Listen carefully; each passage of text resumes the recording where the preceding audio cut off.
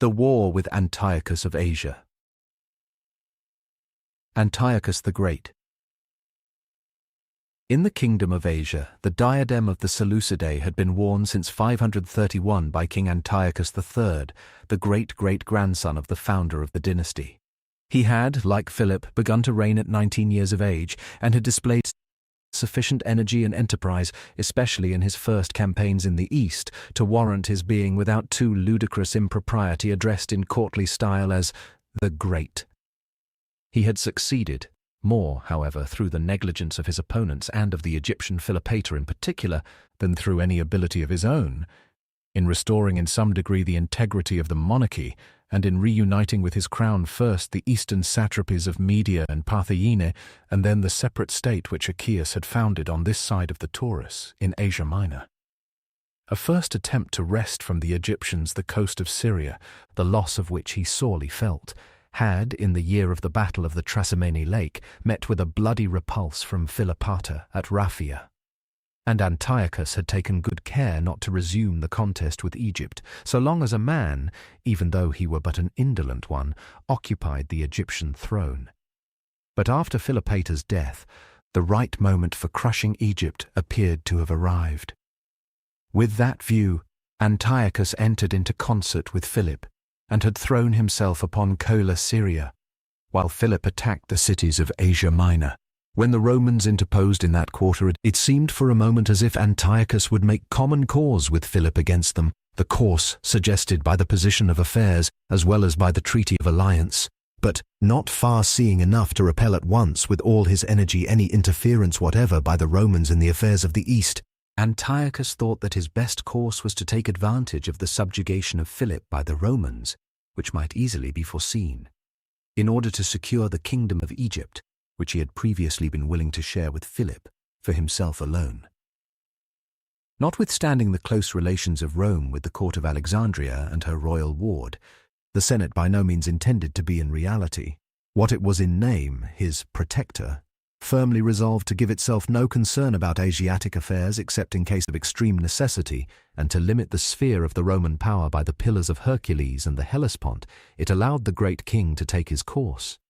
He himself was not probably in earnest with the conquest of Egypt proper, which was more easily talked of than achieved, but he contemplated the subjugation of the foreign possessions of Egypt one after another, and at once attacked those in Cilicia as well as in Syria and Palestine. The great victory, which he gained in 556 over the Egyptian general Scopas at Mount Panium near the sources of the Jordan, not only gave him complete possession of that region as far as the frontier of Egypt proper, but so alarmed the Egyptian guardians of the young king that to prevent Antiochus from invading Egypt, they submitted to a peace and sealed it by the betrothal of their ward to Cleopatra, the daughter of Antiochus. When he had thus achieved his first object, he proceeded in the following year, that of the Battle of Cynoscephalae, with a strong fleet of 100 decked and 100 open vessels to Asia Minor, to take possession of the districts that formerly belonged to Egypt on the south and west coasts of Asia Minor.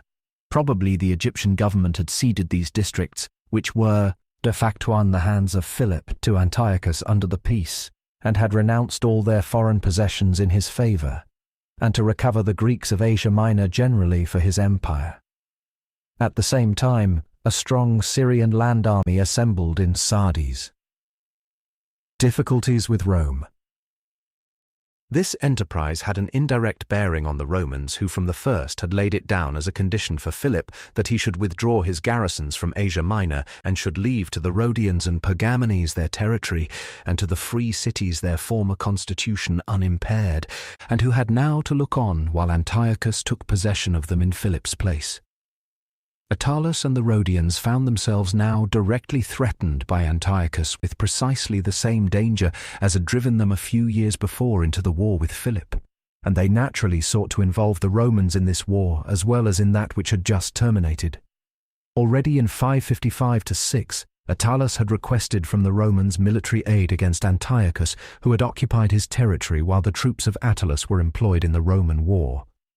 The more energetic Rhodians even declared to King Antiochus, when in the spring of 557 his fleet appeared off the coast of Asia Minor, that they would regard its passing beyond the Caledonian islands, off the Lycian coast, as a declaration of war, And when Antiochus did not regard the threat, they, emboldened by the accounts that had just arrived of the battle at Cynoscephalae, had immediately begun the war and had actually protected from the king the most important of the Carian cities, Caunus, Halicarnassus, and Myndus, and the island of Samos.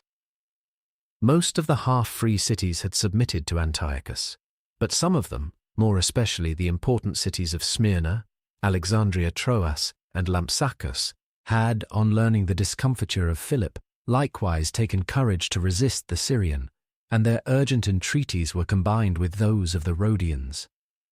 It admits of no doubt that Antiochus, so far as he was at all capable of forming a resolution and adhering to it, had already made up his mind not only to attach to his empire the Egyptian possessions in Asia, but also to make conquests on his own behalf in Europe, and, if not to seek on that account a war with Rome, at any rate to risk it.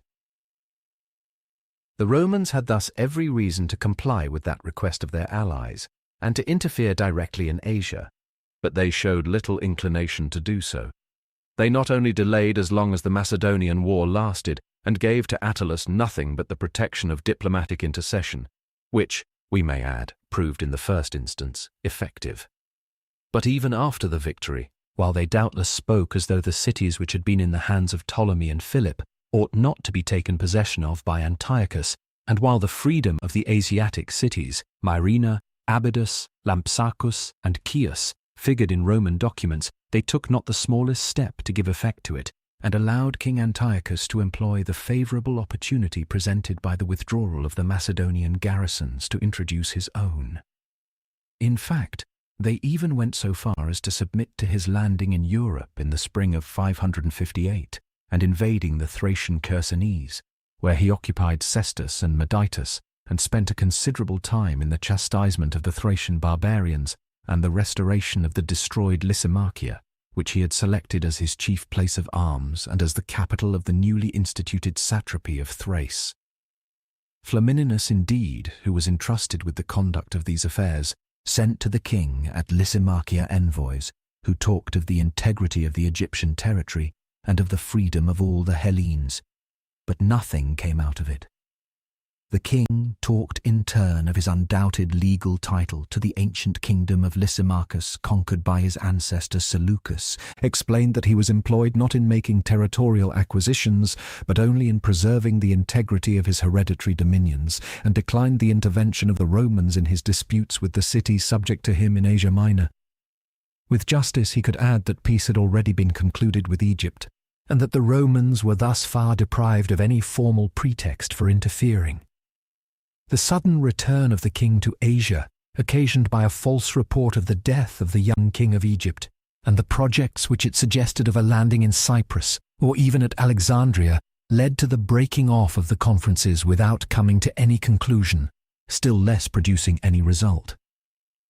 In the following year, 559, Antiochus returned to Lysimachia with his fleet and army reinforced, and employed himself in organizing the new satrapy which he destined for his son Seleucus.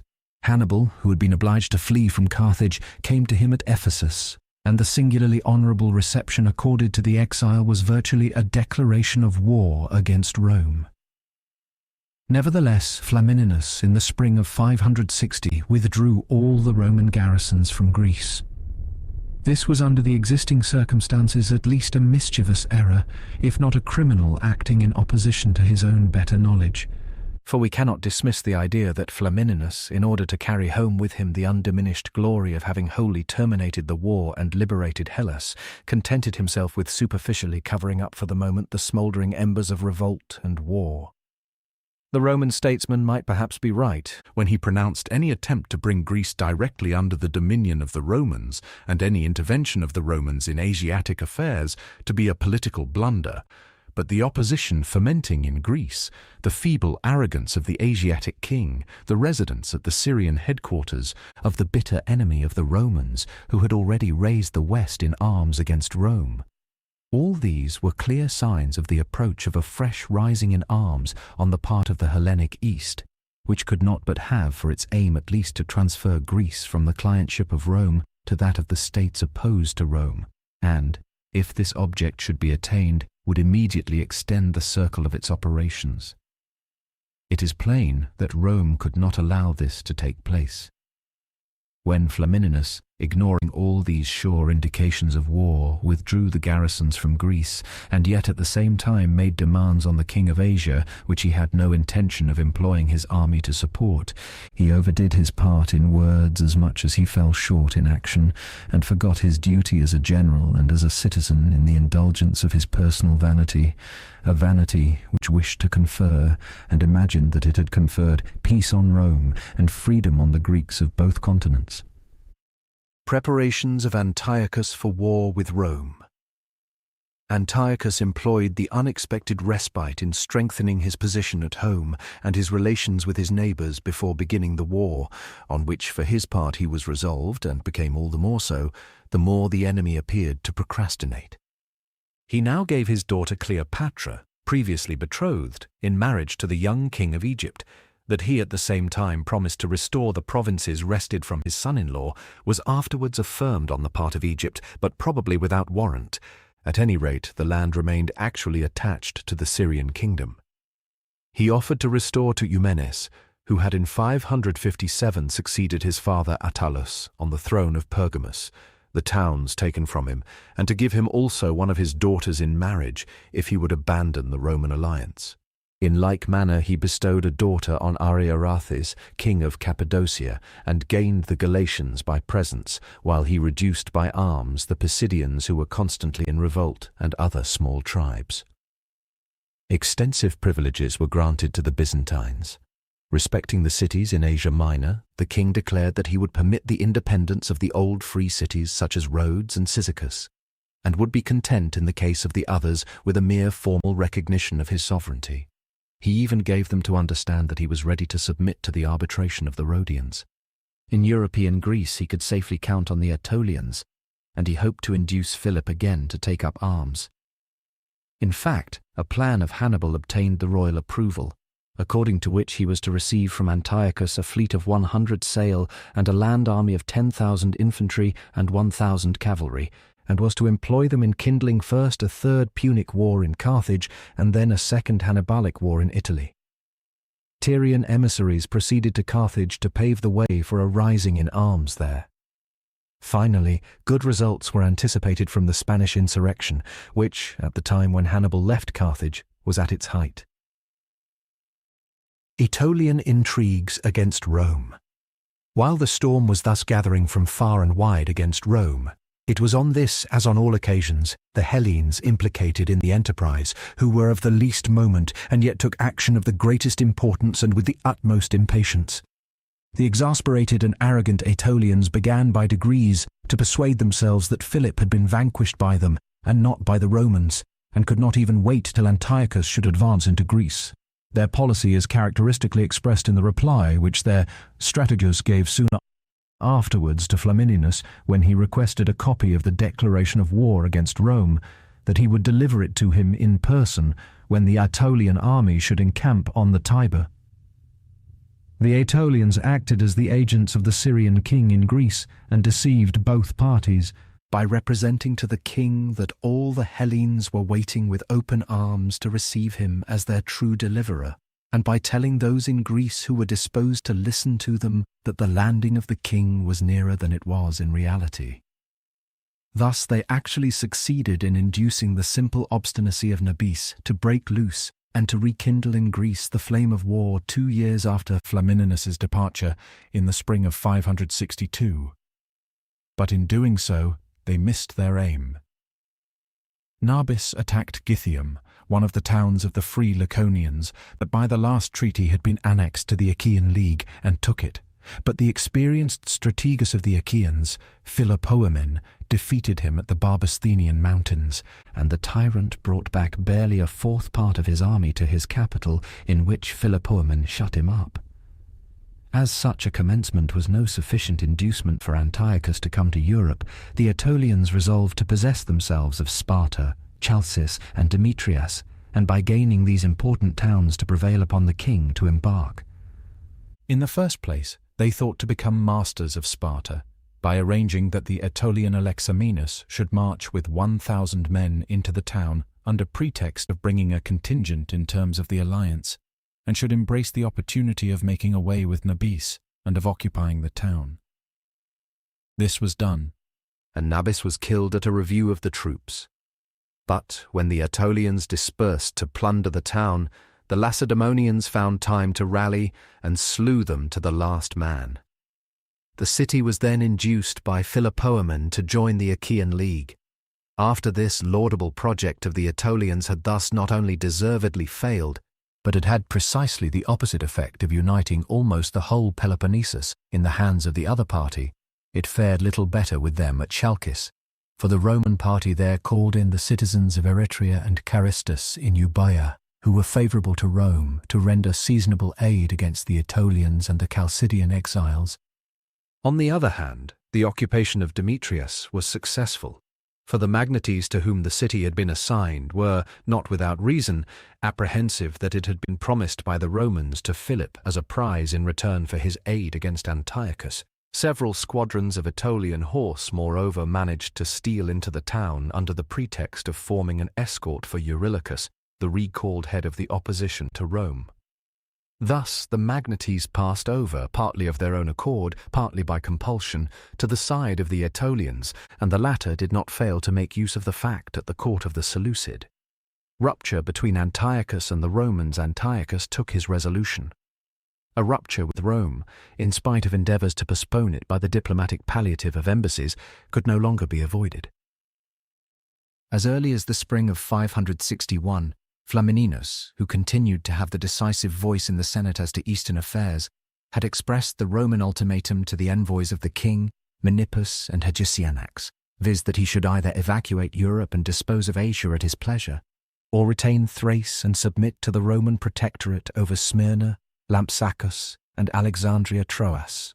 These demands had been again discussed at Ephesus, the chief place of arms and fixed quarters of the king in Asia Minor, in the spring of 562, between Antiochus and the envoys of the Senate, Publius Sulpicius and Publius Villius, and they had separated with the conviction on both sides that a peaceful settlement was no longer possible.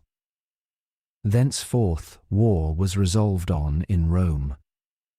In that very summer of 562, a Roman fleet of 30 sail with 3,000 soldiers on board, under Aulus Atilius Serranus, appeared off Gythium, where their arrival accelerated the conclusion of the treaty between the Achaeans and Spartans. The eastern coasts of Sicily and Italy were strongly garrisoned, so as to be secure against any attempts at a landing. A land army was expected in Greece in the autumn. Since the spring of 562, Flamininus, by direction of the Senate, had journeyed through Greece to thwart the intrigues of the opposite party, and to counteract as far as possible the evil effects of the ill-timed evacuation of the country. The Aetolians had already gone so far as formally to declare war in their diet against Rome. But Flamininus succeeded in saving Chalcis for the Romans by throwing into it a garrison of 500 Achaeans and 500 Pergamenes. He made an attempt also to recover Demetrius, and the magnates wavered. Though some towns in Asia Minor, which Antiochus had proposed to subdue before beginning the Great War, still held out, he could now no longer delay his landing, unless he was willing to let the Romans recover all the advantages which they had surrendered 2 years before by withdrawing their garrisons from Greece. He collected the vessels and troops which were at hand. He had but 40 decked vessels and 10,000 infantry, along with 500 horse and 6 elephants, and started from the Thracian Chersonese for Greece, where he landed in the autumn of 562 at Tellium on the Pagasaean Gulf, and immediately occupied the adjoining Demetrius. Nearly about the same time, a Roman army of some 25,000 men under the praetor Marcus Baebius landed at Apollonia. The war was thus begun on both sides. Attitude of the minor powers, Carthage and Hannibal. Everything depended on the extent to which that comprehensively planned coalition against Rome, of which Antiochus came forward as the head, might be realized.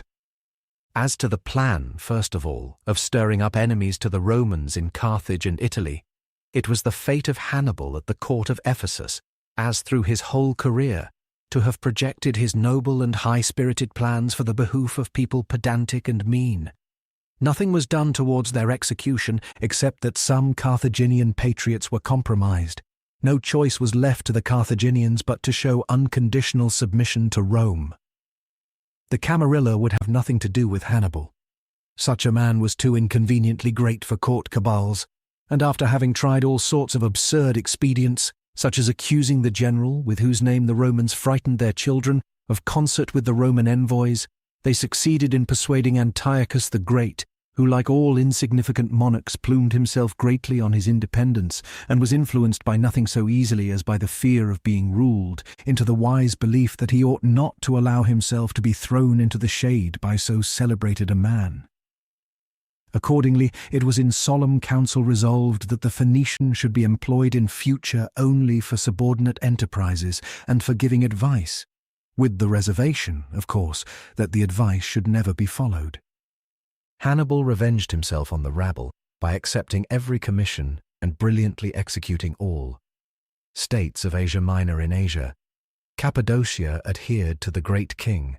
Prusias of Bithynia, on the other hand, took, as always, the side of the stronger. King Eumenes remained faithful to the old policy of his house, which was now at length to yield to him its true fruit. He had not only persistently refused the offers of Antiochus, but had constantly urged the Romans to a war from which he expected the aggrandizement of his kingdom.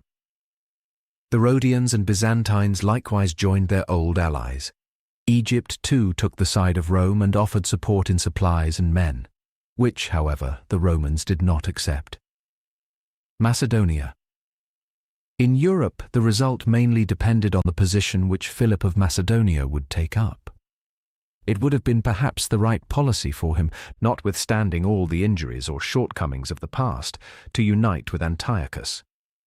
But Philip was ordinarily influenced not by such considerations, but by his likings and dislikings, and his hatred was naturally directed much more against the faithless ally, who had left him to contend alone with the common enemy, had sought merely to seize his own share in the spoil, and had become a burdensome neighbour to him in Thrace, than against the conqueror, who had treated him respectfully and honourably.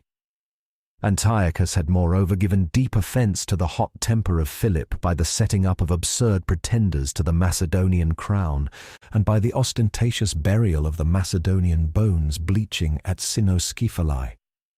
Philip therefore placed his whole force with cordial zeal at the disposal of the Romans. The lesser Greek states. The second power of Greece, the Achaean League, adhered no less decidedly than the first to the alliance with Rome. Of the smaller powers, the Thessalians and the Athenians held by Rome. Among the latter, an Achaean garrison introduced by Flamininus into the citadel brought the patriotic party, which was pretty strong, to reason. The Epirots exerted themselves to keep on good terms, if possible, with both parties. Thus, in addition to the Aetolians and the Magnetes, who were joined by a portion of the neighbouring Parabians, Antiochus was supported only by Aminander, the weak king of the Athamenes, who allowed himself to be dazzled by foolish designs on the Macedonian crown, by the Boeotians, among whom the party opposed to Rome was still at the helm, and in the Peloponnesus by the Eleans and Messenians, who were in the habit of taking part with the Aetolians against the Achaeans. This was indeed a hopeful beginning, and the title of commander-in-chief with absolute power, which the Aetolians decreed to the great king, seemed insult added to injury. There had been, just as usual, deception on both sides. Instead of the countless hordes of Asia, the king brought up a force scarcely half as strong as an ordinary consular army, and instead of the open arms with which all the Hellenes were to welcome their deliverer from the Roman yoke, one or two bands of klepts and some dissolute civic communities offered to the king brotherhood in arms. Antiochus in Greece. For the moment, indeed, Antiochus had anticipated the Romans in Greece proper. Chalcis was garrisoned by the Greek allies of the Romans and refused the first summons, but the fortress surrendered when Antiochus advanced with all his force, and a Roman division which arrived too late to occupy it was annihilated by Antiochus at Delione. Euboea was thus lost to the Romans. Antiochus still made even in winter an attempt, in concert with the Aetolians and Athamenes, to gain Thessaly. Thermopylae was occupied, Pherae and other towns were taken, but Appius Claudius came up with 2,000 men from Apollonia, relieved Larissa, and took up his position there. Antiochus, tired of the winter campaign, preferred to return to his pleasant quarters at Chalcis, where the time was spent merrily, and the king, even in spite of his 50 years and his warlike schemes, wedded a fair Chalcidian. So the winter of 562–3 passed without Antiochus doing much more than sending letters hither and thither through Greece. He waged the war, a Roman officer remarked, by means of pen and ink. Landing of the Romans. In the beginning of spring 563, the Roman staff arrived at Apollonia. The commander-in-chief was Manius Acilius Glabrio, a man of humble origin, but an able general feared both by his soldiers and by the enemy. The admiral was Gaius Livius, and among the military tribunes were Marcus Porcius Cato, the conqueror of Spain, and Lucius Valerius Flaccus, who after the old Roman wont did not disdain, although they had been consuls, to re-enter the army as simple war tribunes. They brought with them reinforcements in ships and men, including Numidian cavalry and Libyan elephants sent by Massinissa, and the permission of the Senate to accept auxiliary troops to the number of 5,000 from the extra-Italian allies, so that the whole number of the Roman forces was raised to about 40,000 men. The king, who in the beginning of spring had gone to the Aetolians, and had thence made an aimless expedition to Acarnania, on the news of Glabrio's landing returned to his headquarters to begin the campaign in earnest. But incomprehensibly, through his own negligence and that of his lieutenants in Asia, reinforcements had wholly failed to reach him, so that he had nothing but the weak army, now further decimated by sickness and desertion in its dissolute winter quarters, with which he had landed at Tellium in the autumn of the previous year. The Aetolians, too, who had professed to send such enormous numbers into the field, now, when their support was of moment, brought to their commander-in-chief no more than 4,000 men.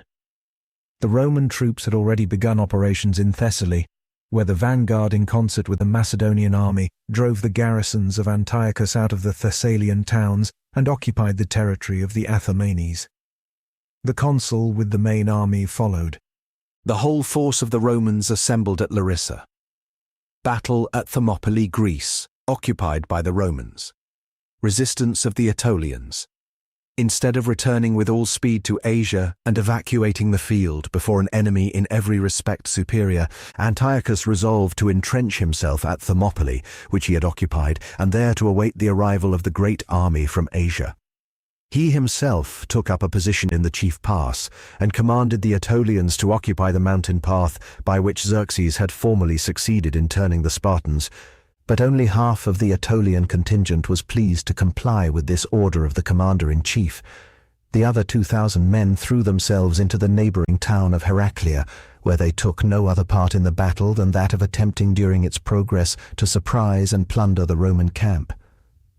Even the Aetolians posted on the heights discharged their duty of watching with remissness and reluctance. Their post on the Calidromus allowed itself to be surprised by Cato, and the Asiatic phalanx, which the consul had meanwhile assailed in front, dispersed when the Romans hastening down the mountain fell upon its flank. As Antiochus had made no provision for any case and had not thought of retreat, the army was destroyed partly on the field of battle, partly during its flight. With difficulty, a small band reached Demetria, and the king himself escaped to Chalcis with 500 men. He embarked in haste for Ephesus. Europe was lost to him, all but his possessions in Thrace, and even the fortresses could be no longer defended. Chalcis surrendered to the Romans, and Demetrius to Philip, who received permission, as a compensation for the conquest of the town of Lamia in Achaia Pthiotis, which he was on the point of accomplishing, and had then abandoned by orders of the consul, to make himself master of all the communities that had gone over to Antiochus in Thessaly proper, and even of the territories bordering on Aetolia, the districts of Dolopia and Aparantia. All the Greeks that had pronounced in favour of Antiochus hastened to make their peace. The Epirots humbly besought pardon for their ambiguous conduct, the Boeotians surrendered at discretion, the Eleans and Messenians, the latter after some struggle, submitted to the Achaeans. The prediction of Hannibal to the king was fulfilled, that no dependence at all could be placed upon the Greeks, who would submit to any conqueror. Even the Aetolians, when their corps shut up in Heraclea had been compelled after obstinate resistance to capitulate, attempted to make their peace with the sorely provoked Romans. But the stringent demands of the Roman consul and a consignment of money seasonably arriving from Antiochus emboldened them once more to break off the negotiations and to sustain for 2 whole months a siege in Naupactus.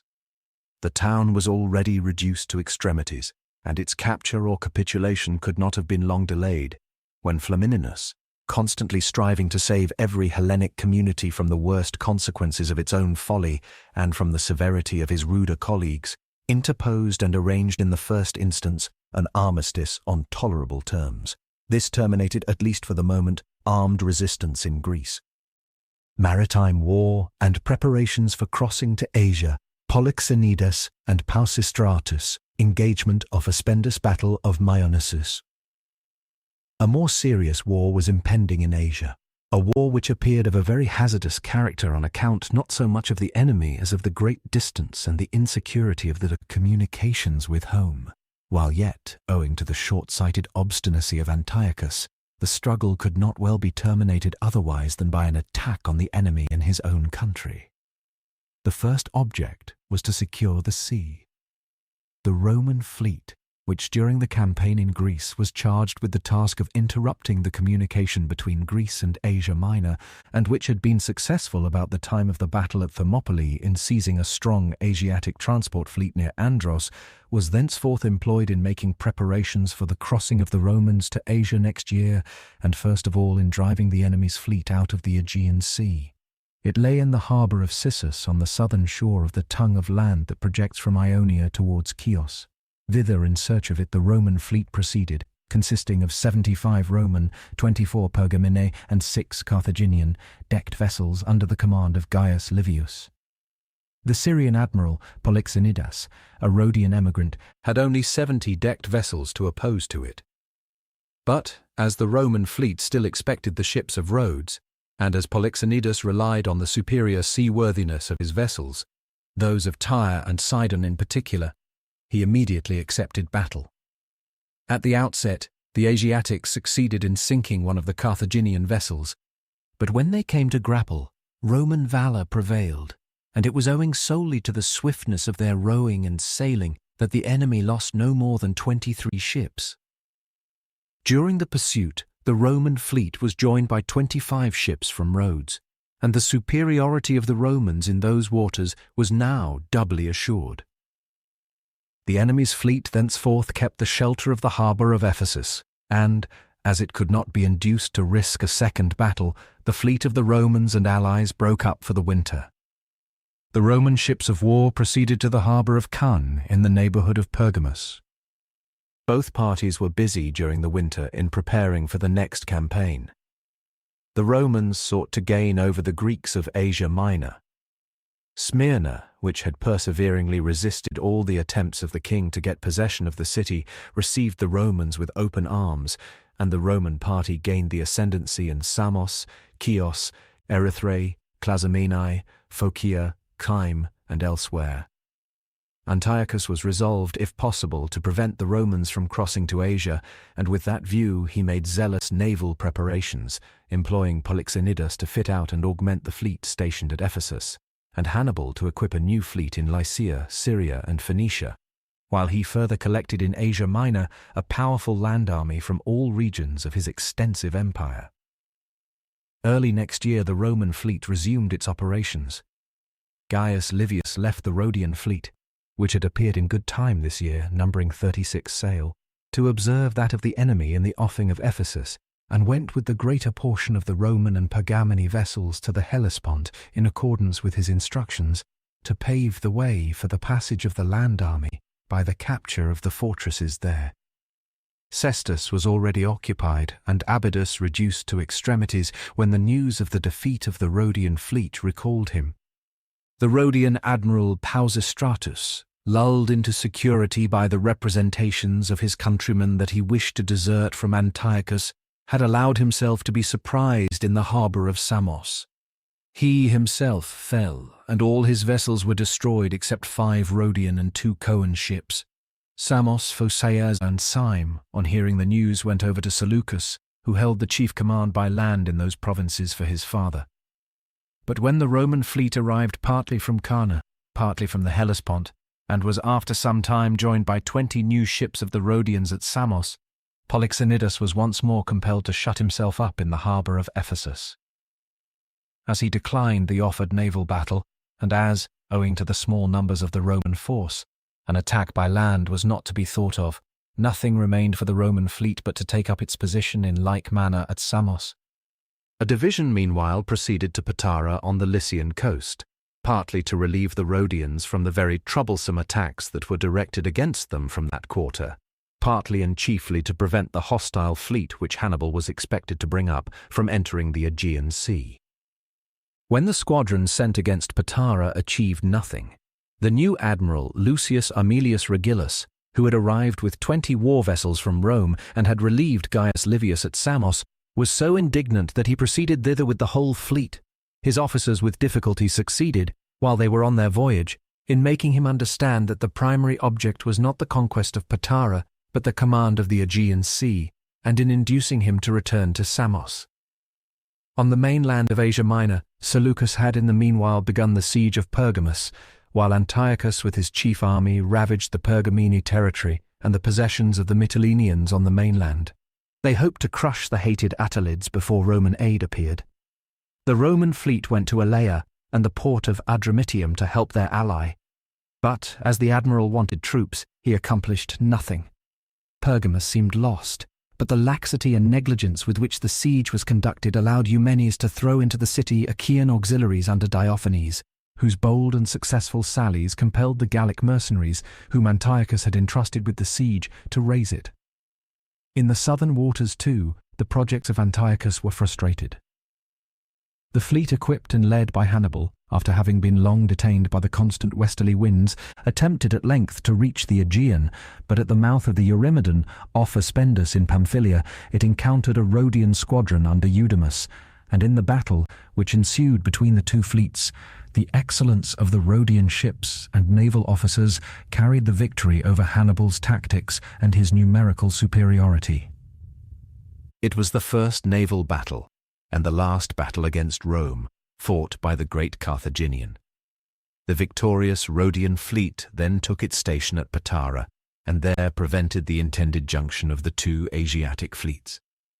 In the Aegean Sea, the Romano-Rhodian fleet at Samos, after being weakened by detaching the Pergamene ships to the Hellespont to support the land army which had arrived there, was in its turn attacked by that of Polixenidas, who now numbered 9 sail more than his opponents. On December 23rd of the uncorrected calendar, according to the corrected calendar about the end of August in 564, a battle took place at the promontory of Meonisus between Teos and Colophon. The Romans broke through the line of the enemy and totally surrounded the left wing, so that they took or sank 42 ships. An inscription in Saturnian verse over the temple of the Lars Permarini, which was built in the Campus Martius in memory of this victory, for many centuries thereafter proclaimed to the Romans how the fleet of the Asiatics had been defeated before the eyes of King Antiochus and of all his land army, and how the Romans thus settled the mighty strife and subdued the kings. Thenceforth the enemy's ships no longer ventured to show themselves on the open sea, and made no further attempt to obstruct the crossing of the Roman land army. Expedition to Asia. The conqueror of Zama had been selected at Rome to conduct the war on the Asiatic continent. He practically exercised the supreme command for the nominal commander-in-chief, his brother Lucius Scipio, whose intellect was insignificant and who had no military capacity. The reserve hitherto stationed in Lower Italy was destined for Greece, the army of Glabrio for Asia. When it became known who was to command it, 5,000 veterans from the Hannibalic War voluntarily enrolled to fight once more under their beloved leader. In the Roman July, but according to the true time in March, the Scipios arrived at the army to commence the Asiatic campaign. But they were disagreeably surprised to find themselves instead involved in the first instance in an endless struggle with the desperate Aetolians. The Senate, finding that Flamininus pushed his boundless consideration for the Hellenes too far, had left the Aetolians to choose between paying an utterly exorbitant war contribution and unconditional surrender, and thus had driven them anew to arms. None could tell when this warfare among mountains and strongholds would come to an end. Scipio got rid of the inconvenient obstacle by concerting a 6 months armistice, and then entered on his march to Asia. As the one fleet of the enemy was only blockaded in the Aegean Sea, and the other, which was coming up from the south, might daily arrive there in spite of the squadron charged to intercept it, it seemed advisable to take the land route through Macedonia and Thrace and to cross the Hellespont. In that direction, no real obstacles were to be anticipated, for Philip of Macedonia might be entirely depended on. Prusias, king of Bithynia, was in alliance with the Romans, and the Roman fleet could easily establish itself in the straits. The long and weary march along the coast of Macedonia and Thrace was accomplished without material loss. Philip made provision on the one hand for supplying their wants, on the other for their friendly reception by the Thracian barbarians. They had lost so much time, however, partly with the Aetolians, partly on the march, that the army only reached the Thracian Chersonese about the time of the Battle of Myonnesus. But the marvellous good fortune of Scipio, now in Asia, as formerly in Spain and Africa, cleared his path of all difficulties, passage of the Hellespont by the Romans. On the news of the battle at Myonnesus, Antiochus so completely lost his judgment that in Europe he caused the strongly garrisoned and well-provisioned fortress of Lysimachia to be evacuated by the garrison and by the inhabitants who were faithfully devoted to the restorer of their city, and withal even forgot to withdraw in like manner the garrisons, or to destroy the rich magazines at Enos and Maronea. And on the Asiatic coast he opposed not the slightest resistance to the landing of the Romans, but on the contrary, while it was taking place, spent his time at Sardes in upbraiding destiny. It is scarcely doubtful that, had he but provided for the defence of Lysimachia down to the no longer distant close of the summer, and moved forward his great army to the Hellespont, Scipio would have been compelled to take up winter quarters on the European shore, in a position far from being, in a military or political point of view, secure. While the Romans, after disembarking on the Asiatic shore, paused for some days to refresh themselves and to await their leader, who was detained behind by religious duties, ambassadors from the great king arrived in their camp to negotiate for peace. Antiochus offered half the expenses of the war and the cession of his European possessions, as well as of all the Greek cities in Asia Minor that had gone over to Rome. But Scipio demanded the whole costs of the war and the surrender of all Asia Minor. The former terms, he declared, might have been accepted had the army still been before Lysimachia or even on the European side of the Hellespont, but they did not suffice now, when the steed felt the bit and knew its rider. The attempts of the great king to purchase peace from his antagonist after the Oriental manner by sums of money he offered the half of his year's revenues failed as they deserved. The proud Burgess, in return for the gratuitous restoration of his son who had fallen a captive, rewarded the great king with the friendly advice to make peace on any terms. This was not in reality necessary. Had the king possessed the resolution to prolong the war and to draw the enemy after him by retreating into the interior, a favourable issue was still by no means impossible. But Antiochus, irritated by the presumably intentional arrogance of his antagonist, and too indolent for any persevering and consistent warfare, hastened with the utmost eagerness to expose his unwieldy but unequal and undisciplined mass of an army to the shock of the Roman legions. Battle of Magnesia. In the valley of the Hermus, near Magnesia, at the foot of Mount Sipylus, not far from Smyrna, the Roman troops fell in with the enemy late in the autumn of 564. The force of Antiochus numbered close on 80,000 men, of whom 12,000 were cavalry.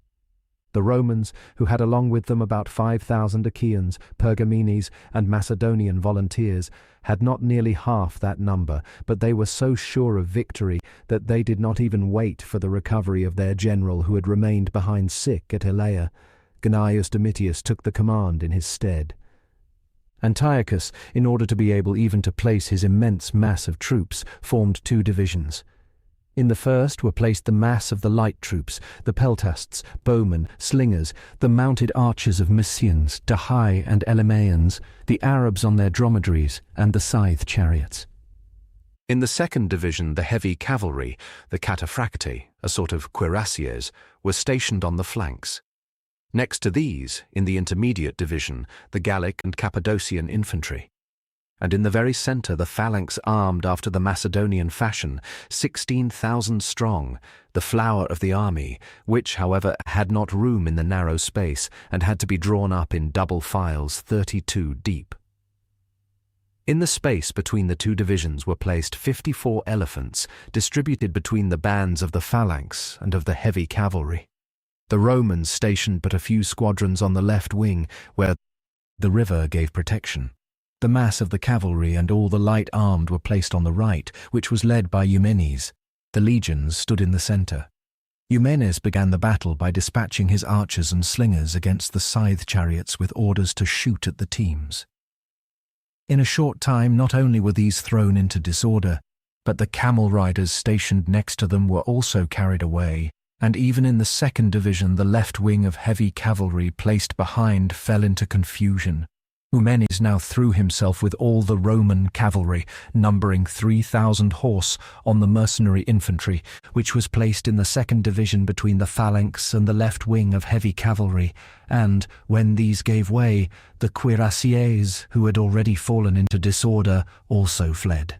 The phalanx, which had just allowed the light troops to pass through and was preparing to advance against the Roman legions, was hampered by the attack of the cavalry in flank and compelled to stand still and to form front on both sides, a movement which the depth of its disposition favoured.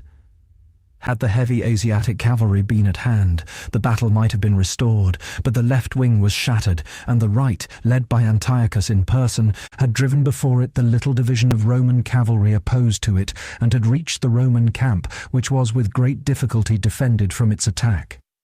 In this way, the cavalry were at the decisive moment absent from the scene of action. The Romans were careful not to assail the phalanx with their legions, but sent against it the archers and slingers, not one of whose missiles failed to take effect on the densely crowded mass. The phalanx nevertheless retired slowly and in good order, till the elephants stationed in the interstices became frightened and broke the ranks. Then the whole army dispersed in tumultuous flight. An attempt to hold the camp failed and only increased the number of the dead and the prisoners. The estimate of the loss of Antiochus at 50,000 men is, considering the infinite confusion, not incredible. The legions of the Romans had never been engaged, and the victory, which gave them a third continent, cost them 24 horsemen and 300 foot soldiers. Asia Minor submitted, including even Ephesus, whence the admiral had hastily to withdraw his fleet, and Sardes, the residence of the court. Conclusion of peace expedition against the Celts of Asia Minor, regulation of the affairs of Asia Minor.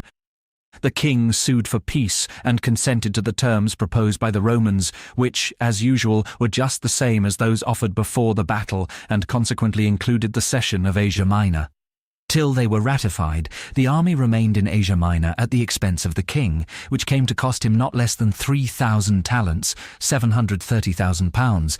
Antiochus himself, in his careless fashion, soon consoled himself for the loss of half his kingdom. It was in keeping with his character that he declared himself grateful to the Romans for saving him the trouble of governing too large an empire. But with the day of Magnesia, Asia was erased from the list of great states. And never perhaps did a great power fall so rapidly, so thoroughly, and so ignominiously as the kingdom of the Seleucidae under this Antiochus the Great. He himself was soon afterwards slain by the indignant inhabitants of Elymae at the head of the Persian Gulf, on occasion of pillaging the temple of Bel, with the treasures of which he had sought to replenish his empty coffers. The Roman government, after having achieved the victory, had to arrange the affairs of Asia Minor and of Greece. If the Roman rule was here to be erected on a firm foundation, it was by no means enough that Antiochus should have renounced the supremacy in the west of Asia Minor. The circumstances of the political situation there have been set forth above. The Greek free cities on the Ionian and Aeolian coast, as well as the kingdom of Pergamus of a substantially similar nature, were certainly the natural pillars of the new Roman supreme power, which here too came forward essentially as protector of the Hellenes kindred in race. But the dynasts in the interior of Asia Minor and on the north coast of the Black Sea had hardly yielded for long any serious obedience to the kings of Asia, and the treaty with Antiochus alone gave to the Romans no power over the interior. It was indispensable to draw a certain line within which the Roman influence was henceforth to exercise control. Here, the element of chief importance was the relation of the Asiatic Hellenes to the Celts, who had been for a century settled there. These had formerly apportioned among them the regions of Asia Minor, and each one of the 3 cantons raised its fixed tribute from the territory laid under contribution. Doubtless the burgesses of Pergamus, under the vigorous guidance of their presidents who had thereby become hereditary princes, had rid themselves of the unworthy yoke, and the fair afterbloom of Hellenic art, which had recently emerged afresh from the soil, had grown out of these last Hellenic wars, sustained by a national public spirit.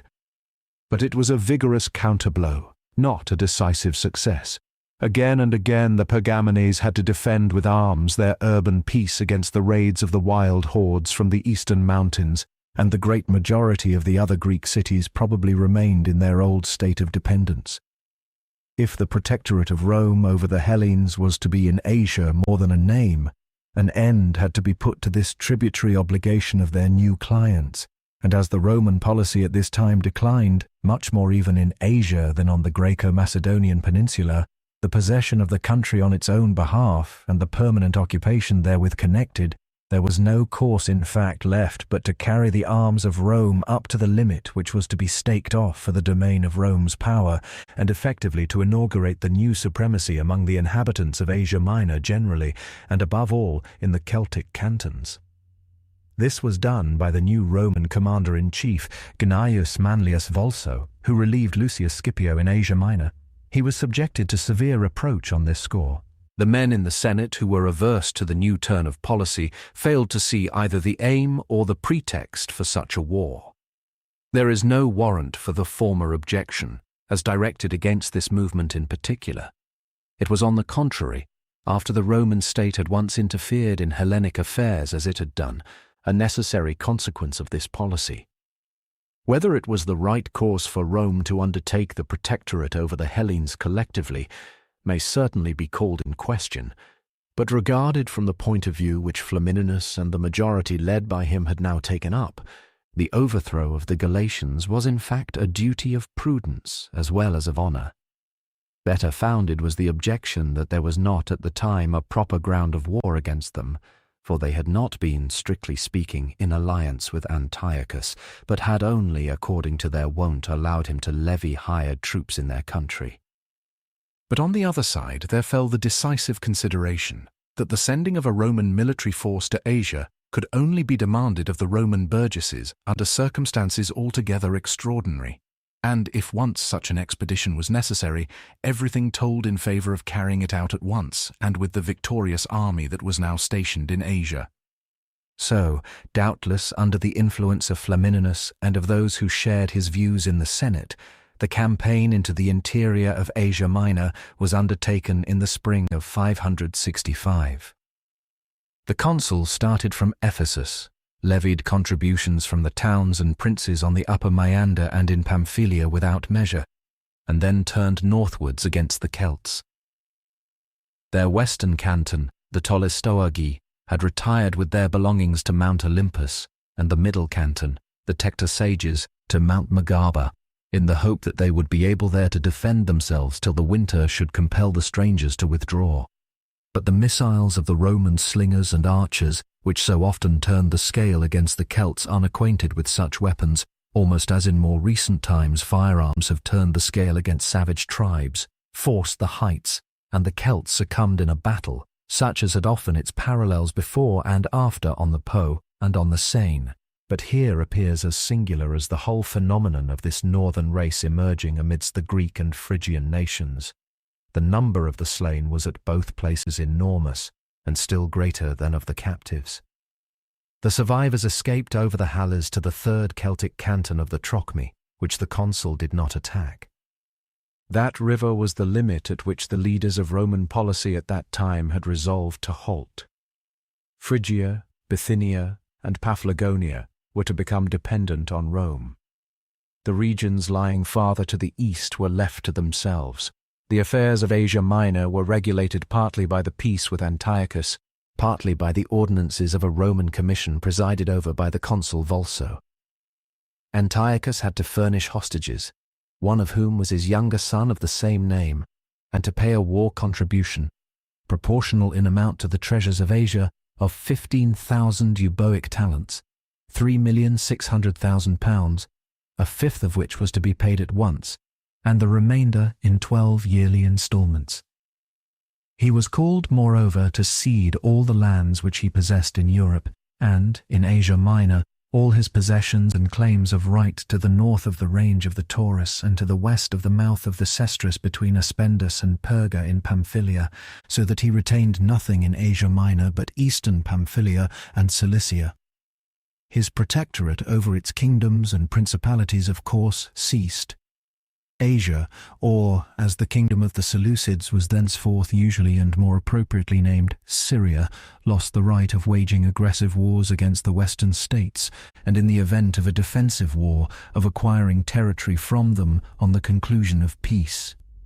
Lost, moreover, the right of navigating the sea to the west of the mouth of the Calicadnus in Cilicia with vessels of war, except for the conveyance of envoys, hostages, or tribute, was further prevented from keeping more than 10 decked vessels in all, except in the case of a defensive war, from taming war elephants, and lastly from the levying of mercenaries in the western states, or receiving political refugees and deserters from them at court. The war vessels which he possessed beyond the prescribed number, the elephants and the political refugees who had sought shelter with him, he delivered up. By way of compensation, the great king received the title of a friend of the Roman Commonwealth. The state of Syria was thus by land and sea completely and forever dislodged from the west. It is a significant indication of the feeble and loose organization of the kingdom of the Seleucidae that it alone, of all the great states conquered by Rome, never after the first conquest desired a second appeal to the decision of arms. Armenia. The two Armenias, hitherto at least nominally Asiatic satrapies, became transformed, if not exactly in pursuance with the Roman treaty of peace, yet under its influence into independent kingdoms, and their holders, Artaxias and Zariadris, became founders of new dynasties. Cappadocia, Ariarathes, king of Cappadocia, whose land lay beyond the boundary laid down by the Romans for their protectorate, escaped with a money fine of 600 talents, £146,000, which was afterwards, on the intercession of his son-in-law Eumenes, abated to half that sum. Bithynia Prusias, king of Bithynia, retained his territory as it stood, and so did the Celts, but they were obliged to promise that they would no longer send armed bands beyond their bounds, and the disgraceful payments of tribute by the cities of Asia Minor came to an end. The Asiatic Greeks did not fail to repay the benefit which was certainly felt as a general and permanent one, with golden chaplets and transcendental panegyrics. The free Greek cities, in the western portion of Asia Minor, the regulation of the territorial arrangements was not without difficulty, especially as the dynastic policy of Eumenes there came into collision with that of the Greek Hansa. At last, an understanding was arrived at to the following effect. All the Greek cities which were free and had joined the Romans on the day of the Battle of Magnesia had their liberties confirmed, and all of them, excepting those previously tributary to Eumenes, were relieved from the payment of tribute to the different dynasts for the future. In this way the towns of Dardanus and Ilium, whose ancient affinity with the Romans was traced to the times of Aeneas, became free, along with Syme, Smyrna, Clazomene, Erythrae, Chios, Colophon, Miletus, and other names of old renown. Phocaea also, which in spite of its capitulation had been plundered by the soldiers of the Roman fleet, although it did not fall under the category designated in the treaty, received back by way of compensation its territory and its freedom. Most of the cities of the Greco-Asiatic Hansa acquired additions of territory and other advantages. Rhodes, of course, received most consideration. It obtained Lycia exclusive of Telmissus and the greater part of Caria south of the Maeander. Besides, Antiochus guaranteed the property and the claims of the Rhodians within his kingdom, as well as the exemption from customs dues which they had hitherto enjoyed. Extension of the kingdom of Pergamus. All the rest, forming by far the largest share of the spoil, fell to the Attalids, whose ancient fidelity to Rome, as well as the hardships endured by Eumenes in the war and his personal merit in connection with the issue of the decisive battle, were rewarded by Rome as no king ever rewarded his ally. Eumenes received in Europe the Chersonese with Lysimachia. In Asia, in addition to Mysia, which he already possessed, the provinces of Phrygia on the Hellespont, Lydia with Ephesus and Sardes, the northern district of Caria, as far as the Maeander, with Tralles and Magnesia, Great Phrygia and Lycaonia, along with a portion of Cilicia, the district of Milius between Phrygia and Lycia, and as a port on the southern sea, the Lycian town Telmissus. There was a dispute afterwards between Eumenes and Antiochus regarding Pamphylia, as to how far it lay on this side of or beyond the prescribed boundary, and accordingly belonged to the former or to the latter. He further acquired the protectorate over and the right of receiving tribute from those Greek cities which did not receive absolute freedom.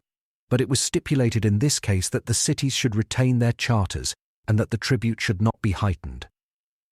Moreover, Antiochus had to bind himself to pay to Eumenes the 350 talents, £85,000, which he owed to his father Attalus, and likewise to pay the compensation of 127 talents, £31,000, for arrears in the supplies of corn. Lastly, Eumenes obtained the royal forests and the elephants delivered up by Antiochus, but not the ships of war, which were burnt. The Romans tolerated no naval power by the side of their own.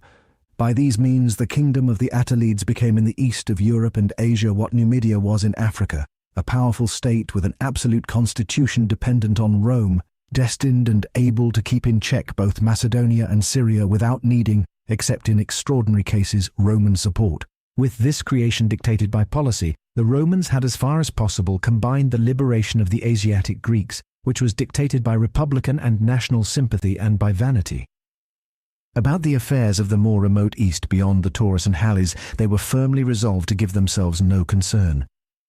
This is clearly shown by the terms of the peace with Antiochus, and still more decidedly by the peremptory refusal of the Senate to guarantee to the town of Soli in Cilicia the freedom which the Rhodians requested for it. With equal fidelity, they adhered to the fixed principle of acquiring no direct transmarine possessions. After the Roman fleet had made an expedition to Crete and had accomplished the release of the Romans sold thither into slavery, the fleet and land army left Asia towards the end of the summer of 566, on which occasion the land army, which again marched through Thrace, in consequence of the negligence of the general, suffered greatly on the route from the attacks of the barbarians. The Romans brought nothing home from the east but honor and gold, both of which were already at this period usually conjoined in the practical shape assumed by the address of thanks, the golden chaplet. Settlement of Greece, conflicts and peace with the Aetolians. European Greece also had been agitated by this Asiatic war and needed reorganization. The Aetolians, who had not yet learned to reconcile themselves to their insignificance, had, after the armistice concluded with Scipio in the spring of 564, rendered intercourse between Greece and Italy difficult and unsafe by means of their Cephallenian corsairs. And not only so, but even perhaps while the armistice yet lasted, they, deceived by false reports as to the state of things in Asia, had the folly to place Amenander once more on his Athemenian throne, and to carry on a desultory warfare with Philip in the districts occupied by him on the borders of Aetolia and Thessaly, in the course of which Philip suffered several discomfitures. After this, as a matter of course, Rome replied to their request for peace by the landing of the consul Marcus Fulvius Nobilior. He arrived among the legions in the spring of 565, and after 15 days' siege gained possession of Ambracia by a capitulation honourable for the garrison, while simultaneously the Macedonians, Illyrians, Epirots, Acarnanians, and Achaeans fell upon the Aetolians. There was no such thing as resistance in the strict sense. After repeated entreaties of the Aetolians for peace, the Romans at length desisted from the war and granted conditions which must be termed reasonable when viewed with reference to such pitiful and malicious opponents.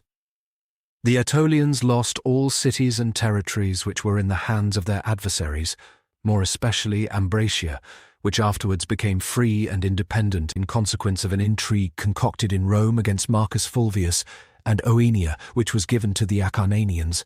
They likewise ceded Cephallenia. They lost the right of making peace and war, and were in that respect dependent on the foreign relations of Rome. Lastly, they paid a large sum of money. Cephallenia opposed this treaty on its own account, and only submitted when Marcus Fulvius landed on the island. In fact, the inhabitants of Same, who feared that they would be dispossessed from their well-situated town by a Roman colony, revolted after their first submission and sustained a 4-month siege. The town, however, was finally taken, and the whole inhabitants were sold into slavery. Macedonia. In this case also Rome adhered to the principle of confining herself to Italy and the Italian islands. She took no portion of the spoil for herself except the 2 islands of Cephallenia and Zakynthus, which formed a desirable supplement to the possession of Corcyra and other naval stations in the Adriatic. The rest of the territorial gain went to the allies of Rome. But the 2 most important of these, Philip and the Achaeans, were by no means content with the share of the spoil granted to them. Philip felt himself aggrieved, and not without reason. He might safely say that the chief difficulties in the last war, difficulties which arose not from the character of the enemy, but from the distance and the uncertainty of the communications, had been overcome mainly by his loyal aid. The Senate recognized this by remitting his arrears of tribute and sending back his hostages, but he did not receive those additions to his territory which he expected. He got the territory of the Magnates, with Demetrius which he had taken from the Aetolians. Besides, there practically remained in his hands the districts of Dolopia and Athamania and a part of Thessaly, from which also the Aetolians had been expelled by him. In Thrace the interior remained under Macedonian protection, but nothing was fixed as to the coast towns and the islands of Thasos and Lemnos, which were de facto in Philip's hands, while the Chersonese was even expressly given to Eumenes.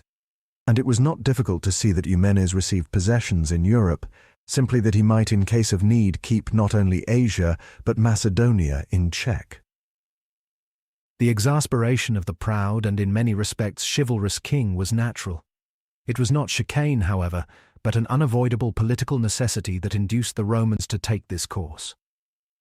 Macedonia suffered for having once been a power of the first rank, and for having waged war on equal terms with Rome. There was much better reason in her case than in that of Carthage for guarding against the revival of her old powerful position. The Achaeans. It was otherwise with the Achaeans. They had, in the course of the war with Antiochus, gratified their long-cherished wish to bring the whole Peloponnesus into their confederacy. For first Sparta, and then, after the expulsion of the Asiatics from Greece, Elis and Messene had more or less reluctantly joined it. The Romans had allowed this to take place, and had even tolerated the intentional disregard of Rome which marked their proceedings. When Messene declared that she wished to submit to the Romans but not to enter the confederacy, and the latter thereupon employed force, Flamininus had not failed to remind the Achaeans that such separate arrangements as to the disposal of a part of the spoil were in themselves unjust, and were, in the relation in which the Achaeans stood to the Romans, more than unseemly. And yet, in his very impolitic complaisance towards the Hellenes, he had substantially done what the Achaeans willed. But the matter did not end there. The Achaeans, tormented by their dwarfish thirst for aggrandizement, would not relax their hold on the town of Pleuron in Aetolia, which they had occupied during the war, but on the contrary made it an involuntary member of their confederacy. They bought Zakynthus from Aminander, the lieutenant of the last possessor, and would gladly have acquired Aegina also. It was with reluctance that they gave up the former island to Rome, and they heard with great displeasure the good advice of Flamininus that they should content themselves with their Peloponnesus. the Achaean patriots. The Achaeans believed it their duty to display the independence of their state all the more, the less they really had. They talked of the rights of war and of the faithful aid of the Achaeans in the wars of the Romans. They asked the Roman envoys at the Achaean Diet why Rome should concern herself about Messene when Achaia put no questions as to Capua. And the spirited patriot who had thus spoken was applauded and was sure of votes at the elections. All this would have been very right and very dignified had it not been much more ridiculous. There was a profound justice and a still more profound melancholy in the fact that Rome, however earnestly she endeavoured to establish the freedom and to earn the thanks of the Hellenes, yet gave them nothing but anarchy and reaped nothing but ingratitude. Undoubtedly very generous sentiments lay at the bottom of the Hellenic antipathies to the protecting power, and the personal bravery of some of the men who took the lead in the movement was unquestionable. But this Achaean patriotism remained not the less a folly and a genuine historical caricature.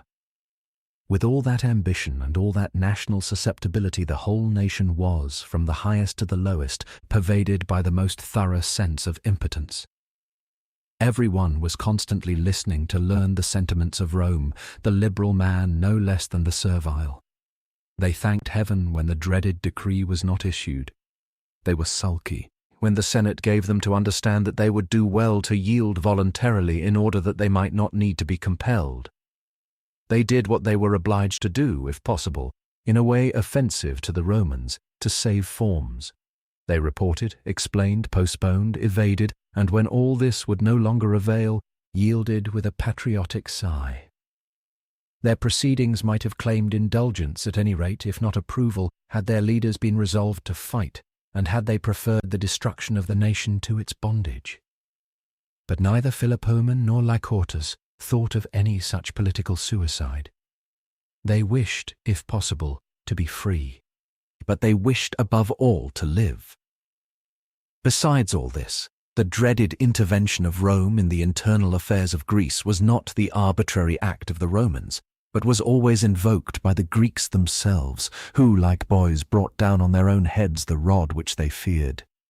The reproach repeated ad nauseam by the erudite rabble in Hellenic and post-Hellenic times, that the Romans had been at pains to stir up internal discord in Greece, is one of the most foolish absurdities which philologues dealing in politics have ever invented.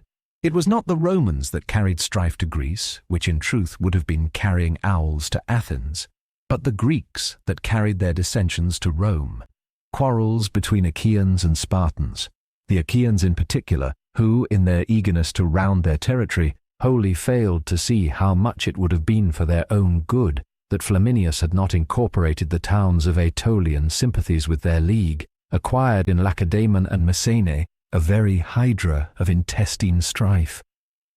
Members of these communities were incessantly at Rome, entreating and beseeching to be released from the odious connection, and amongst them, characteristically enough, were even those who were indebted to the Achaeans for their return to their native land.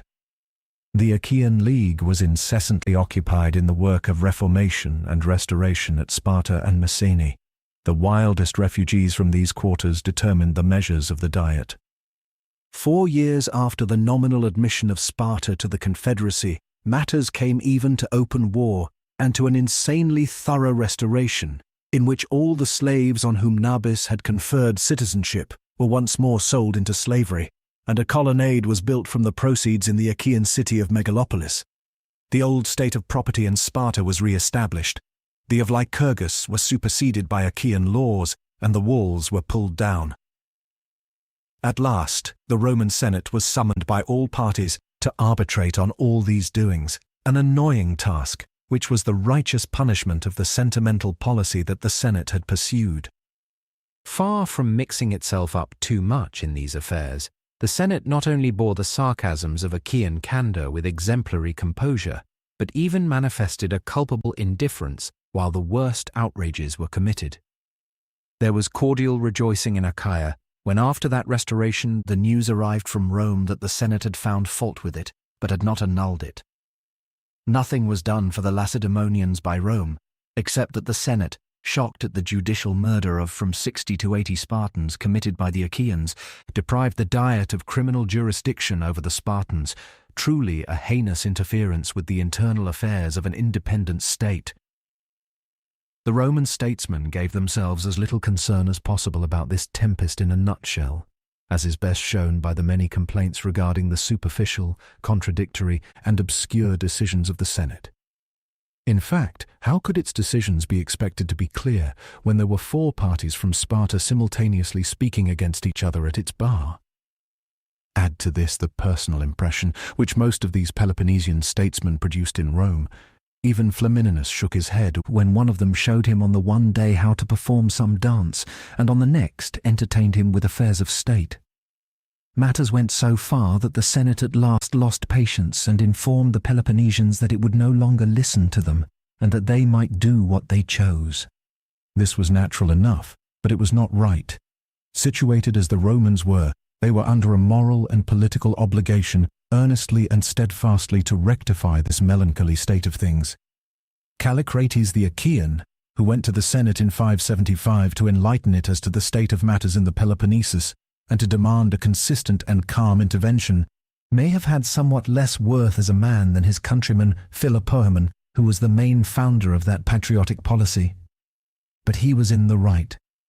Death of Hannibal. Thus, the protectorate of the Roman community now embraced all the states from the eastern to the western end of the Mediterranean. There nowhere existed a state that the Romans would have deemed it worthwhile to fear.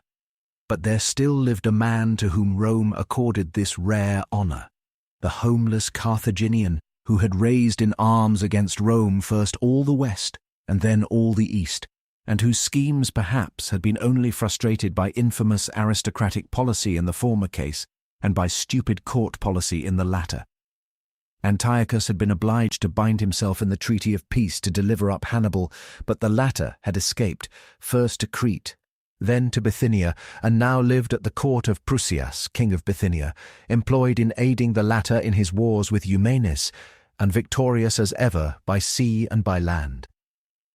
It is affirmed that he was desirous of stirring up Prusias also to make war on Rome, a folly which, as it is told, sounds very far from credible. It is more certain that, while the Roman Senate deemed it beneath its dignity to have the old man hunted out in his last asylum, for the tradition which inculpates the Senate appears to deserve no credit, Flamininus, whose restless vanity sought after new opportunities for great achievements, undertook on his own part to deliver Rome from Hannibal as he had delivered the Greeks from their chains, and, if not to wield, which was not diplomatic, at any rate to whet and to point the dagger against the greatest man of his time.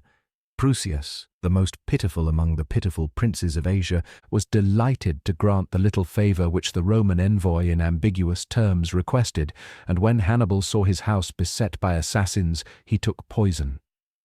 He had long been prepared to do so, adds a Roman, for he knew the Romans and the word of kings. The year of his death is uncertain. Probably he died in the latter half of the year 571, at the age of 67. When he was born, Rome was contending with doubtful success for the possession of Sicily. He had lived long enough to see the West wholly subdued, and to fight his own last battle with the Romans against the vessels of his native city, which had itself become Roman. And he was constrained at last to remain a mere spectator, while Rome overpowered the East as the tempest overpowers the ship that has no one at the helm, and to feel that he alone was the pilot that could have weathered the storm. There was left to him no further hope to be disappointed when he died. But he had, honestly, through 50 years of struggle, kept the oath which he had sworn when a boy. Death of Scipio. About the same time, probably in the same year, died also the man whom the Romans were wont to call his conqueror, Publius Scipio.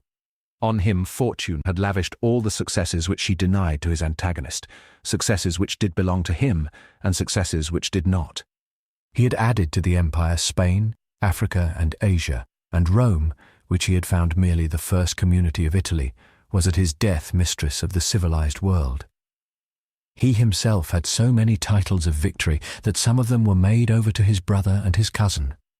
And yet he too spent his last years in bitter vexation, and died when little more than 50 years of age in voluntary banishment, leaving orders to his relatives not to bury his remains in the city for which he had lived and in which his ancestors reposed. It is not exactly known what drove him from the city. The charges of corruption and embezzlement which were directed against him and still more against his brother Lucius were beyond doubt empty calumnies, which do not sufficiently explain such bitterness of feeling, although it is characteristic of the man that instead of simply vindicating himself by means of his account books, he tore them in pieces in presence of the people and of his accusers, and summoned the Romans to accompany him to the temple of Jupiter and to celebrate the anniversary of his victory at Zama. The people left the accuser on the spot and followed Scipio to the capital. But this was the last glorious day of the illustrious man. His proud spirit, his belief that he was different from and better than other men, his very decided family policy, which in the person of his brother Lucius especially brought forward a clumsy man of straw as a hero, gave offence to many, and not without reason. While genuine pride protects the heart, arrogance lays it open to every blow and every sarcasm, and corrodes even an originally noble-minded spirit. It is throughout, moreover, the distinguishing characteristic of such natures as that of Scipio, strange mixtures of genuine gold and glittering tinsel, that they need the good fortune and the brilliance of youth in order to exercise their charm, and when this charm begins to fade, it is the charmer himself that is most painfully conscious of the change. The Third Macedonian War. Dissatisfactions of Philip with Rome.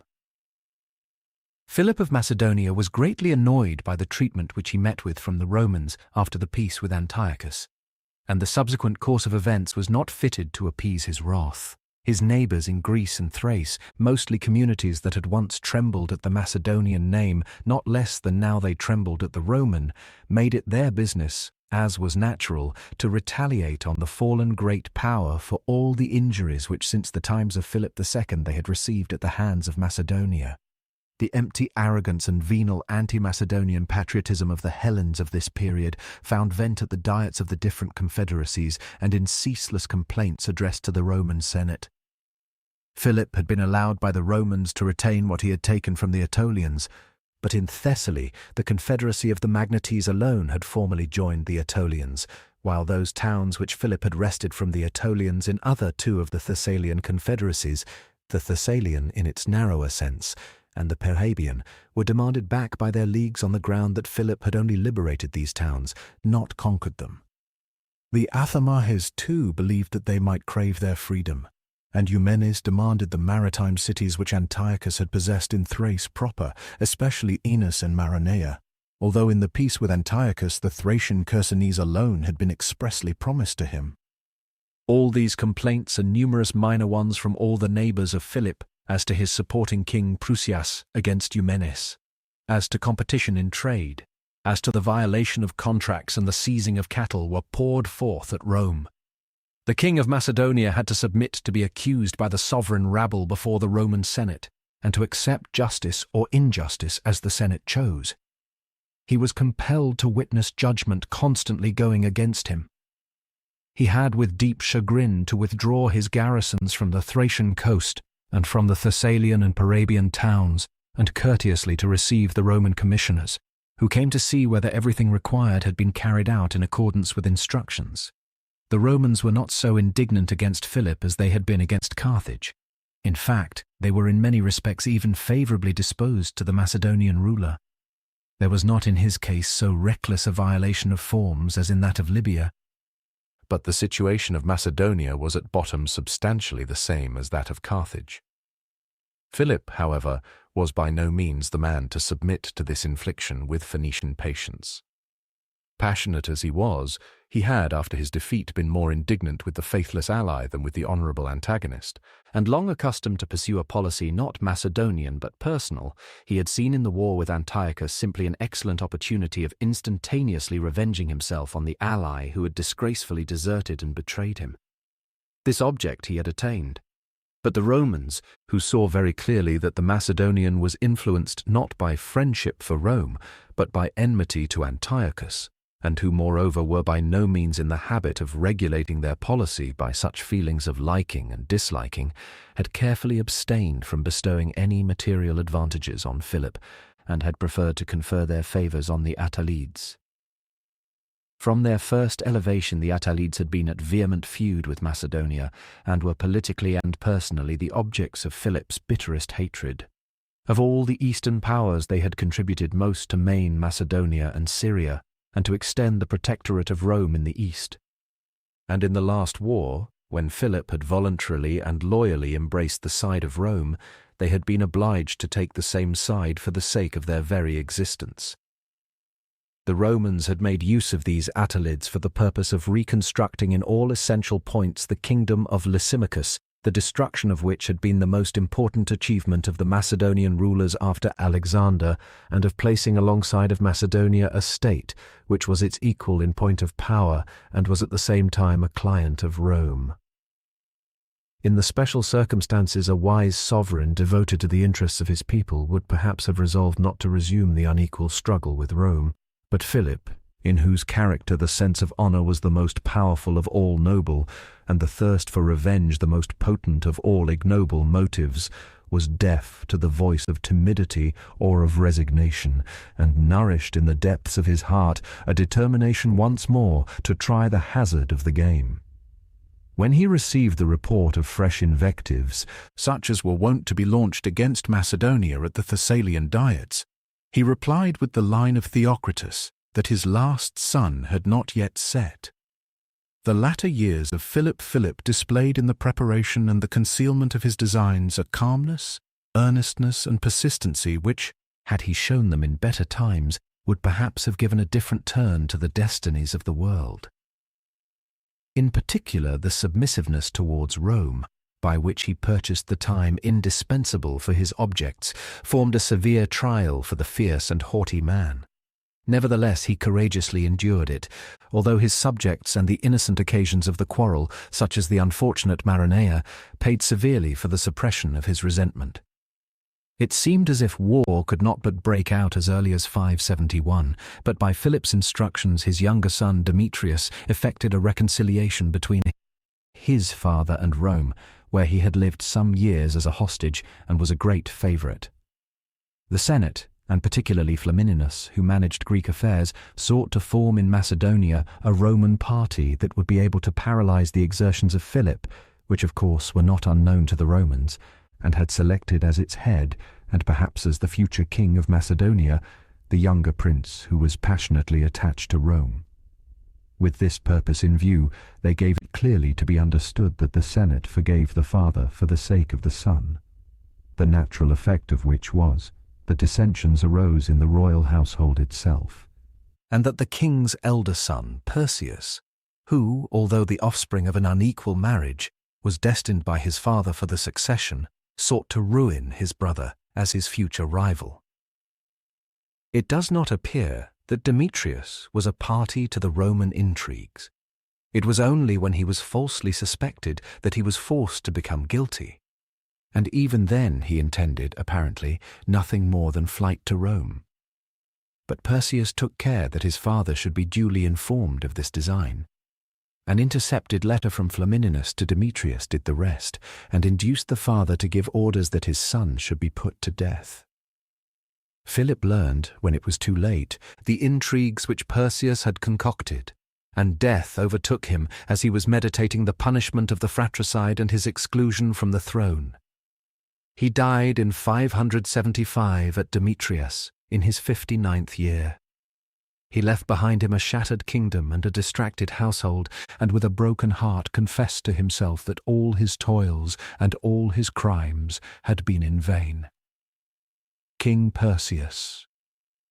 His son Perseus then entered on the government without encountering opposition either in Macedonia or in the Roman Senate. He was a man of stately aspect, expert in all bodily exercises, reared in the camp and accustomed to command, imperious like his father, and unscrupulous in the choice of his means. Wine and women which too often led Philip to forget the duties of government, had no charm for Perseus. He was as steady and persevering as his father had been fickle and impulsive. Philip, a king while still a boy, and attended by good fortune during the first 20 years of his reign, had been spoiled and ruined by destiny. Perseus ascended the throne in his 31st year, and as he had, while yet a boy, borne a part in the unhappy war with Rome, and had grown up under the pressure of humiliation and under the idea that a revival of the state was at hand, so he inherited along with the kingdom of his father his troubles, resentments, and hopes. In fact, he entered with the utmost determination on the continuance of his father's work, and prepared more zealously than ever for war against Rome.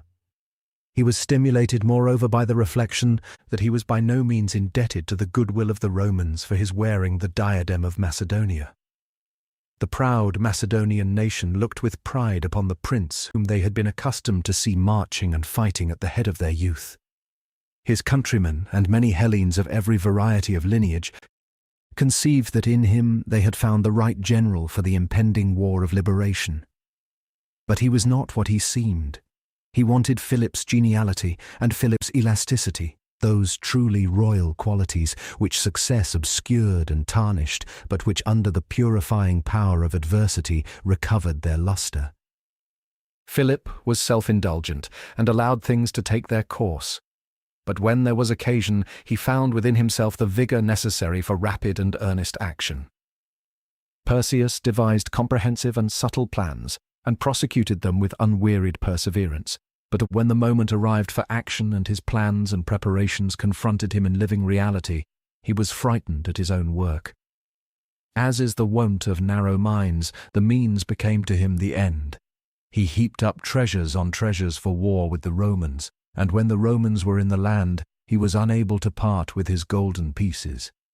It is a significant indication of character that after defeat the father first hastened to destroy the papers in his cabinet that might compromise him, whereas the son took his treasure chests and embarked.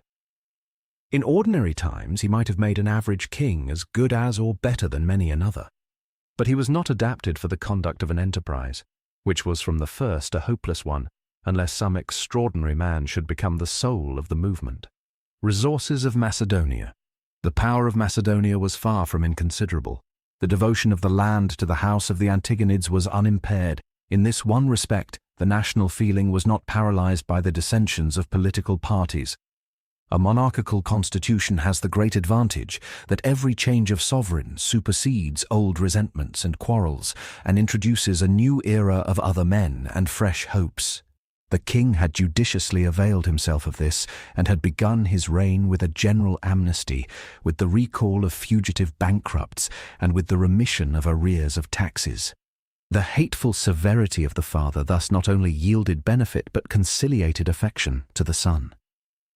26 years of peace had partly of themselves filled up the blanks in the Macedonian population, partly given opportunity to the government to take serious steps towards rectifying this, which was really the weak point of the land.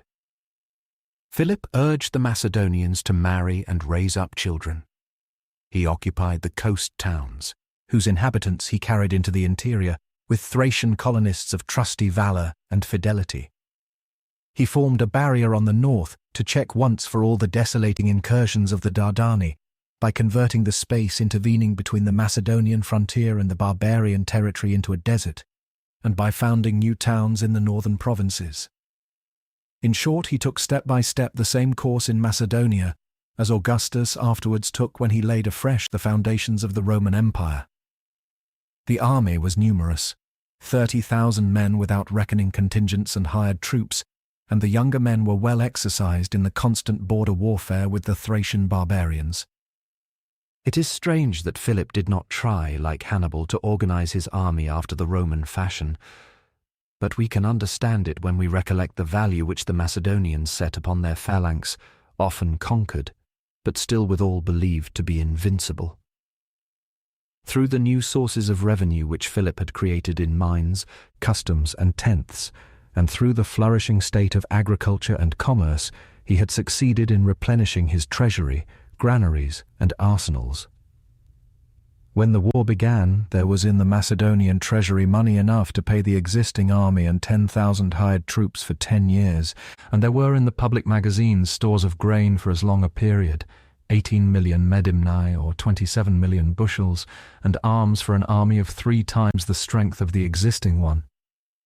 In fact, Macedonia had become a very different state from what it was when surprised by the outbreak of the Second War with Rome. The power of the kingdom was in all respects at least doubled. With a power in every point of view far inferior, Hannibal had been able to shake Rome to its foundations. Attempted coalition against Rome. Its external relations were not in so favorable a position.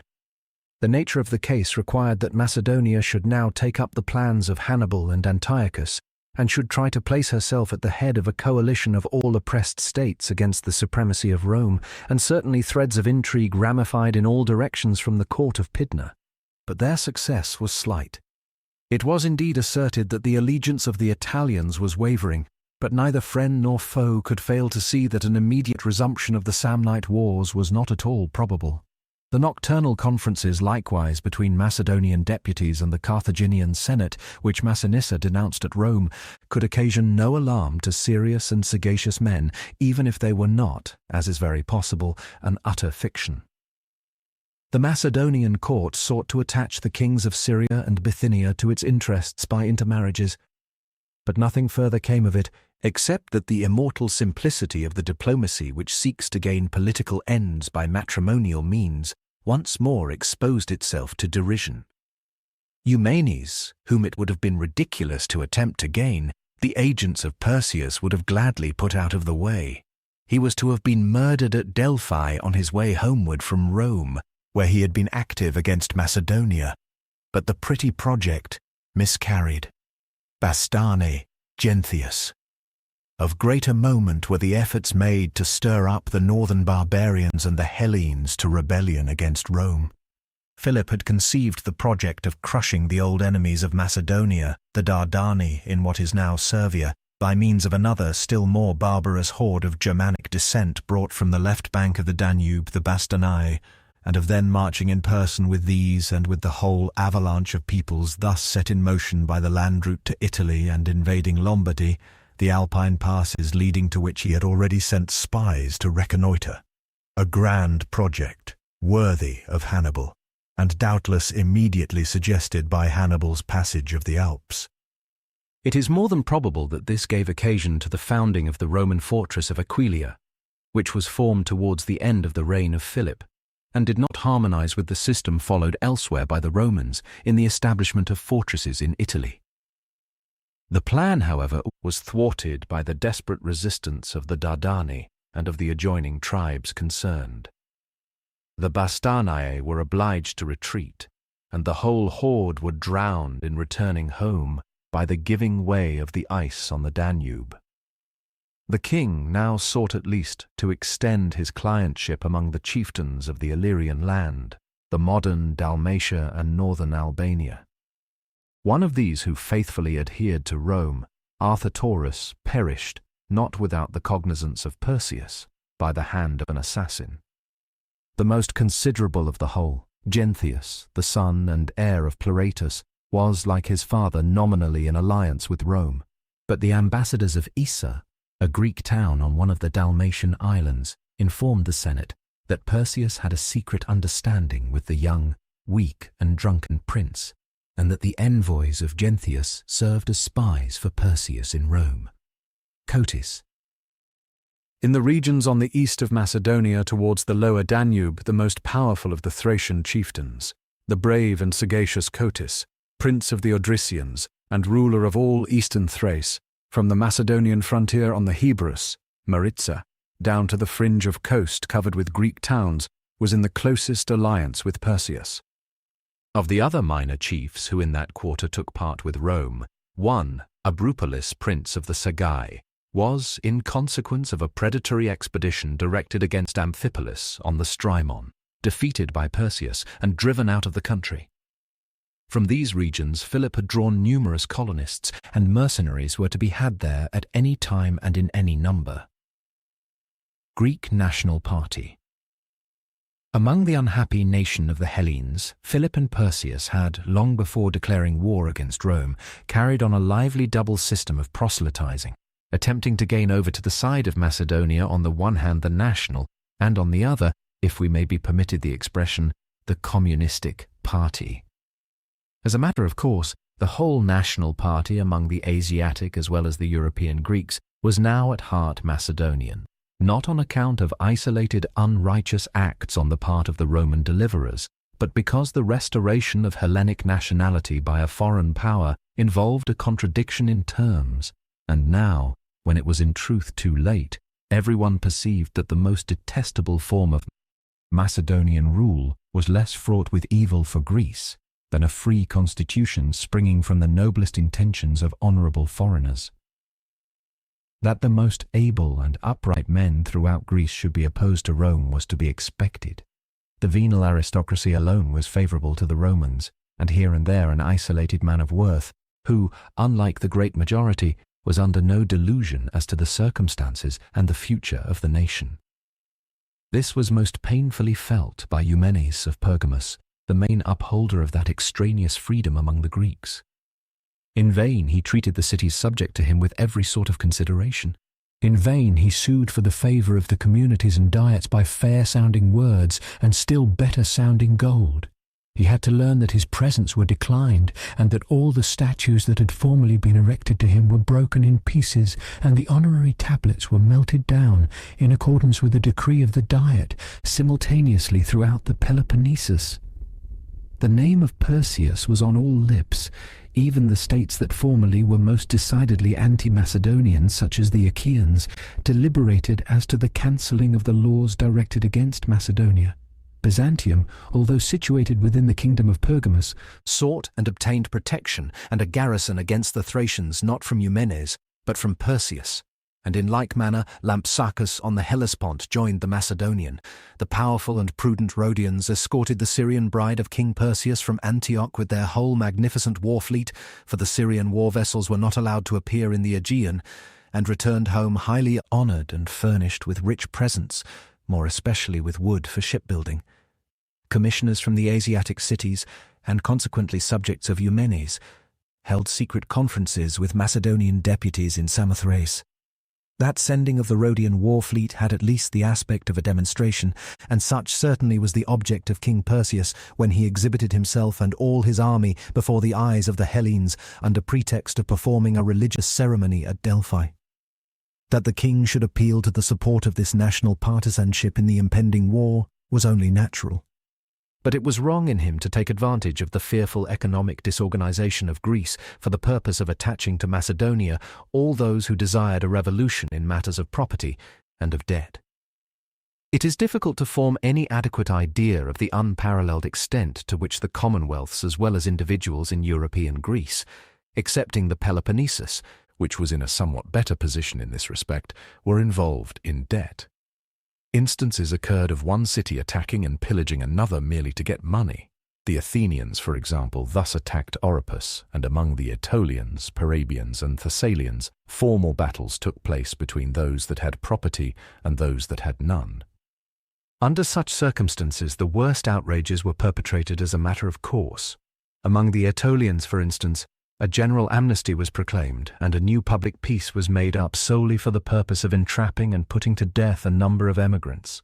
The Romans attempted to mediate, but their envoys returned without success and announced that both parties were equally bad, and that their animosities were not to be restrained. In this case there was in fact no longer other help than the officer and the executioner. Sentimental Hellenism began to be as repulsive as from the first it had been ridiculous. Yet King Perseus sought to gain the support of this party, if it deserved to be called such, of people who had nothing, and least of all an honourable name, to lose, and not only issued edicts in favour of Macedonian bankrupts, but also caused placards to be put up at Larissa, Delphi, and Delos, which summoned all Greeks that were exiled on account of political or other offences, or on account of their debts, to come to Macedonia and to look for full restitution of their former honours and estates. As may easily be supposed, they came. The social revolution smouldering throughout northern Greece now broke out into open flame, and the National Social Party there sent to Perseus for help. If Hellenic nationality was to be saved only by such means, the question might well be asked, with all respect for Sophocles and Phidias, whether the object was worth the cost. Rupture with Perseus. The Senate saw that it had delayed too long already, and that it was time to put an end to such proceedings. The expulsion of the Thracian chieftain Abropolis, who was in alliance with the Romans, and the alliances of Macedonia with the Byzantines, Aetolians, and part of the Boeotian cities were equally violations of the peace of 557 and sufficed for the official war manifesto. The real ground of war was that Macedonia was seeking to convert her formal sovereignty into a real one and to supplant Rome in the protectorate of the Hellenes.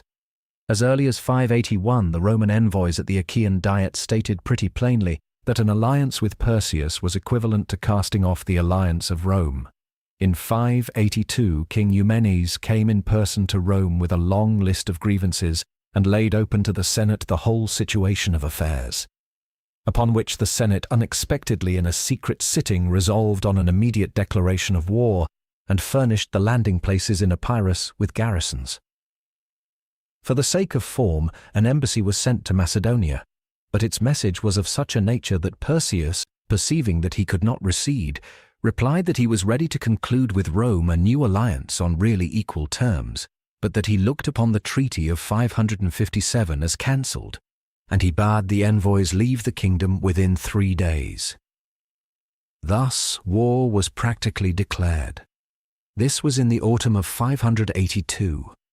Perseus, had he wished, might have occupied all Greece and brought the Macedonian party everywhere to the helm, and he might perhaps have crushed the Roman division of 5,000 men stationed under Gnaeus Sicinius at Apollonia and have disputed the landing of the Romans.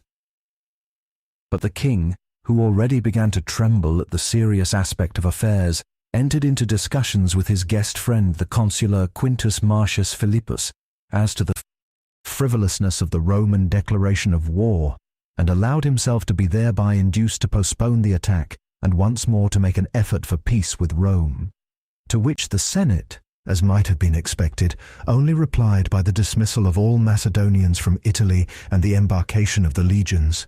Senators of the older school no doubt censured the new wisdom of their colleague and his un-Roman artifice, but the object was gained, and the winter passed away without any movement on the part of Perseus. The Romati diplomatists made all the more zealous use of the interval to deprive Perseus of any support in Greece. They were sure of the Achaeans. Even the patriotic party among them, who had neither agreed with those social movements, nor had soared higher than the longing after a prudent neutrality, had no idea of throwing themselves into the arms of Perseus. And besides, the opposition party there had now been brought by Roman influence to the helm, and attached itself absolutely to Rome.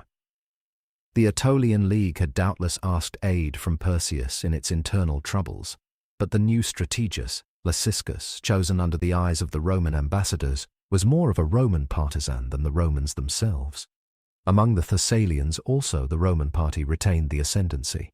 Even the Boeotians, old partisans as they were of Macedonia and sunk in the utmost financial disorder, had not, in their collective capacity, declared openly for Perseus. Nevertheless, at least 3 of their cities, Thisbe, Haliartus, and Coronea, had of their own accord entered into engagements with him.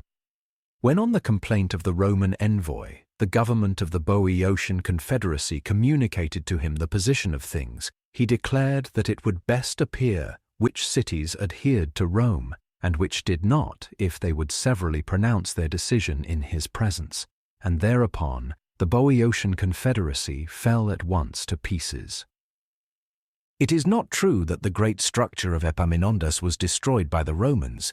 It actually collapsed before they touched it, and thus indeed became the prelude to the dissolution of the other, still more firmly consolidated leagues of Greek cities.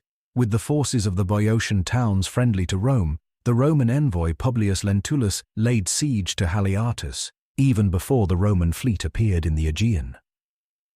Preparations for war, Chalcis was occupied with Achaean, and the province of Orestis with Epirot forces, The fortresses of the Daceretae and Illyrians on the west frontier of Macedonia were occupied by the troops of Cneius Sicinius, and as soon as the navigation was resumed, Larissa received a garrison of 2,000 men.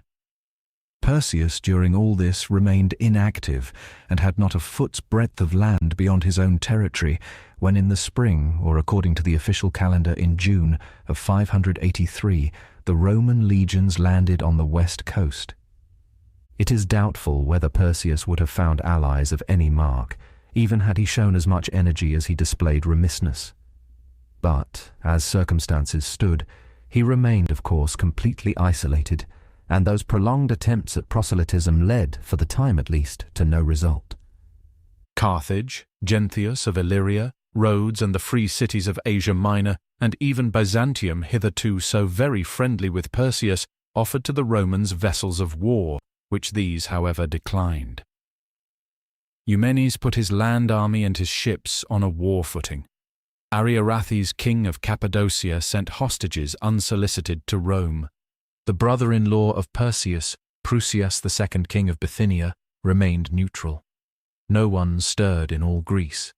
Antiochus IV, king of Syria, designated in court style the god, the brilliant bringer of victory, to distinguish him from his father, the great, bestirred himself, but only to wrest the Syrian coast during this war from the entirely impotent Egypt. Beginning of the war. But though Perseus stood almost alone, he was no contemptible antagonist.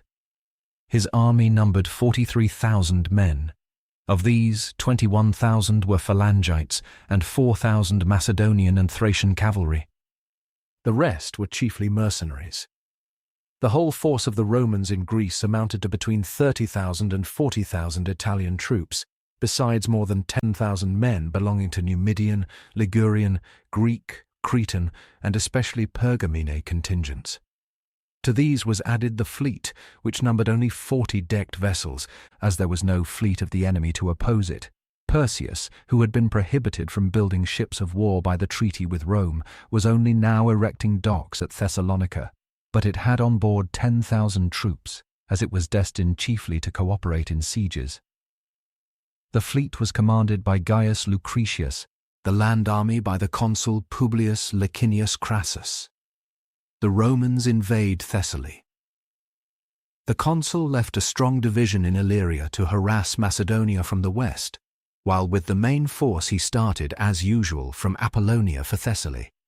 Perseus did not think of disturbing their arduous march, but contented himself with advancing into Perrhaebia and occupying the nearest fortresses. He awaited the enemy at Ossa, and not far from Larissa, the first conflict took place between the cavalry and light troops on both sides. The Romans were decidedly beaten. Cotys with the Thracian horse had defeated and broken the Italian, and Perseus with his Macedonian horse, the Greek, cavalry. The Romans had 2,000 foot and 200 horsemen killed, and 600 horsemen made prisoners, and had to deem themselves fortunate in being allowed to cross the Peneus without hindrance. Perseus employed the victory to ask peace on the same terms which Philip had obtained. He was ready even to pay the same sum. The Romans refused his request. They never concluded peace after a defeat, and in this case the conclusion of peace would certainly have involved as a consequence the loss of Greece. Their lax and unsuccessful management of the war. The wretched Roman commander, however, knew not how or where to attack. The army marched to and from Thessaly without accomplishing anything of importance. Perseus might have assumed the offensive. He saw that the Romans were badly led and dilatory. The news had passed like wildfire through Greece that the Greek army had been brilliantly victorious in the first engagement. A second victory might lead to a general rising of the Patriot party and, by commencing a guerrilla warfare, might produce incalculable results. But Perseus, while a good soldier, was not a general like his father. He had made his preparations for a defensive war, and when things took a different turn, he felt himself as it were paralyzed. He made an unimportant success, which the Romans obtained in a second cavalry combine near Phalana, a pretext for reverting, as is the habit of narrow and obstinate minds, to his first plan and evacuating Thessaly. This was, of course, equivalent to renouncing all idea of a Hellenic insurrection. What might have been attained by a different course was shown by the fact that, notwithstanding what had occurred, the Epirots changed sides. Thenceforth nothing serious was accomplished on either side. Perseus subdued King Genthius, chastised the Dardani, and by means of Cotys, expelled from Thrace the Thracians friendly to Rome and the Pergamene troops. On the other hand, the Western Roman army took some Illyrian towns, and the consul busied himself in clearing Thessaly of the Macedonian garrisons and making sure of the turbulent Aetolians and Acarnanians by occupying Ambracia. But the heroic courage of the Romans was most severely felt by the unfortunate Boeotian towns, which took part with Perseus. The inhabitants as well of Thisbe, which surrendered without resistance as soon as the Roman admiral Gaius Lucretius appeared before the city, as of Haliartus, which closed its gates against him and had to be taken by storm, were sold by him into slavery. Corknea was treated in the same manner by the consul Crassus, in spite even of its capitulation. Never had a Roman army exhibited such wretched discipline as the force under these commanders. They had so disorganized the army that, even in the next campaign of 584, the new consul Aulus Hostilius could not think of undertaking anything serious, especially as the new admiral Lucius Hortensius showed himself to be as incapable and unprincipled as his predecessor. The fleet visited the towns on the Thracian coast without result. The Western army under Appius Claudius, whose headquarters were at Lechnidus in the territory of the Dasaretai, sustained one defeat after another. After an expedition to Macedonia had been utterly unsuccessful, the king in turn, towards the beginning of winter, assumed the aggressive with the troops, which were no longer needed on the south frontier, in consequence of the deep snow blocking up all the passes, took from Appius numerous townships and a multitude of prisoners, and entered into connections with King Genthius. He was able, in fact, to attempt an invasion of Aetolia, while Appius allowed himself to be once more defeated in Epirus by the garrison of a fortress which he had vainly besieged. The Roman main army made 2 attempts to penetrate into Macedonia, first over the Cambunian mountains and then through the Thessalian passes, but they were negligently planned, and both were repulsed by Perseus. Abuses in the army. The consul employed himself chiefly in the reorganization of the army, a work which was above all things needful, but which required a sterner man and an officer of greater mark. Discharges and furloughs might be bought, and therefore the divisions were never up to their full numbers. The men were put into quarters in summer, and as the officers plundered on a large, the common soldiers plundered on a small scale. Friendly peoples were subjected to the most shameful suspicions. For instance, the blame of the disgraceful defeat at Larissa was imputed to the pretended treachery of the Aetolian cavalry, and, what was hitherto unprecedented, its officers were sent to be criminally tried at Rome, and the Molossians in Epirus were forced by false suspicions into actual revolt. The allied states had war contributions imposed upon them as if they had been conquered, and if they appealed to the Roman Senate, their citizens were executed or sold into slavery. This was done, for instance, at Abdera, and similar outrages were committed at Chalcis. The Senate interfered very earnestly. It enjoined the liberation of the unfortunate Coroneans and Abderites, and forbade the Roman magistrates to ask contributions from the allies without its leave.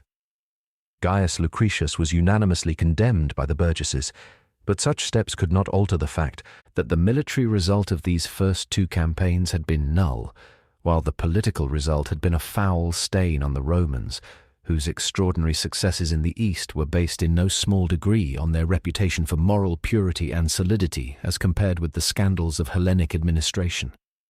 Had Philip commanded instead of Perseus, the war would presumably have begun with the destruction of the Roman army and the defection of most of the Hellenes. But Rome was fortunate enough to be constantly outstripped in blunders by her antagonists. Perseus was content with entrenching himself in Macedonia, which towards the south and west is a true mountain fortress, as in a beleaguered town. Marcius enters Macedonia through the pass of Tempe.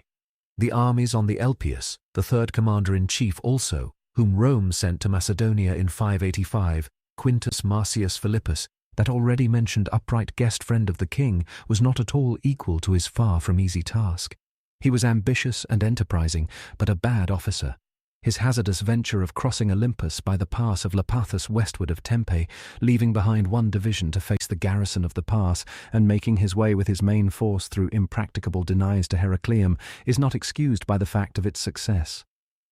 Not only might a handful of resolute men have blocked the route, in which case retreat was out of the question, but even after the passage, when he stood with the Macedonian main force in front, and the strongly fortified mountain fortresses of Tempe and Lapithus behind him, wedged into a narrow plain on the shore and without supplies or the possibility of foraging for them, his position was no less desperate than when, in his first consulate, he had allowed himself to be similarly surrounded in the Ligurian defiles which thenceforth bore his name.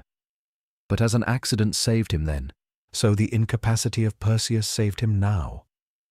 As if he could not comprehend the idea of defending himself against the Romans otherwise than by blocking the passes, he strangely gave himself over as lost as soon as he saw the Romans on the Macedonian side of them, fled in all haste to Pydna, and ordered his ships to be burnt and his treasures to be sunk. But even this voluntary retreat of the Macedonian army did not rescue the consul from his painful position. He advanced indeed without hindrance, but was obliged after 4 days' march to turn back for want of provisions, and when the king came to his senses and returned in all haste to resume the position which he had abandoned, the Roman army would have been in great danger, had not the impregnable Tempe surrendered at the right moment and handed over its rich stores to the enemy. The communication with the south was by this means secured to the Roman army, but Perseus had strongly barricaded himself in his former well-chosen position on the bank of the little river Elpius, and there checked the farther advance of the Romans. So the Roman army remained, during the rest of the summer and the winter, hemmed in the farthest corner of Thessaly, and while the crossing of the passes was certainly a success and the first substantial one in the war, it was due not to the ability of the Roman, but to the blundering of the Macedonian general. The Roman fleet in vain attempted the capture of Demetrius and performed no exploit whatever. The light ships of Perseus boldly cruised between the Cyclades, protected the corn vessels destined for Macedonia, and attacked the transports of the enemy. With the Western army matters were still worse. Appius Claudius could do nothing with his weakened division, and the contingent which he asked from Achaia was prevented from coming to him by the jealousy of the consul. Moreover, Genthius had allowed himself to be bribed by Perseus with the promise of a great sum of money to break with Rome and to imprison the Roman envoys, whereupon the frugal king deemed it superfluous to pay the money which he had promised, since Genthius was now forsooth compelled, independently of it, to substitute an attitude of decided hostility to Rome for the ambiguous position which he had hitherto maintained. Accordingly, the Romans had a further petty war by the side of the great one, which had already lasted 3 years. In fact, had Perseus been able to part with his money, he might easily have aroused enemies still more dangerous to the Romans. A Celtic host under Clondicus, 10,000 horsemen and as many infantry, offered to take service with him in Macedonia itself, but they could not agree as to the pay. In Hellas too there was such a ferment that a guerrilla warfare might easily have been kindled with a little dexterity and a full exchequer. But as Perseus had no desire to give and the Greeks did nothing gratuitously, the land remained quiet, Paulus. At length the Romans resolved to send the right man to Greece. This was Lucius Aemilius Paulus, son of the consul of the same name that fell at Cannae, a man of the old nobility but of humble means, and therefore not so successful in the comitia as on the battlefield, where he had remarkably distinguished himself in Spain, and still more so in Liguria. The people elected him for the second time consul in the year 586 on account of his merits, a course which was at that time rare and exceptional. He was in all respects the right man, an excellent general of the old school, strict as respected both himself and his troops, and, notwithstanding his 60 years, still hale and vigorous, an incorruptible magistrate, one of the few Romans of that age to whom one could not offer money, as a contemporary says of him, and a man of Hellenic culture, who, even when commander-in-chief, embraced the opportunity of travelling through Greece to inspect its works of art. Perseus is driven back to Pydna, Battle of Pydna. Perseus, taken prisoner. As soon as the new general arrived in the camp at Heracleum, he gave orders for the ill-guarded pass at Pythium to be surprised by Publius Nasica, while skirmishes between the outposts in the channel of the river Elpius occupied the attention of the Macedonians. The enemy was thus turned and was obliged to retreat to Pydna. There, on the Roman 4th of September, 586, or on the 22nd of June of the Julian calendar, an eclipse of the moon, which a scientific Roman officer announced beforehand to the army that it might not be regarded as a bad omen, affords in this case the means of determining the date. The outposts accidentally fell into conflict as they were watering their horses after midday, and both sides determined at once to give the battle, which it was originally intended to postpone till the following day. Passing through the ranks in person, without helmet or shield, the grey-headed Roman general arranged his men. Scarce were they in position when the formidable phalanx assailed them. The general himself, who had witnessed many a hard fight, afterwards acknowledged that he had trembled. The Roman vanguard dispersed. A Pallinian cohort was overthrown and almost annihilated. The legions themselves hurriedly retreated till they reached a hill close upon the Roman camp. Here the fortune of the day changed. The uneven ground and the hurried pursuit had disordered the ranks of the phalanx. The Romans in single cohorts entered at every gap and attacked it on the flanks and in rear. The Macedonian cavalry, which alone could have rendered aid, looked calmly on and soon fled in a body, the king among the foremost. And thus the fate of Macedonia was decided in less than an hour. The 3,000 select phalangites allowed themselves to be cut down to the last man. It was as if the phalanx, which fought its last great battle at Pydna, had itself wished to perish there. The overthrow was fearful. 20,000 Macedonians lay on the field of battle. 11,000 were prisoners. The war was at an end on the 15th day after Paulus had assumed the command. All Macedonia submitted in 2 days. The king fled with his gold. He still had more than 6,000 talents, £1,460,000, in his chest, to Samothrace, accompanied by a few faithful attendants.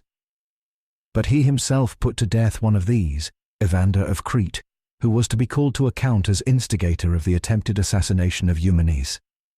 And then the king's pages and his last comrades also deserted him. For a moment he hoped that the right of asylum would protect him, but he himself perceived that he was clinging to a straw. An attempt to take flight to Cotys failed. So he wrote to the consul, but the letter was not received, because he had designated himself in it as king. He recognized his fate, and surrendered to the Romans at discretion with his children and his treasures, pusillanimous and weeping so as to disgust even his conquerors.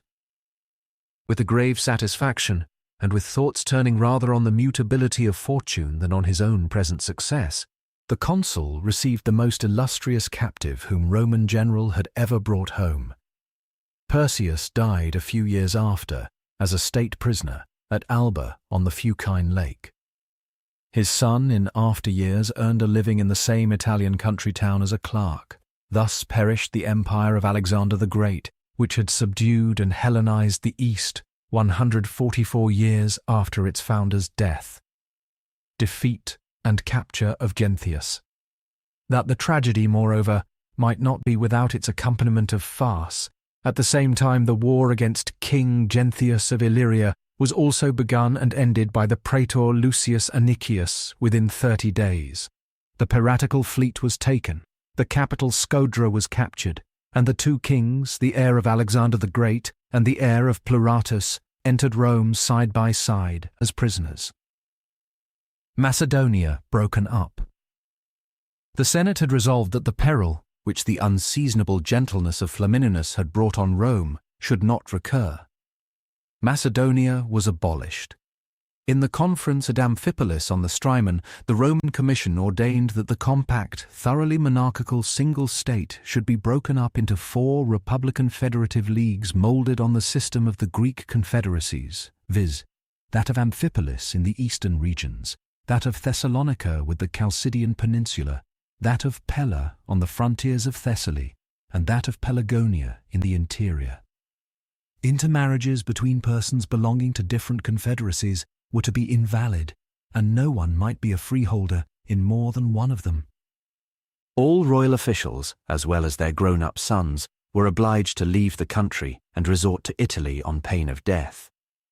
The Romans still dreaded, and with reason, the throbbings of the ancient loyalty. The law of the land and the former constitution otherwise remained in force. The magistrates were, of course, nominated by election in each community, and the power in the communities as well as in the confederacies was placed in the hands of the upper class. The royal domains and royalties were not granted to the confederacies, and these were specially prohibited from working the gold and silver mines, a chief source of the national wealth. But in 596 they were again permitted to work at least the silver mines. The import of salt and the export of timber for shipbuilding were prohibited. The land tax hitherto paid to the king ceased, and the confederacies and communities were left to tax themselves. But these had to pay to Rome half of the former land tax, according to a rate fixed once for all, amounting in all to 100 talents annually, £24,000. The whole land was forever disarmed, and the fortress of Demetrius was razed. On the northern frontier alone a chain of posts was to be retained to guard against the incursions of the barbarians. Of the arms given up, the copper shields were sent to Rome, and the rest were burnt. The Romans gained their object.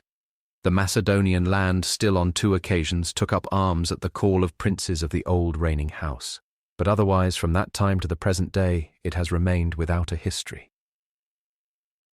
Illyria broken up. Illyria was treated in a similar way.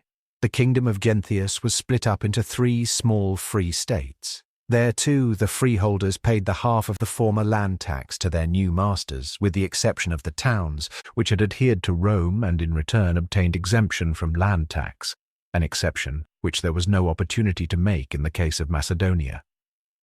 The Illyrian piratic fleet was confiscated and presented to the more reputable Greek communities along that coast. The constant annoyances which the Illyrians inflicted on the neighbours by their corsairs were in this way put an end to, at least for a lengthened period. Cotis in Thrace, who was difficult to be reached and might conveniently be used against Eumenes, obtained pardon and received back his captive son.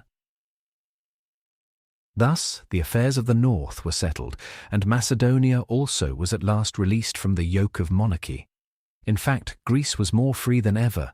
A king no longer existed anywhere. Humiliation of the Greeks in general course pursued with Pergamus.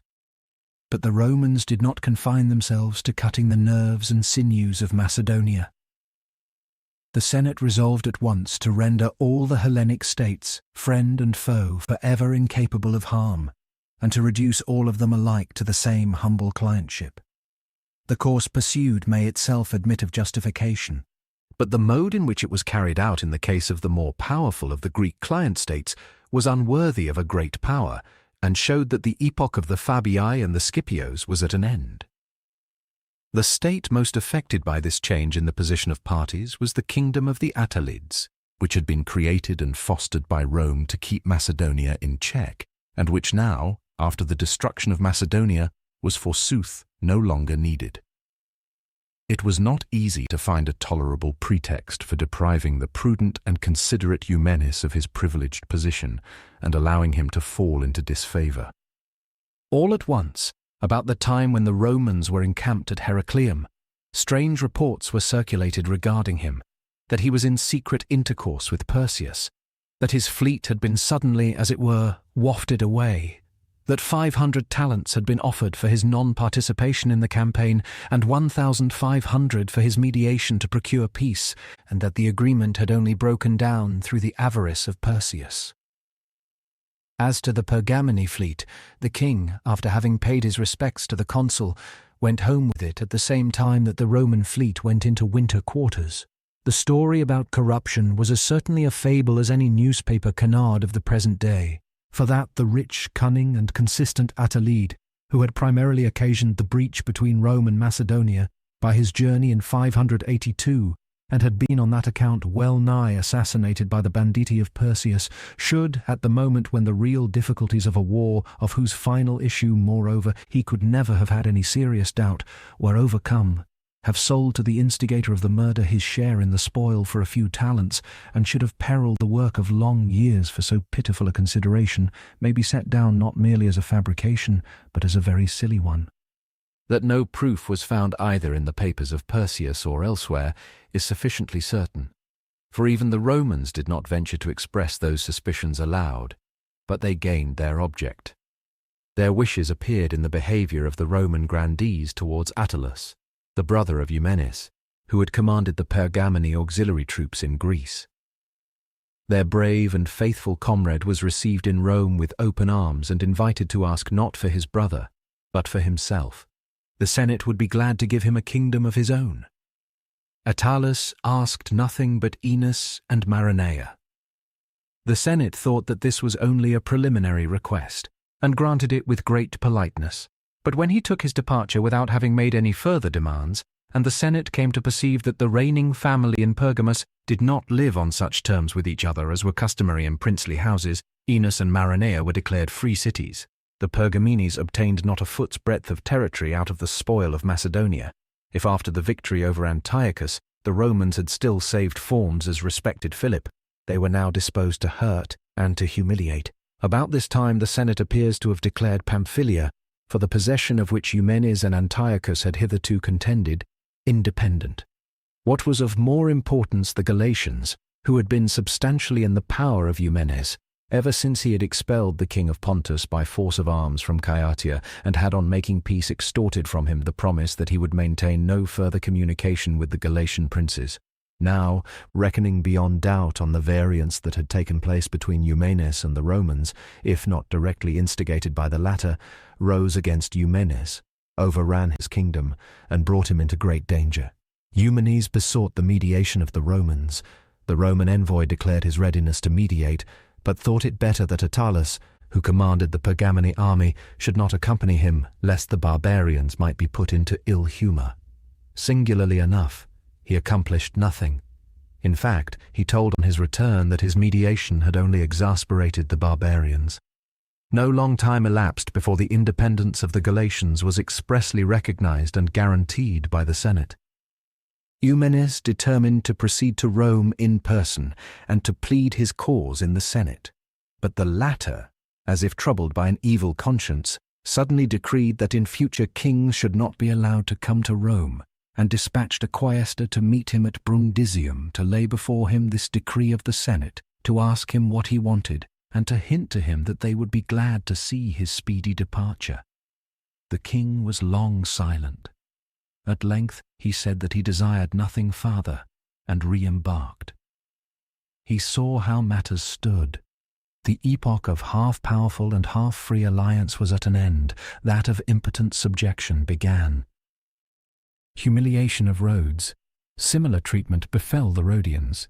They had a singularly privileged position. Their relation to Rome assumed the form not of simicky properly so called, but of friendly equality. It did not prevent them from entering into alliances of any kind, and did not compel them to supply the Romans with a contingent on demand. This very circumstance was presumably the real reason why their good understanding with Rome had already for some time been impaired.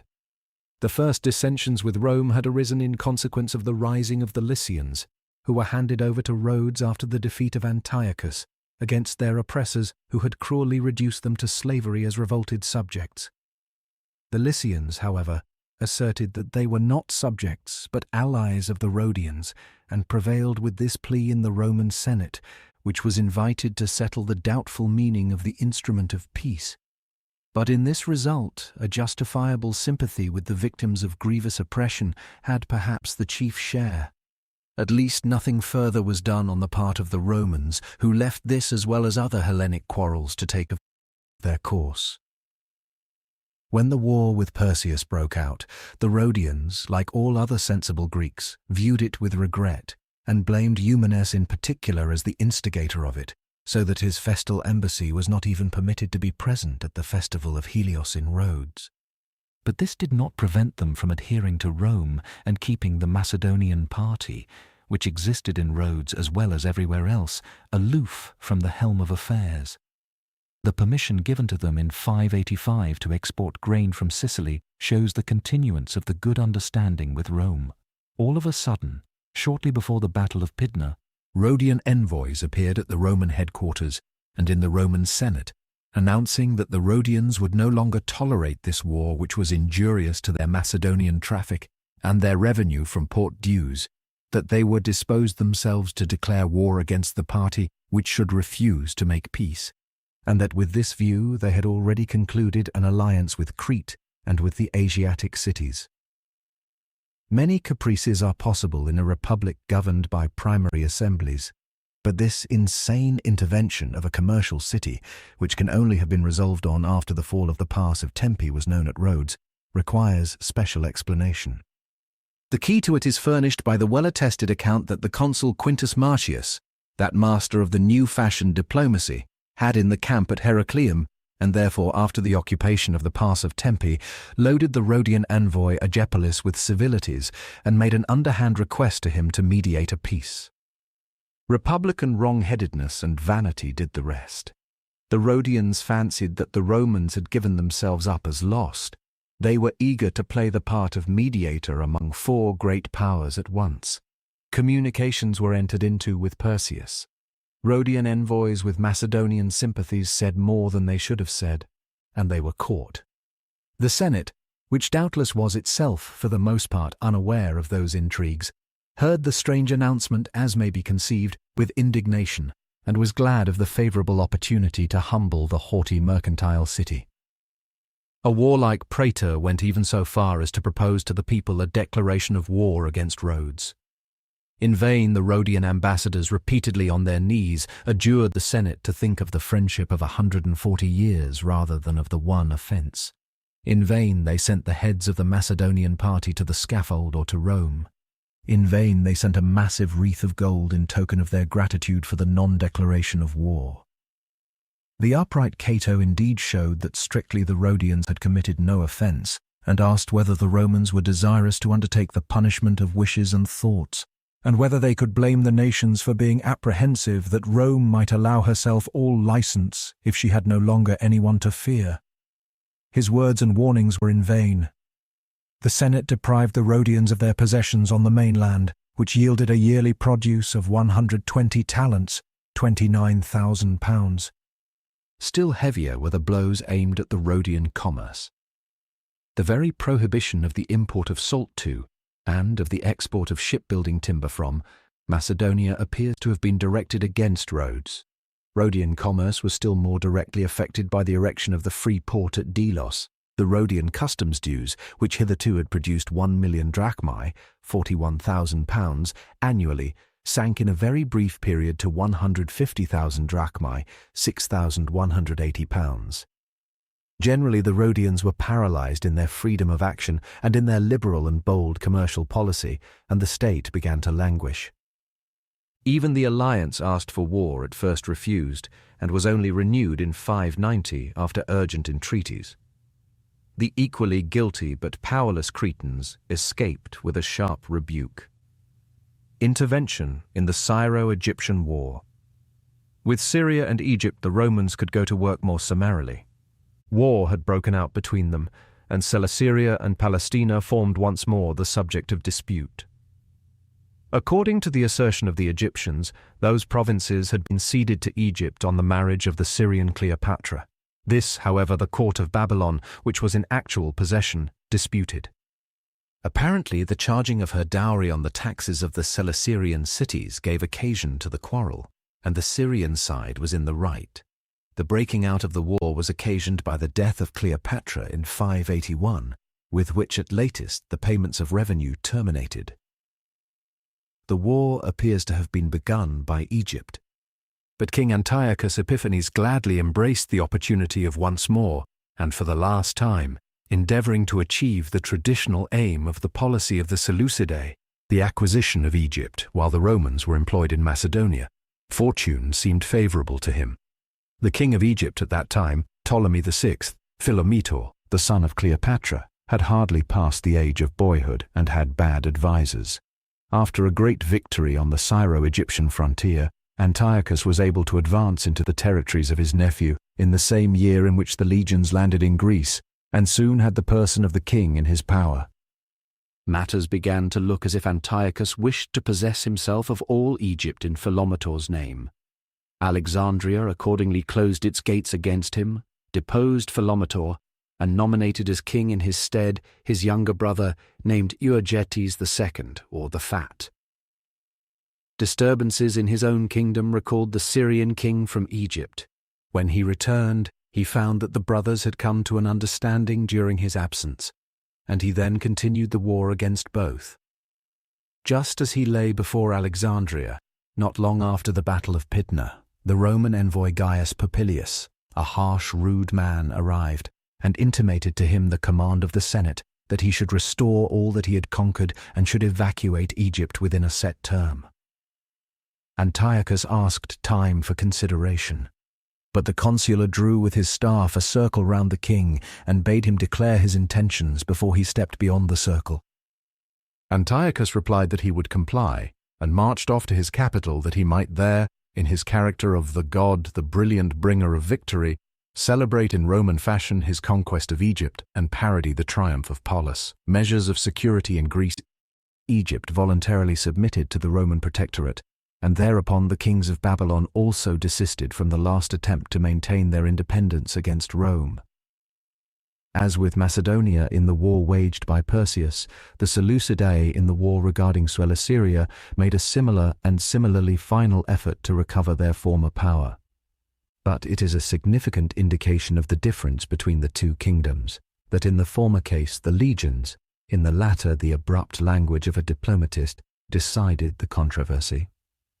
In Greece itself, as the two Boeotian cities had already paid more than a sufficient penalty, the Molotians alone remained to be punished as allies of Perseus. Acting on secret orders from the Senate, Paulus in one day gave up 70 townships in Epirus to plunder and sold the inhabitants, 150,000 in number, into slavery. The Aetolians lost Amphipolis and the Acarnanians Lucus on account of their equivocal behavior, whereas the Athenians, who continued to play the part of the begging poet in their own Aristophanes, not only obtained a gift of Delos and Lemnos, but were not ashamed even to petition for the deserted site of Haliartus, which was assigned to them accordingly. Thus, something was done for the Muses, but more had to be done for justice. There was a Macedonian party in every city, and therefore trials for high treason began in all parts of Greece. Whoever had served in the army of Perseus was immediately executed. Whoever was compromised by the papers of the king or the statements of political opponents who flocked to lodge informations was dispatched to Rome. The Achaean Callicrates and the Aetolian Lyciscus distinguished themselves in the trade of informers. In this way, the more conspicuous patriots among the Thessalians, Aetolians, Acarnanians, Lesbians, and so forth were removed from their native land and, in particular, more than 1,000 Achaeans were thus disposed of, a step taken with the view not so much of prosecuting those who were carried off, as of silencing the childish opposition of the Hellenes. To the Achaeans, who, as usual, were not content till they got the answer which they anticipated, the Senate, wearied by constant requests for the commencement of the investigation, at length roundly declared that till further orders the persons concerned were to remain in Italy. There they were placed in country towns in the interior and tolerably well treated, but attempts to escape were punished with death. The position of the former officials removed from Macedonia was, in all probability, similar. This expedient, violent as it was still, as things stood, the most lenient, and the enraged Greeks of the Roman party were far from content with the paucity of the executions. Lyciscus had accordingly deemed it proper, by way of preliminary, to have 500 of the leading men of the Aetolian patriotic party slain at the meeting of the Diet. The Roman Commission, which needed the man, suffered the deed to pass unpunished, and merely censured the employment of Roman soldiers in the execution of this Hellenic usage. We may presume, however, that the Romans instituted the system of deportation to Italy partly in order to prevent such horrors. As in Greece, No power existed even of such importance as Rhodes or Pergamus. There was no need in its case for any further humiliation. The steps taken were taken only in the exercise of justice, in the Roman sense, no doubt, of that term, and for the prevention of the most scandalous and palpable outbreaks of party discord. Rome and her dependencies. All the Hellenistic states had thus been completely subjected to the protectorate of Rome, and the whole empire of Alexander the Great had fallen to the Roman Commonwealth, just as if the city had inherited it from his heirs. From all sides, kings and ambassadors flocked to Rome to congratulate her, and they showed that fawning is never more abject than when kings are in the antechamber. King Massinissa, who only desisted from presenting himself in person on being expressly prohibited from doing so, ordered his son to declare that he regarded himself as merely the beneficiary, and the Romans as the true proprietors of his kingdom, and that he would always be content with what they were willing to leave to him. There was at least truth in this. But Prusias, king of Bithynia, who had to atone for his neutrality, bore off the palm in this contest of flattery. He fell on his face when he was conducted into the Senate and did homage to the delivering gods. As he was so thoroughly contemptible, Polybius tells us, they gave him a polite reply and presented him with the fleet of Perseus. The moment was at least well chosen for such acts of homage. Polybius dates from the Battle of Pydna the full establishment of the universal empire of Rome. It was in fact the last battle in which a civilized state confronted Rome in the field on a footing of equality with her as a great power. All subsequent struggles were rebellions or wars with peoples beyond the pale of the Romano-Greek civilization, with barbarians, as they were called. The whole civilized world thenceforth recognized in the Roman Senate the supreme tribunal, whose commissions decided in the last resort between kings and nations, and to acquire its language and manners, foreign princes and youths of quality resided in Rome. A clear and earnest attempt to get rid of this dominion was in reality made only once, by the great Mithridates of Pontus. The Battle of Pydna, moreover, marks the last occasion on which the Senate still adhered to the state maxim that they should, if possible, hold no possessions and maintain no garrisons beyond the Italian seas, but should keep the numerous states dependent on them in order by a mere political supremacy. The aim of their policy was that these states should neither decline into utter weakness and anarchy, as had nevertheless happened in Greece, nor emerge out of their half-free position into complete independence, as Macedonia had attempted to do, not without success. No state was to be allowed utterly to perish, but no one was to be permitted to stand on its own resources. Accordingly, the vanquished foe held at least an equal, often a better position with the Roman diplomatists than the faithful ally, and while a defeated opponent was reinstated, those who attempted to reinstate themselves were abased, as the Aetolians, Macedonia after the Asiatic War, Rhodes, and Pergamus learned by experience. But not only did this part of Protector soon prove as irksome to the masters as to the servants, the Roman Protectorate, with its ungrateful Sisyphean toil that continually needed to be begun afresh, showed itself to be intrinsically untenable, indications of a change of system and of an increasing disinclination on the part of Rome to tolerate by its side intermediate states even in such independence as was possible for them, were very clearly given in the destruction of the Macedonian monarchy after the Battle of Pydna, the more and more frequent and more unavoidable intervention in the internal affairs of the petty Greek states through their misgovernment and their political and social anarchy. The disarming of Macedonia, where the northern frontier at any rate urgently required a defence different from that of mere posts. And lastly, the introduction of the payment of land tax to Rome from Macedonia and Illyria were so many symptoms of the approaching conversion of the client states into subjects of Rome. The Italian and extra-Italian policy of Rome. If in conclusion we glance back at the career of Rome from the union of Italy to the dismemberment of Macedonia, the universal empire of Rome, far from appearing as a gigantic plan contrived and carried out by an insatiable thirst for territorial aggrandizement, appears to have been a result which forced itself on the Roman government without, and even in opposition to, its wish. It is true that the former view naturally suggests itself, Sallust is right when he makes Mithridates say that the wars of Rome with tribes, cities and kings originated in one and the same prime cause, the insatiable longing after dominion and riches. But it is an error to give forth this judgment, influenced by passion and the event, as a historical fact. It is evident to everyone whose observation is not superficial that the Roman government during this whole period wished and desired nothing but the sovereignty of Italy, that they were simply desirous not to have two powerful neighbors alongside of them, and that, not out of humanity towards the vanquished, but from the very sound view that they ought not to suffer the kernel of their empire to be stifled by the shell, they earnestly opposed the introduction first of Africa, then of Greece, and lastly of Asia into the sphere of the Roman protectorate, till circumstances in each case compelled, or at least suggested with irresistible force, the extension of that sphere. The Romans always asserted that they did not pursue a policy of conquest, and that they were always the party assailed, and this was something more, at any rate, than a mere phrase. They were, in fact, driven to all their great wars with the exception of that concerning Sicily, to those with Hannibal and Antiochus, no less than to those with Philip and Perseus, either by a direct aggression or by an unparalleled disturbance of the existing political relations, and hence they were ordinarily taken by surprise on their outbreak.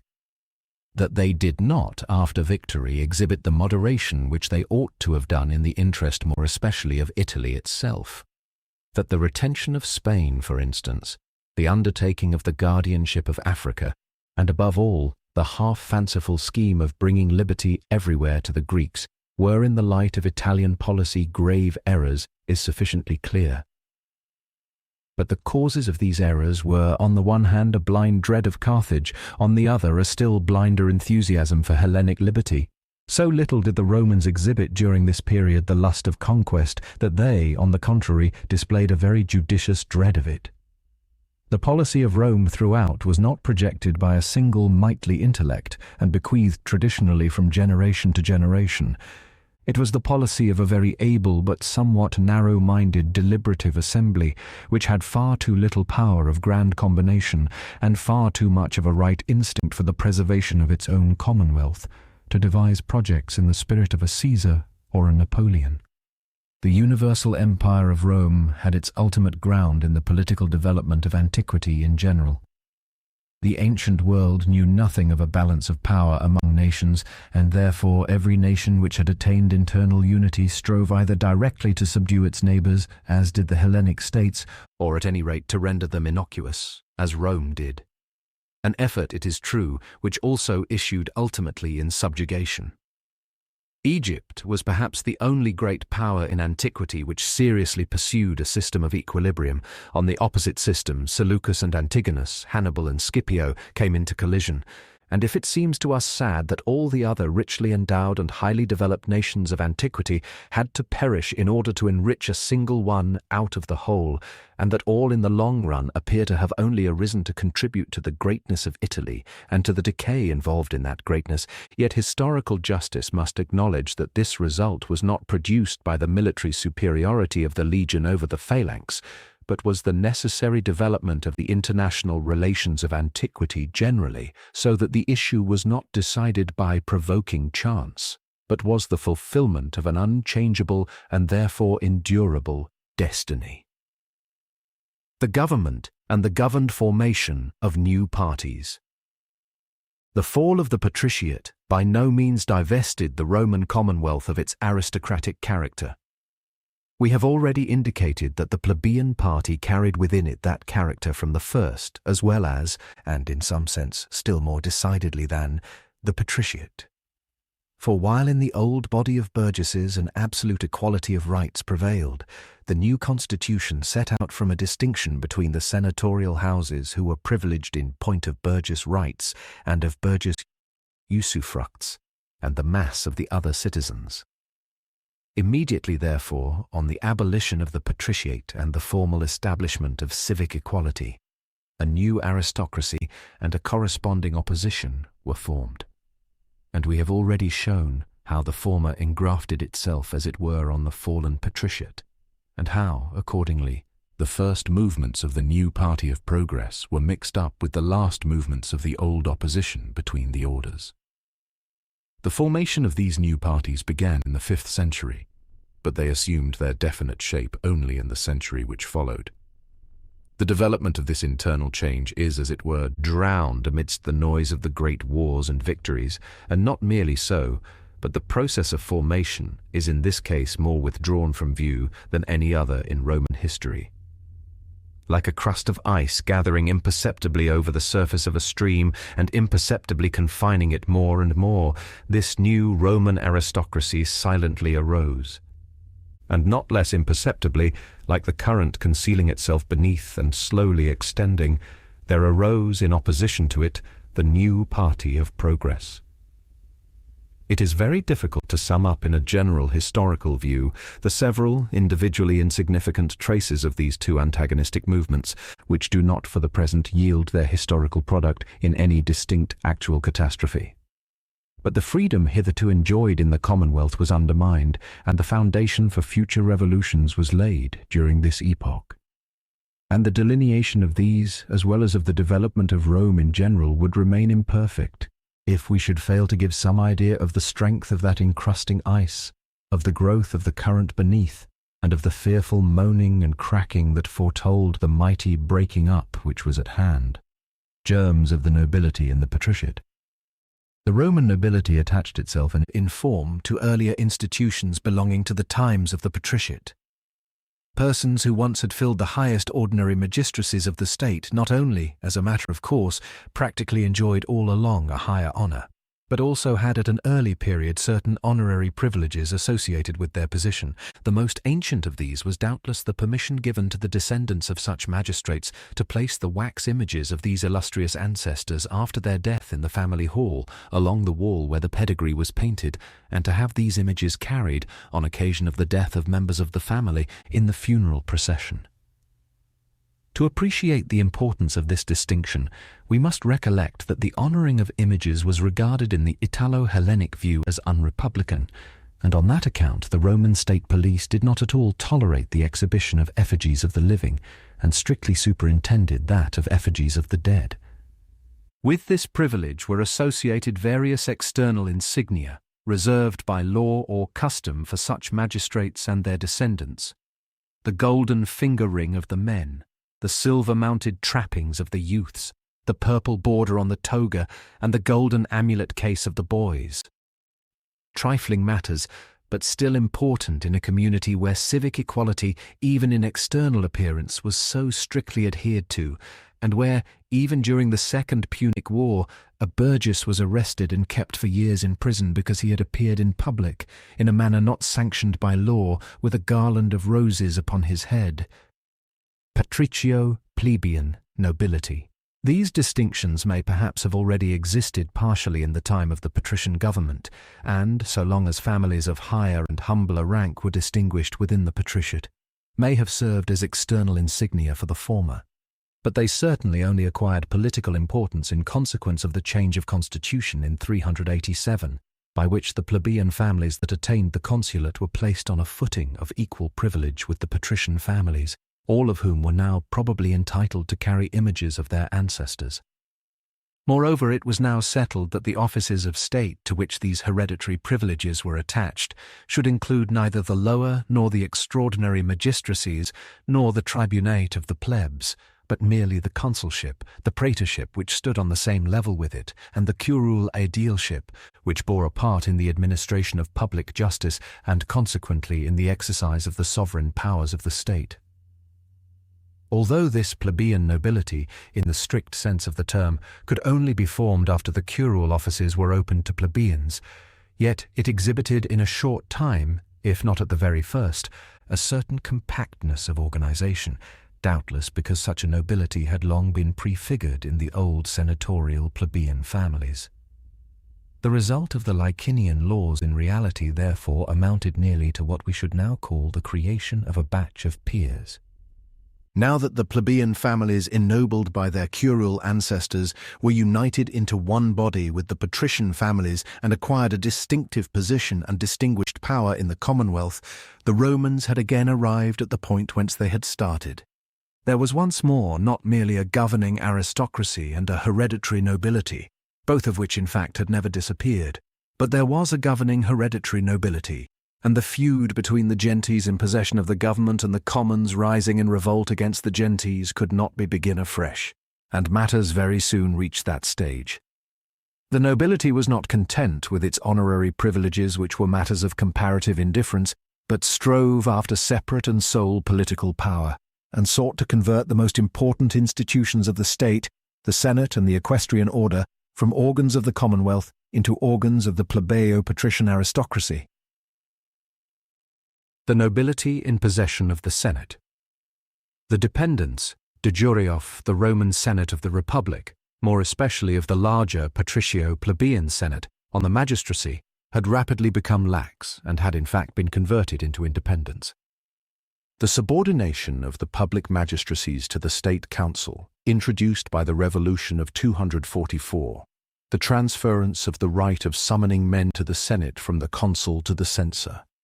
Lastly and above all, the legal recognition of the right of those who had been curule magistrates to a seat and vote in the Senate, had converted the Senate from a council summoned by the magistrates, and in many respects dependent on them, into a governing corporation, virtually independent, and in a certain sense filling up its own ranks. For the two modes by which its members obtained admission, election to a curule office and summoning by the censor, were both virtually in the power of the governing board itself. The burgesses, no doubt, at this epoch were still too independent to allow the entire exclusion of non-nobles from the Senate, and the nobility were perhaps still too judicious even to wish for this. But, owing to the strictly aristocratic gradations in the Senate itself, in which those who had been curule magistrates were sharply distinguished, according to their respective classes of consulares, praetorii, and aedilicii, from the senators who had not entered the Senate through a curule office and were therefore excluded from debate. The non-nobles, although they probably sat in considerable numbers in the Senate, were reduced to an insignificant and comparatively uninfluential position in it, and the Senate became substantially a mainstay of the nobility. The nobility in possession of the equestrian centuries. The institution of the equites was developed into a second, less important but yet far from unimportant, organ of the nobility. As the new hereditary nobility had not the power to usurp sole possession of the comitia, it necessarily became in the highest degree desirable that it should obtain at least a separate position within the body representing the community. In the assembly of the tribes there was no method of managing this, but the equestrian centuries under the Servian organization seemed as it were created for the very purpose. The 1,800 horses which the community furnished were constitutionally disposed of likewise by the censors. It was, no doubt, the duty of these to select the equites on military grounds and at their musters to insist that all horsemen incapacitated by age or otherwise, or at all unserviceable, should surrender their public horse. But the very nature of the institution implied that the equestrian horses should be given especially to men of means, and it was not at all easy to hinder the censors from looking to genteel birth more than to capacity, and from allowing men of standing who were once admitted, senators particularly, to retain their horse beyond the proper time. Perhaps it was even fixed by law that the senator might retain it as long as he wished. Accordingly, it became at least practically the rule for the senators to vote in the 18 equestrian centuries, and the other places in these were assigned chiefly to the young men of the nobility. The military system, of course, suffered from this not so much through the unfitness for effective service of no small part of the legionary cavalry, as through the destruction of military equality to which the change gave rise, inasmuch as the young men of rank more and more withdrew from service in the infantry. The closed aristocratic corps of the equites proper came to set the tone for the whole legionary cavalry, taken from the citizens who were of highest position by descent and wealth. This enables us in some degree to understand why the equites during the Sicilian War refused to obey the order of the consul Gaius Aurelius Cotta that they should work at the trenches with the legionaries, and why Cato, when commander-in-chief of the army in Spain, found himself under the necessity of addressing a severe reprimand to his cavalry. But this conversion of the burgess cavalry into a mounted guard of nobles redounded not more decidedly to the injury of the Commonwealth than to the advantage of the nobility, which acquired in the 18 equestrian centuries a suffrage not merely separate, but giving the tone to the rest. Separation of the orders in the theatre. Of a kindred character was the formal separation of the places assigned to the senatorial order from those occupied by the rest of the multitude as spectators at the national festivals. It was the great Scipio who effected this change in his second consulship in 560. The national festival was as much an assembly of the people as were the centuries convoked for voting, and the circumstance that the former had no resolutions to pass made the official announcement of a distinction between the ruling order and the body of subjects, which the separation implied, all the more significant.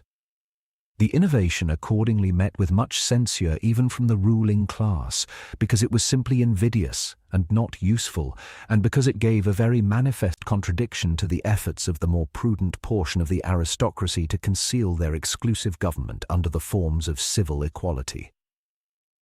The censorship, a prop of the nobility.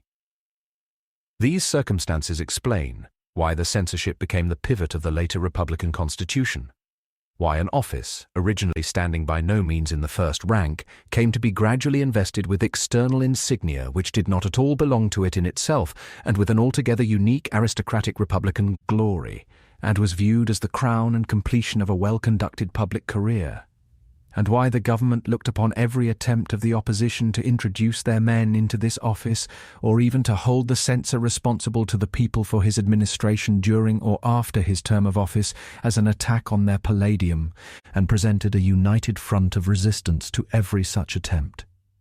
It is sufficient in this respect to mention the storm which the candidature of Cato for the censorship provoked, and the measures, so extraordinarily reckless and in violation of all form, by which the Senate prevented the judicial prosecution of the two unpopular censors of the year 550.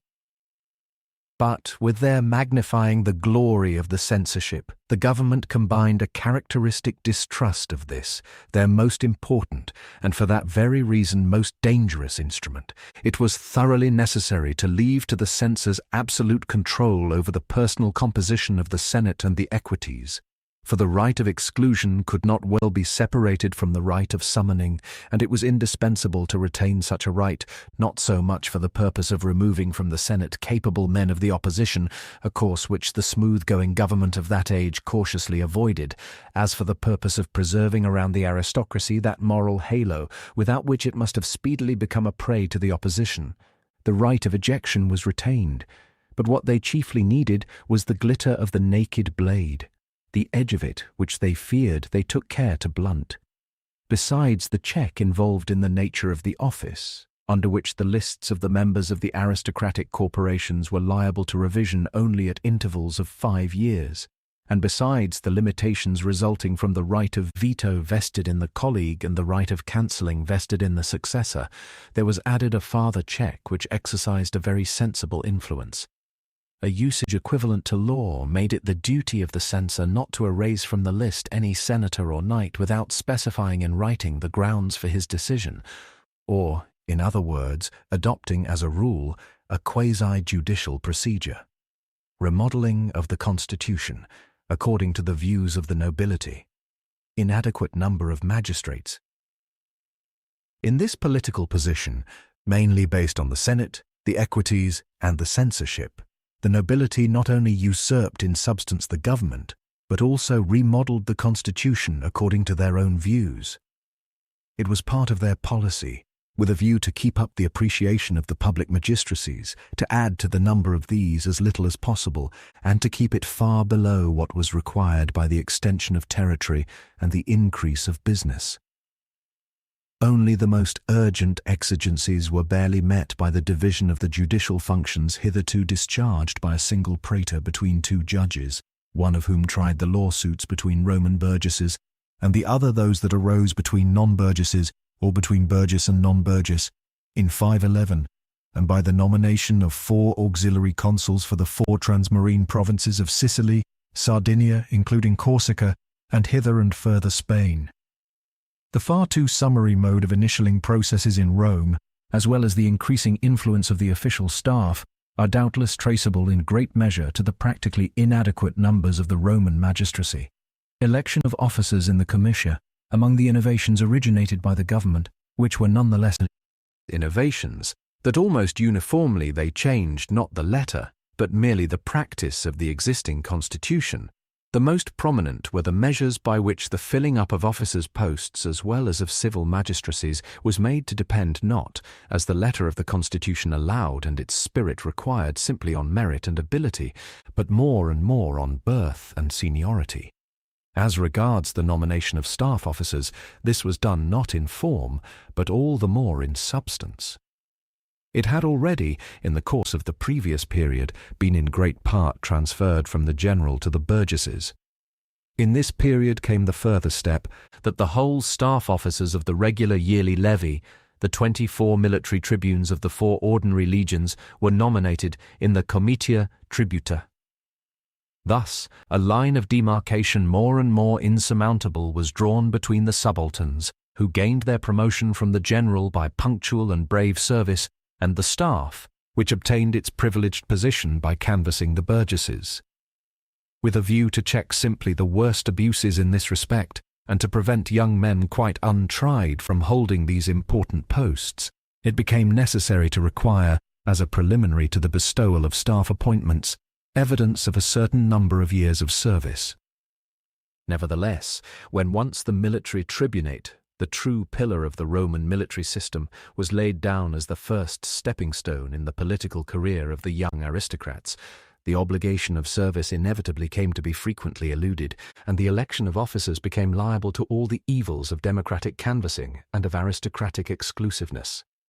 It was a cutting commentary on the new institution that in serious wars, as in 583, it was found necessary to suspend this democratic mode of electing officers and to leave once more to the general the nomination of his staff. Restrictions on the election of consuls and censors. In the case of civil offices, the first and chief object was to limit re-election to the supreme magistracies. This was certainly necessary if the presidency of annual kings was not to be an empty name, and even in the preceding period re-election to the consulship was not permitted till after the lapse often years, while in the case if the censorship it was altogether forbidden.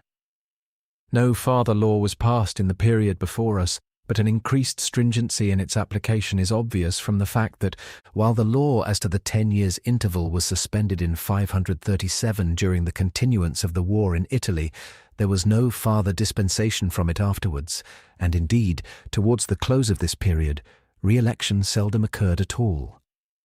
Moreover, towards the end of this epoch, a decree of the people was issued, binding the candidates for public magistracies to undertake them in a fixed order of succession, and to observe certain intervals between the offices and certain limits of age. Custom, indeed, had long prescribed both of these, but it was a sensibly felt restriction of the freedom of election when the customary qualification was raised into a legal requirement, and the right of disregarding such requirements in extraordinary cases was withdrawn from the elective body.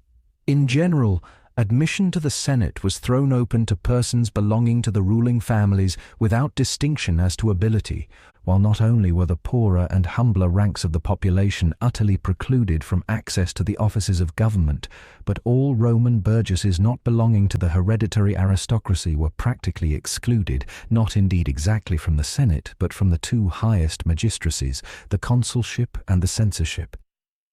After Manius Curius and Gaius Fabricius, no instance can be pointed out of a consul who did not belong to the social aristocracy, and probably no instance of the kind occurred at all. But the number of the gentes, which appear for the first time in the lists of consuls and censors in the half-century from the beginning of the war with Hannibal to the close of that with Perseus, is extremely limited, and by far the most of these, such as the Flaminii, Terentii, Porcii, Acilii, and Laelii, may be referred to elections by the opposition, or are traceable to special aristocratic connections. The election of Gaius Laelius in 564, for instance, was evidently due to the Scipios. The exclusion of the poorer classes from the government was, no doubt, required by the altered circumstances of the case. Now that Rome had ceased to be a purely Italian state and had adopted Hellenic culture, it was no longer possible to take a small farmer from the plough and to set him at the head of the community. But it was neither necessary nor beneficial that the elections should almost without exception be confined to the narrow circle of the curule houses, and that a new man could only make his way into that circle by a sort of usurpation. No doubt a certain hereditary character was inherent not merely in the nature of the Senate as an institution, insofar as it rested from the outset on a representation of the clans, but in the nature of aristocracy generally, insofar as statesmanly wisdom and statesmanly experience are bequeathed from the able father to the able son, and the inspiring spirit of an illustrious ancestry fans every noble spark within the human breast into speedier and more brilliant flame. In this sense, the Roman aristocracy had been at all times hereditary. In fact, it had displayed its hereditary character with great naivete in the old custom of the senator taking his sons with him to the Senate, and of the public magistrate decorating his sons, as it were by anticipation, with the insignia of the highest official honor, the purple border of the consular and the golden amulet case of the triumphator. But while in the earlier period the hereditariness of the outward dignity had been to a certain extent conditioned by the inheritance of intrinsic worth, and the senatorial aristocracy had guided the state not primarily by virtue of hereditary right, but by virtue of the highest of all rights of representation, the right of the excellent, as contrasted with the ordinary man, it sank in this epoch, and with specially great rapidity after the end of the Hannibalic War, from its original high position as the aggregate of those in the community who were most experienced in counsel and action, down to an order of lords filling up its ranks by hereditary succession and exercising collegiate misrule. Family government indeed, matters had already at this time reached such a height that out of the grave evil of oligarchy there emerged the still worse evil of usurpation of power by particular families. We have already spoken of the offensive family policy of the conqueror of Zama, and of his unhappily successful efforts to cover with his own laurels the incapacity and pitifulness of his brother. And the nepotism of the Flaminini was, if possible, still more shameless and scandalous than that of the Scipios. Absolute freedom of election, in fact, turned to the advantage of such coteries far more than of the electing body. The election of Marcus Valerius Corvus to the consulship at 23 had doubtless been for the benefit of the state, but now, when Scipio obtained the aedileship at 23 and the consulate at 30, and Flamininus, while not yet 30 years of age, rose from the quaestorship to the consulship, such proceedings involved serious danger to the Republic. Things had already reached such a pass that the only effective barrier against family rule and its consequences had to be found in a government strictly oligarchical, and this was the reason why even the party otherwise opposed to the oligarchy agreed to restrict the freedom of election, government of the nobility. Internal administration. The government bore the stamp of this gradual change in the spirit of the governing class. It is true that the administration of external affairs was still dominated at this epoch by that consistency and energy by which the rule of the Roman community over Italy had been established.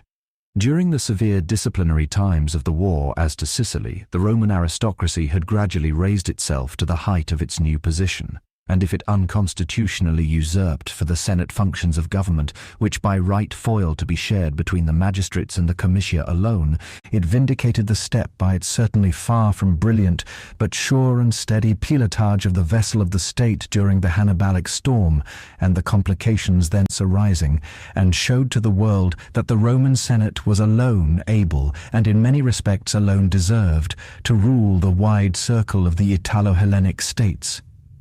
But admitting the noble attitude of the ruling Roman Senate in opposition to the outward foe, an attitude crowned with the noblest results, we may not overlook the fact that in the less conspicuous and yet far more important and far more difficult administration of the internal affairs of the state, both the treatment of the existing arrangements and the new institutions betray an almost opposite spirit, or, to speak more correctly, indicate that the opposite tendency has already acquired the predominance in this field.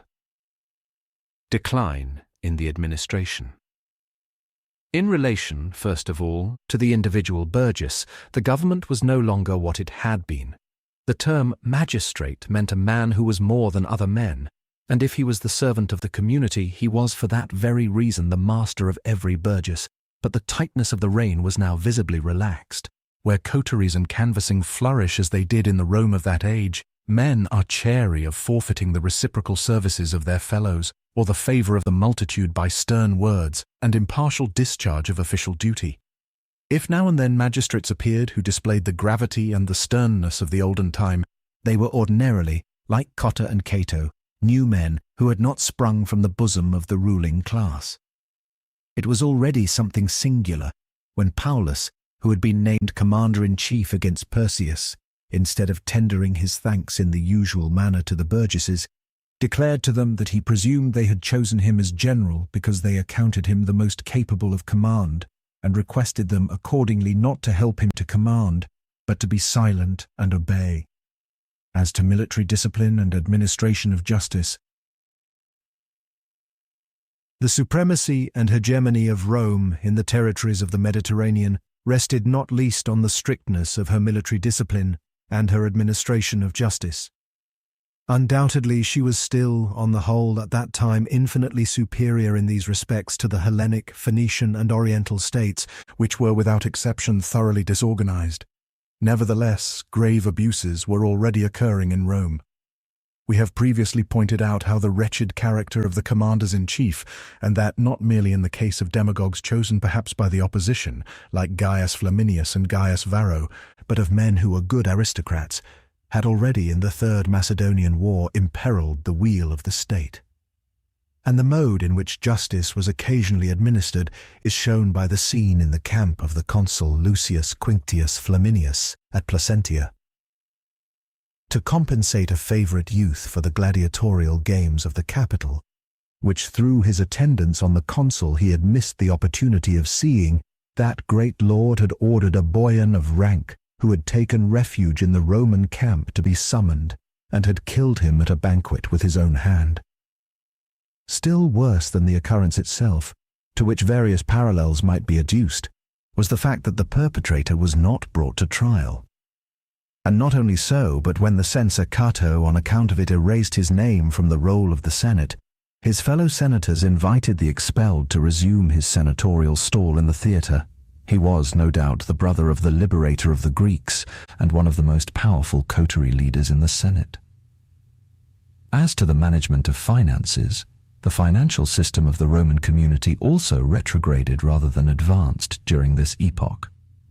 The amount of their revenues, indeed, was visibly on the increase. The indirect taxes, there were no direct taxes in Rome, increased in consequence of the enlargement of the Roman territory, which rendered it necessary, for example, to institute new customs offices along the Campanian and Bruttian coasts at Puteoli, Castra, Squillace, and elsewhere, in 555 and 575. The same reason led to the new salt tariff of 550, fixing the scale of prices at which salt was to be sold in the different districts of Italy, as it was no longer possible to furnish salt at one and the same price to the Roman burgesses now scattered throughout the land. But, as the Roman government probably supplied the burgesses with salt at cost price, if not below it, this financial measure yielded no gain to the state. Still more considerable was the increase in the produce of the domains. The duty indeed, which of right was payable to the treasury from the Italian domain lands granted for occupation, was in the great majority of cases neither demanded nor paid. On the other hand, the scriptura was retained, and not only so, but the domains recently acquired in the Second Punic War, particularly the greater portion of the territory of Capua and that of Leontini, instead of being given up to occupation, were parcelled out and let to petty temporary lessees, and the attempts at occupation made in these cases were opposed with more than usual energy by the government, by which means the state acquired a considerable and secure source of income. The mines of the state also, particularly the important Spanish mines, were turned to profit on lease. Lastly, the revenue was augmented by the tribute of the transmarine subjects. From extraordinary sources, very considerable sums accrued during this epoch to the state treasury, particularly the produce of the spoil in the war with Antiochus, 200 millions of sesterces, £2 million, and that of the war with Perseus, 210 millions of sesterces, £2,100,000, the latter the largest sum in cash which ever came at one time into the Roman treasury. But this increase of revenue was for the most part counterbalanced by the increasing expenditure. The provinces, Sicily perhaps excepted, probably cost nearly as much as they yielded. The expenditure on highways and other structures rose in proportion to the extension of territory. The repayment also of the advances, tributa, received from the freeholder burgesses during times of severe war formed a burden for many a year afterwards on the Roman treasury. To these fell to be added very considerable losses occasioned to the revenue by the mismanagement, negligence or connivance of the supreme magistrates, of the conduct of the officials in the provinces, of their luxurious living at the expense of the public purse, of their embezzlement more especially of the spoil, of the incipient system of bribery and extortion, we shall speak in the sequel. How the state fared generally as regarded the farming of its revenues and the contracts for supplies and buildings may be estimated from the circumstance that the Senate resolved in 587 to desist from the working of the Macedonian mines that had fallen to Rome, because the lessees of the minerals would either plunder the subjects or cheat the exchequer. Truly a naive confession of impotence, in which the controlling board pronounced its own censure.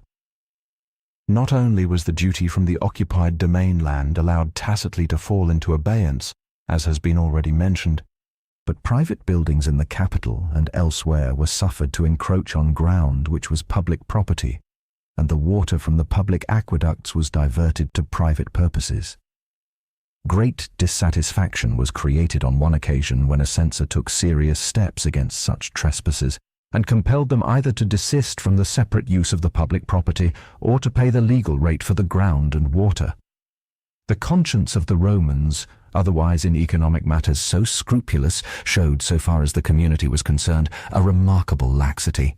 He who steals from a burgess, said Cato, ends his days in chains and fetters, but he who steals from the community ends them in gold and purple. If, notwithstanding the fact that the public property of the Roman community was fearlessly and with impunity plundered by officials and speculators, Polybius still lays stress on the rarity of embezzlement in Rome, while Greece could hardly produce a single official who had not touched the public money, and on the honesty with which a Roman commissioner or magistrate would, upon his simple word of honour, administer enormous sums, while in the case of the paltriest sum in Greece 10 letters were sealed, and 20 witnesses were required, and yet everybody cheated.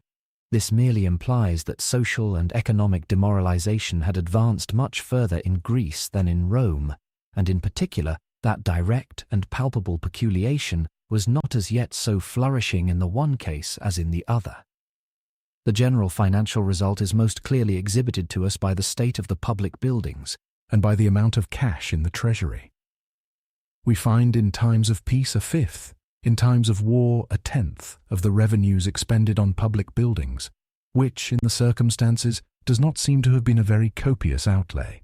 With these sums, as well as with fines which were not directly payable into the treasury, much was doubtless done for the repair of the highways in and near the capital, for the formation of the chief Italian roads, and for the construction of public buildings. Perhaps the most important of the building operations in the capital, known to belong to this period, was the great repair and extension of the network of sewers throughout the city, contracted for probably in 570, for which 24 million sesterces, £240,000, were set apart at once, and to which it may be presumed that the portions of the cloaca still extant, at least in the main, belong. To all appearance, however, even apart from the severe pressure of war, this period was inferior to the last section of the preceding epoch in respect of public buildings. Between 482 and 607 no new aqueduct was constructed at Rome. The treasure of the state no doubt increased, the last reserve in 545 when they found themselves under the necessity of laying hands on it, amounted only to £164,000, £4,000 of gold, whereas a short time after the close of this period close on £860,000 in precious metals were stored in the treasury. But when we take into account the enormous extraordinary revenues which in the generation after the close of the Hannibalic War came into the Roman treasury, the latter sum surprises us rather by its smallness than by its magnitude. So far as with the extremely meagre statements before us, it is allowable to speak of results, the finances of the Roman state exhibit doubtless an excess of income over expenditure, but are far from presenting a brilliant result as a whole. Italian subjects. Passive burgesses. The change in the spirit of the government was most distinctly apparent in the treatment of the Italian and extra-Italian subjects of the Roman community.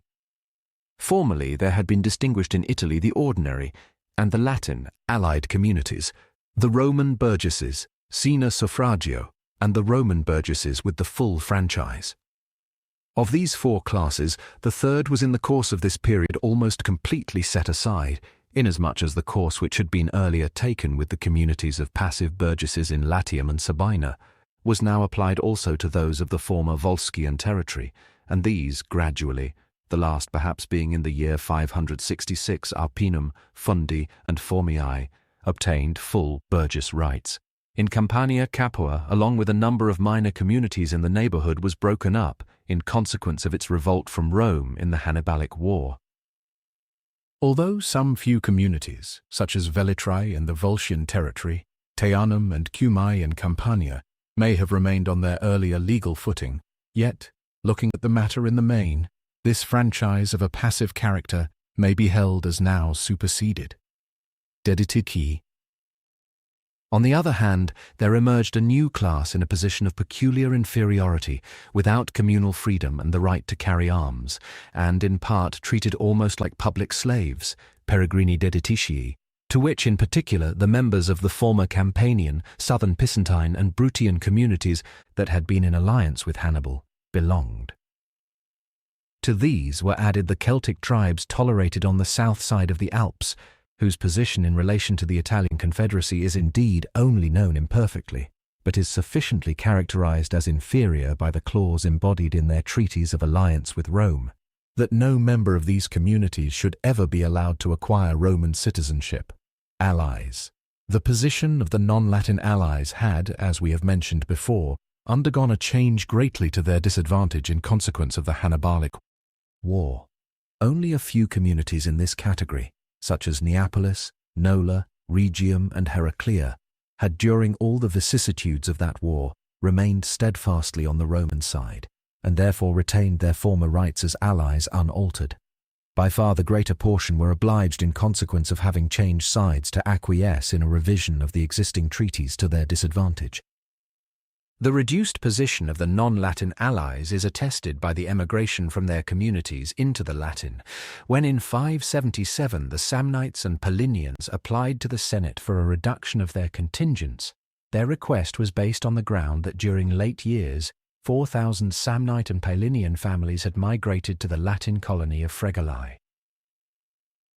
Latins that the Latins, which term now denoted the few towns in Old Latium that were not included in the Roman Burgess Union, such as Tibur and Praeneste, the allied cities placed in law on the same footing with them, such as several of the Hernican towns, and the Latin colonies dispersed throughout Italy, were still at this time in a better position, is implied in their very name, but they too had, in proportion, hardly less deteriorated.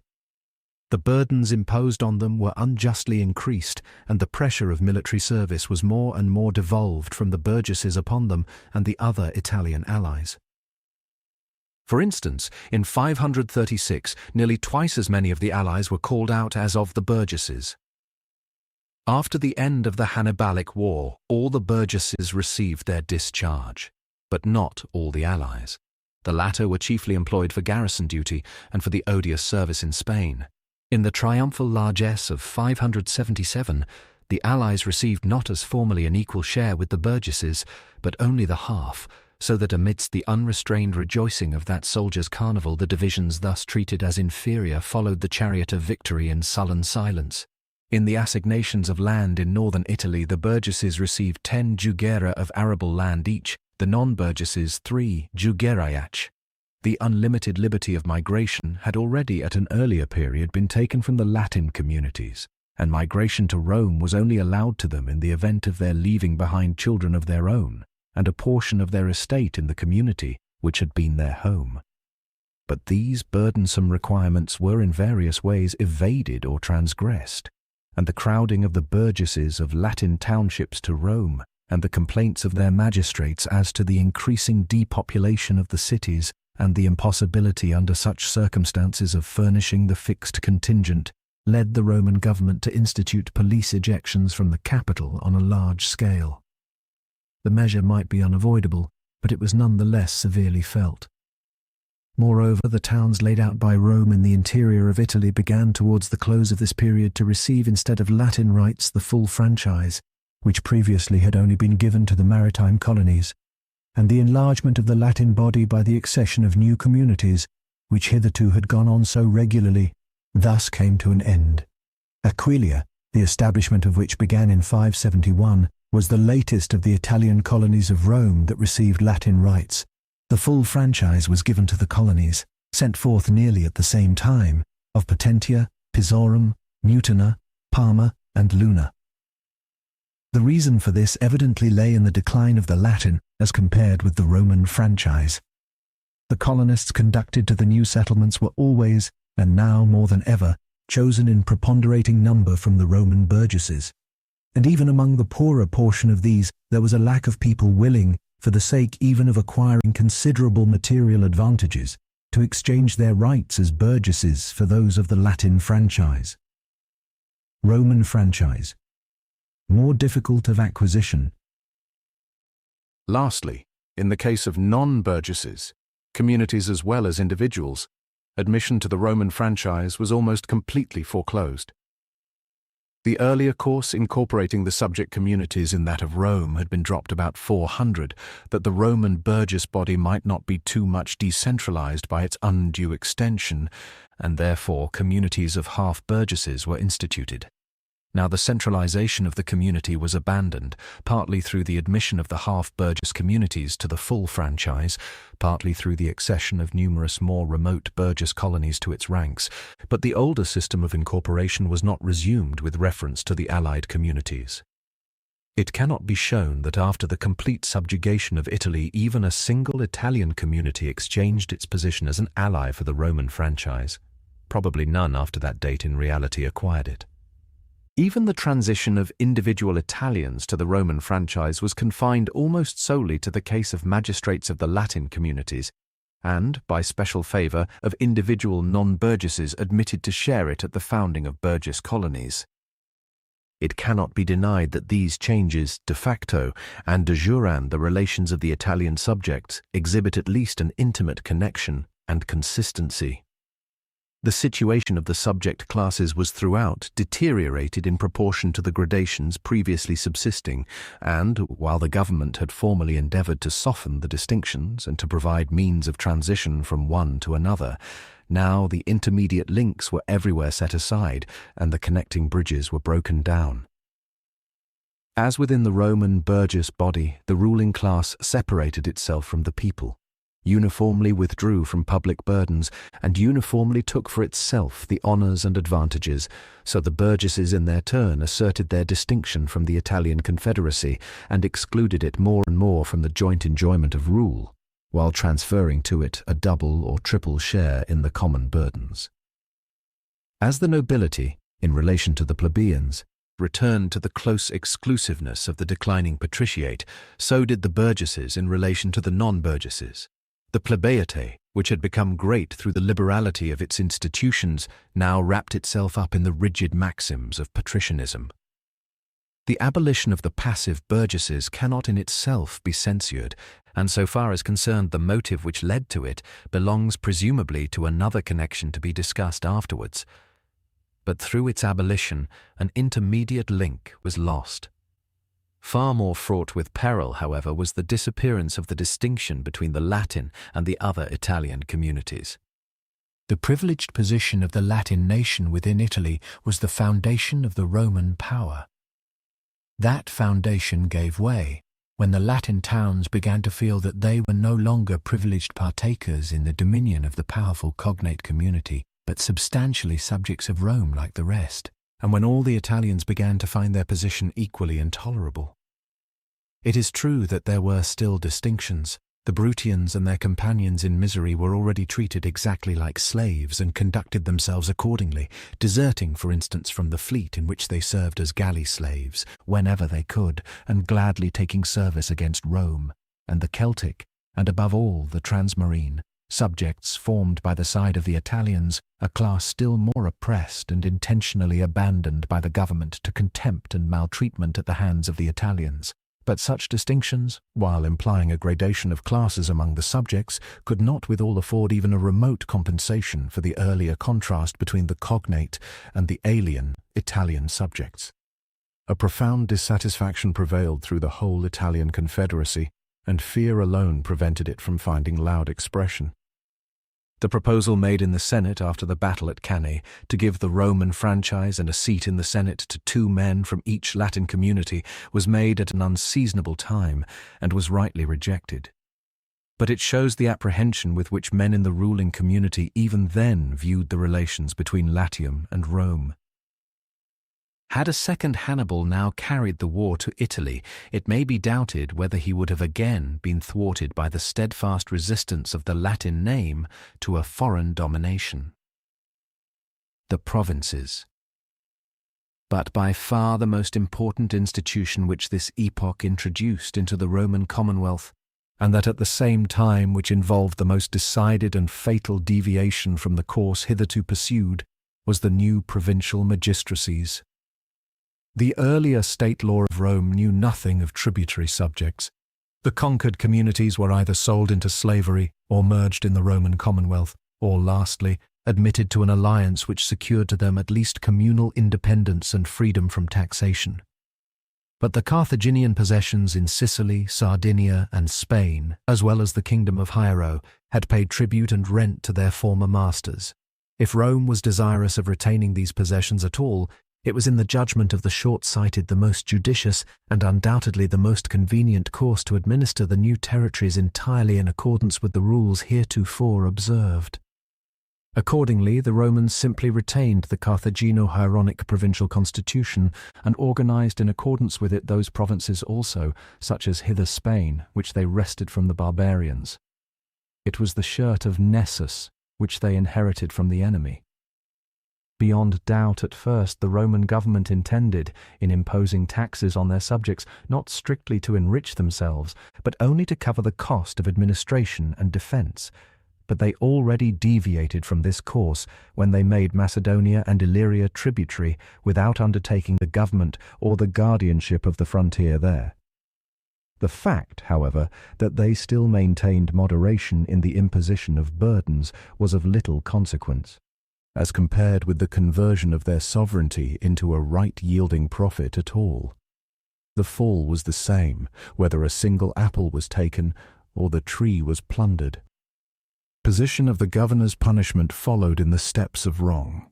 The new provincial system necessitated the appointment of governors, whose position was absolutely incompatible not only with the welfare of the provinces, but with the Roman constitution. As the Roman community in the provinces took the place of the former ruler of the land, so their governor appeared there in the king's stead. The Sicilian praetor, for example, resided in the palace of Hiero at Syracuse. It is true that by right the governor nevertheless ought to administer his office with republican honesty and frugality. Cato, when governor of Sardinia, appeared in the town subject to him on foot and attended by a single servant, who carried his coat and sacrificial ladle. And when he returned home from his Spanish governorship, he sold his war horse beforehand, because he did not hold himself entitled to charge the state with the expenses of its transport. There is no question that the Roman governors, although certainly but few of them pushed their conscientiousness, like Cato, to the verge of being niggardly and ridiculous, made in many cases a powerful impression on the subjects, more especially on the frivolous and unstable Greeks, by their old-fashioned piety, by the reverential stillness prevailing at their repasts, by their comparatively upright administration of office and of justice, especially by their proper severity towards the worst bloodsuckers of the provincials, the Roman revenue farmers and bankers, and in general by the gravity and dignity of their department. The provincials found their government comparatively tolerable. They had not been pampered by their Carthaginian stewards and Syracusan masters, and they were soon to find occasion for recalling with gratitude the present rods as compared with the coming scorpions. It is easy to understand how, in later times, the 6th century of the city appeared as the golden era of provincial rule. But it was not practicable for any length of time to be at once republican and king. Playing the part of governors demoralized the Roman ruling class with fearful rapidity. Haughtiness and arrogance towards the provincials were so natural in the circumstances as scarcely to form matter of reproach against the individual magistrate. But already it was a rare thing, and the rarer because the government adhered rigidly to the old principle of not paying public officials, that a governor returned with quite clean hands from his province. It was already remarked upon as something singular that Paulus, the conqueror of Pydna, did not take money. The bad custom of delivering to the governor honorary wine and other voluntary gifts seems as old as the provincial constitution itself, and may perhaps have been a legacy from the Carthaginians. Even Cato, in his administration of Sardinia in 556, had to content himself with regulating and moderating such contributions. The right of the magistrates, and of those travelling on the business of the state generally, to free quarters and free conveyance, was already employed as a pretext for exactions. The more important right of the magistrate to make requisitions of grain in his province, partly for the maintenance of himself and his retinue, in Kellam, partly for the provisioning of the army in case of war, or on other special occasions at a fair valuation, was already so scandalously abused that on the complaint of the Spaniards, the Senate in 583 found it necessary to withdraw from the governors the right of fixing the price of the supplies for either purpose. Requisitions had begun to be made on the subjects even for the popular festivals in Rome. The unmeasured vexatious demands made on the Italian as well as extra-Italian communities by the aedile Tiberius Sempronius Gracchus for the festival which he had to provide, induced the Senate officially to interfere against them. The liberties which Roman magistrates at the close of this period allowed themselves to take not only with the unhappy subjects, but even with the dependent free states and kingdoms, are illustrated by the raids of Gaius Volso in Asia Minor, and above all by the scandalous proceedings in Greece during the war with Perseus. Control over the governor's supervision of the Senate over the provinces and their governors. The government had no right to be surprised at such things, for it provided no serious check on the excesses of this capricious military administration. Judicial control, it is true, was not entirely wanting. Although, according to the universal but more than questionable rule of allowing no complaint to be brought against a commander-in-chief during his term of office, the Roman governor could ordinarily be called to account only after the mischief had been done, yet he was amenable both to a criminal and to a civil prosecution. In order to the institution of the former, a tribune of the people, by virtue of the judicial power pertaining to him, had to take the case in hand and bring it to the bar of the people. The civil action was remitted by the senator, who administered the corresponding praetorship to a jury appointed, according to the constitution of the tribunal in those times, from the ranks of the Senate. In both cases, therefore, the control lay in the hands of the ruling class, and although the latter was still sufficiently upright and honourable not absolutely to set aside well-founded complaints, and the Senate, even in various instances, at the call of those aggrieved, condescended itself to order the institution of a civil process, yet the complaints of poor men and foreigners against powerful members of the ruling aristocracy, submitted to judges and jurymen far remote from the scene, and, if not involved in the like guilt, at least belonging to the same order as the accused, could from the first only reckon on success in the event of the wrong being clear and crying, and to complain in vain was almost certain destruction. The aggrieved no doubt found a sort of support in the hereditary relations of clientship, which the subject cities and provinces entered into with their conquerors and other Romans brought into close contact with them.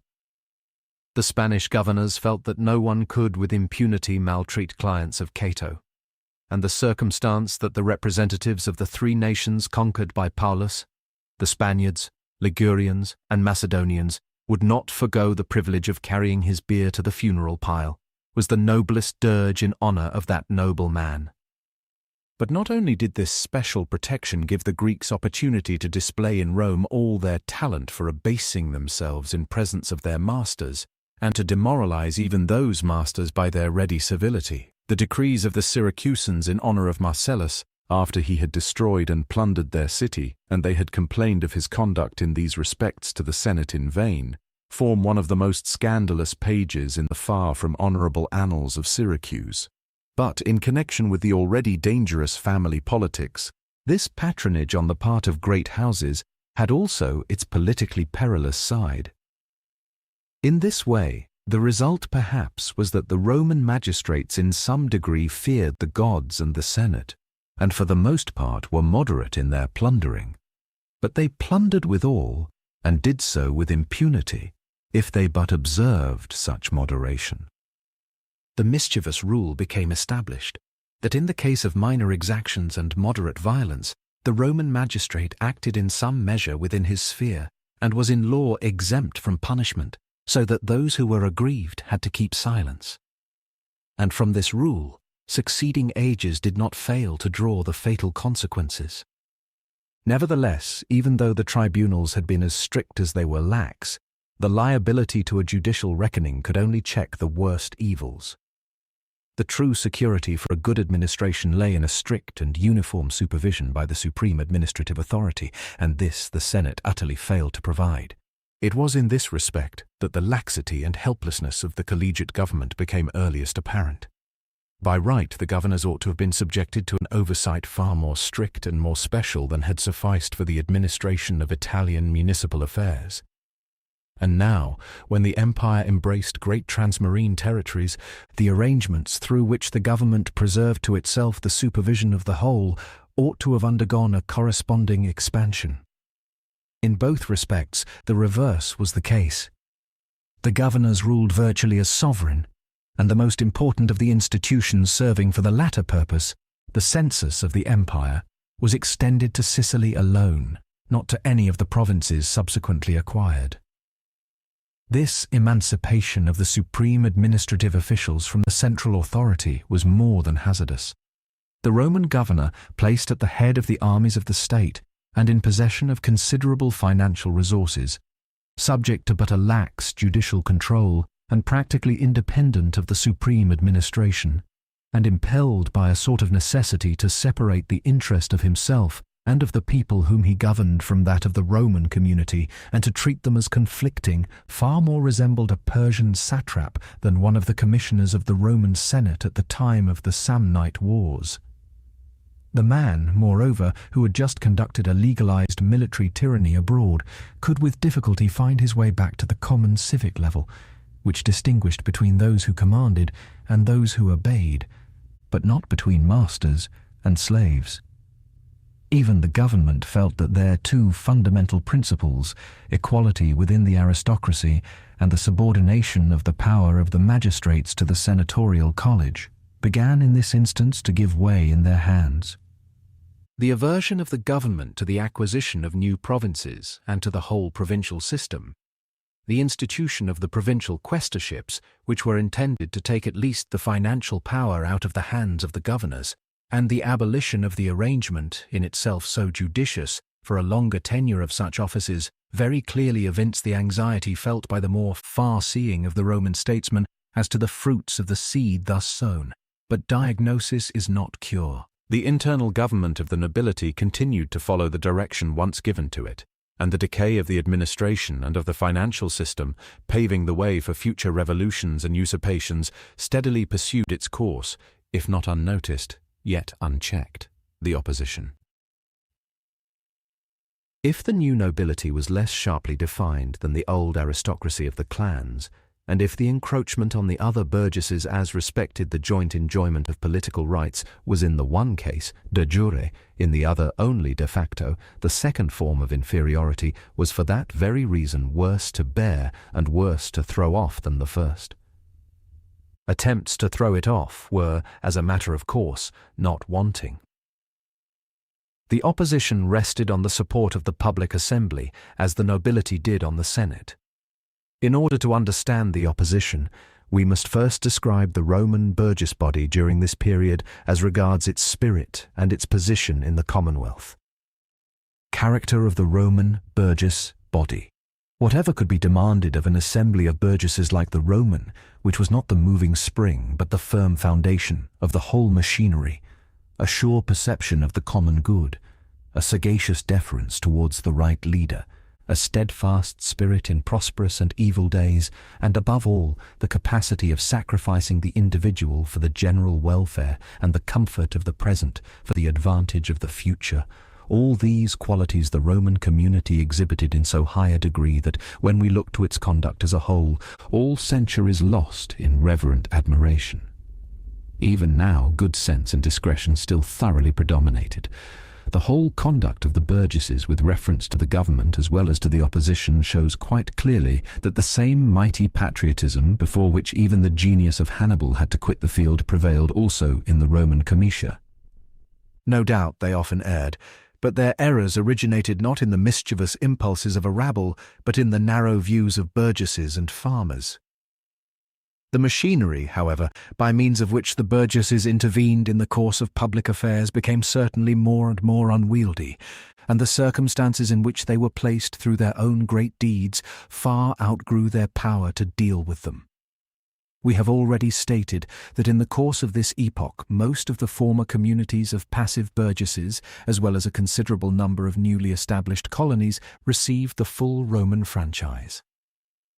At the close of this period, the Roman burgess body, in a tolerably compact mass, filled Latium in its widest sense, Sabina, and a part of Campania, so that it reached on the west coast northward to Caira and southward to Cumae. Within this district there were only a few cities not included in it, such as Tibur, Praeneste, Signia, Norba, and Ferentinum. To this fell to be added the maritime colonies on the coasts of Italy which uniformly possessed the full Roman franchise, the Picenian and Transapennine colonies of the most recent times, to which the franchise must have been conceded, and a very considerable number of Roman burgesses, who, without forming separate communities in a strict sense, were scattered throughout Italy in market villages and hamlets, fora et conciliabula. To some extent the unwieldiness of a civic community so constituted was remedied, for the purposes of justice and of administration, by the deputy judges previously mentioned, and already perhaps the maritime and the new Picenian and Transapennine colonies exhibited at least the first lineaments of the system under which afterwards smaller urban communities were organized within the great city commonwealth of Rome. But in all political questions, the primary assembly in the Roman Forum remained alone entitled to act, and it is obvious at a glance that this assembly was no longer, in its composition or in its collective action, what it had been when all the persons entitled to vote could exercise their privilege as citizens by leaving their farms in the morning and returning home the same evening. Moreover, the government, whether from want of judgment, from negligence, or from any evil design we cannot tell, no longer as formerly enrolled the communities admitted to the franchise after 513 in newly instituted election districts, but included them along with others in the old, so that gradually each tribe came to be composed of different townships scattered over the whole Roman territory. Election districts such as these, containing on an average 8,000, the urban naturally having more, the rural fewer, persons entitled to vote without local connection or inward unity, no longer admitted of any definite leading or of any satisfactory previous deliberation, disadvantages which must have been the more felt, since the voting itself was not preceded by any free debate. Moreover, while the burgesses had quite sufficient capacity to discern their communal interests, it was foolish and utterly ridiculous to leave the decision of the highest and most difficult questions which the power that ruled the world had to solve to a well-disposed but fortuitous concourse of Italian farmers, and to allow the nomination of generals and the conclusion of treaties of state to be finally judged of by people who understood neither the grounds nor the consequences of their decrees. In all matters transcending mere communal affairs, the Roman primary assemblies accordingly played a childish and even silly part.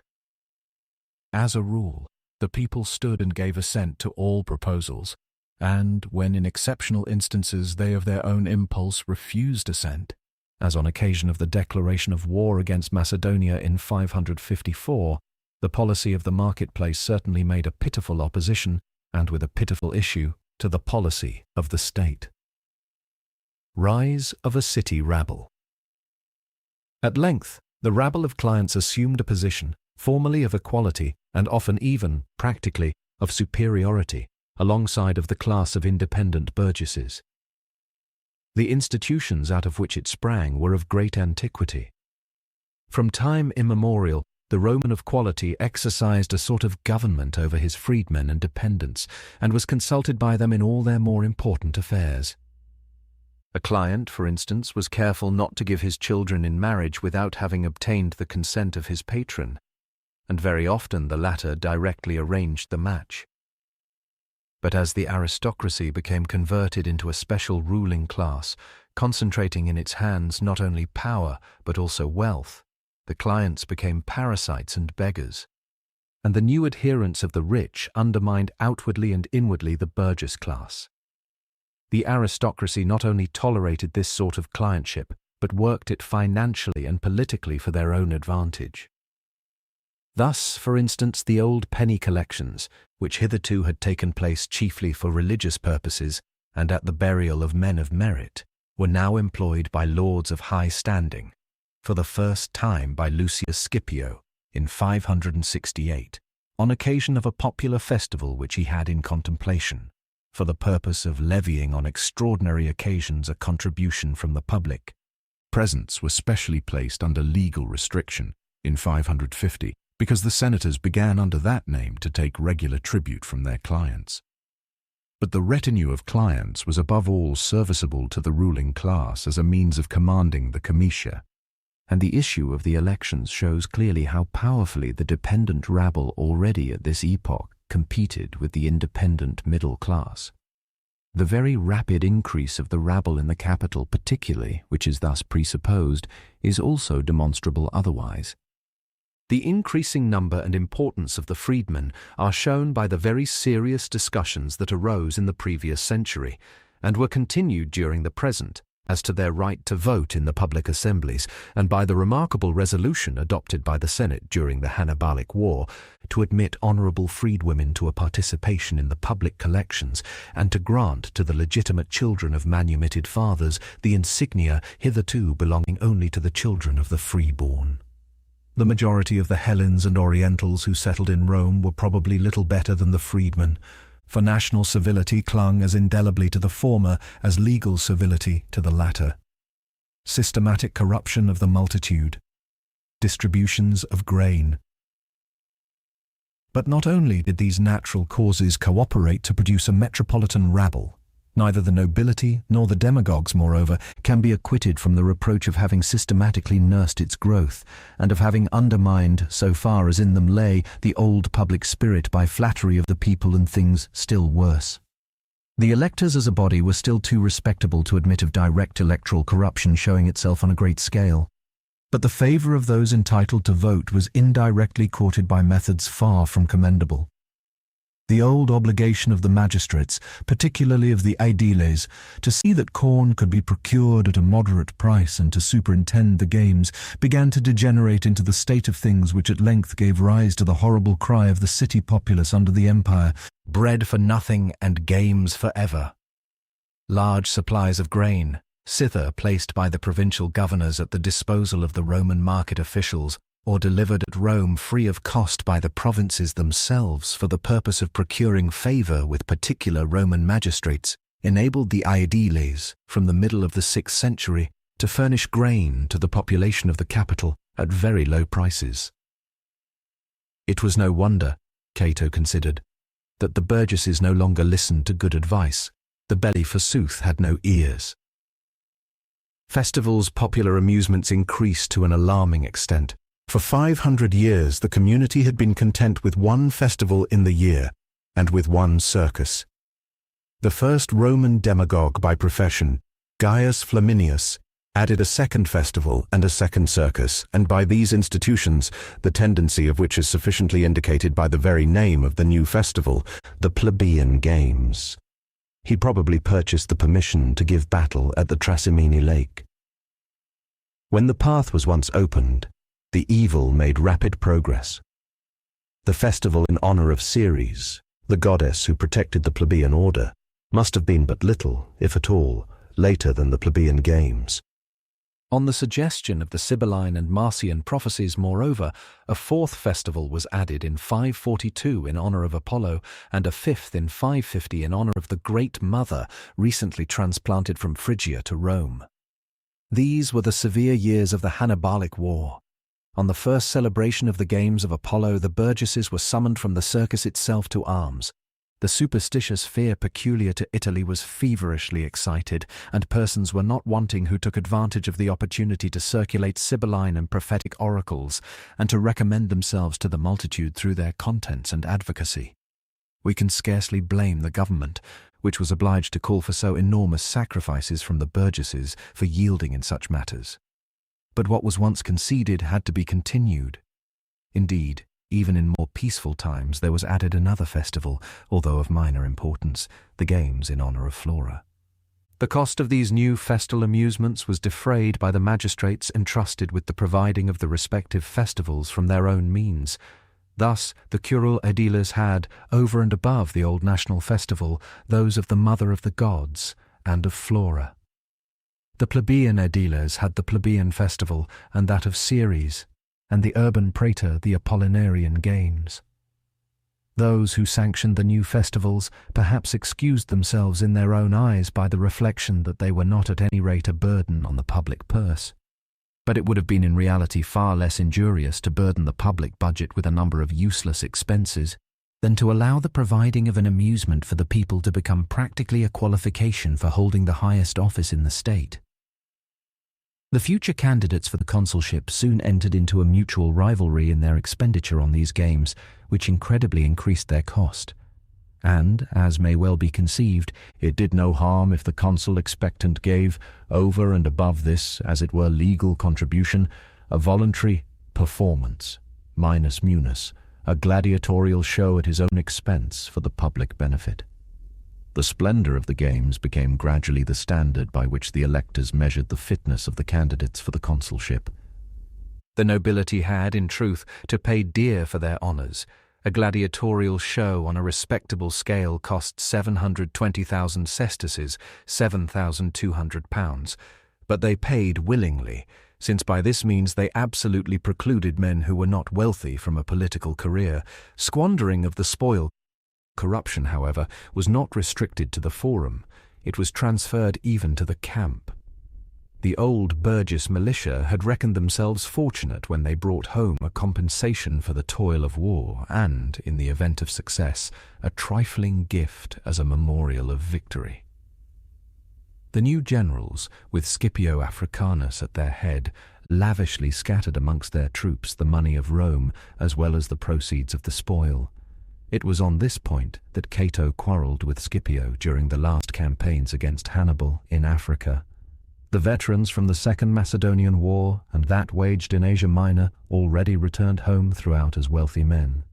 Even the better class began to commend a general who did not appropriate the gifts of the provincials and the gains of war entirely to himself and his immediate followers, and from whose camp not a few men returned with gold, and many with silver in their pockets.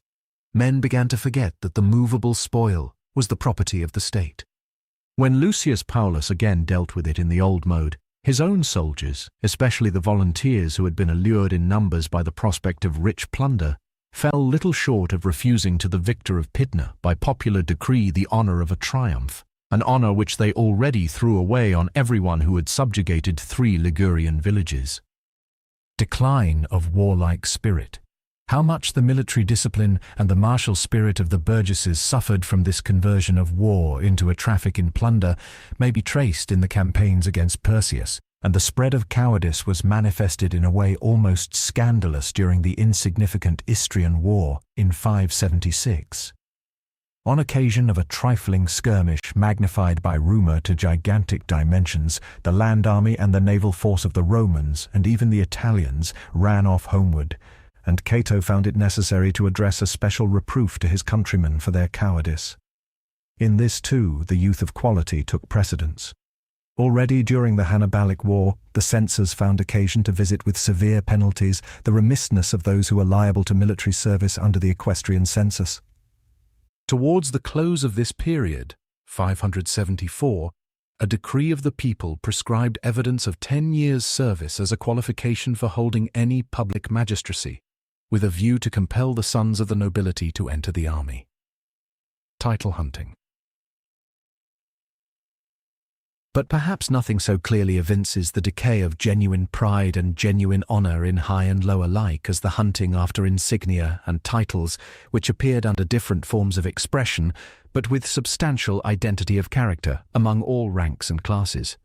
So urgent was the demand for the honour of a triumph that there was difficulty in upholding the old rule, which accorded a triumph only to the ordinary supreme magistrate who augmented the power of the commonwealth in open battle, and thereby, it is true, not unfrequently excluded from that honour the very authors of the most important successes. There was a necessity for acquiescence, while those generals who had in vain solicited or had no prospect of attaining a triumph from the Senate or the burgesses marched in triumph on their own account at least to the Alban Mount, first in 523. No combat with a Ligurian or Corsican horde was too insignificant to be made a pretext for demanding a triumph. In order to put an end to the trade of peaceful triumphators, such as were the consuls of 574, the granting of a triumph was made to depend on the producing proof of a pitched battle which had cost the lives of at least 5,000 of the enemy. But this proof was frequently evaded by false bulletins. Already in houses of quality, many an enemy's armour might be seen to glitter, which had by no means come thither from the field of battle. While formerly the commander-in-chief of the 1 year had reckoned it an honour to serve next year on the staff of his successor, the fact that the consular Cato took service as a military tribune under Tiberius Sempronius Longus and Manius Glabrio, 563, was now regarded as a demonstration against the new-fashioned arrogance. Formerly the thanks of the community once for all had sufficed for service rendered to the state. Now every meritorious act seemed to demand a permanent distinction. Already Gaius Duilius, the victor of Mylae, had gained an exceptional permission that, when he walked in the evening through the streets of the capital, he should be preceded by a torch-bearer and a piper. Statues and monuments, very often erected at the expense of the person whom they purported to honour, became so common that it was ironically pronounced a distinction to have none. But such merely personal honours did not long suffice. A custom came into vogue, by which the victor and his descendants derived a permanent surname from the victories they had won, a custom mainly established by the victor of Zama, who got it himself designated as the hero of Africa, his brother as the hero of Asia, and his cousin as the hero of Spain. The example set by the higher was followed by the humbler classes. When the ruling order did not disdain to settle the funeral arrangements for different ranks and to decree to the man who had been censor a purple winding sheet, it could not complain of the freedmen for desiring that their sons at any rate might be decorated with the much-envied purple border. The robe, the ring, and the amulet case distinguished not only the burgess and the burgess's wife from the foreigner and the slave, but also the person who was free-born from one who had been a slave. The son of free-born from the son of manumitted parents, the son of the knight and the senator from the common burgess, the descendant of a curule house from the common senator, and this in a community where all that was good and great was the work of civil equality. The dissension in the community was reflected in the ranks of the opposition. Resting on the support of the farmers, the patriots raised a loud cry for reform. Resting on the support of the mob in the capital, demagogism began its work. Although the two tendencies do not admit of being wholly separated but in various respects go hand in hand, it will be necessary to consider them apart. The Party of Reform. Cato. The Party of Reform emerges, as it were, personified in Marcus Porcius Cato. Cato, the last statesman of note belonging to that earlier system which restricted its ideas to Italy and was averse to universal empire, was for that reason accounted in after times the model of a genuine Roman of the antique stamp. He may with greater justice be regarded as the representative of the opposition of the Roman middle class to the new Hellenico-cosmopolite nobility. Brought up at the plough, he was induced to enter on a political career by the owner of a neighbouring estate, one of the few nobles who kept aloof from the tendencies of the age, Lucius Valerius Flaccus. That upright patrician deemed the rough Sabine farmer the proper man to stem the current of the times, and he was not deceived in his estimate. Beneath the aegis of Flaccus, and after the good old fashion serving his fellow citizens and the Commonwealth in counsel and action, Cato fought his way up to the consulate and a triumph, and even to the censorship. Having in his 17th year entered the Burgess army, he had passed through the whole Hannibalic War from the battle on the Trasimene Lake to that of Zama, had served under Marcellus and Fabius, under Nero and Scipio, and at Tarentum and Senna, in Africa, Sardinia, Spain and Macedonia, had shown himself capable as a soldier, a staff officer, and a general. He was the same in the forum as in the battlefield. His prompt and fearless utterance, his rough but pungent rustic wit, his knowledge of Roman law and Roman affairs, his incredible activity and his iron frame first brought him into notice in the neighbouring towns. And when at length he made his appearance on the greater arena of the Forum and the Senate House in the capital, constituted him the most influential advocate and political orator of his time. He took up the keynote first struck by Manius Curius, his ideal among Roman statesmen. Throughout his long life, he made it his task honestly, to the best of his judgment, to assail on all hands the prevailing declension. And even in his 85th year, he battled in the Forum with the new spirit of the times. He was anything but comely. He had green eyes, his enemies alleged, and red hair, and he was not a great man, still less a far-seeing statesman. Thoroughly narrow in his political and moral views, and having the ideal of the good old times always before his eyes and on his lips, he cherished an obstinate contempt for everything new. Deeming himself by virtue of his own austere life entitled to manifest an unrelenting severity and harshness towards everything and everybody, upright and honourable, but without a glimpse of any duty lying beyond the sphere of police order and of mercantile integrity, an enemy to all villainy and vulgarity, as well as to all refinement and geniality, and above all things the foe of his foes. He never made an attempt to stop evils at their source, but waged war throughout life against symptoms, and especially against persons. The ruling lords, no doubt, looked down with a lofty disdain on the ignoble growler, and believed, not without reason, that they were far superior. But fashionable corruption in and out of the Senate secretly trembled in the presence of the old censor of morals, with his proud republican bearing, of the scar-covered veteran from the Hannibalic War, and of the highly influential senator and the idol of the Roman farmers. He publicly laid before his noble colleagues, one after another, his list of their sins, certainly without being remarkably particular as to the proofs, and certainly also with a peculiar relish in the case of those who had personally crossed or provoked him. With equal fearlessness, he reproved and publicly scolded the burgesses for every new injustice and every fresh disorder. His vehement attacks provoked numerous enemies, and he lived in declared and irreconcilable hostility with the most powerful aristocratic coteries of the time, particularly the Scipios and Flaminini. He was publicly accused 44 times.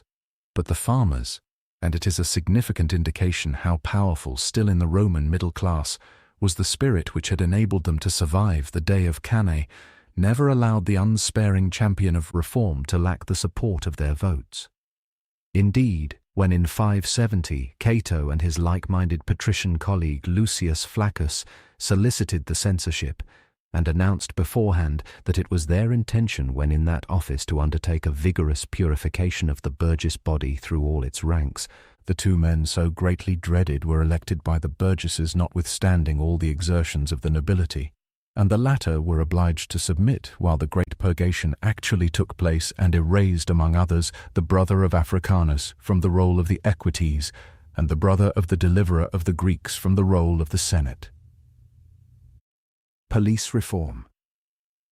This warfare directed against individuals, and the various attempts to repress the spirit of the age by means of justice and of police, however deserving of respect might be the sentiments in which they originated, could only at most stem the current of corruption for a short time. And, while it is remarkable that Cato was enabled in spite of that current, or rather by means of it, to play his political part, it is equally significant that he was as little successful in getting rid of the leaders of the opposite party as they were in getting rid of him. The processes of count and reckoning instituted by him and by those who shared his views before the burgesses uniformly remained, at least in the cases that were of political importance, quite as ineffectual as the counter-accusations directed against him. Nor was much more effect produced by the police laws, which were issued at this period in unusual numbers, especially for the restriction of luxury and for the introduction of a frugal and orderly housekeeping, and some of which have still to be touched on in our view of the national economics. Assignations of land. Far more practical and more useful were the attempts made to counteract the spread of decay by indirect means, among which, beyond doubt, the assignations of new farms out of the domain land occupy the first place. These assignations were made in great numbers and of considerable extent in the period between the First and Second War with Carthage, and again from the close of the latter till towards the end of this epoch.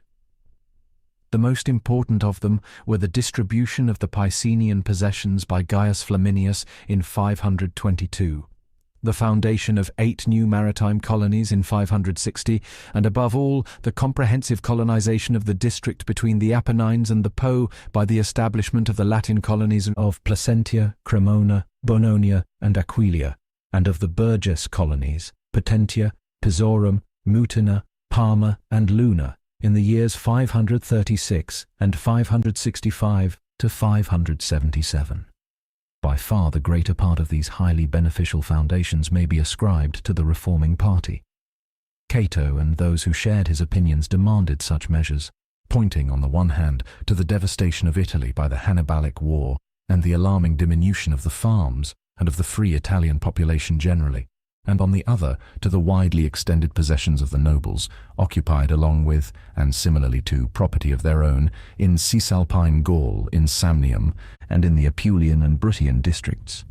And although the rulers of Rome did not probably comply with these demands to the extent to which they might and should have complied with them, yet they did not remain deaf to the warning voice of so judicious a man. Reforms in the military service. Of a kindred character was the proposal which Cato made in the Senate to remedy the decline of the Burgess cavalry by the institution of 400 new equestrian stalls. The Exchequer cannot have wanted means for the purpose, but the proposal appears to have been thwarted by the exclusive spirit of the nobility and their endeavour to remove from the Burgess cavalry those who were troopers merely and not knights. On the other hand, the serious emergencies of the war, which even induced the Roman government to make an attempt, fortunately unsuccessful, to recruit their armies after the Oriental fashion from the slave market, compelled them to modify the qualifications hitherto required for service in the Burgess army, viz. A minimum census of 11,000, asses, £43, and free birth. Apart from the fact that they took up for service in the fleet the persons of free birth rated between 4,000 asses, £17, and 1,500 asses, £6, and all the freedmen, the minimum census for the legionary was reduced to 4,000 asses, £17. And, in case of need, both those who were bound to serve in the fleet and the freeborn rated between 1,500 asses, £6, and 375 asses, £1 10s, were enrolled in the Burgess infantry. These innovations, which belong presumably to the end of the preceding or beginning of the present epoch, doubtless did not originate in party efforts any more than did the Servian military reform, but they gave a material impulse to the Democratic Party, insofar as those who bore civic burdens necessarily claimed and eventually obtained equalization of civic rights. The poor and the freedmen began to be of some importance in the Commonwealth from the time when they served it, And chiefly from this cause arose one of the most important constitutional changes of this epoch, the remodeling of the Comitia Centuriata, which most probably took place in the same year in which the war concerning Sicily terminated reform of the centuries according to the order of voting hitherto followed in the Centuriate Comitia, although the freeholders were no longer, as down to the reform of Appius Claudius they had been, the sole voters. The wealthy had the preponderance. The equites, or in other words the patricio-plebeian nobility, voted first, then those of the highest rating, or in other words those who had exhibited to the censor an estate of at least 100,000 asses, £420, and these two divisions, when they kept together, had derided every vote. The suffrage of those assessed under the four following classes had been of doubtful weight. That of those whose valuation remained below the standard of the lowest class, 11,000 asses, £43, had been essentially illusory. According to the new arrangement, the right of priority in voting was withdrawn from the equites, although they retained their separate divisions, and it was transferred to a voting division chosen from the first class by lot. The importance of that aristocratic right of prior voting cannot be estimated too highly, especially at an epoch in which practically the influence of the nobility on the burgesses at large was constantly on the increase. Even the patrician order proper was still at this epoch powerful enough to fill the second consulship and the second censorship, which stood open in law alike to patricians and plebeians, solely with men of their own body, the former up to the close of this period, till 582, the latter even for a generation longer, till 623, and in fact at the most perilous moment which the Roman Republic ever experienced, in the crisis after the Battle of Cannae, they cancelled the quite legally conducted election of the officer who was in all respects the ablest, the plebeian Marcellus, to the consulship vacated by the death of the patrician Paulus, solely on account of his plebeianism. At the same time, it is a significant token of the nature even of this reform that the right of precedence in voting was withdrawn only from the nobility, not from those of the highest rating. The right of prior voting withdrawn from the equestrian centuries passed not to a division chosen incidentally by lot from the whole burgesses, but exclusively to the first class. This, as well as the 5 grades, generally remained as they were. Only the lower limit was probably shifted in such a way that the minimum census was, for the right of voting in the centuries as for service in the legion, reduced from 11,000 to 4,000 asses. Besides the formal retention of the earlier rates, while there was a general increase in the amount of men's means, involved of itself in some measure an extension of the suffrage in a democratic sense. The total number of the divisions remained likewise unchanged. But while hitherto, as we have said, the 18 equestrian centuries and the 80 of the first class had, standing by themselves, the majority in the 193 voting centuries, in the reformed arrangement the votes of the first class were reduced to 70, with the result that under all circumstances at least the second grade came to vote. Still more important, and indeed the real central element of the reform, was the connection into which the new voting divisions were brought with the tribal arrangement. Formerly the centuries originated from the tribes on the footing that whoever belonged to a tribe had to be enrolled by the censor in one of the centuries. From the time that the non-freehold burgesses had been enrolled in the tribes, they too came thus into the centuries, and while they were restricted in the Comitia Tributato, the 4 urban divisions, they had in the Comitia Centuriata formerly the same right with the freehold burgesses, although probably the censorial arbitrary prerogative intervened in the composition of the centuries, and granted to the burgesses enrolled in the rural tribes the preponderance also in the centuriate assembly. This preponderance was established by the reformed arrangement on the legal footing, that of the 70 centuries of the first class. 2 were assigned to each tribe, and accordingly the non-freehold burgesses obtained only 8 of them. In a similar way, the preponderance must have been conceded also in the 4 other grades to the freehold burgesses. In a like spirit, the previous equalization of the freedmen with the freeborn in the right of voting was set aside at this time, and even the freehold freedmen were assigned to the 4 urban tribes. This was done in the year 534 by one of the most notable men of the party of reform, the censor Gaius Flaminius, and was then repeated and more stringently enforced 50 years later by the censor Tiberius Sempronius Gracchus, the father of the two authors of the Roman Revolution. This reform of the centuries, which perhaps in its totality proceeded likewise from Flaminius, was the first important constitutional change which the new opposition wrung from the nobility, the first victory of the democracy proper. The pith of it consists partly in the restriction of the censorial arbitrary rule, partly in the restriction of the influence of the nobility on the one hand, and of the non-freeholders and the freedmen on the other, and so in the remodelling of the centuriate comitia according to the principle which already held good for the comitia of the tribes. A course which commended itself by the circumstance that elections, projects of law, criminal impeachments, and generally all affairs requiring the cooperation of the burgesses were brought throughout to the comitia of the tribes, and the more unwieldy centuries were but seldom called together, except where it was constitutionally necessary, or at least usual, in order to elect the censors, consuls, and praetors, and in order to resolve upon an aggressive war. Thus, this reform did not introduce a new principle into the constitution, but only brought into general application the principle that had long regulated the working of the practically more frequent and more important form of the burgess assemblies.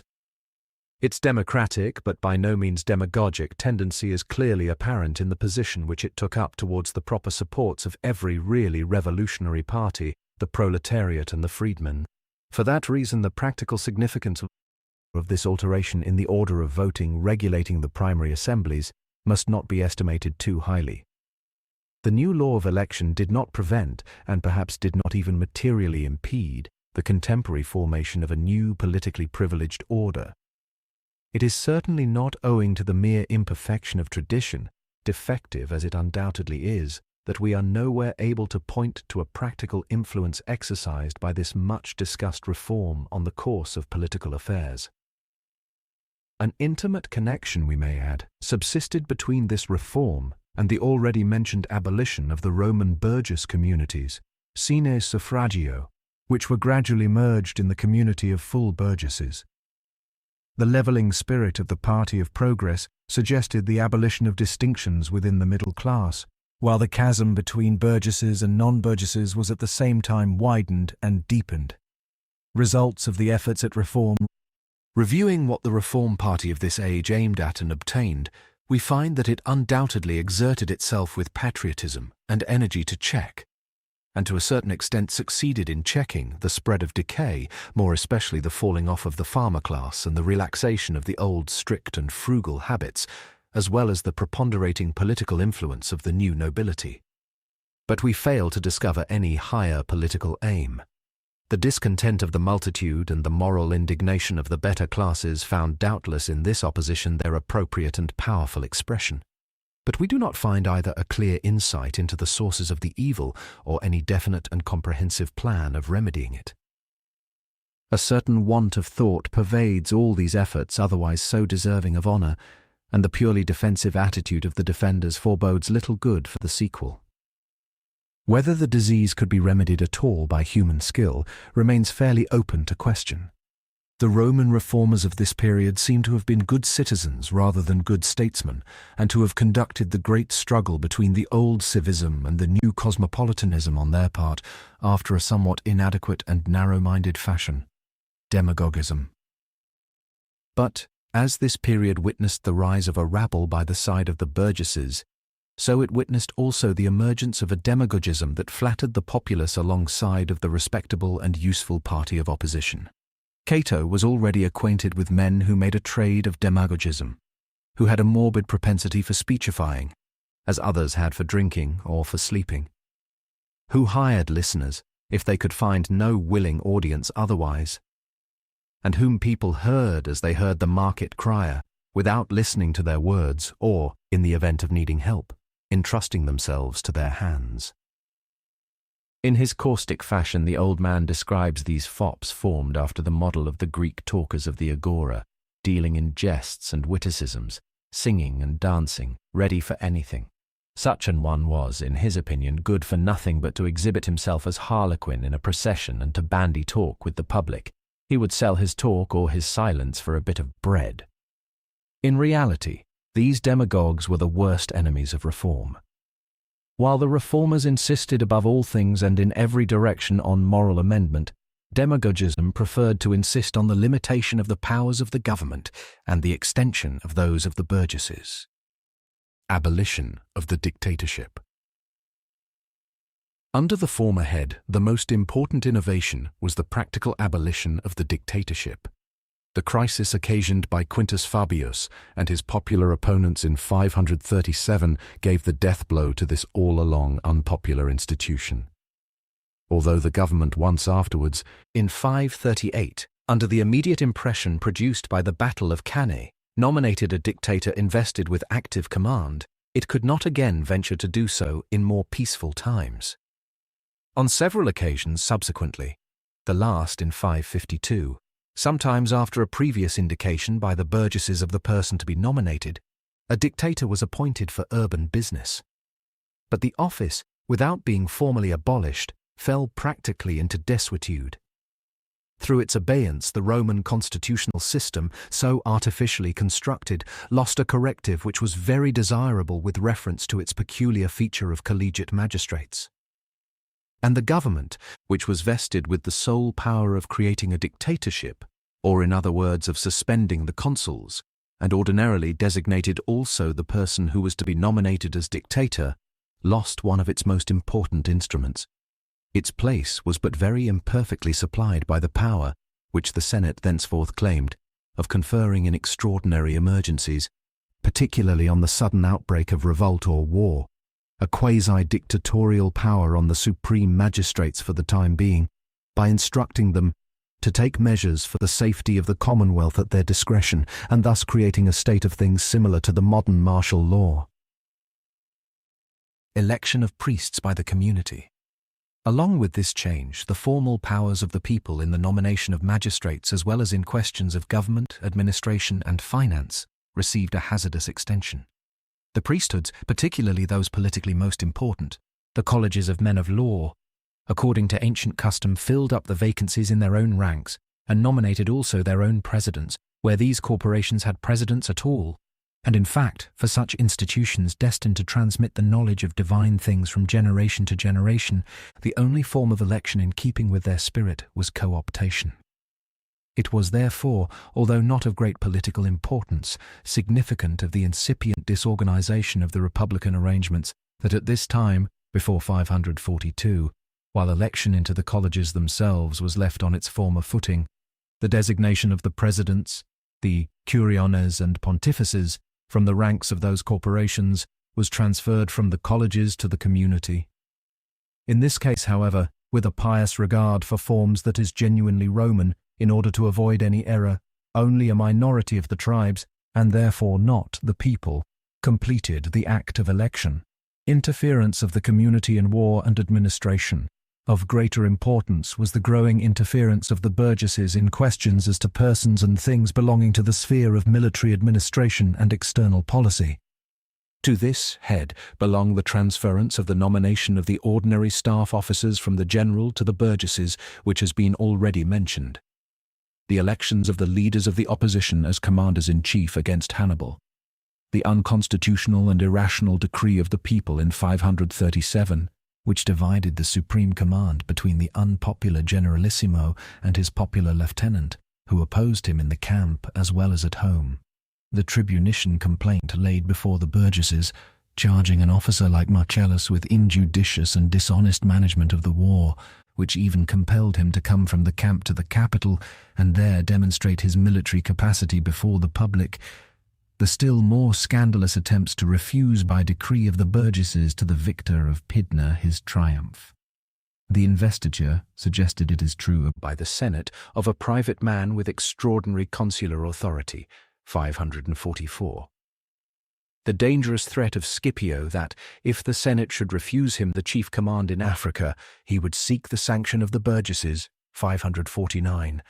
The attempt of a man half crazy with ambition to extort from the burgesses against the will of the government, a declaration of war in every respect unwarranted against the Rhodians, 587. And the new constitutional axiom that every state treaty acquired validity only through the ratification of the people, interference of the community with the finances. This joint action of the burgesses in governing and in commanding was fraught in a high degree with peril. But still more dangerous was their interference with the finances of the state, not only because any attack on the oldest and most important right of the government, the exclusive administration of the public property, struck at the root of the power of the Senate, but because the placing of the most important business of this nature, the distribution of the public domains, in the hands of the primary assemblies of the burgesses, necessarily dug the grave of the Republic. To allow the primary assembly to decree the transference of public property without limit to its own pocket is not only wrong, but is the beginning of the end. It demoralizes the best disposed citizens and gives to the proposer a power incompatible with a free commonwealth. Salutary as was the distribution of the public land, and doubly blamable as was the Senate accordingly for omitting to cut off this most dangerous of all weapons of agitation by voluntarily distributing the occupied lands, yet Gaius Flaminius, when he came to the burgesses in 522 with the proposal to distribute the domains of Picenum, undoubtedly injured the commonwealth more by the means than he benefited it by the end. Spurius Cassius had doubtless 250 years earlier proposed the same thing. But the two measures, closely as they coincided in the letter, were yet wholly different, inasmuch as Cassius submitted a matter affecting the community to that community while it was in vigor and self-governing, whereas Flaminius submitted a question of state to the primary assembly of a great empire. Nullity of the comitia. Not the party of the government only, but the party of reform also, very properly regarded the military, executive, and financial government as the legitimate domain of the Senate, and carefully abstained from making full use of, to say nothing of augmenting, the formal power vested in primary assemblies that were inwardly doomed to inevitable dissolution. Never even in the most limited monarchy was a part so completely null assigned to the monarch as was allotted to the sovereign Roman people. This was no doubt in more than one respect to be regretted, but it was, owing to the existing state of the comitial machine, even in the view of the friends of reform, a matter of necessity. For this reason, Cato and those who shared his views never submitted to the burgesses a question which trenched on government strictly so called, and never directly or indirectly by decree of the burgesses extorted from the Senate the political or financial measures which they wished, such as the declaration of war against Carthage and the assignations of land. The government of the Senate might be bad, the primary assemblies could not govern at all. Not that an evil-disposed majority predominated in them. On the contrary, the counsel of a man of standing, the loud call of honor, and the louder call of necessity were still, as a rule, listened to in the comitia, and averted the most injurious and disgraceful results. The burgesses before whom Marcellus pleaded his cause ignominiously dismissed his accuser and elected the accused as consul for the following year. They suffered themselves also to be persuaded of the necessity of the war against Philip, terminated the war against Perseus by the election of Paulus, and accorded to the latter his well-deserved triumph. But in order to such elections and such decrees there was needed some special stimulus. In general, the mass having no will of its own followed the first impulse, and folly or accident dictated the decision. Disorganization of government. In the state, as in every organism, an organ which no longer discharges its functions is injurious. The nullity of the sovereign assembly of the people involved no small danger. Any minority in the Senate might constitutionally appeal to the comitia against the majority. To every individual who possessed the easy art of addressing untutored ears or of merely throwing away money, a path was opened up for his acquiring a position or procuring a decree in his favor, to which the magistrates and the government were formally bound to do homage.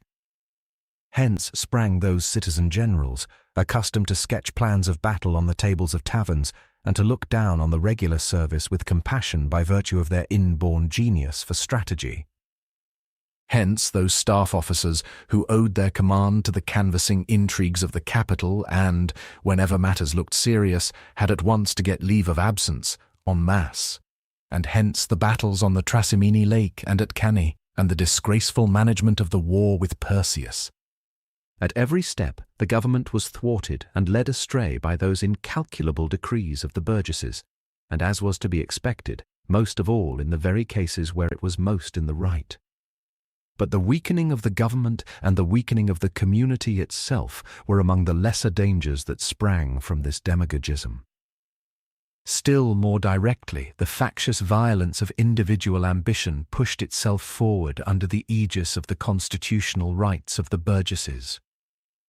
That which formerly issued forth as the will of the supreme authority in the state was in reality very often the mere personal pleasure of the mover, and what was to be the fate of a commonwealth in which war and peace, the nomination and deposition of the general and his officers, the public chest and the public property, were dependent on the caprices of the multitude and its accidental leaders. The thunderstorm had not yet burst, but the clouds were gathering in denser masses, and occasional peals of thunder were already rolling through the sultry air. It was a circumstance, moreover, fraught with double danger, that the tendencies which were apparently most opposite met together at their extremes both as regarded ends and as regarded means. Family policy and demagogism carried on a similar and equally dangerous rivalry in patronizing and worshipping the rabble. Gaius Flaminius was regarded by the statesmen of the following generation as the initiator of that course from which proceeded the reforms of the Gracchi and, we may add, the democratico-monarchical revolution that ensued. But Publius Scipio also, although setting the fashion to the nobility in arrogance, title-hunting and client-making, sought support for his personal and almost dynastic policy of opposition to the Senate in the multitude, which he not only charmed by the dazzling effect of his personal qualities, but also bribed by his largesses of grain. In the legions, whose favour he courted by all means whether right or wrong, and above all in the body of clients, high and low, that personally adhered to him.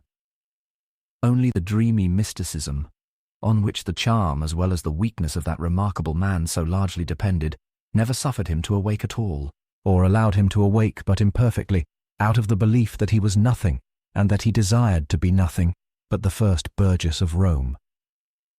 To assert the possibility of a reform would be as rash as to deny it. This much is certain, that a thorough amendment of the state in all its departments was urgently required, and that in no quarter was any serious attempt made to accomplish it. Various alterations in details no doubt were made on the part of the Senate as well as on the part of the popular opposition. The majorities in each were still well disposed, and still frequently, notwithstanding the chasm that separated the parties, joined hands in a common endeavour to effect the removal of the worst evils. But, while they did not stop the evil at its source, it was to little purpose that the better disposed listened with anxiety to the dull murmur of the swelling flood and worked at dikes and dams. Contenting themselves with palliatives, and failing to apply even these, especially such as were the most important, the improvement of justice, for instance, and the distribution of the domains, in proper season and due measure, they helped to prepare evil days for their posterity. By neglecting to break up the field at the proper time, they allowed weeds even to ripen which they had not sowed. To the later generations who survived the storms of revolution, the period after the Hannibalic War appeared the golden age of Rome, and Cato seemed the model of the Roman statesman. It was in reality the lull before the storm and the epoch of political mediocrities, an age like that of the government of Walpole in England. And no Chatham was found in Rome to infuse fresh energy into the stagnant life of the nation. Wherever we cast our eyes, chinks and rents are yawning in the old building. We see workmen busy sometimes in filling them up, sometimes in enlarging them. But we nowhere perceive any trace of preparations for thoroughly rebuilding or renewing it, and the question is no longer whether, but simply when, the structure will fall. During no epoch did the Roman constitution remain formally so stable as in the period from the Sicilian to the Third Macedonian War, and for a generation beyond it. But the stability of the constitution was here, as everywhere, not a sign of the health of the state, but a token of incipient sickness and the harbinger of revolution. The management of land and of capital. Roman economics. It is in the 6th century of the city that we first find materials for a history of the times exhibiting in some measure the mutual connection of events. And it is in that century also that the economic condition of Rome emerges into view more distinctly and clearly. It is at this epoch that the wholesale system, as regards both the cultivation of land and the management of capital, becomes first established under the form and on the scale which afterwards prevailed. Although we cannot exactly discriminate how much of that system is traceable to earlier precedent, how much to an imitation of the methods of husbandry and of speculation among peoples that were earlier civilized, especially the Phoenicians, and how much to the increasing mass of capital and the growth of intelligence in the nation. A summary outline of these economic relations will conduce to a more accurate understanding of the internal history of Rome. Roman husbandry applied itself either to the farming of estates, to the occupation of pasture lands, or to the tillage of petty holdings. A very distinct view of the first of these is presented to us in the description given by Cato. Farming of estates. Their size. The Roman land estates were considered as larger holdings, uniformly of limited extent. That described by Cato had an area of 240 jugera. A very common measure was the so-called centuria of 200 jugera. Where the laborious culture of the vine was pursued, the unit of husbandry was made still less. Cato assumes in that case an area of 100 jugera. Anyone who wished to invest more capital in farming did not enlarge his estate, but acquired several estates. Accordingly, the amount of 500 jugera, fixed as the maximum which it was allowable to occupy, has been conceived to represent the contents of 2 or 3 estates, management of the estate object of husbandry. The heritable lease was not recognized in the management of Italian private, any more than of Roman public land. It occurred only in the case of the dependent communities. Leases for shorter periods, granted either for a fixed sum of money or on condition that the lessee should bear all the costs of tillage and should receive in return a share, ordinarily perhaps 1/2 of the produce, were not unknown, but they were exceptional and a makeshift, so that no distinct class of tenant farmers grew up in Italy. Ordinarily, therefore, the proprietor himself superintended the cultivation of his estates. He did not, however, manage them strictly in person, but only appeared from time to time on the property in order to settle the plan of operations, to look after its execution, and to audit the accounts of his servants. He was thus enabled on the one hand to work a number of estates at the same time, and on the other hand to devote himself, as circumstances might require, to public affairs. The grain cultivated consisted especially of spelt and wheat, with some barley and millet. Turnips, radishes, garlic, poppies were also grown, and, particularly as fodder for the cattle, lupines, beans, peas, vetches, and other leguminous plants. The seed was sown ordinarily in autumn, only in exceptional cases in spring. Much activity was displayed in irrigation and drainage by means of covered ditches was early in use. Meadows also for supplying hay were not wanting, and even in the time of Cato they were frequently irrigated artificially. Of equal, if not of greater economic importance than grain and vegetables were the olive and the vine, of which the former was planted between the crops, the latter in vineyards appropriated to itself.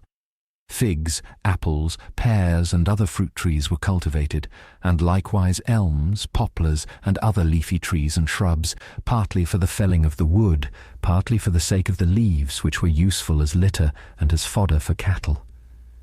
The rearing of cattle, on the other hand, held a far less important place in the economy of the Italians than it holds in modern times, for vegetables formed the general fare, and animal food made its appearance at table only exceptionally. Where it did appear, it consisted almost solely of the flesh of swine or lambs. Although the ancients did not fail to perceive the economic connection between agriculture and the rearing of cattle, and in particular the importance of producing manure, the modern combination of the growth of corn with the rearing of cattle was a thing foreign to antiquity. The larger cattle were kept only so far as was requisite for the tillage of the fields, and they were fed not on special pasture land, but, wholly during summer, and mostly during winter also, in the stall sheep, again, were driven out on the stubble pasture. Cato allows 100 head to 240 jugera.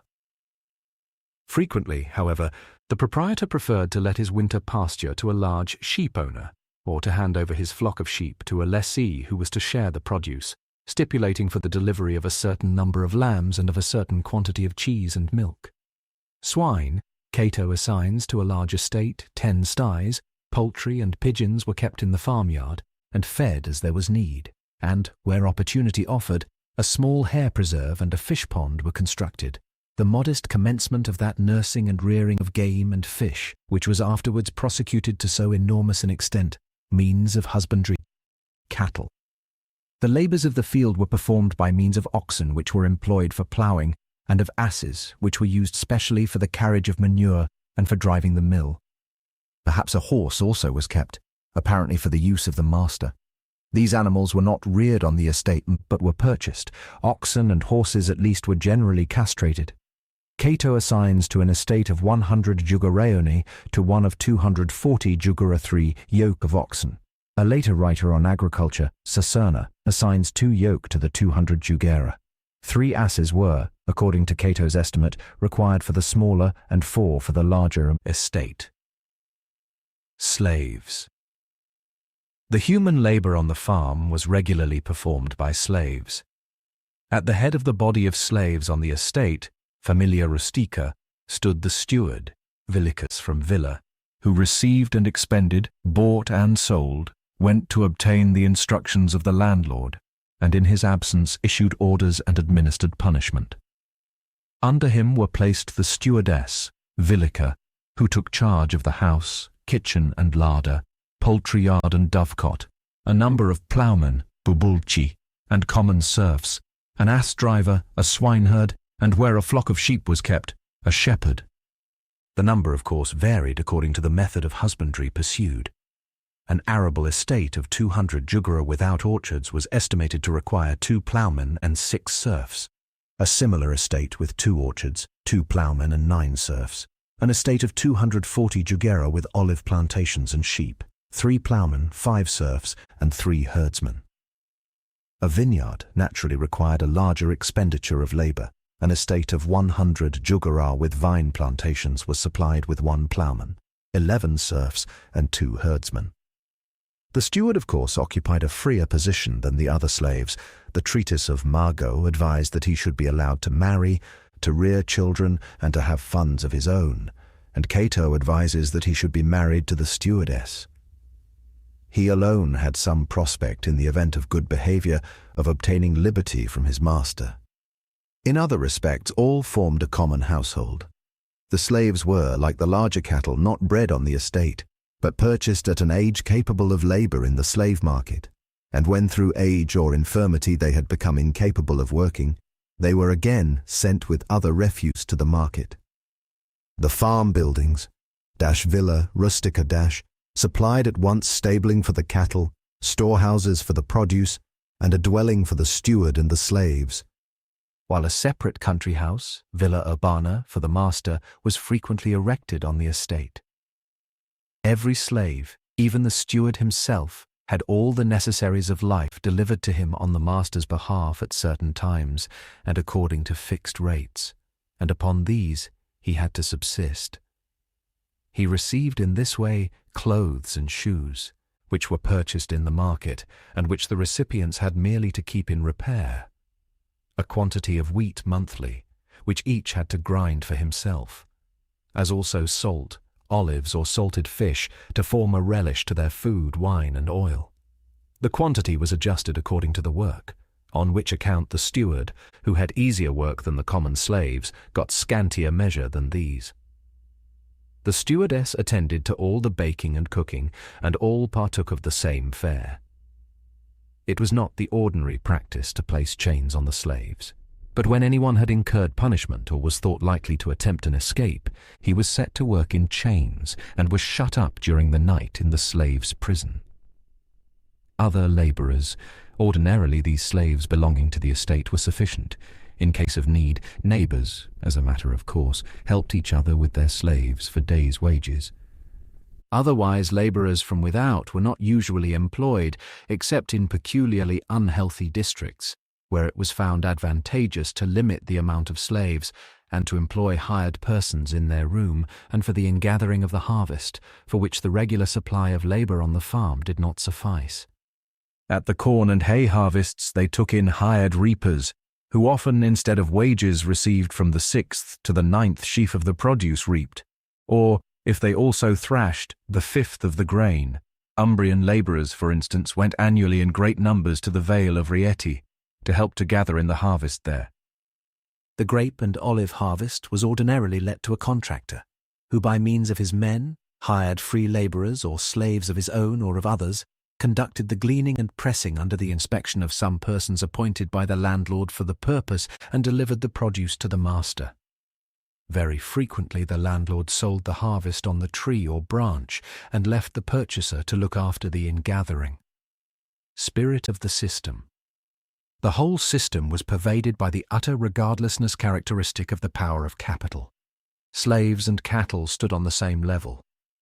A good watchdog, it is said in a Roman writer on agriculture, must not be on too friendly terms with his fellow slaves. The slave and the ox were fed properly so long as they could work, because it would not have been good economy to let them starve.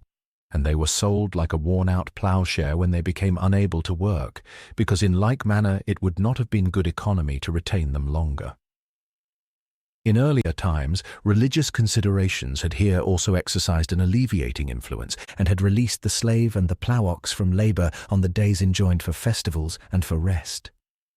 Nothing is more characteristic of the spirit of Cato and those who shared his sentiments than the way in which they inculcated the observance of the holiday in the letter and evaded it in reality by advising that, while the plough should certainly be allowed to rest on these days, the slaves should even then be incessantly occupied with other labours not expressly prohibited. On principle, no freedom of movement whatever was allowed to them.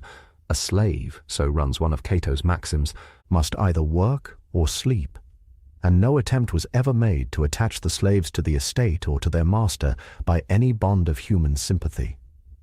The letter of the law in all its naked hideousness regulated the relation, and the Romans indulged no illusions as to the consequences. So many slaves, so many foes, said a Roman proverb. It was an economic maxim that dissensions among the slaves ought rather to be fostered than suppressed. In the same spirit, Plato and Aristotle, and no less strongly the oracle of the landlords, the Carthaginian Mago, caution masters against bringing together slaves of the same nationality, lest they should originate combinations and perhaps conspiracies of their fellow countrymen.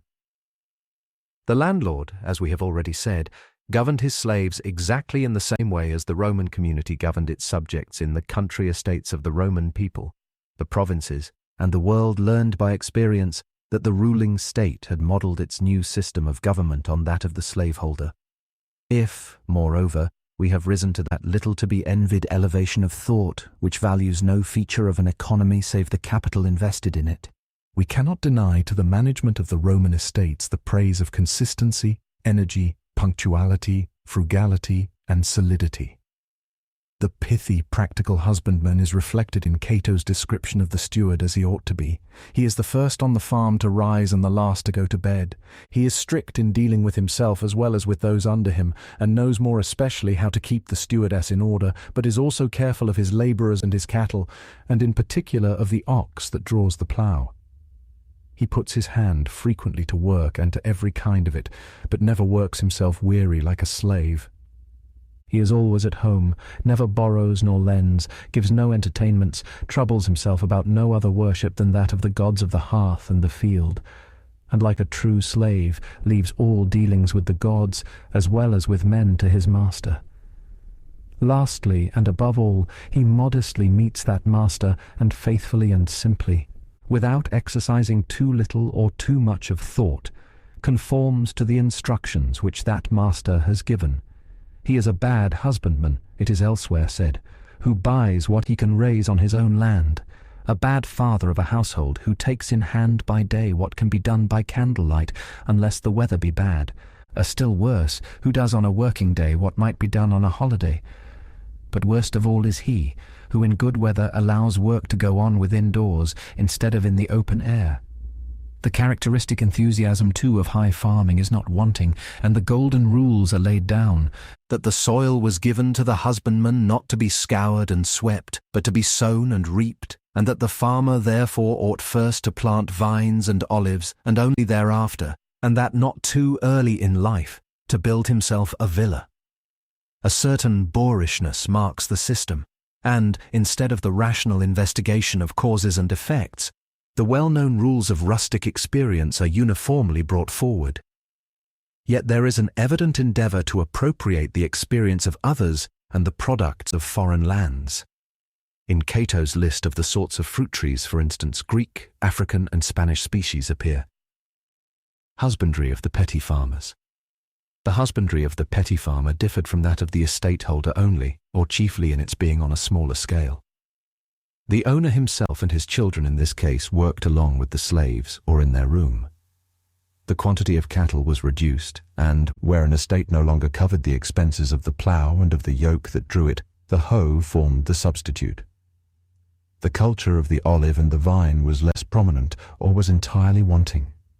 In the vicinity of Rome or of any other large seat of consumption, there existed also carefully irrigated gardens for flowers and vegetables, somewhat similar to those which one now sees around Naples, and these yielded a very abundant return.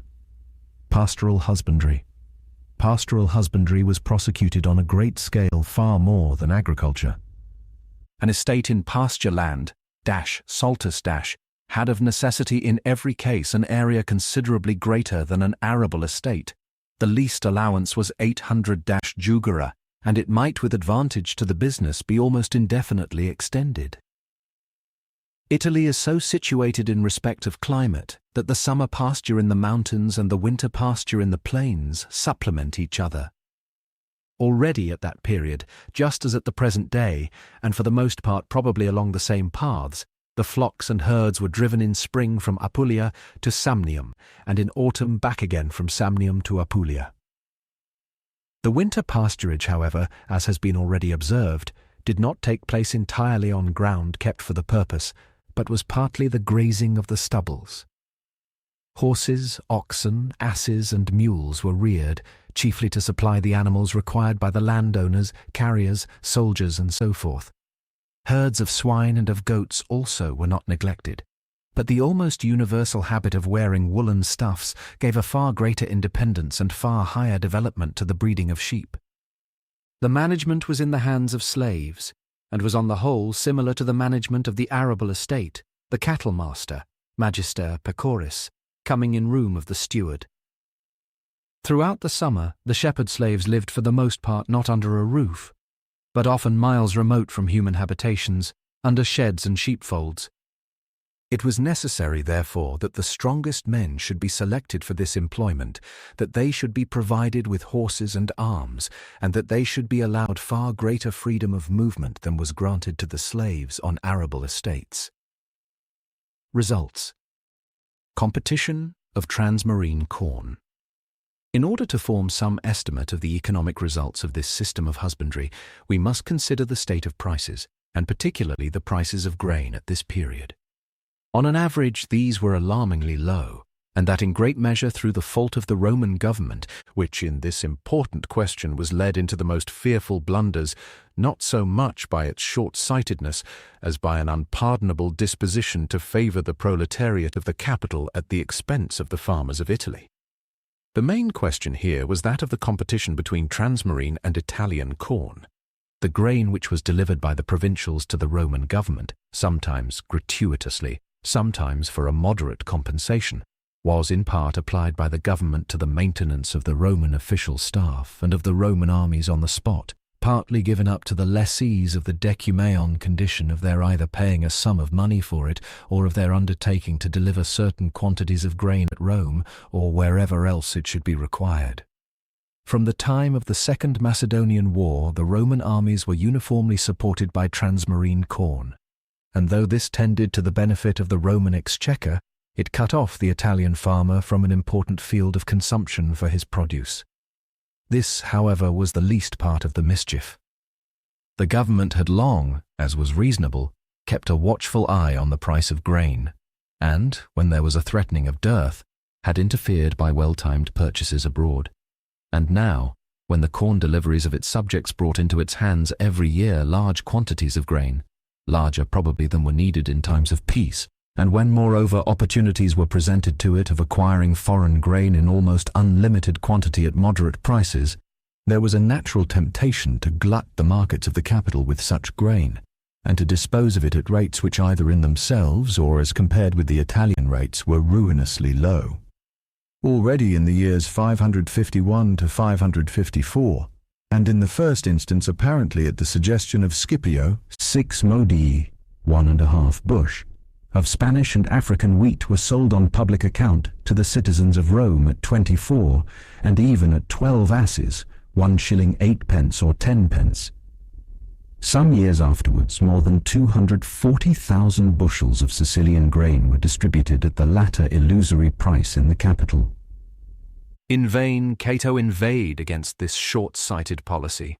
The rise of demagogism had a part in it, and these extraordinary but presumably very frequent distributions of grain under the market price by the government or individual magistrates became the germs of the subsequent corn laws.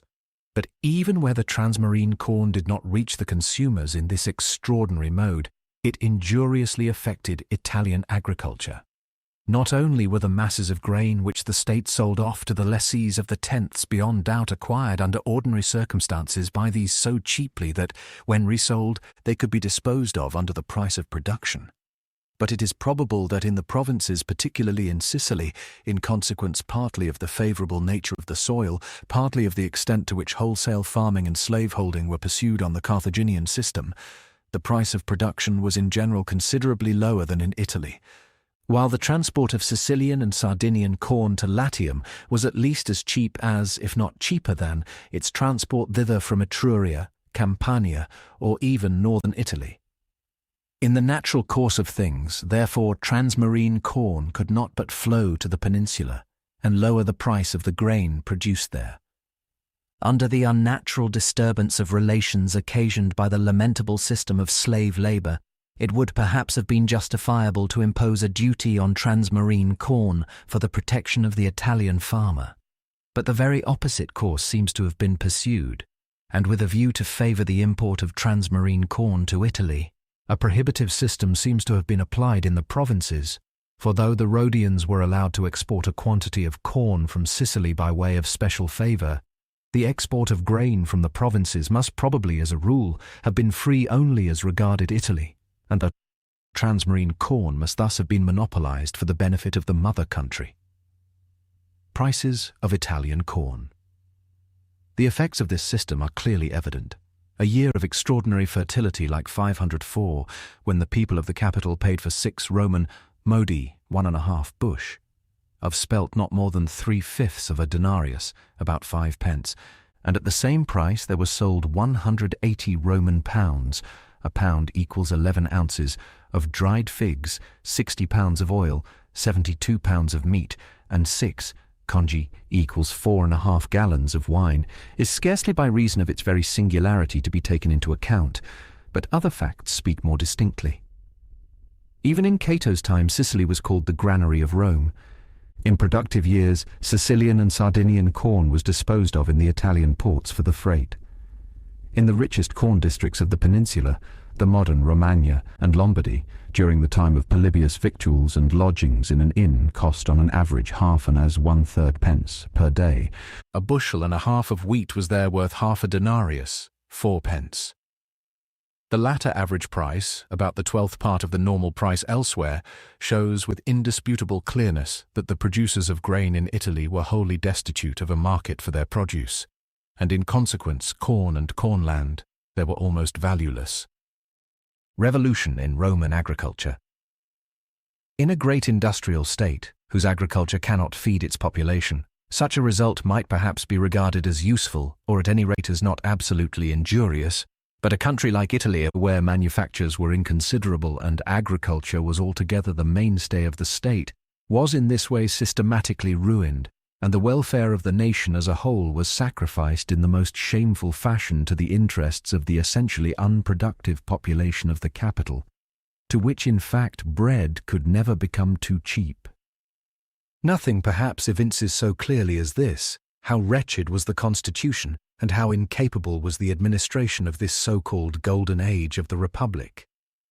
Any representative system, however meagre, would have led at least to serious complaints and to a perception of the seat of the evil. But in those primary assemblies of the burgesses, anything was listened to sooner than the warning voice of a foreboding patriot. Any government that deserved the name would of itself have interfered. But the mass of the Roman Senate, probably with well-meaning credulity, regarded the low prices of grain as a real blessing for the people, and the Scipios and Flamininuses had, forsooth, more important things to do, to emancipate the Greeks, and to exercise the functions of republican kings. So the ship drove on unhindered towards the breakers, decay of the farmers.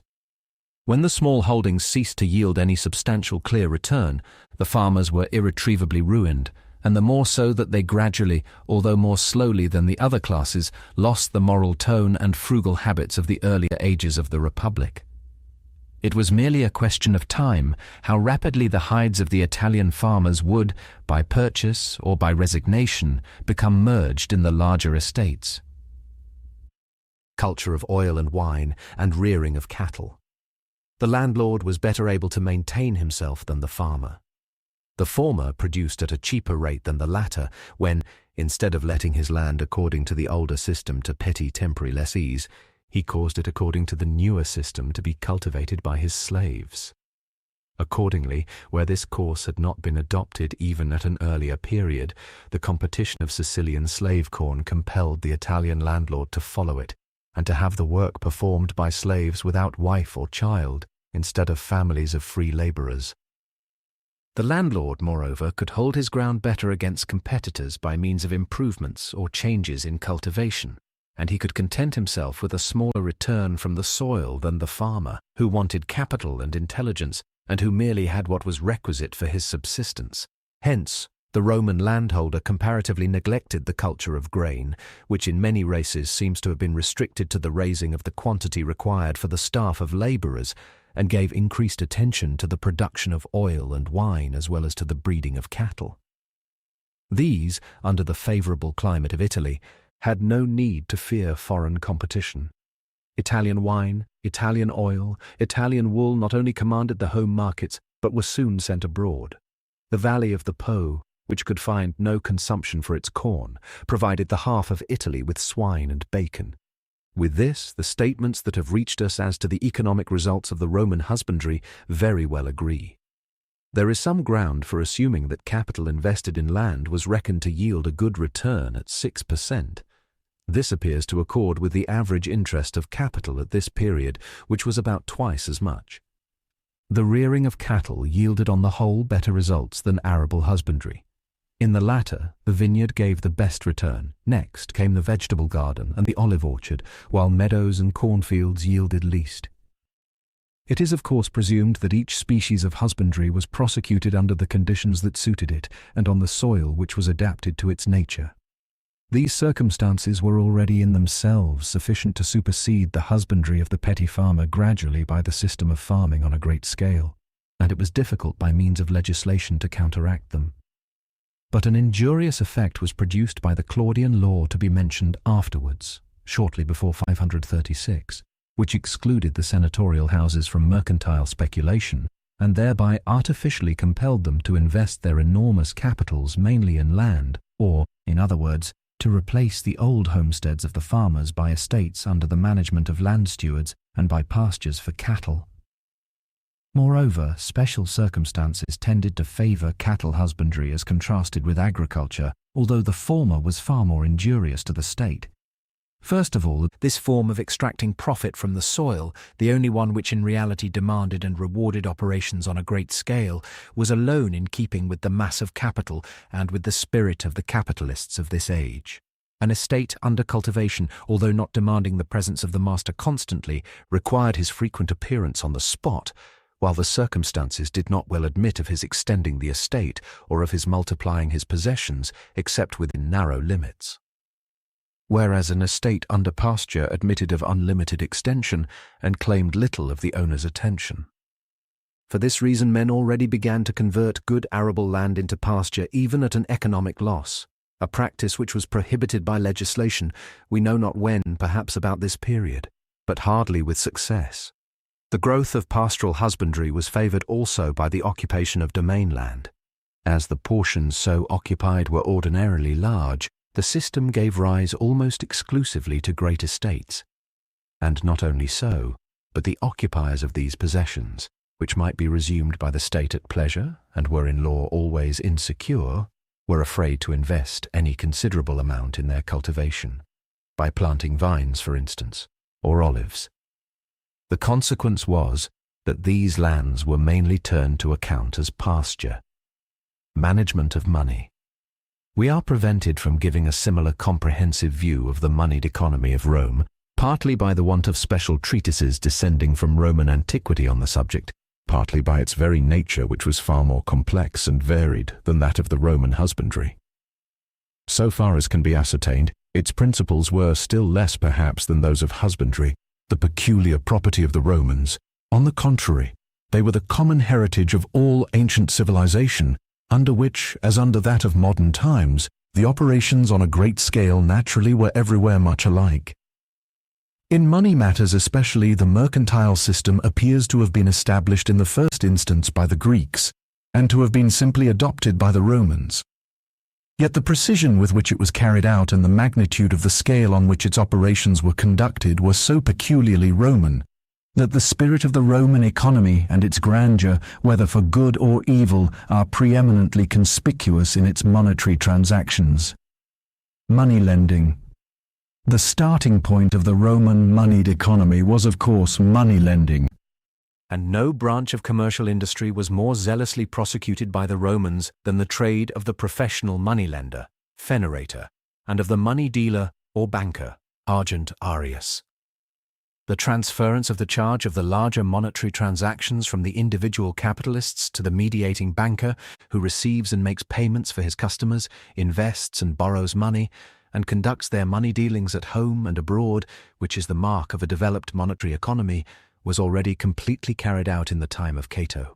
The bankers, however, were not only the cashiers of the rich in Rome, but everywhere insinuated themselves into minor branches of business and settled in ever-increasing numbers in the provinces and dependent states.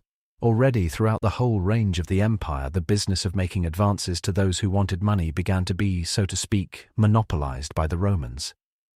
Speculation of contractors. Closely connected with this was the immeasurable field of enterprise. The system of transacting business through mediate agency pervaded the whole dealings of Rome. The state took the lead by letting all its more complicated revenues and all contracts for furnishing supplies and executing buildings to capitalists or associations of capitalists for a fixed sum to be given or received. But private persons also uniformly contracted for whatever admitted of being done by contract. For buildings, for the ingathering of the harvest, and even for the partition of an inheritance among the heirs or the winding up of a bankrupt estate, in which case the contractor, usually a banker, received the whole assets and engaged on the other hand to settle the liabilities in full or up to a certain percentage and to pay the balance as the circumstances required. Commerce, manufacturing industry. The prominence of transmarine commerce at an early period in the Roman national economy has already been adverted to in its proper place. The further stimulus, which it received during the present period, is attested by the increased importance of the Italian customs duties in the Roman financial system. In addition to the causes of this increase in the importance of transmarine commerce, which need no further explanation, it was artificially promoted by the privileged position which the ruling Italian nation assumed in the provinces, and by the exemption from customs dues which was probably even now in many of the client states conceded by treaty to the Romans and Latins. On the other hand, industry remained comparatively undeveloped. Trades were no doubt indispensable, and there appear indications that to a certain extent they were concentrated in Rome. Cato, for instance, advises the Campanian landowner to purchase the slave's clothing and shoes, the ploughs, vats, and locks, which he may require, in Rome. From the great consumption of woolen stuffs, the manufacture of cloth must undoubtedly have been extensive and lucrative. But no endeavours were apparently made to transplant to Italy any such professional industry as existed in Egypt and Syria, or even merely to carry it on abroad with Italian capital. Flax, indeed, was cultivated in Italy, and purple dye was prepared there. But the latter branch of industry at least belonged essentially to the Greek Tarentum, and probably the import of Egyptian linen and Milesian or Tyrian purple even now preponderated everywhere over the native manufacture. Under this category, however, falls to some extent the leasing or purchase by Roman capitalists of landed estates beyond Italy, with a view to carry on the cultivation of grain and the rearing of cattle on a great scale. This species of speculation, which afterwards developed to proportions so enormous, probably began particularly in Sicily, within the period now before us, seeing that the commercial restrictions imposed on the Siciliots, if not introduced for the very purpose, must have at least tended to give to the Roman speculators, who were exempt from such restrictions, a sort of monopoly of the profits derivable from land. Management of business by slaves. Business in all these different branches was uniformly carried on by means of slaves. The money lenders and bankers instituted, throughout the range of their business, additional counting houses and branch banks under the direction of their slaves and freedmen. The company, which had leased the customs duties from the state, appointed chiefly its slaves and freedmen to levy them at each custom house. Everyone who took contracts for buildings bought architect slaves. Everyone who undertook to provide spectacles or gladiatorial games on account of those giving them purchased or trained a company of slaves skilled in acting, or a band of serfs expert in the trade of fighting. The merchant imported his wares in vessels of his own under the charge of slaves or freedmen, and disposed of them by the same means in wholesale or retail. We need hardly add that the working of mines and manufactories was conducted entirely by slaves. The situation of these slaves was no doubt far from enviable, and was throughout less favourable than that of slaves in Greece. But, if we leave out of account the classes last mentioned, the industrial slaves found their position on the whole more tolerable than the rural serfs. They had more frequently a family and a practically independent household, with no remote prospect of obtaining freedom and property of their own. Hence, such positions formed the true training school of those upstarts from the servile class, who by menial virtues and often by menial vices rose to the rank of Roman citizens and not seldom attained great prosperity, and who morally, economically, and politically contributed at least as much as the slaves themselves to the ruin of the Roman Commonwealth. Extent of Roman mercantile transactions, coins, and moneys. The Roman mercantile transactions of this period fully kept pace with the contemporary development of political power, and were no less grand of their kind. Anyone who wishes to have a clear idea of the activity of the traffic with other lands needs only to look into the literature, more especially the comedies of this period, in which the Phoenician merchant is brought on the stage speaking Phoenician, and the dialogue swarms with Greek and half-Greek words and phrases. But the extent and zealous prosecution of Roman business dealings may be traced most distinctly by means of coins and monetary relations. The Roman denarius quite kept pace with the Roman legions.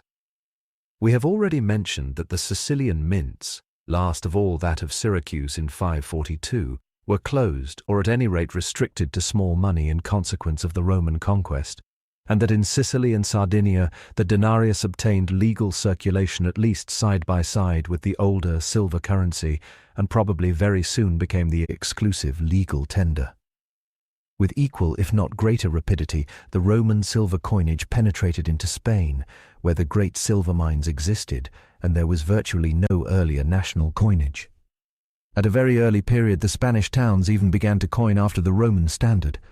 On the whole, as Carthage coined only to a very limited extent, there existed not a single important mint in addition to that of Rome in the region of the western Mediterranean, with the exception of that of Massilia, and perhaps also those of the Illyrian Greeks in Apollonia and Dyrrachium.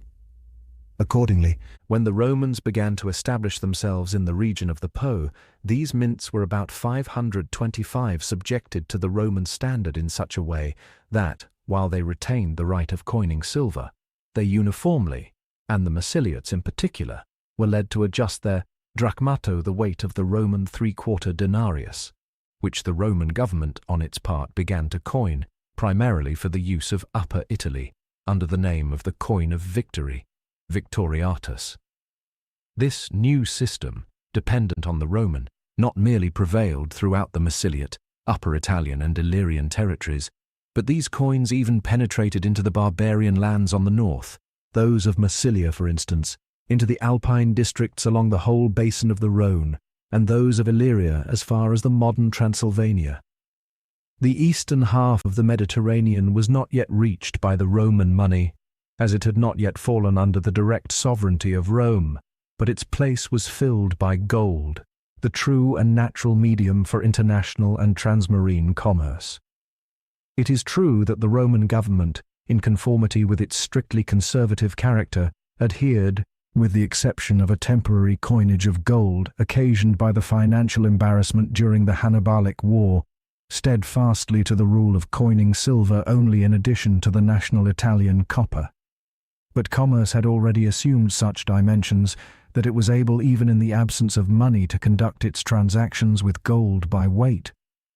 Of the sum in cash, which lay in the Roman treasury in 597, scarcely a sixth was coined or uncoined silver, 5/6 consisted of gold in bars, and beyond doubt the precious metals were found in all the chests of the larger Roman capitalists in substantially similar proportions. Already, therefore, gold held the first place in great transactions, and as may be further inferred from this fact, in general commerce the preponderance belonged to that carried on with foreign lands, and particularly with the East, which, since the times of Philip and Alexander the Great, had adopted a gold currency, Roman wealth. The whole gain from these immense transactions of the Roman capitalists flowed in the long run to Rome, for, much as they went abroad, they were not easily induced to settle permanently there, but sooner or later returned to Rome, either realizing their gains and investing them in Italy, or continuing to carry on business from Rome as a centre by means of the capital and connections which they had acquired. The moneyed superiority of Rome as compared with the rest of the civilized world was, accordingly, quite as decided as its political and military ascendancy. Rome, in this respect, stood towards other countries somewhat as the England of the present day stands towards the continent. A Greek, for instance, observes of the younger Scipio Africanus that he was not rich for a Roman. We may form some idea of what was considered as riches in the Rome of those days from the fact that Lucius Paulus, with an estate of 60 talents, £14,000, was not reckoned a wealthy senator, and that a dowry, such as each of the daughters of the elder Scipio Africanus received, of 50 talents, £12,000, was regarded as a suitable portion for a maiden of quality, while the estate of the wealthiest Greek of this century was not more than 300 talents, £72,000, mercantile spirit. It was no wonder, accordingly, that the mercantile spirit took possession of the nation, or rather, for that was no new thing in Rome, that the spirit of the capitalist now penetrated and pervaded all other aspects and stations of life, and agriculture as well as the government of the state began to become enterprises of capitalists. The preservation and increase of wealth quite formed a part of public and private morality.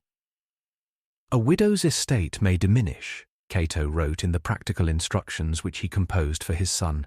A man must increase his means, and he is deserving of praise and full of a divine spirit, whose account books at his death show that he has gained more than he has inherited. Wherever, therefore, there was giving and counter-giving, every transaction, although concluded without any sort of formality, was held as valid, and in case of necessity the right of action was accorded to the party aggrieved, if not by the law, at any rate by mercantile custom and judicial usage. But the promise of a gift without due form was null alike in legal theory and in practice.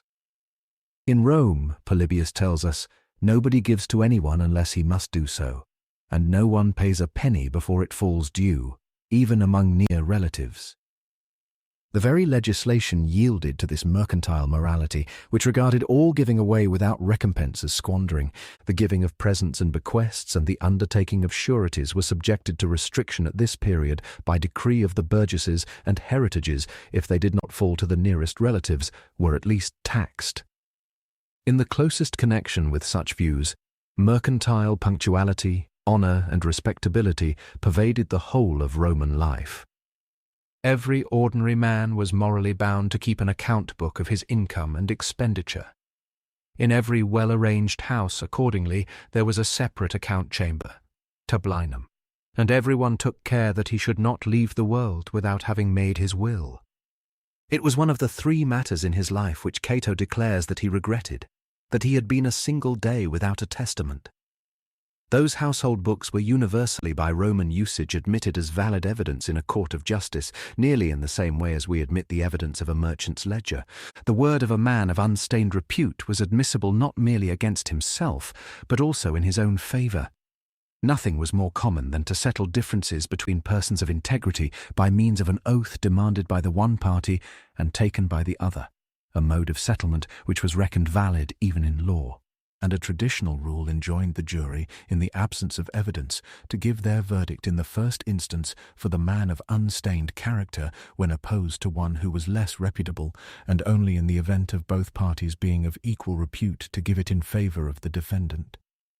The conventional respectability of the Romans was especially apparent in the more and more strict enforcement of the rule that no respectable man should allow himself to be paid for the performance of personal services. Accordingly, magistrates, officers, jurymen, guardians, and generally all respectable men entrusted with public functions received no other recompense for the services which they rendered than, at most, compensation for their outlays. And not only so, but the services which acquaintances, amici, rendered to each other, such as giving security, representation in lawsuits, custody, depositum, lending the use of objects not intended to be let on hire, commodatum, the managing and attending to business in general, procuratio, were treated according to the same principle, so that it was unseemly to receive any compensation for them, and an action was not allowable even where a compensation had been promised.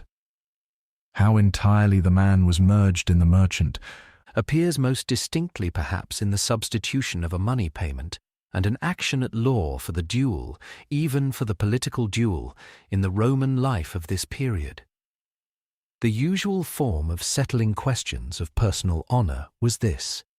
A wager was laid between the offender and the party offended as to the truth or falsehood of the offensive assertion, and under the shape of an action for the stake, the question of fact was submitted in due form of law to a jury.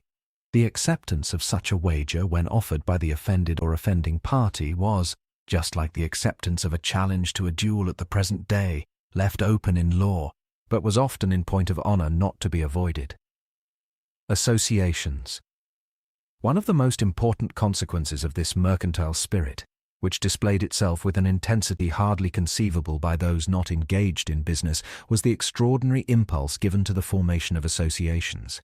In Rome this was especially fostered by the system already often mentioned, whereby the government had its business transacted through middlemen, for from the extent of the transactions it was natural, and it was doubtless often required by the state for the sake of greater security, that capitalists should undertake such leases and contracts not as individuals, but in partnership. All great dealings were organized on the model of these state contracts. Indications are even found of the occurrence among the Romans of that feature so characteristic of the system of association, a coalition of rival companies in order jointly to establish monopolist prices. In transmarine transactions, more especially in such as were otherwise attended with considerable risk, the system of partnership was so extensively adopted that it practically took the place of insurances, which were unknown to antiquity. Nothing was more common than the nautical loan, as it was called, the modern bottomry, by which the risk and gain of transmarine traffic were proportionally distributed among the owners of the vessel and cargo and all the capitalists advancing money for the voyage. It was, however, a general rule of Roman economy that one should rather take small shares in many speculations than speculate independently. Cato advised the capitalist not to fit out a single ship with his money, but in concert with 49 other capitalists to send out 50 ships and to take an interest in each to the extent of a 50th part. The greater complication thus introduced into business was overcome by the Roman merchant through his punctual laboriousness and his system of management by slaves and freedmen, which, regarded from the point of view of the pure capitalist, was far preferable to our counting-house system. Thus, these mercantile companies, with their 100 ramifications, largely influenced the economy of every Roman of note. There was, according to the testimony of Polybius, hardly a man of means in Rome who had not been concerned as an avowed or silent partner in leasing the public revenues, and much more must each have invested on an average a considerable portion of his capital in mercantile associations generally. All this laid the foundation for that endurance of Roman wealth, which was perhaps still more remarkable than its magnitude. The phenomenon, unique perhaps of its kind, to which we have already called attention, that the standing of the great clans remained almost the same throughout several centuries, finds its explanation in the somewhat narrow but solid principles on which they managed their mercantile property. Moneyed aristocracy. In consequence of the one-sided prominence assigned to capital in the Roman economy, the evils inseparable from a pure capitalist system could not fail to appear. Civil equality, which had already received a fatal wound through the rise of the ruling order of lords, suffered an equally severe blow in consequence of the line of social demarcation becoming more and more distinctly drawn between the rich and the poor. Nothing more effectually promoted this separation in a downward direction than the already mentioned rule, apparently a matter of indifference, but in reality involving the utmost arrogance and insolence on the part of the capitalists, that it was disgraceful to take money for work. A wall of partition was thus raised not merely between the common day labourer or artisan and the respectable landlord or manufacturer, but also between the soldier or subaltern and the military tribune, and between the clerk or messenger and the magistrate. In an upward direction, a similar barrier was raised by the Claudian law suggested by Gaius Flaminius, shortly before 536, which prohibited senators and senators' sons from possessing sea-going vessels except for the transport of the produce of their estates, and probably also from participating in public contracts, forbidding them generally from carrying on whatever the Romans included under the head of speculation, minus quaestus minus. It is true that this enactment was not called for by the senators. It was on the contrary a work of the democratic opposition, which perhaps desired in the first instance merely to prevent the evil of members of the governing class personally entering into dealings with the government. It may be, moreover, that the capitalists in this instance, as so often afterwards, made common cause with the Democratic Party and seized the opportunity of diminishing competition by the exclusion of the senators.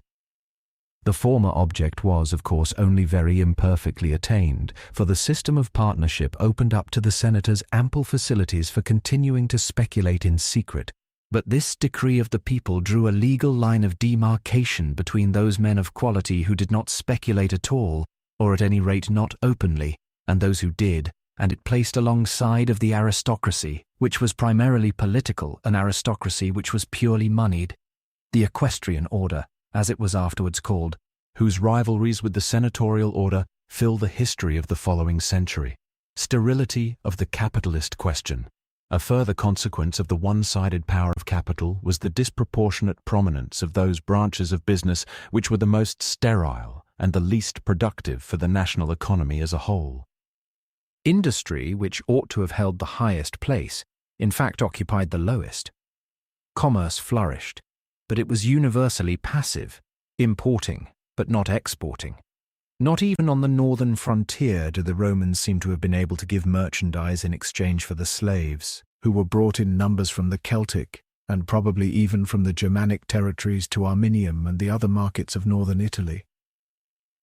At least as early as 523, the export of silver money to the Celtic territory was prohibited by the Roman government. In the intercourse with Greece, Syria, Egypt, Cyrene, and Carthage, the balance of trade was necessarily unfavorable to Italy. Rome began to become the capital of the Mediterranean states, and Italy to become the suburbs of Rome. The Romans had no wish to be anything more. and in their opulent indifference contented themselves with a passive commerce, such as every city which is nothing more than a capital necessarily carries on. They possessed, forsooth, money enough to pay for everything which they needed or did not need. On the other hand, the most unproductive of all sorts of business, the traffic in money and the farming of the revenue, formed the true mainstay and stronghold of the Roman economy. And lastly, whatever elements that economy had contained for the production of a wealthy middle class, and of a lower one making enough for its subsistence, were extinguished by the unhappy system of employing slaves, or, at the best, contributed to the multiplication of the troublesome order of freedmen. The capitalists and public opinion. But above all, the deep-rooted immorality which is inherent in an economy of pure capital ate into the heart of society and of the commonwealth, and substituted an absolute selfishness for humanity and patriotism. The better portion of the nation were very keenly sensible of the seeds of corruption which lurked in that system of speculation, and the instinctive hatred of the great multitude, as well as the displeasure of the well-disposed statesman, was especially directed against the trade of the professional moneylender, which for long had been subjected to penal laws and still continued under the letter of the law, amenable to punishment. In a comedy of this period, the moneylender is told that the class to which he belongs is on a parallel with the lenones. Eodem Herclevos pono et paro, parisumi estis ibus. Hi saltem in occultis locis prostant, vos in foro ipso. Vos fenore, hae male suadendo et lustris lacerant homines. Rogitationes plurimas propter vos populus civit, quas vos rogatas rumpitis, aliquam reperitis rimam. Quasi aquam ferventem frigidam esse, ita vos putatis leges. Cato, the leader of the Reform Party, expresses himself still more emphatically than the comedian. Lending money at interest, he says in the preface to his treatise on agriculture, has various advantages, but it is not honourable. Our forefathers accordingly ordained and inscribed it among their laws that the thief should be bound to pay twofold, but the man who takes interest fourfold, compensation, whence we may infer how much worse a citizen they deemed the usurer than the thief. There is no great difference, he elsewhere considers, between a money-lender and a murderer, and it must be allowed that his acts did not fall short of his words. When governor of Sardinia, by his rigorous administration of the law, he drove the Roman bankers to their wits' end. The great majority of the ruling senatorial order regarded the system of the speculators with dislike, and not only conducted themselves in the provinces on the whole with more integrity and honour than these moneyed men, but often acted as a restraint on them. The frequent changes of the Roman chief magistrates, however, and the inevitable inequality in their mode of handling the laws, necessarily abated the effort to check such proceedings. Reaction of the capitalist system on agriculture. The Romans perceived, moreover, as it was not difficult to perceive, that it was of far more consequence to give a different direction to the whole national economy than to exercise a police control over speculation. It was such views mainly that men like Cato enforced by precept and example on the Roman agriculturist. When our forefathers, continues Cato in the preface just quoted, pronounced the eulogy of a worthy man, they praised him as a worthy farmer and a worthy landlord. One who was thus commended was thought to have received the highest praise. The merchant I deem energetic and diligent in the pursuit of gain, but his calling is too much exposed to perils and mischances. On the other hand, farmers furnish the bravest men and the ablest soldiers. No calling is so honourable, safe, and free from odium as theirs, and those who occupy themselves with it are least liable to evil thoughts. He was wont to say of himself that his property was derived solely from two sources, agriculture and frugality, and though this was neither very logical in thought nor strictly conformable to the truth, yet Cato was not unjustly regarded by his contemporaries and by posterity as the model of a Roman landlord. Unhappily, it is a truth as remarkable as it is painful that this husbandry, commended so much and certainly with so entire good faith as a remedy, was itself pervaded by the poison of the capitalist system. In the case of pastoral husbandry, this was obvious. For that reason it was most in favour with the public, and least in favour with the party desirous of moral reform. But how stood the case with agriculture itself? The warfare, which from the 3rd onward to the 5th century capital had waged against labour, by withdrawing under the form of interest on debt the revenues of the soil from the working farmers and bringing them into the hands of the idly consuming fundholder, had been settled chiefly by the extension of the Roman economy and the throwing of the capital which existed in Latin into the field of mercantile activity opened up throughout the range of the Mediterranean. Now even the extended field of business was no longer able to contain the increased mass of capital, and an insane legislation laboured simultaneously to compel the investment of senatorial capital by artificial means in Italian estates, and systematically to reduce the value of the arable land of Italy by interference with the prices of grain. Thus there began a second campaign of capital against free labour, or, what was substantially the same thing in antiquity, against the small farmer system, and if the first had been bad, it yet seemed mild and humane as compared with the second. The capitalists no longer lent to the farmer at interest, a course which in itself was not now practicable, because the petty landholder no longer aimed at any considerable surplus, and was moreover not sufficiently simple and radical, but they bought up the farms and converted them, at the best, into estates managed by stewards and worked by slaves. This likewise was called agriculture. It was essentially the application of the capitalist system to the production of the fruits of the soil. The description of the husbandman, which Cato gives, is excellent and quite just. But how does it correspond to the system itself, which he portrays and recommends? If a Roman senator, as must not unfrequently have been the case, possessed 4 such estates as that described by Cato, the same space which in the olden time when small holdings prevailed had supported from 100 to 150 farmers' families, was now occupied by one family of free persons and about 50, for the most part unmarried, slaves. If this was the remedy by which the decaying national economy was to be restored to vigour, it bore, unhappily, an aspect of extreme resemblance to the disease. Development of Italy. The general result of this system is only too clearly obvious in the changed proportions of the population. It is true that the condition of the various districts of Italy was very unequal, and some were even prosperous.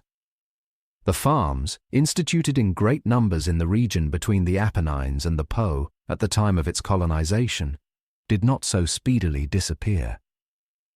Polybius, who visited that quarter not long after the close of the present period, commends its numerous, handsome, and vigorous population.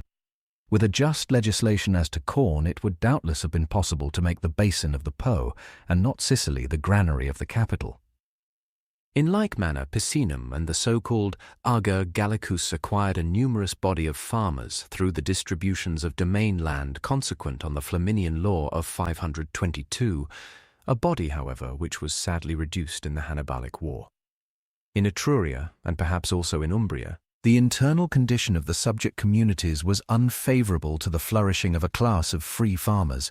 Matters were better in Latium, which could not be entirely deprived of the advantages of the market of the capital, and which had on the whole been spared by the Hannibalic War, as well as in the secluded mountain valleys of the Marsians and Sabellians.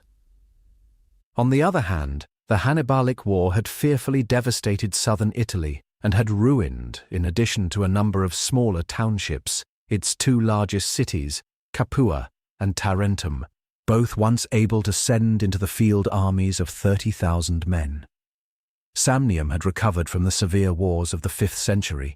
According to the census of 529, it was in a position to furnish half as many men capable of arms as all the Latin towns, and it was probably at that time, next to the Ager Romanus, the most flourishing region of the peninsula. But the Hannibalic War had desolated the land afresh, and the assignations of land in that quarter to the soldiers of Scipio's army, although considerable, probably did not cover the loss. Campania and Apulia, both hitherto well-peopled regions, were still worse treated in the same war by friend and foe.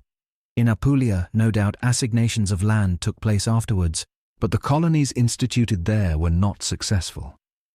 The beautiful plain of Campania remained more populous, but the territory of Capua and of the other communities broken up in the Hannibalic War became state property, and the occupants of it were uniformly not proprietors but petty temporary lessees.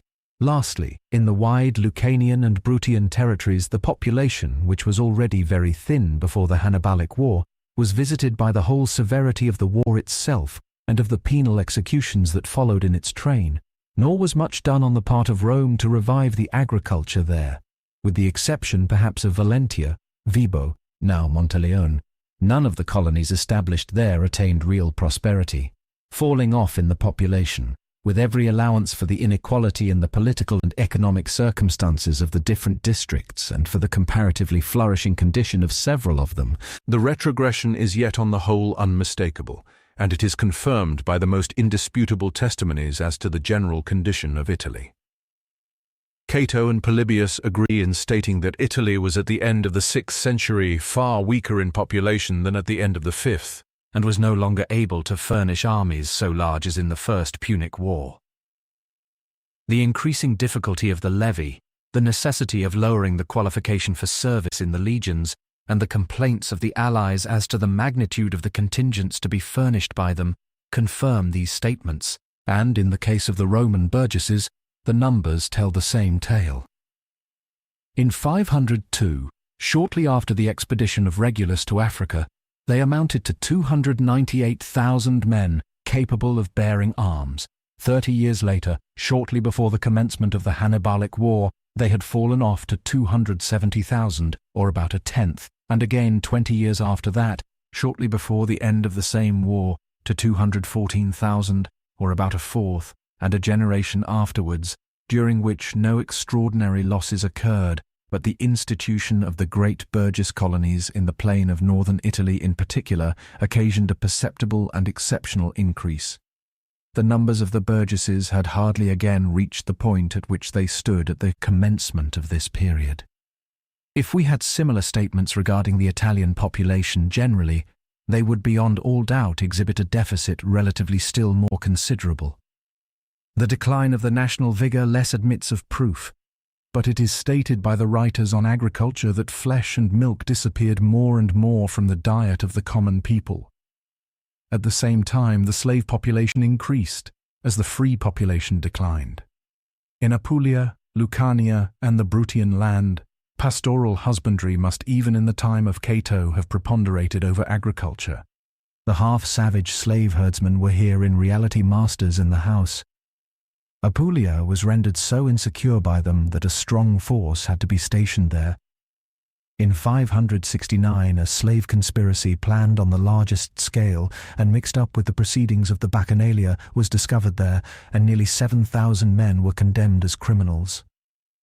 In Etruria, also Roman troops had to take the field against a band of slaves, and even in Latium there were instances in which towns like Setia and Praeneste were in danger of being surprised by a band of runaway serfs. The nation was visibly diminishing, and the community of free burgesses was resolving itself into a body composed of masters and slaves. And although it was in the first instance the 2 long wars with Carthage which decimated and ruined both the burgesses and the allies, the Roman capitalists beyond doubt contributed quite as much as Hamilcar and Hannibal to the decline in the vigour and the numbers of the Italian people. No one can say whether the government could have rendered help, but it was an alarming and discreditable fact that the circles of the Roman aristocracy, well-meaning and energetic as in great part they were, never once showed any insight into the real gravity of the situation or any foreboding of the full magnitude of the danger.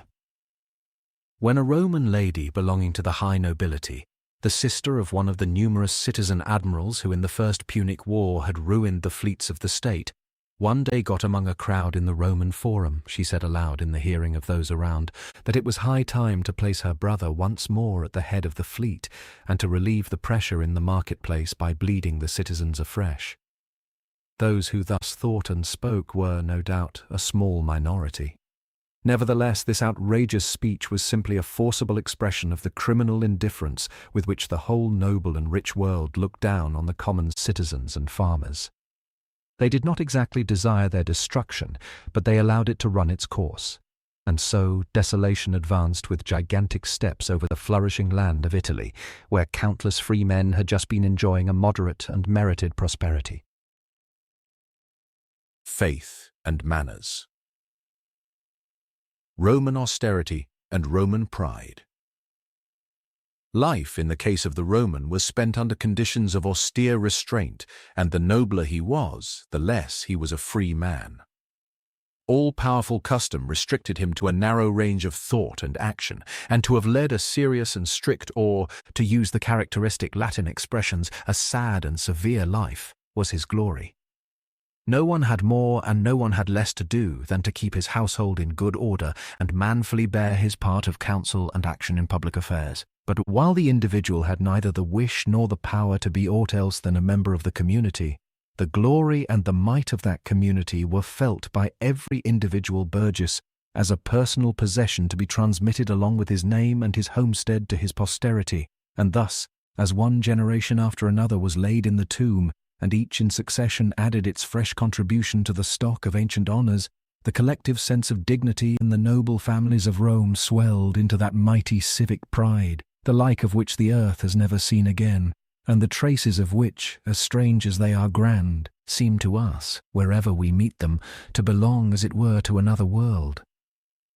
It was one of the characteristic peculiarities of this powerful sense of citizenship, that it was, while not suppressed, yet compelled by the rigid simplicity and equality that prevailed among the citizens to remain locked up within the breast during life, and was only allowed to find expression after death. But then it was displayed in the funeral rites of the man of distinction so conspicuously and intensely that this ceremonial is better fitted than any other phenomenon of Roman life to give to us who live in later times a glimpse of that wonderful spirit of the Romans. A Roman funeral. It was a singular procession, at which the burgesses were invited to be present by the summons of the public crier. Yonder warrior is dead. Whoever can, let him come to escort Lucius Aemilius. He is borne forth from his house. It was opened by bands of wailing women, musicians, and dancers. One of the latter was dressed out and furnished with a mask after the likeness of the deceased, and by gesture doubtless and action recalled once more to the multitude the appearance of the well-known man. Then followed the grandest and most peculiar part of the solemnity, the procession of ancestors, before which all the rest of the pageant so faded in comparison, that men of rank of the true Roman type enjoined their heirs to restrict the funeral ceremony to that procession alone. We have already mentioned that the face masks of those ancestors who had filled the curule aedileship, or any higher ordinary magistracy, wrought in wax and painted, modelled as far as possible after life, but not wanting even for the earlier ages up to and beyond the time of the kings, were wont to be placed in wooden niches along the walls of the family hall, and were regarded as the chief ornament of the house. When a death occurred in the family, suitable persons, chiefly actors, were dressed up with these face masks and the corresponding official costume to take part in the funeral ceremony, so that the ancestors, each in the principal dress worn by him in his lifetime, the triumphator in his gold-embroidered, the censor in his purple, and the consul in his purple-bordered robe, with their lictors and the other insignia of office, all in chariots gave the final escort to the dead. On the bier, overspread with massive purple and gold-embroidered coverlets and fine linen cloths, lay the deceased himself, likewise in the full costume of the highest office which he had filled, and surrounded by the armour of the enemies whom he had slain, and by the chaplets which in jest or earnest he had won. Behind the bier came the mourners, all dressed in black and without ornament, the sons of the deceased with their heads veiled, the daughters without veil, the relatives and clansmen, the friends, the clients and freedmen. Thus the procession passed on to the forum. There the corpse was placed in an erect position. The ancestors descended from their chariots and seated themselves in the curule chairs, and the son or nearest Gentile kinsman of the deceased ascended the rostra in order to announce to the assembled multitude in simple recital the names and deeds of each of the men sitting in a circle around him, and last of all, those of him who had recently died. This may be called a barbarous custom, and a nation of artistic feelings would certainly not have tolerated the continuance of this odd resurrection of the dead down to an epoch of fully developed civilization. But even Greeks, who were very dispassionate and but little disposed to reverence, such as Polybius, were greatly impressed by the naive pomp of this funeral ceremony. It was a conception essentially in keeping with the grave solemnity, the uniform movement, and the proud dignity of Roman life, that departed generations should continue to walk, as it were, corporeally among the living, and that, when a burgess weary of labours and of honours was gathered to his fathers, these fathers themselves should appear in the forum to receive him among their number, the new Hellenism. But the Romans had now reached a crisis of transition. Now that the power of Rome was no longer confined to Italy but had spread far and wide to the east and to the west, the days of the old home life of Italy were over, and a Hellenizing civilization came in its room. It is true that Italy had been subject to the influence of Greece ever since it had a history at all. We have formerly shown how the youthful Greece and the youthful Italy, both of them with a certain measure of simplicity and originality, gave and received intellectual impulses, and how at a later period Rome endeavored after a more external manner to appropriate to practical use the language and inventions of the Greeks. But the Hellenism of the Romans of the present period was, in its causes as well as its consequences, something essentially new. The Romans began to feel the need of a richer intellectual life, and to be startled, as it were, at their own utter want of mental culture. And if even nations of artistic gifts, such as the English and Germans, have not disdained in the pauses of their own productiveness to avail themselves of the miserable French culture for filling up the gap, it need excite no surprise that the Italian nation now flung itself with fervid zeal on the glorious treasures as well as on the dissolute filth of the intellectual development of Hellas. But it was an impulse still more profound and deep-rooted, which carried the Romans irresistibly into the Hellenic vortex. Hellenic civilization still doubtless called itself by that name, but it was Hellenic no longer. It was, in fact, humanistic and cosmopolitan. It had solved the problem of moulding a mass of different nations into one whole, completely in the field of intellect, and to a certain extent also in that of politics. And now, when the same task on a wider scale devolved on Rome, she took over Hellenism along with the rest of the inheritance of Alexander the Great. Hellenism, therefore, was no longer a mere stimulus or accessory influence. It penetrated the Italian nation to the very core. Of course, the vigorous home life of Italy strove against the foreign element. It was only after a most vehement struggle that the Italian farmer abandoned the field to the cosmopolite of the capital.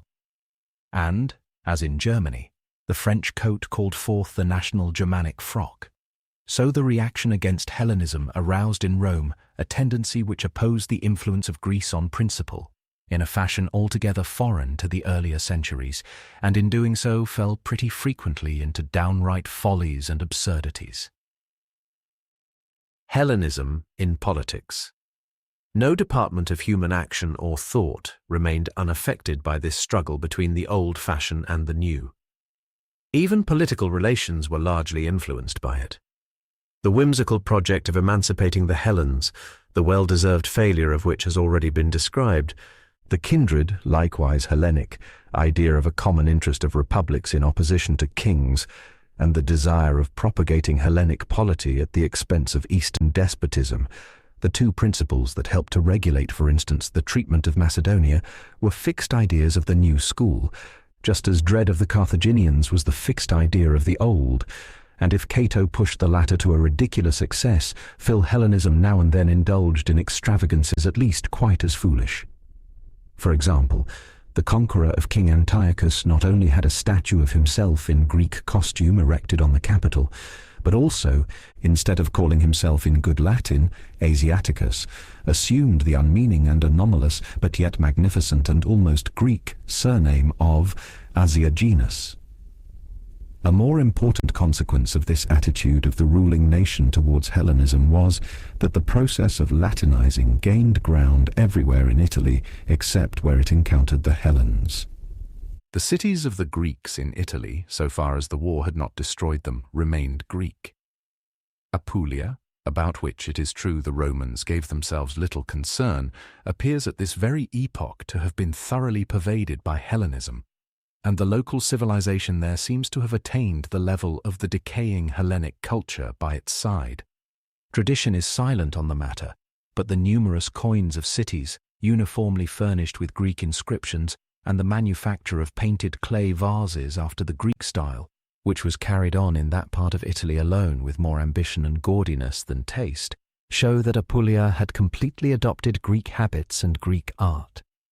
But the real struggle between Hellenism and its national antagonists during the present period was carried on in the field of faith, of manners, and of art and literature. And we must not omit to attempt some delineation of this great strife of principles, however difficult it may be to present a summary view of the myriad forms and aspects which the conflict assumed. The national religion and unbelief, the extent to which the old simple faith still retained a living hold on the Italians, is shown very clearly by the admiration or astonishment which this problem of Italian piety excited among the contemporary Greeks.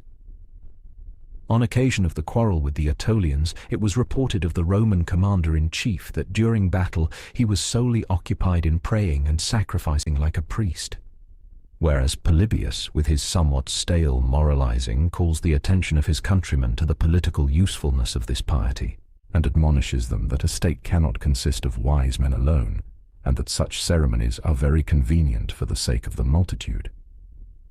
Religious economy. But if Italy still possessed what had long been a mere antiquarian curiosity in Hellas, a national religion, it was already visibly beginning to be ossified into theology. The torpor creeping over faith is nowhere perhaps so distinctly apparent as in the alterations in the economy of divine service and of the priesthood. The public service of the gods became not only more tedious, but above all more and more costly. In 558, there was added to the 3 old colleges of the augurs, pontifices, and keepers of oracles, a 4th consisting of 3 banquet masters, treviri epulones, solely for the important purpose of superintending the banquets of the gods. The priests, as well as the gods, were in fairness entitled to feast. New institutions, however, were not needed with that view, as every college applied itself with zeal and devotion to its convivial affairs. The clerical banquets were accompanied by the claim of clerical immunities. The priests, even in times of grave embarrassment, claimed the right of exemption from public burdens, and only after very troublesome controversy submitted to make payment of the taxes in arrear. To the individual, as well as to the community, piety became a more and more costly article. The custom of instituting endowments and generally of undertaking permanent pecuniary obligations for religious objects prevailed among the Romans in a manner similar to that of its prevalence in Roman Catholic countries at the present day. These endowments, particularly after they came to be regarded by the supreme spiritual and at the same time the supreme juristic authority in the state, the pontifices, as a real burden devolving de jure on every heir or other person acquiring the estate, began to form an extremely oppressive charge on property. Inheritance without sacrificial obligation was a proverbial saying among the Romans, somewhat similar to our rose without a thorn. The dedication of 1/10 of their substance became so common that twice every month a public entertainment was given from the proceeds in the Forum Boarium at Rome. With the Oriental worship of the Mother of the Gods, there was imported to Rome among other pious nuisances the practice, annually recurring on certain fixed days, of demanding penny collections from house to house, stipem cogere. Lastly, the subordinate class of priests and soothsayers, as was reasonable, rendered no service without being paid for it. And beyond doubt, the Roman dramatist sketched from life, when in the curtain conversation between husband and wife he represents the account for pious services as ranking with the accounts for the cook, the nurse, and other customary presents. Da mihi vir, quod dem quinquatribus praecantrici conjectrici hariolae atcuc haruspicae. Tum piatrisem clementa non potest quin munerem, flagitium est senil mitatur, quo supercilio spicit. The Romans did not create a god of gold, as they had formerly created a god of silver. Nevertheless, he reigned in reality alike over the highest and lowest spheres of religious life. The old pride of the Latin national religion, the moderation of its economic demands, was irrevocably gone. Theology. At the same time, its ancient simplicity also departed. Theology, the spurious offspring of reason and faith, was already occupied in introducing its own tedious prolixity and solemn inanity into the old homely national faith, and thereby expelling the true spirit of that faith. The catalogue of the duties and privileges of the priest of Jupiter, for instance, might well have a place in the Talmud.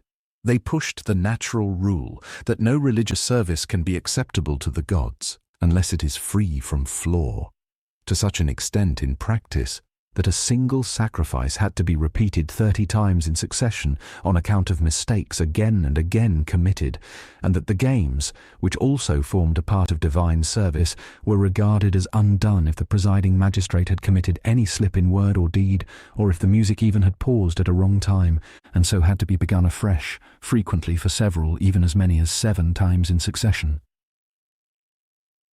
Irreligious spirit. This exaggeration of conscientiousness was already a symptom of its incipient torpor, and the reaction against it, indifference and unbelief, failed not soon to appear.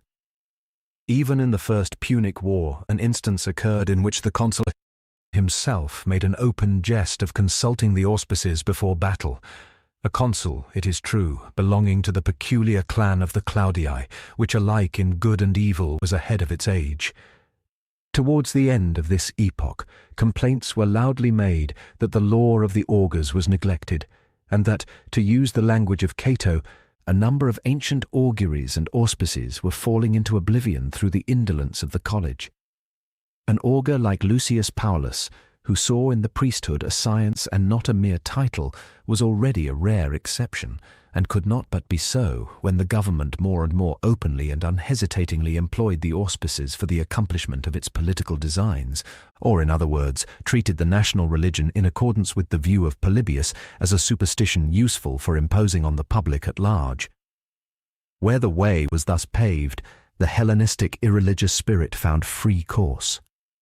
In connection with the incipient taste for art, the sacred images of the gods began as early as the time of Cato to be employed, like other furniture, in adorning the chambers of the rich. More dangerous wounds were inflicted on religion by the rising literature. It could not indeed venture on open attacks, and such direct additions as were made by its means to religious conceptions, for example, the Pater Caelus formed by Ennius from the Roman Saturnus in imitation of the Greek Uranos, were, while Hellenistic, of no great importance. But the diffusion of the doctrines of Hamilcar and Euhemerus in Rome was fraught with momentous consequences.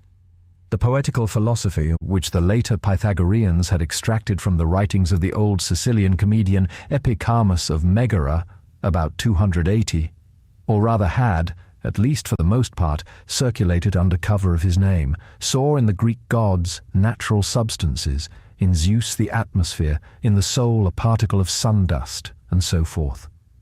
Insofar as this philosophy of nature, like the Stoic doctrine in later times, had in its most general outlines a certain affinity with the Roman religion, it was calculated to undermine the national religion by resolving it into allegory. A quasi-historical analysis of religion was given in the sacred memoirs of Euhemerus of Messina, about 450, which, under the form of reports on the travels of the author among the marvels of foreign lands, subjected to thorough and documentary sifting the accounts current as to the so-called gods, and resulted in the conclusion that there neither were nor are gods at all. To indicate the character of the book, it may suffice to mention the one fact that the story of Kronos devouring his children is explained as arising out of the existence of cannibalism in the earliest times and its abolition by King Zeus. Notwithstanding, or even by virtue of its insipidity and of its very obvious purpose, the production had an undeserved success in Greece and helped, in concert with the current philosophies there, to bury the dead religion.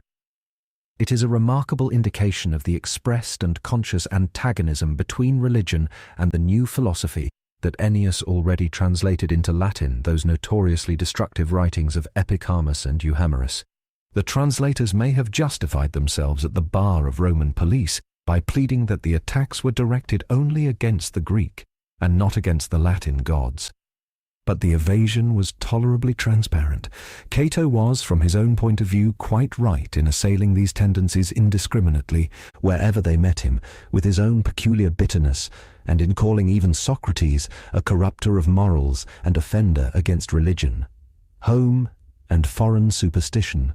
Thus the old national religion was visibly on the decline, and, as the great trees of the primeval forest were uprooted, the soil became covered with a rank growth of thorns and of weeds that had never been seen before. Native superstitions and foreign impostures of the most various hues mingled, competed, and conflicted with each other. No Italian stock remained exempt from this transmuting of old faith into new superstition. As the lore of entrails and of lightning was cultivated among the Etruscans, so the liberal art of observing birds and conjuring serpent flourished luxuriantly among the Sabellians and more particularly the Martians. Even among the Latin nation, and in fact in Rome itself, we meet with similar phenomena, although they are, comparatively speaking, less conspicuous. Such, for instance, were the lots of Praeneste, and the remarkable discovery at Rome in 573 of the tomb and posthumous writings of the king Numa, which are alleged to have prescribed religious rites altogether strange and unheard of. But the credulous were to their regret not permitted to learn more than this, coupled with the fact that the books looked very new, for the Senate laid hands on the treasure and ordered the rolls to be summarily thrown into the fire. The home manufacture was thus quite sufficient to meet such demands of folly as might fairly be expected, but the Romans were far from being content with it. The Hellenism of that epoch, already denationalized and pervaded by Oriental mysticism, introduced not only unbelief, but also superstition in its most offensive and dangerous forms to Italy. And these vagaries, moreover, had quite a special charm, precisely because they were foreign. Worship of Sibylline Chaldean astrologers and casters of nativities were already in the 6th century spread throughout Italy, but a still more important event, one making in fact an epoch in the world's history, was the reception of the Phrygian Mother of the Gods among the publicly recognized divinities of the Roman state, to which the government had been obliged to give its consent during the last weary years of the Hannibalic War.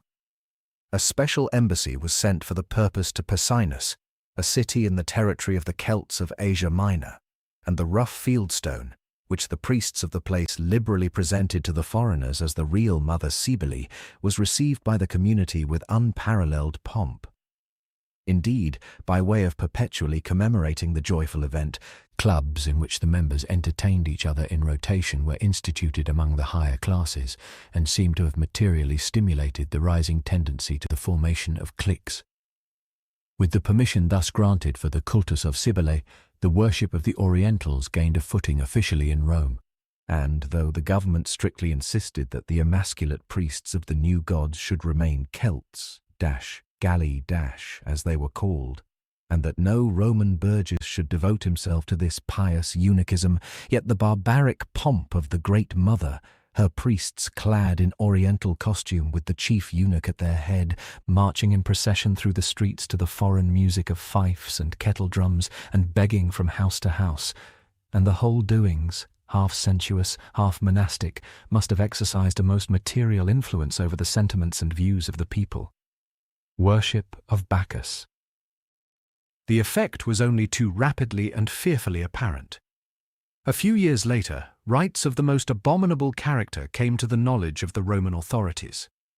A secret nocturnal festival in honor of the god Bacchus had been first introduced into Etruria through a Greek priest, and spreading like a cancer, had rapidly reached Rome and propagated itself over all Italy, everywhere corrupting families and giving rise to the most heinous crimes, unparalleled unchastity, falsifying of testaments, and murdering by poison. More than 7,000 men were sentenced to punishment, most of them to death, on this account, and rigorous enactments were issued as to the future. Yet they did not succeed in repressing the ongoings, and 6 years later the magistrate to whom the matter fell complained that 3,000 men more had been condemned, and still there appeared no end of the evil. Repressive measures. Of course, all rational men were agreed in the condemnation of these spurious forms of religion, as absurd as they were injurious to the Commonwealth. The pious adherents of the olden faith and the partisans of Hellenic enlightenment concurred in their ridicule of and indignation at this superstition. Cato made it an instruction to his steward that he was not to present any offering or to allow any offering to be presented on his behalf without the knowledge and orders of his master, except at the domestic hearth and on the wayside altar at the Compitalia, and that he should consult no haruspex, Hariolus, or Chaldaeus.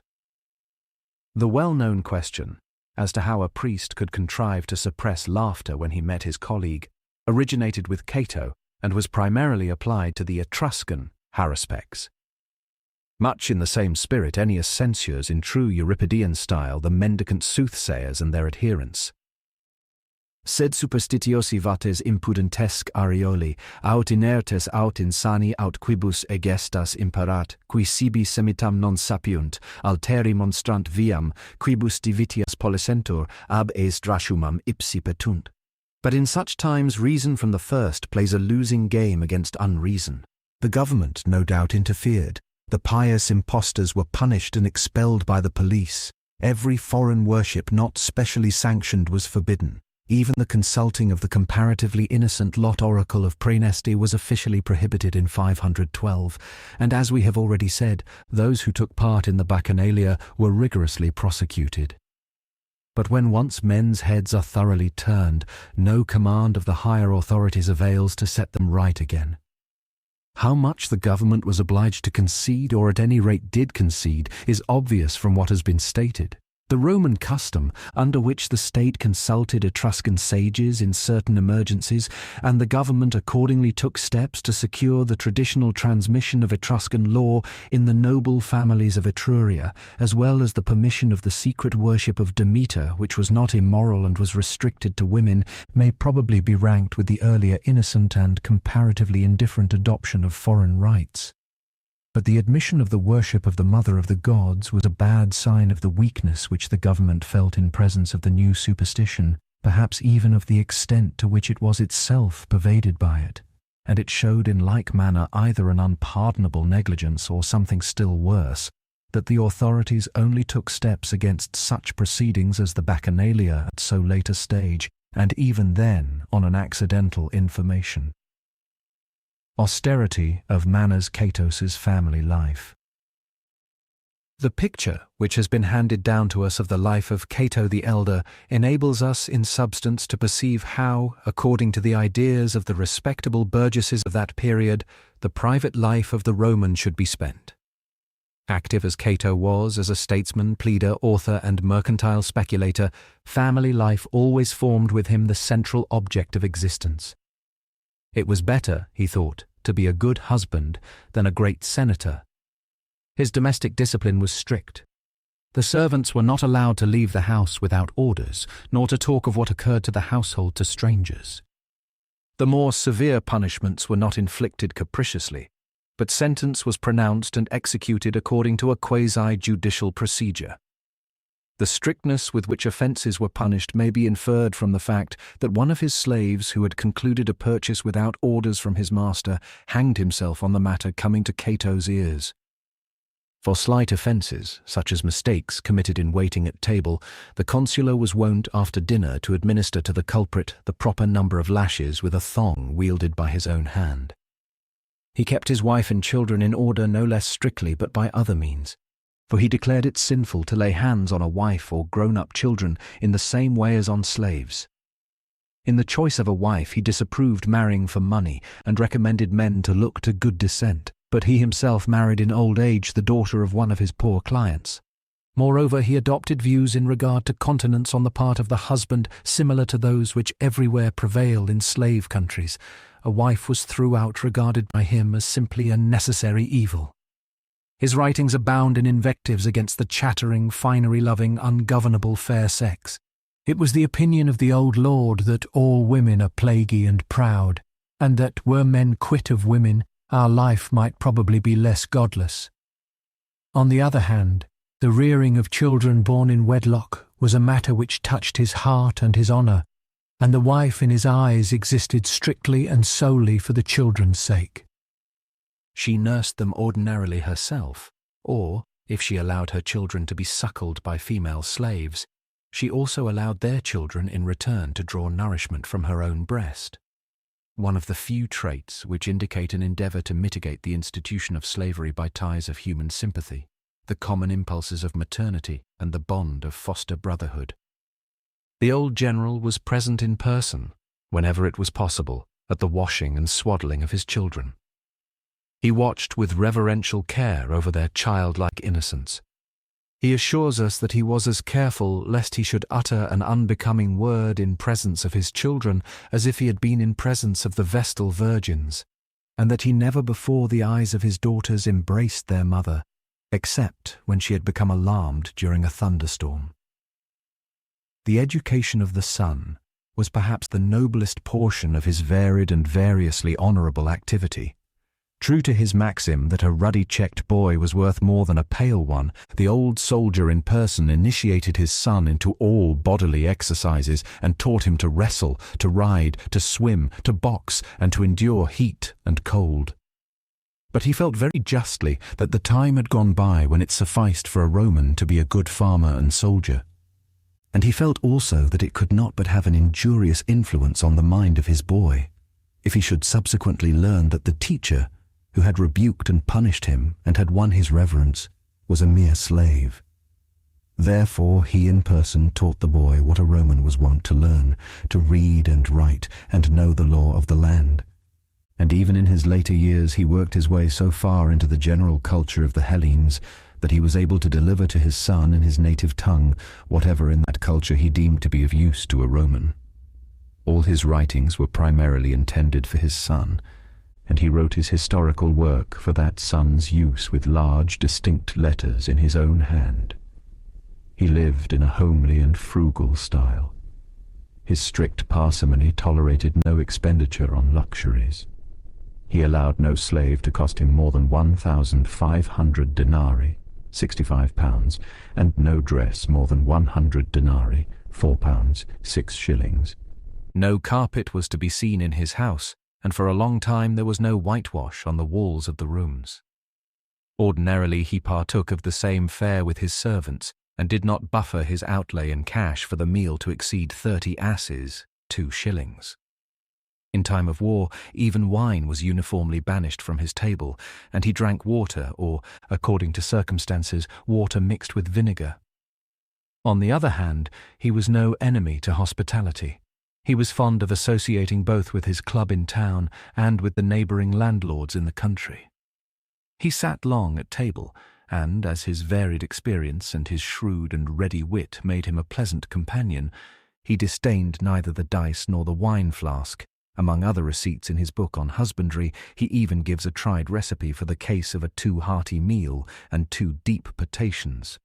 His life, up to extreme old age, was one of ceaseless activity.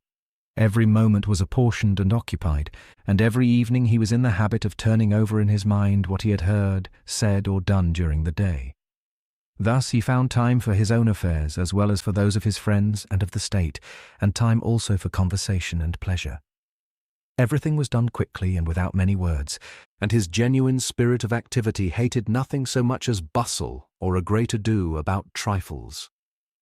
So lived the man who was regarded by his contemporaries and by posterity as the true model of a Roman burgess, and who appeared as it were the living embodiment of the, certainly somewhat coarse-grained, energy and probity of Rome in contrast with Greek indolence and Greek immorality. As a later Roman poet says, "Sperna mores transmarinos, mille habent officias, cive Romano per orbem nemo vivit rectius, quipe malem unum catanem, quam 300 Socratas."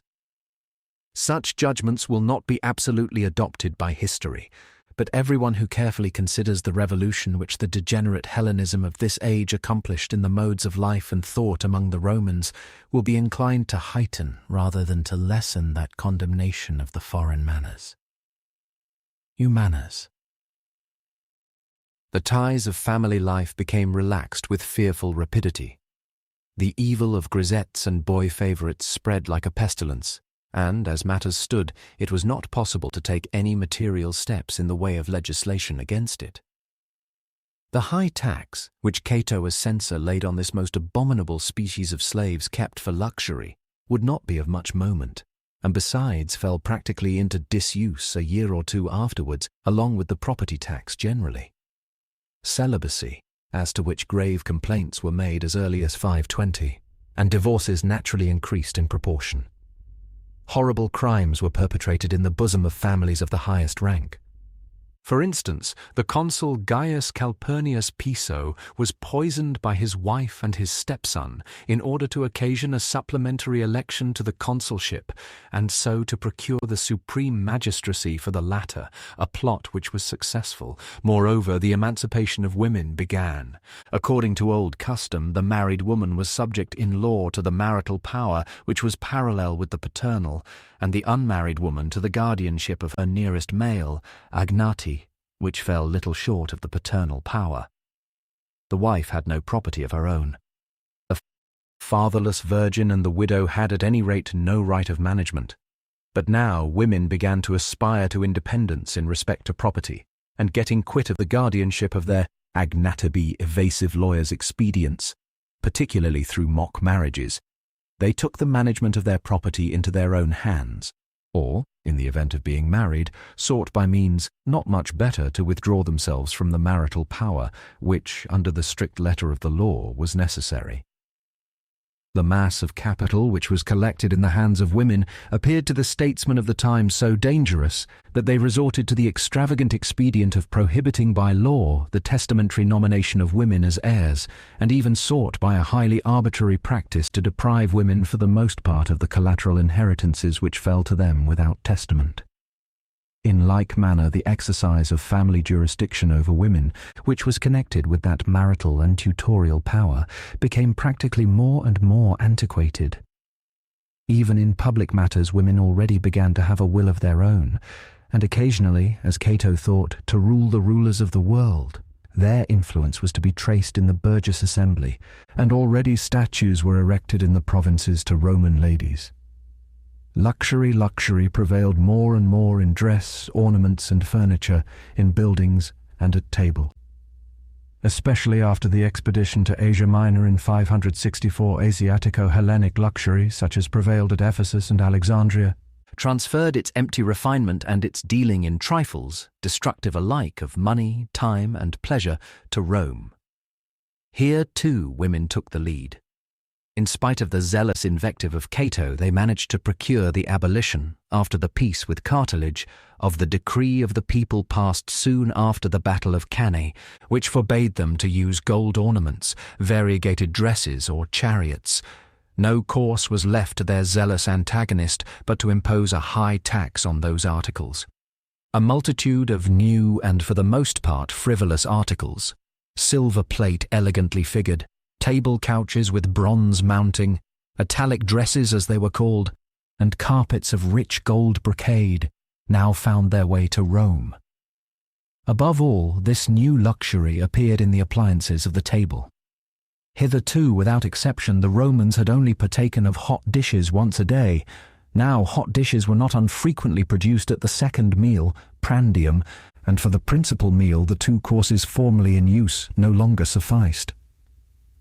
Hitherto the women of the household had themselves attended to the baking of bread and cooking, and it was only on occasion of entertainments that a professional cook was specially hired, who in that case superintended alike the cooking and the baking. Now, on the other hand, a scientific cookery began to prevail. In the better houses a special cook was kept. The division of labour became necessary, and the trade of baking bread and cakes branched off from that of cooking. The first bakers' shops in Rome appeared about 583. Poems on the art of good eating, with long lists of the most palatable fishes and other marine products, found their readers, and the theory was reduced to practice. Foreign delicacies, anchovies from Pontus, wine from Greece, began to be esteemed in Rome, and Cato's receipt for giving to the ordinary wine of the country the flavour of Coan by means of brine would hardly inflict any considerable injury on the Roman vintners. The old decorous singing and reciting of the guests and their boys were supplanted by Asiatic sambuchistriae. Hitherto the Romans had perhaps drunk pretty deeply at supper, but drinking banquets in the strict sense were unknown. Now formal revels came into vogue, on which occasions the wine was little or not at all diluted and was drunk out of large cups, and the drink pledging, in which each was bound to follow his neighbour in regular succession, formed the leading feature, drinking after the Greek style, Greco or bibere or playing the Greek, pogrekare congrekare as the Romans called it. In consequence of this debauchery, dice-playing, which had doubtless long been in use among the Romans, reached such proportions that it was necessary for legislation to interfere. The aversion to labour and the habit of idle lounging were visibly on the increase. Cato proposed to have the market paved with pointed stones, in order to put a stop to the habit of idling. The Romans laughed at the jest, and went on to enjoy the pleasure of loitering and gazing all around them. Increase of amusements. We have already noticed the alarming extension of the popular amusements during this epoch. At the beginning of it, apart from some unimportant foot and chariot races which should rather be ranked with religious ceremonies, only a single general festival was held in the month of September, lasting 4 days and having a definitely fixed maximum of cost. At the close of the epoch, this popular festival had a duration of at least 6 days, and besides this there was celebrated at the beginning of April the festival of the Mother of the Gods, or the so-called Megalensia, towards the end of April that of Ceres and that of Flora, in June that of Apollo, in November the plebeian games, all of them probably occupying already more days than one. To these fell to be added the numerous cases where the games were celebrated afresh, in which pious scruples presumably often served as a mere pretext, and the incessant extraordinary festivals. Among these the already mentioned banquets furnished from the dedicated tents, the feasts of the gods, the triumphal and funeral festivities were conspicuous, and above all the festal games which were celebrated, for the first time in 505, at the close of one of those longer periods which were marked off by the Etrusco-Roman religion, the saecula, as they were called. At the same time, domestic festivals were multiplied.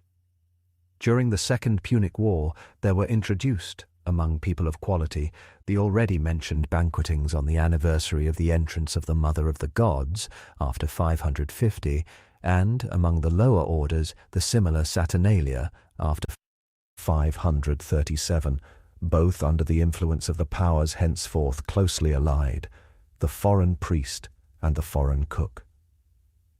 A very near approach was made to that ideal condition in which every idler should know where he might kill time every day, and this in a commonwealth where formerly action had been with all and sundry the very object of existence, and idle enjoyment had been prescribed by custom as well as by law.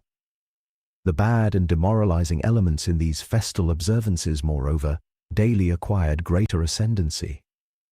It is true that still, as formerly, the chariot races formed the brilliant finale of the national festivals, and a poet of this period describes very vividly the straining expectancy with which the eyes of the multitude were fastened on the consul when he was on the point of giving the signal for the chariots to start.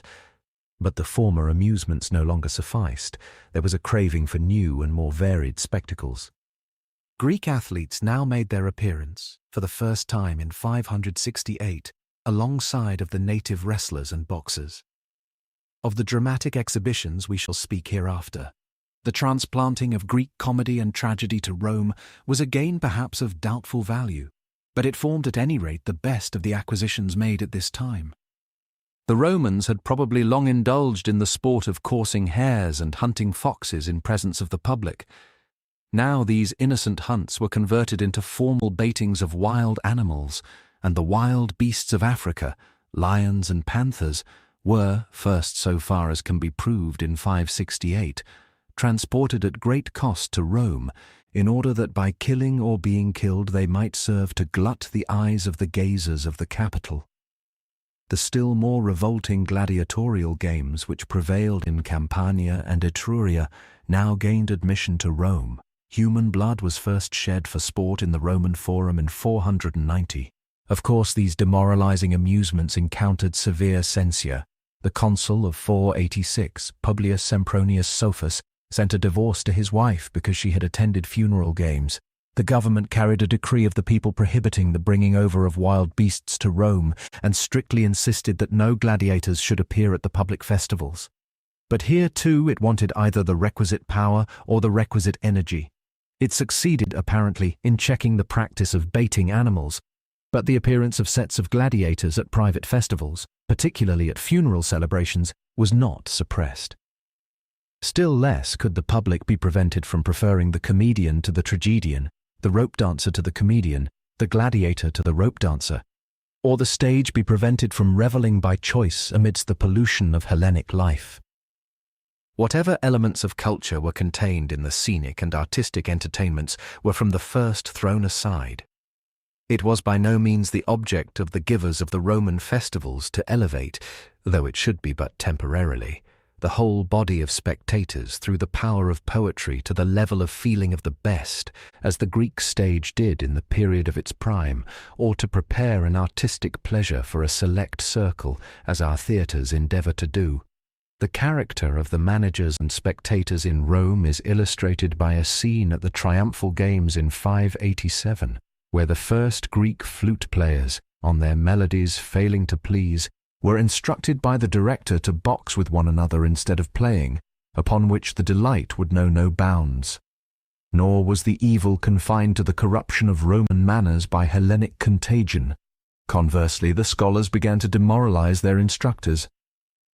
Gladiatorial games, which were unknown in Greece, were first introduced by King Antiochus Epiphanes, a professed imitator of the Romans, at the Syrian court, and, although they excited at first greater horror than pleasure in the Greek public, which was more humane and had more sense of art than the Romans, yet they held their ground likewise there, and gradually came more and more into vogue. As a matter of course, this revolution in life and manners brought an economic revolution in its train. Residence in the capital became more and more coveted as well as more costly. Rents rose to an unexampled height. Extravagant prices were paid for the new articles of luxury. A barrel of anchovies from the Black Sea cost 1,600 sesterces, £16, more than the price of a rural slave. A beautiful boy cost 24,000 sesterces, £240, more than many a farmer's homestead. Money, therefore, and nothing but money, became the watchword with high and low. In Greece, it had long been the case that nobody did anything for nothing, as the Greeks themselves with discreditable candour allowed.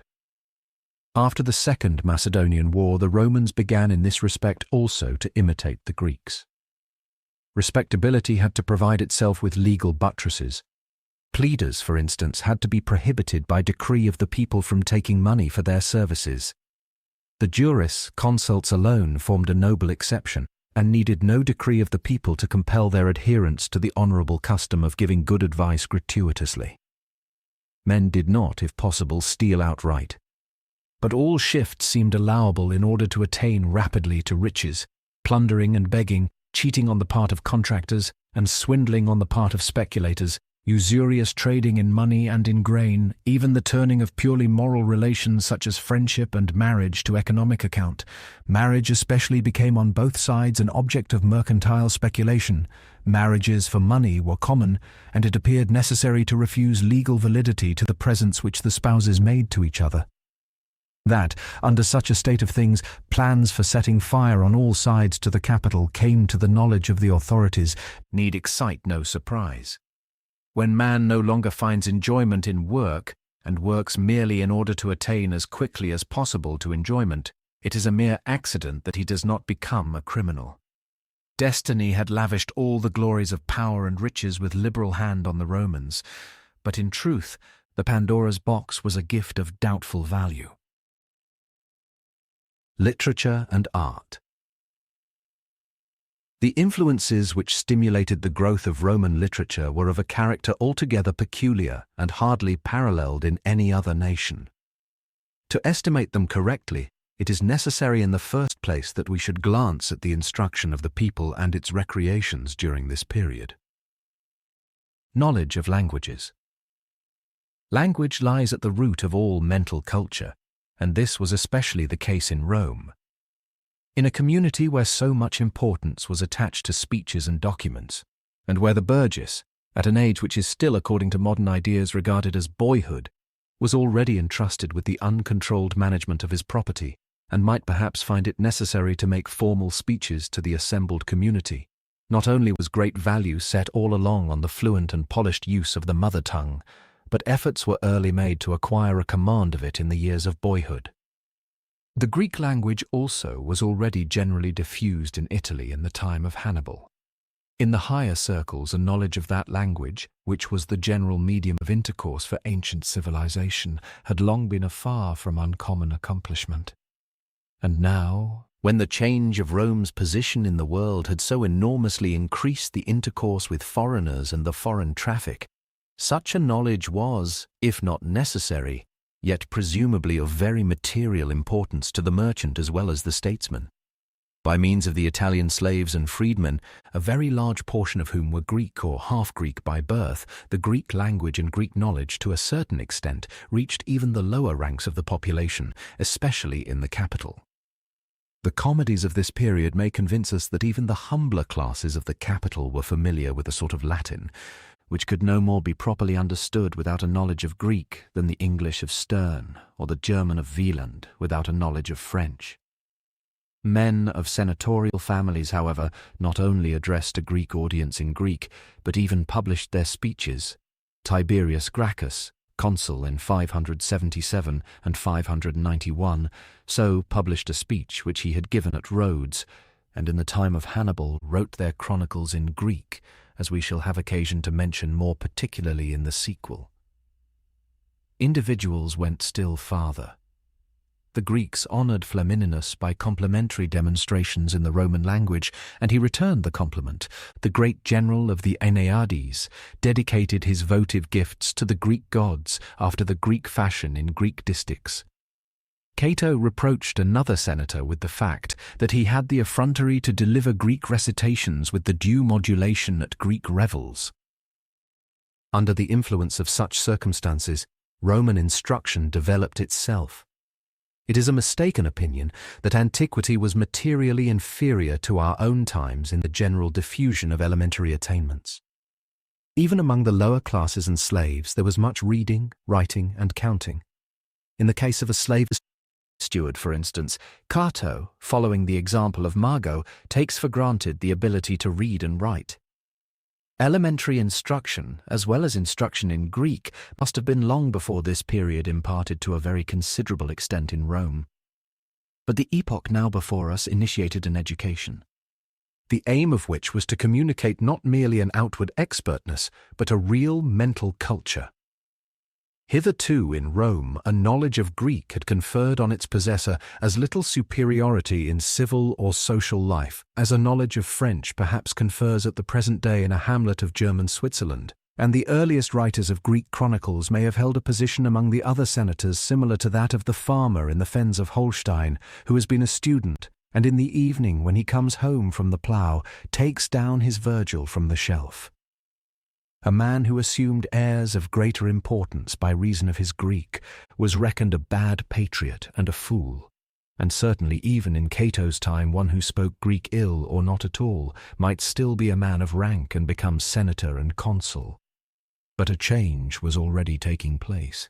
The internal decomposition of Italian nationality had already, particularly in the aristocracy, advanced so far as to render the substitution of a general humane culture for that nationality inevitable, and the craving after a more advanced civilization was already powerfully stirring the minds of men. Instruction in the Greek language, as it were, spontaneously met this craving. The classical literature of Greece, the Iliad, and still more the Odyssey, had all along formed the basis of that instruction. The overflowing treasures of Hellenic art and science were already by this means spread before the eyes of the Italians. Without any outward revolution, strictly speaking, in the character of the instruction, the natural result was that the empirical study of the language became converted into a higher study of the literature, that the general culture connected with such literary studies was communicated in increased measure to the scholars, and that these availed themselves of the knowledge thus acquired to dive into that Greek literature which most powerfully influenced the spirit of the age, the tragedies of Euripides and the comedies of Menander. In a similar way, greater importance came to be attached to instruction in Latin. The higher society of Rome began to feel the need, if not of exchanging their mother tongue for Greek, at least of refining it and adapting it to the changed state of culture. And for this purpose, too, they found themselves in every respect dependent on the Greeks. The economic arrangements of the Romans placed the work of elementary instruction in the mother tongue, like every other work held in little estimation and performed for hire, chiefly in the hands of slaves, freedmen, or foreigners, or in other words, chiefly in the hands of Greeks or half-Greeks, which was attended with the less difficulty because the Latin alphabet was almost identical with the Greek, and the two languages possessed a close and striking affinity. But this was the least part of the matter. The importance of the study of Greek in a formal point of view exercised a far deeper influence over the study of Latin. Anyone who knows how singularly difficult it is to find suitable matter and suitable forms for the higher intellectual culture of youth, and how much more difficult it is to set aside the matter and forms once found, will understand how it was that the Romans knew no mode of supplying the desideratum of a more advanced Latin instruction, except that of simply transferring the solution of this problem, which instruction in the Greek language and literature furnished, to instruction in Latin. In the present day, a process entirely analogous goes on under our own eyes in the transference of the methods of instruction from the dead to the living languages. But unfortunately, the chief requisite for such a transference was wanting. The Romans could, no doubt, learn to read and write Latin by means of the 12 tables, but a Latin culture presupposed a literature, and no such literature existed in Rome. The stage under Greek influence. To this defect was added a second. We have already described the multiplication of the amusements of the Roman people. The stage had long played an important part in these recreations. The chariot races formed strictly the principal amusement in all of them, but these races uniformly took place only on one, viz. the concluding day, while the earlier days were substantially devoted to stage entertainments. But for long, these stage representations consisted chiefly of dances and jugglers' feats. The improvised chants which were produced on these occasions had neither dialogue nor plot. It was only now that the Romans looked around them for a real drama. The Roman popular festivals were throughout under the influence of the Greeks, whose talent for amusing and for killing time naturally rendered them purveyors of pleasure for the Romans. Now, no national amusement was a greater favourite in Greece, and none was more varied than the theatre. It could not but speedily attract the attention of those who provided the Roman festivals and their staff of assistants. The earlier Roman stage chant contained within it a dramatic germ capable perhaps of development, but to develop the drama from that germ required on the part of the poet and the public a genial power of giving and receiving, such as was not to be found among the Romans at all, and least of all at this period, and had it been possible to find it, the impatience of those entrusted with the amusement of the multitude would hardly have allowed to the noble fruit peace and leisure to ripen. In this case, too, there was an outward want, which the nation was unable to satisfy. The Romans desired a theatre, but the pieces were wanting. Rise of a Roman literature. On these elements Roman literature was based, and its defective character was from the first and necessarily the result of such an origin. All real art has its root in individual freedom and a cheerful enjoyment of life, and the germs of such an art were not wanting in Italy. But when Roman training substituted for freedom and joyousness the sense of belonging to the community and the consciousness of duty, art was stifled, and instead of growing, could not but pine away. The culminating point of Roman development was the period which had no literature. It was not till Roman nationality began to give way and Hellenico-cosmopolite tendencies began to prevail that literature made its appearance at Rome in their train. Accordingly, from the beginning, and by stringent internal necessity, it took its stand on Greek ground and in broad antagonism to the distinctively Roman national spirit. Roman poetry above all had its immediate origin not from the inward impulse of the poets, but from the outward demands of the school, which needed Latin manuals, and of the stage, which needed Latin dramas. Now both institutions, the school and the stage, were thoroughly anti-Roman and revolutionary. The gaping and staring idleness of the theatre was an abomination to the sober earnestness and the spirit of activity which animated the Roman of the olden type, and, inasmuch as it was the deepest and noblest conception lying at the root of the Roman commonwealth, that within the circle of Roman burgesses there should be neither master nor slave, neither millionaire nor beggar, but that above all a like faith and a like culture should characterize all Romans. The school and the necessarily exclusive school culture were far more dangerous still, and were in fact utterly destructive of the sense of equality. The school and the theatre became the most effective levers in the hands of the new spirit of the age, and all the more so that they used the Latin tongue. Men might perhaps speak and write Greek and yet not cease to be Romans, but in this case they accustomed themselves to speak in the Roman language, while the whole inward being and life were Greek. It is not one of the most pleasing, but it is one of the most remarkable and, in a historical point of view, most instructive facts in this brilliant era of Roman conservatism, that during its course Hellenism struck root in the whole field of intellect, not immediately political, and that the maître de plaisir, the great public, and the schoolmaster in close alliance created a Roman literature. Livius Andronicus. In the very earliest Roman author, the later development appears, as it were, in embryo. The Greek Andronikos, from before 482 till after 547, afterwards, as a Roman burgess called Lucius Livius Andronicus, came to Rome at an early age in 482 among the other captives taken at Tarentum, and passed into the possession of the conqueror of Senna, Marcus Livius Salinata, consul 535-547. He was employed as a slave, partly in acting and copying texts, partly in giving instruction in the Latin and Greek languages, which he taught both to the children of his master and to other boys of wealthy parents in and out of the house.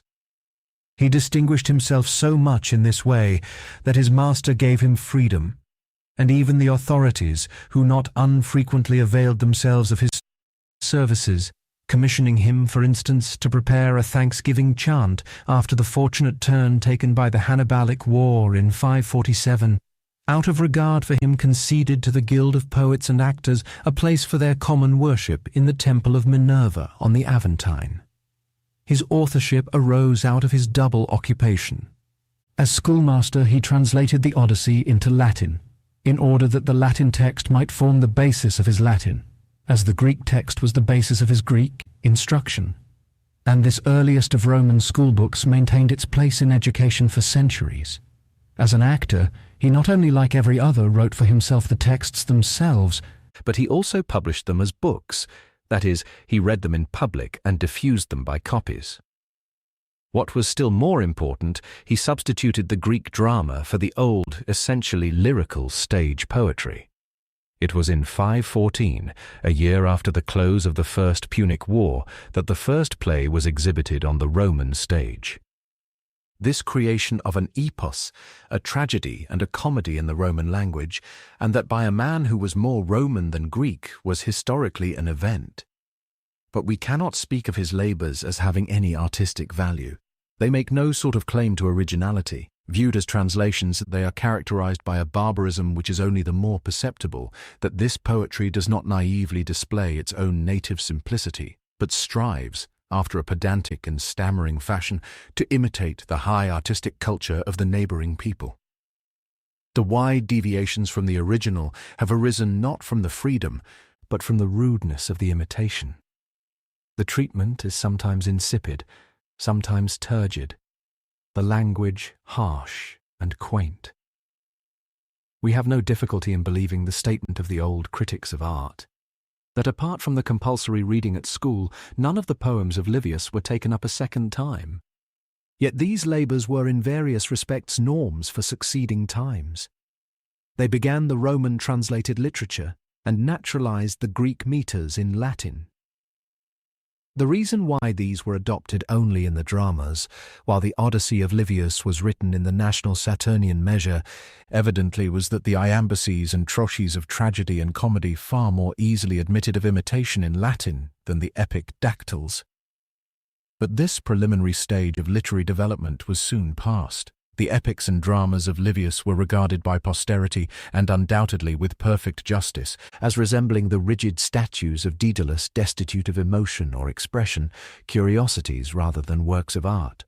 But in the following generation, now that the foundations were once laid, there arose a lyric, epic and dramatic art, and it is of great importance, even in a historical point of view, to trace this poetical development. Drama theatre. Both as respects extent of production and influence over the public, the drama stood at the head of the poetry thus developed in Rome. In antiquity, there was no permanent theatre with fixed admission money. In Greece, as in Rome, the drama made its appearance only as an element in the annually recurring or extraordinary amusements of the citizens. Among the measures by which the government counteracted or imagined that they counteracted that extension of the popular festivals which they justly regarded with anxiety, they refused to permit the erection of a stone building for a theatre. Instead of this, there was erected for each festival a scaffolding of boards with a stage for the actors, proscenium, pulpitum, and a decorated background, scaena, and in a semicircle in front of it was staked off the space for the spectators, cavea, which was merely sloped without steps or seats, so that, if the spectators had not chairs brought along with them, they squatted, reclined, or stood. The women were probably separated at an early period, and were restricted to the uppermost and worst places. Otherwise, there was no distinction of places in law till 560, after which, as already mentioned, the lowest and best positions were reserved for the senators. Audience. The audience was anything but genteel. The better classes, it is true, did not keep aloof from the general recreations of the people. The fathers of the city seem even to have been bound for decorum's sake to appear on these occasions, but the very nature of a burgess festival implied that, while slaves and probably foreigners also were excluded, admittance free of charge was given to every burgess with his wife and children, and accordingly the body of spectators cannot have differed much from what one sees in the present day at public fireworks and gratis exhibitions. Naturally, therefore, the proceedings were not too orderly. Children cried, women talked and shrieked. Now and then a wench prepared to push her way to the stage. The ushers had on these festivals anything but a holiday, and found frequent occasion to confiscate a mantle or to ply the rod. The introduction of the Greek drama increased the demands on the dramatic staff, and there seems to have been no redundance in the supply of capable actors. On one occasion, for want of actors, a piece of Naevius had to be performed by amateurs. But this produced no change in the position of the artist. The poet, or, as he was at this time called, the writer, the actor, and the composer, not only belonged still, as formerly, to the class of workers for hire in itself little esteemed, but were still, as formerly, placed in the most marked way under the ban of public opinion, and subjected to police maltreatment. Of course, all reputable persons kept aloof from such an occupation. The manager of the company, Dominus Gregis, Factionis, also Choragus, who was ordinarily also the chief actor, was generally a freedman, and its members were ordinarily his slaves. The composers, whose names have reached us, were all of them non-free. The remuneration was not merely small. An honorarium of 8,000 sesterces, £80, given to a dramatist is described shortly after the close of this period as unusually high, but was moreover only paid by the magistrates providing the festival, if the piece was not a failure. With the payment, the matter ended. Poetical competitions and honorary prizes, such as took place in Attica, were not yet heard of in Rome. The Romans at this time appear to have simply applauded or hissed as we now do, and to have brought forward only a single piece for exhibition each day. Under such circumstances, where art worked for daily wages and the artist, instead of receiving due honor, was subjected to disgrace, the new national theatre of the Romans could not present any development either original or even at all artistic. And while the noble rivalry of the noblest Athenians had called into life the Attic drama, The Roman drama taken as a whole could be nothing but a spoiled copy of its predecessor, in which the only wonder is that it has been able to display so much grace and wit in the details. That only one piece was produced each day we infer from the fact that the spectators come from home at the beginning of the piece, Poenpul 10, and return home after its close, epid, sud, rud, stish, truck, ap, fin. They went, as these passages show, to the theatre after the second breakfast, and were at home again for the midday meal. The performance thus lasted, according to our reckoning, from about noon till 2:30, and a piece of Plautus, with music in the intervals between the acts, might probably occupy nearly that length of time. Compare Horat, Ep. 2, 1, 189. The passage, in which Tacitus, Anbal 14, 20, makes the spectators spend whole days in the theatre, refers to the state of matters at a later period. Comedy. In the dramatic world, comedy greatly preponderated over tragedy. The spectators knit their brows when instead of the expected comedy, a tragedy began. Thus it happened that while this period exhibits poets who devoted themselves specially to comedy, such as Plautus and Caecilius, it presents none who cultivated tragedy alone. And among the dramas of this epoch known to us by name, there occur 3 comedies for one tragedy. Of course, the Roman comic poets, or rather translators, laid hands in the first instance on the pieces which had possession of the Hellenic stage at the time, and thus they found themselves exclusively confined to the range of the newer Attic comedy, and chiefly to its best-known poets, Philemon of Soli in Cilicia, 394 to 492, and Menander of Athens. This comedy came to be of so great importance as regards the development not only of Roman literature, but even of the nation at large, that even history has reason to pause and consider it. Character of the newer Attic comedy. The pieces are of tiresome monotony.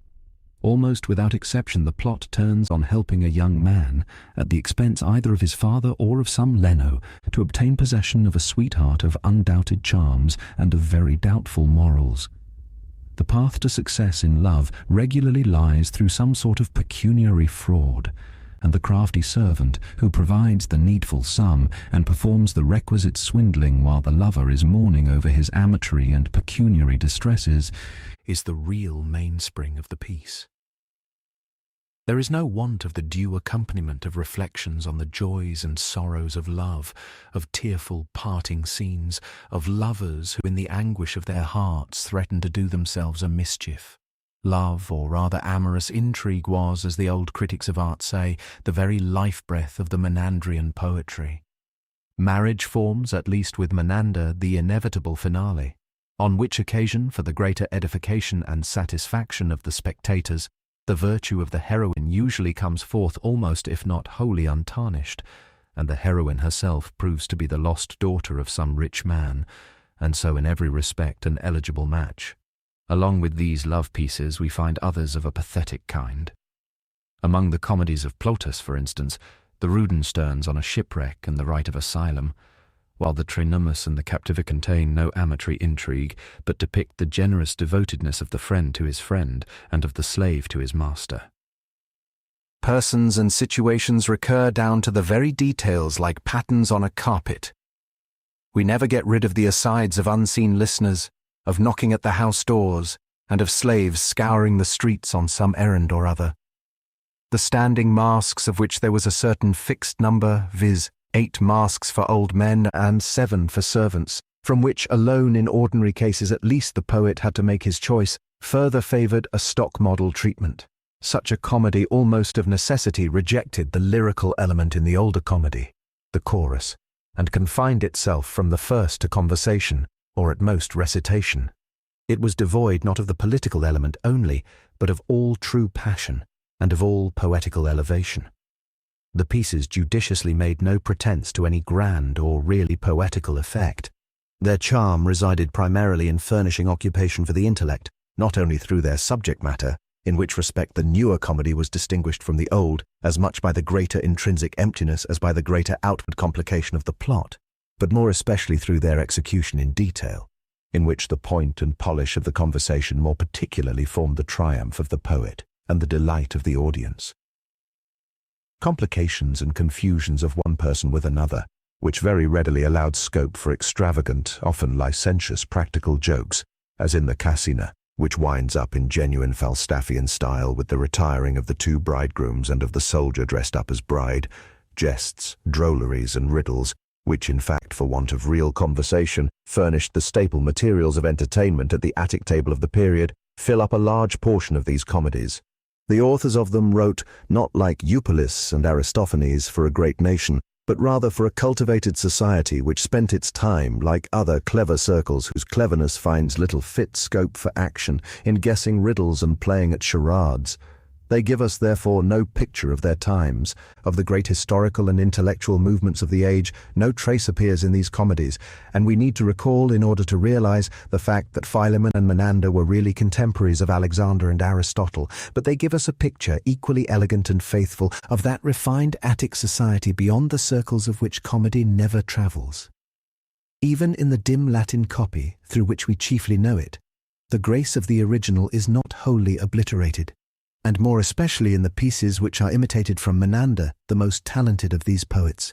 The life which the poet saw and shared is delicately reflected not so much in its aberrations and distortions as in its amiable everyday course.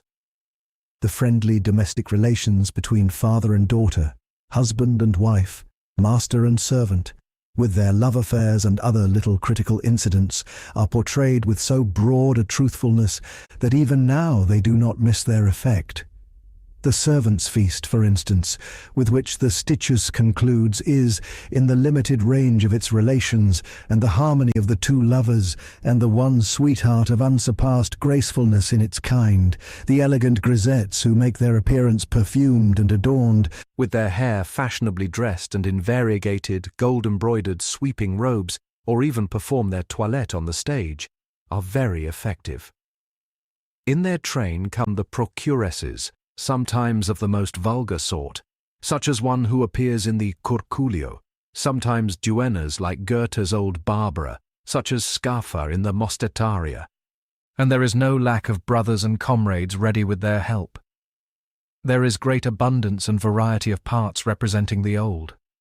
There appear in turn the austere and avaricious, the fond and tender-hearted, and the indulgent accommodating, papas, the amorous old man, the easy old bachelor, the jealous aged matron with her old maid-servant who takes part with her mistress against her master. Whereas the young men's parts are less prominent, and neither the first lover nor the virtuous model son who here and there occurs lays claim to much significance. The servant world, the crafty valet, the stern house steward, the old vigilant tutor, the rural slave redolent of garlic, the impertinent page, forms a transition to the very numerous professional parts.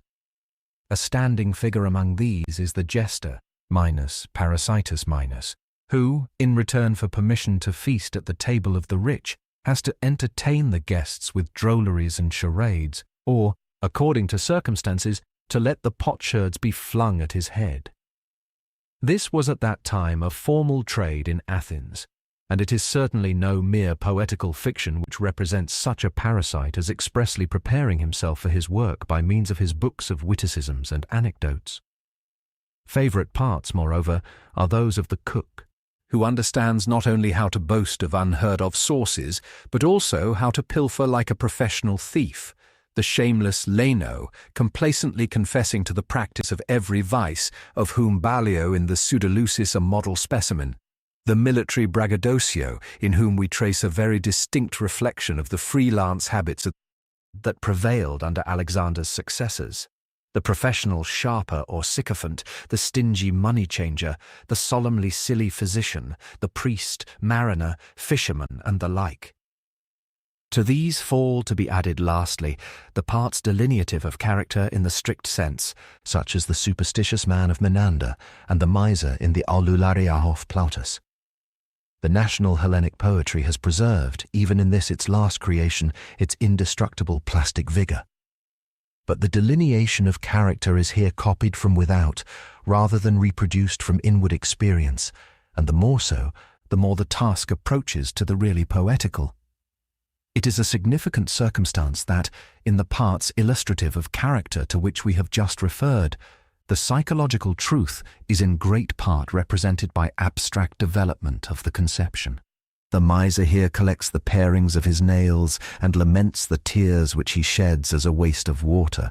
But the blame of this want of depth in the portraying of character, and generally of the whole poetical and moral hollowness of this newer comedy, lay less with the comic writers than with the nation as a whole.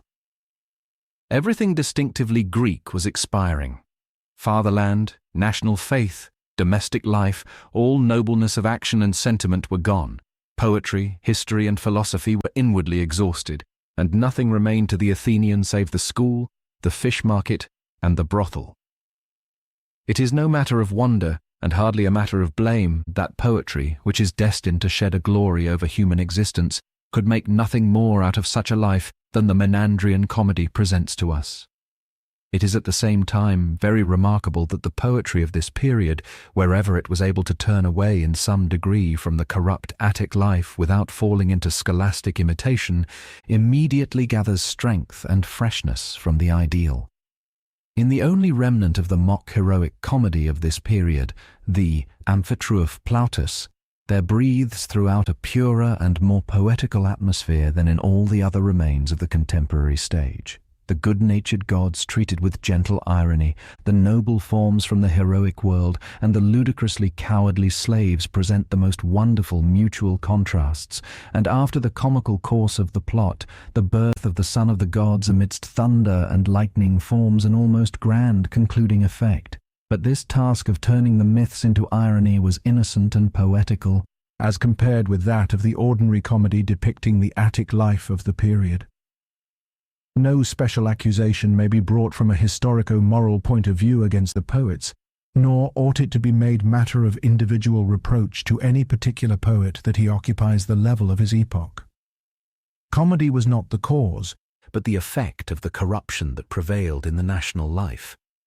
But it is necessary, more especially with a view to judge correctly the influence of these comedies on the life of the Roman people, to point out the abyss which yawned beneath all that polish and elegance. The coarsenesses and obscenities, which Menander indeed in some measure avoided, but of which there is no lack in the other poets, are the least part of the evil. Features far worse are the dreadful desolation of life in which the only oases are love-making and intoxication, the fearfully prosaic atmosphere in which anything resembling enthusiasm is to be found only among the sharpers whose heads have been turned by their own swindling, and who prosecute the trade of cheating with some sort of zeal, and above all that immoral morality with which the pieces of Menander in particular are garnished. Vice is chastised, virtue is rewarded, and any peccadilloes are covered by conversion at or after marriage. There are pieces, such as the Trinummus of Plautus and several of Terence, in which all the characters down to the slaves possess some admixture of virtue. All swarm with honest men who allow deception on their behalf, with maidenly virtue wherever possible, with lovers equally favoured and making love in company. Moral commonplaces and well-turned ethical maxims abound. A finale of reconciliation such as that of the Bacchides, where the swindling sons and the swindled fathers by way of a good winding up all go to carouse together in the brothel, presents a corruption of morals thoroughly worthy of Kotzebue. Roman comedy, its Hellenism, a necessary result of the law. Such were the foundations, and such the elements which shaped the growth of Roman comedy. Originality was in its case excluded not merely by want of aesthetic freedom, but in the first instance probably by its subjection to police control. Among the considerable number of Latin comedies of this sort which are known to us, there is not one that did not announce itself as an imitation of a definite Greek model. The title was only complete when the names of the Greek piece and of its author were also given, and if, as occasionally happened, the novelty of a piece was disputed, the question was merely whether it had been previously translated.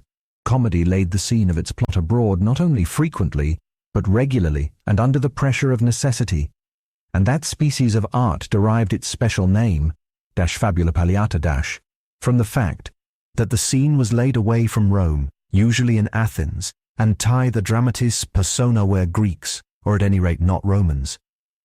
The foreign costume is strictly carried out even in detail, especially in those things in which the uncultivated Roman was distinctly sensible of the contrast. Thus the names of Rome and the Romans are avoided, and, where they are referred to, they are called in good Greek foreigners, barbari. In like manner, among the appellations of monies and coins that occur ever so frequently, there does not once appear a Roman coin. We form a strange idea of men of so great and so versatile talents as Naevius and Plautus, if we refer such things to their free choice. This strange and clumsy exterritorial character of Roman comedy was undoubtedly due to causes very different from aesthetic considerations.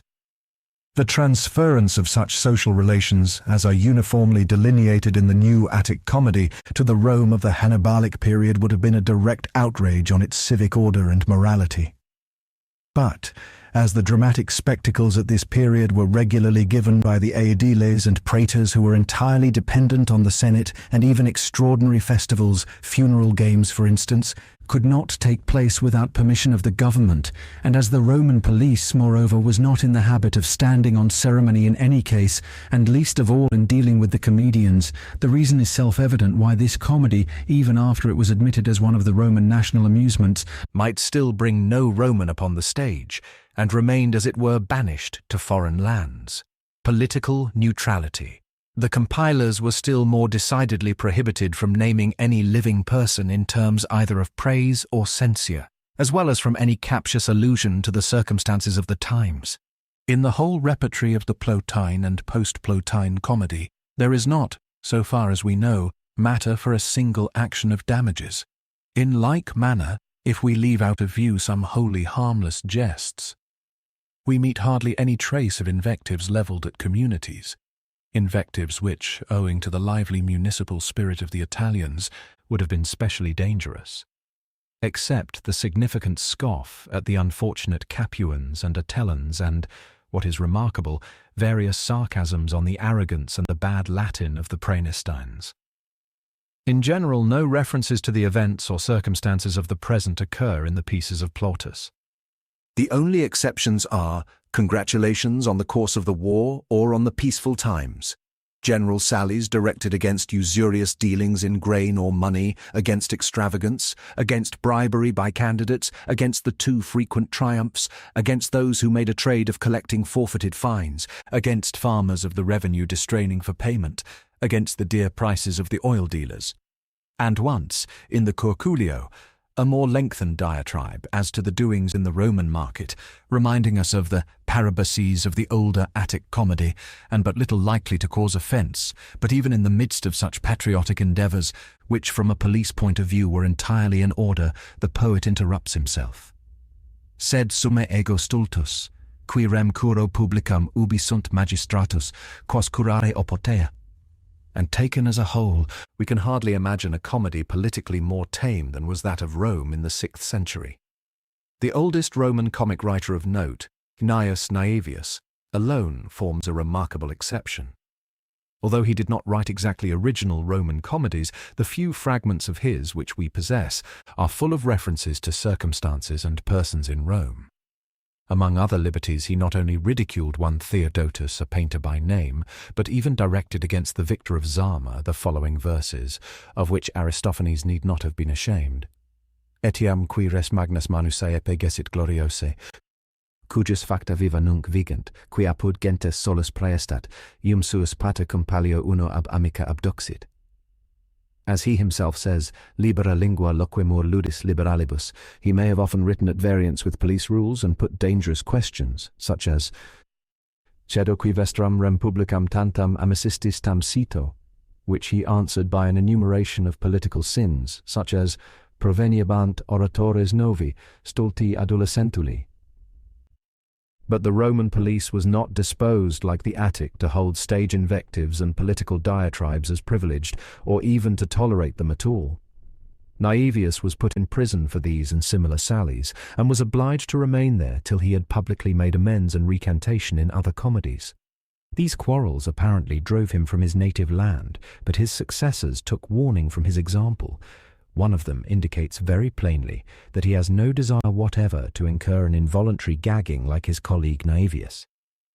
Thus the result was accomplished, not much less unique of its kind than the conquest of Hannibal, that, during an epoch of the most feverish national excitement, there arose a national stage utterly destitute of political tinge. Character of the editing of Roman comedy, persons and situations. But the restrictions thus stringently and laboriously imposed by custom and police on Roman poetry stifled its very breath. Not without reason might Naevius declare the position of the poet under the sceptre of the Lagidae and Seleucidae enviable as compared with his position in free Rome. The degree of success in individual instances was of course determined by the quality of the original, which was followed, and by the talent of the individual editor. But amidst all their individual variety, the whole stock of translations must have agreed in certain leading features, inasmuch as all the comedies were adapted to similar conditions of exhibition and a similar audience. The treatment of the whole as well as of the details was uniformly in the highest degree free, and it was necessary that it should be so. While the original pieces were performed in presence of that society which they copied, and in this very fact lay their principal charm, the Roman audience of this period was so different from the Attic that it was not even in a position rightly to understand that foreign world. The Roman comprehended neither the grace and kindliness nor the sentimentalism and the whitened emptiness of the domestic life of the Hellenes. The slave world was utterly different. The Roman slave was a piece of household furniture. The Attic slave was a servant. Where marriages of slaves occur or a master carries on a kindly conversation with his slave, the Roman translators ask their audience not to take offense at such things which are usual in Athens. And, when at a later period comedies began to be written in Roman costume, the part of the crafty servant had to be rejected, because the Roman public did not tolerate slaves of this sort overlooking and controlling their masters. The professional figures and those illustrative of character, which were sketched more broadly and farcically, bore the process of transference better than the polished figures of everyday life. But even of those delineations the Roman editor had to lay aside several, and these probably the very finest and most original, such as the Thais, the matchmaker, the moon conjuress, and the mendicant priest of Menander, and to keep chiefly to those foreign trades with which the Greek luxury of the table, already very generally diffused in Rome, had made his audience familiar. If the professional cook and the jester in the comedy of Plautus are delineated with so striking vividness and so much relish, the explanation lies in the fact that Greek cooks had even at that time daily offered their services in the Roman market, and that Cato found it necessary even to instruct his steward not to keep a jester. In like manner, the translator could make no use of a very large portion of the elegant Attic conversation in his originals. The Roman citizen or farmer stood in much the same relation to the refined revelry and debauchery of Athens as the German of a provincial town to the mysteries of the Palais Royal. A science of cookery, in the strict sense, never entered into his thoughts. The dinner parties no doubt continued to be very numerous in the Roman imitation, but everywhere the plain Roman roast pork predominated over the variety of baked meats and the refined sauces and dishes of fish. Of the riddles and drinking songs, of the Greek rhetoric and philosophy which played so great a part in the originals, we meet only a stray trace now and then in the Roman adaptation. Construction of the plot, the havoc, which the Roman editors were compelled in deference to their audience to make in the originals, drove them inevitably into methods of cancelling and amalgamating incompatible with any artistic construction. It was usual not only to throw out whole character parts of the original, but also to insert others taken from other comedies of the same or of another poet. A treatment indeed which, owing to the outwardly methodical construction of the originals and the recurrence of standing figures and incidents, was not quite so bad as it might seem. Moreover, the poets, at least in the earlier period, allowed themselves the most singular liberties in the construction of the plot. The plot of the Stichus, performed in 554, otherwise so excellent, turns upon the circumstance that two sisters whom their father urges to abandon their absent husbands play the part of Penelopes, till the husbands return home with rich mercantile gains and with a beautiful damsel as a present for their father-in-law. In the Cascina, which was received with quite special favour by the public, the bride, from whom the piece is named and around whom the plot revolves, does not make her appearance at all, and the denouement is quite naively described by the epilogue as to be enacted later within. Very often the plot as it thickens is suddenly broken off, the connecting thread is allowed to drop, and other similar signs of an unfinished art appear. The reason of this is to be sought probably far less in the unskillfulness of the Roman editors than in the indifference of the Roman public to aesthetic laws. Taste, however, gradually formed itself. In the later pieces, Plautus has evidently bestowed more care on their construction, and the Captiva, for instance, the Pseudolus and the Bacchides are executed in a masterly manner after their kind. His successor, Caecilius, none of whose pieces are extant, is said to have especially distinguished himself by the more artistic treatment of the subject. Roman barbarism. In the treatment of details, the endeavour of the poet to bring matters as far as possible home to his Roman hearers, and the rule of police, which required that the pieces should retain a foreign character, produced the most singular contrasts. The Roman gods, the ritual, military and juristic terms of the Romans, present a strange appearance amid the Greek world. Roman aedilesand, tres viriare, grotesquely mingled with agoranomii and demarchi. Pieces whose scene is laid in Aetolia or Epidamnus send the spectator without scruple to the Velabrum and the Capitol.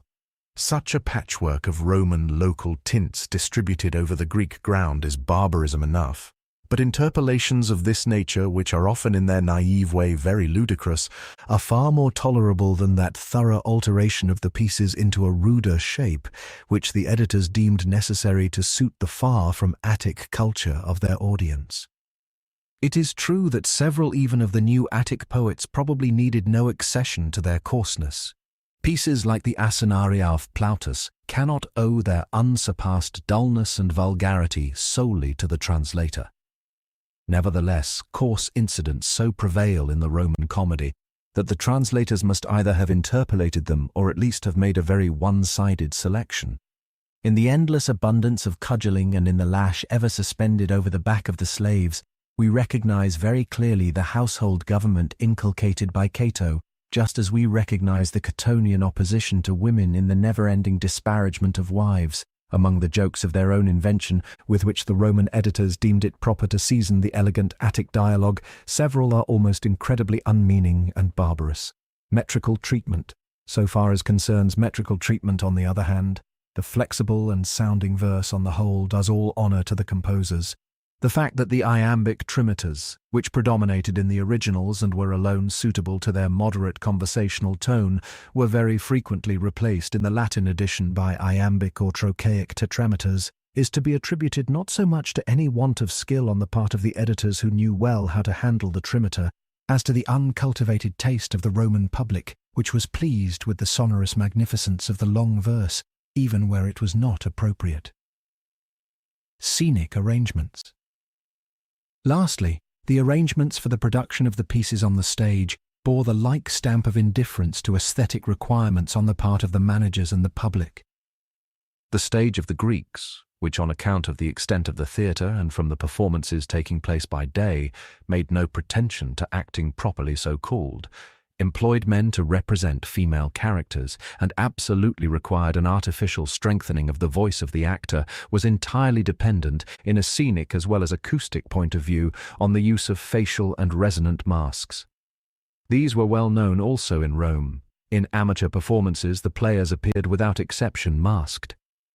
But the actors who were to perform the Greek comedies in Rome were not supplied with the masks, beyond doubt much more artificial, that were necessary for them. A circumstance which, apart from all else in connection with the defective acoustic arrangements of the stage, not only compelled the actor to exert his voice unduly, but drove Livius to the highly inartistic but inevitable expedient of having the portions which were to be sung performed by a singer not belonging to the staff of actors, and accompanied by the mere dumb show of the actor within whose part they fell. As little were the givers of the Roman festivals disposed to put themselves to material expense for decorations and machinery. The Attic stage regularly presented a street with houses in the background and had no shifting decorations, but besides various other apparatus, it possessed more especially a contrivance for pushing forward on the chief stage a smaller one representing the interior of a house.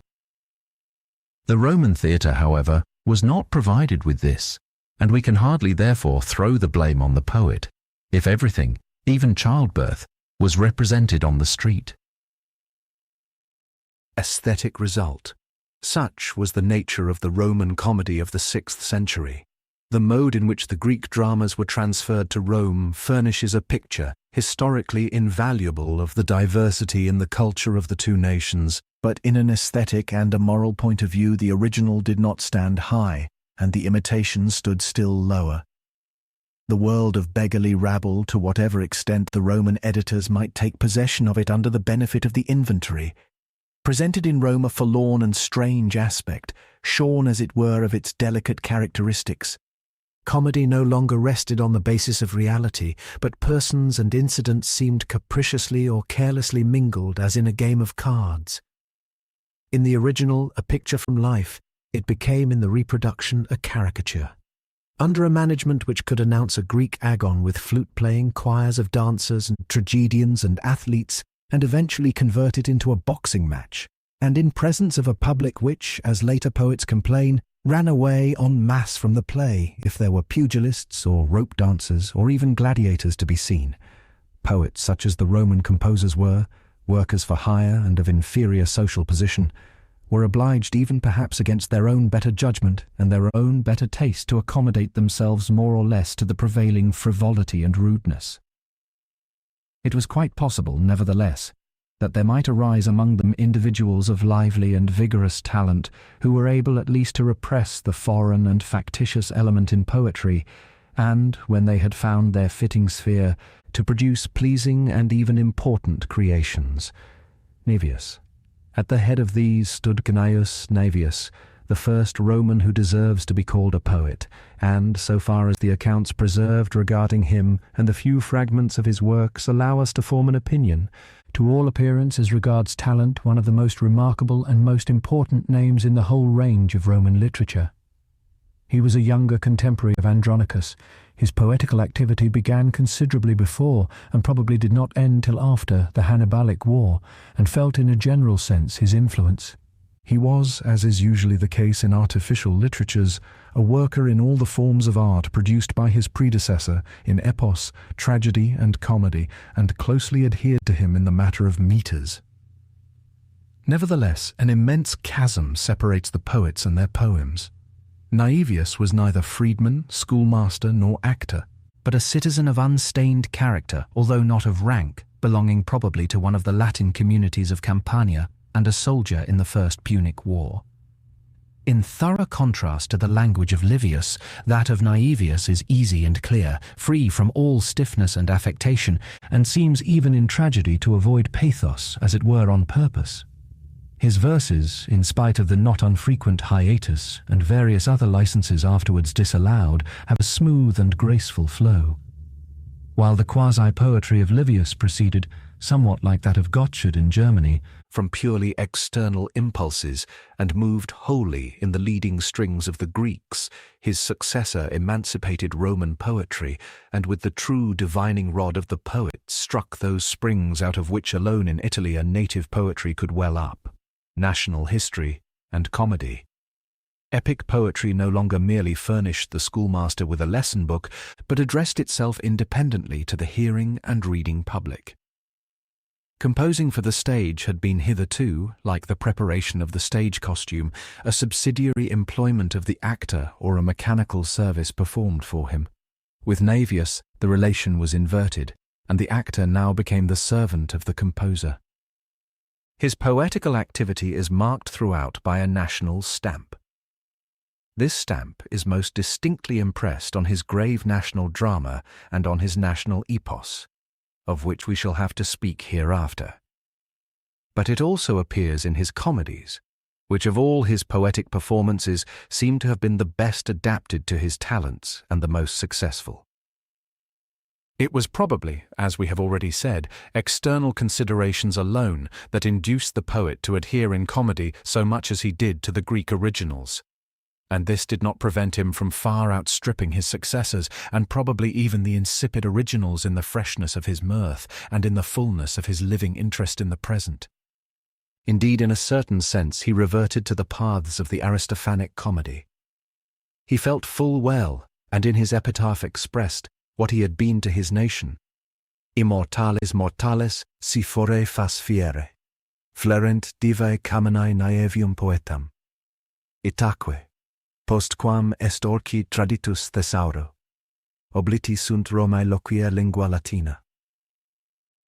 Such proud language on the part of the man and the poet well befitted one who had witnessed and had personally taken part in the struggles with Hamilcar and with Hannibal, and who had discovered for the thoughts and feelings of that age, so deeply agitated and so elevated by mighty joy, a poetical expression which, if not exactly the highest, was sound, adroit, and national. We have already mentioned the troubles into which his license brought him with the authorities, and how, driven presumably by these troubles from Rome, he ended his life at Utica. In his instance likewise the individual life was sacrificed for the common weal, and the beautiful for the useful.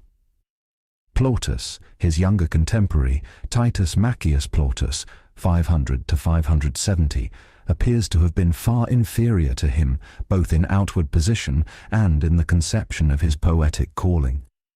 A native of the little town of Sassina, which was originally Umbrian but was perhaps by this time Latinized, he earned his livelihood in Rome at first as an actor, and then, after he had lost in mercantile speculations what he had gained by his acting, as a theatrical composer reproducing Greek comedies, without occupying himself with any other department of literature, and probably without laying claim to authorship properly so called. There seems to have been at that time a considerable number of persons who made a trade of thus editing comedies in Rome, but their names, especially as they did not perhaps in general publish their works, were virtually forgotten, and the pieces belonging to this stock of plays which were preserved passed in after times under the name of the most popular of them, Plautus.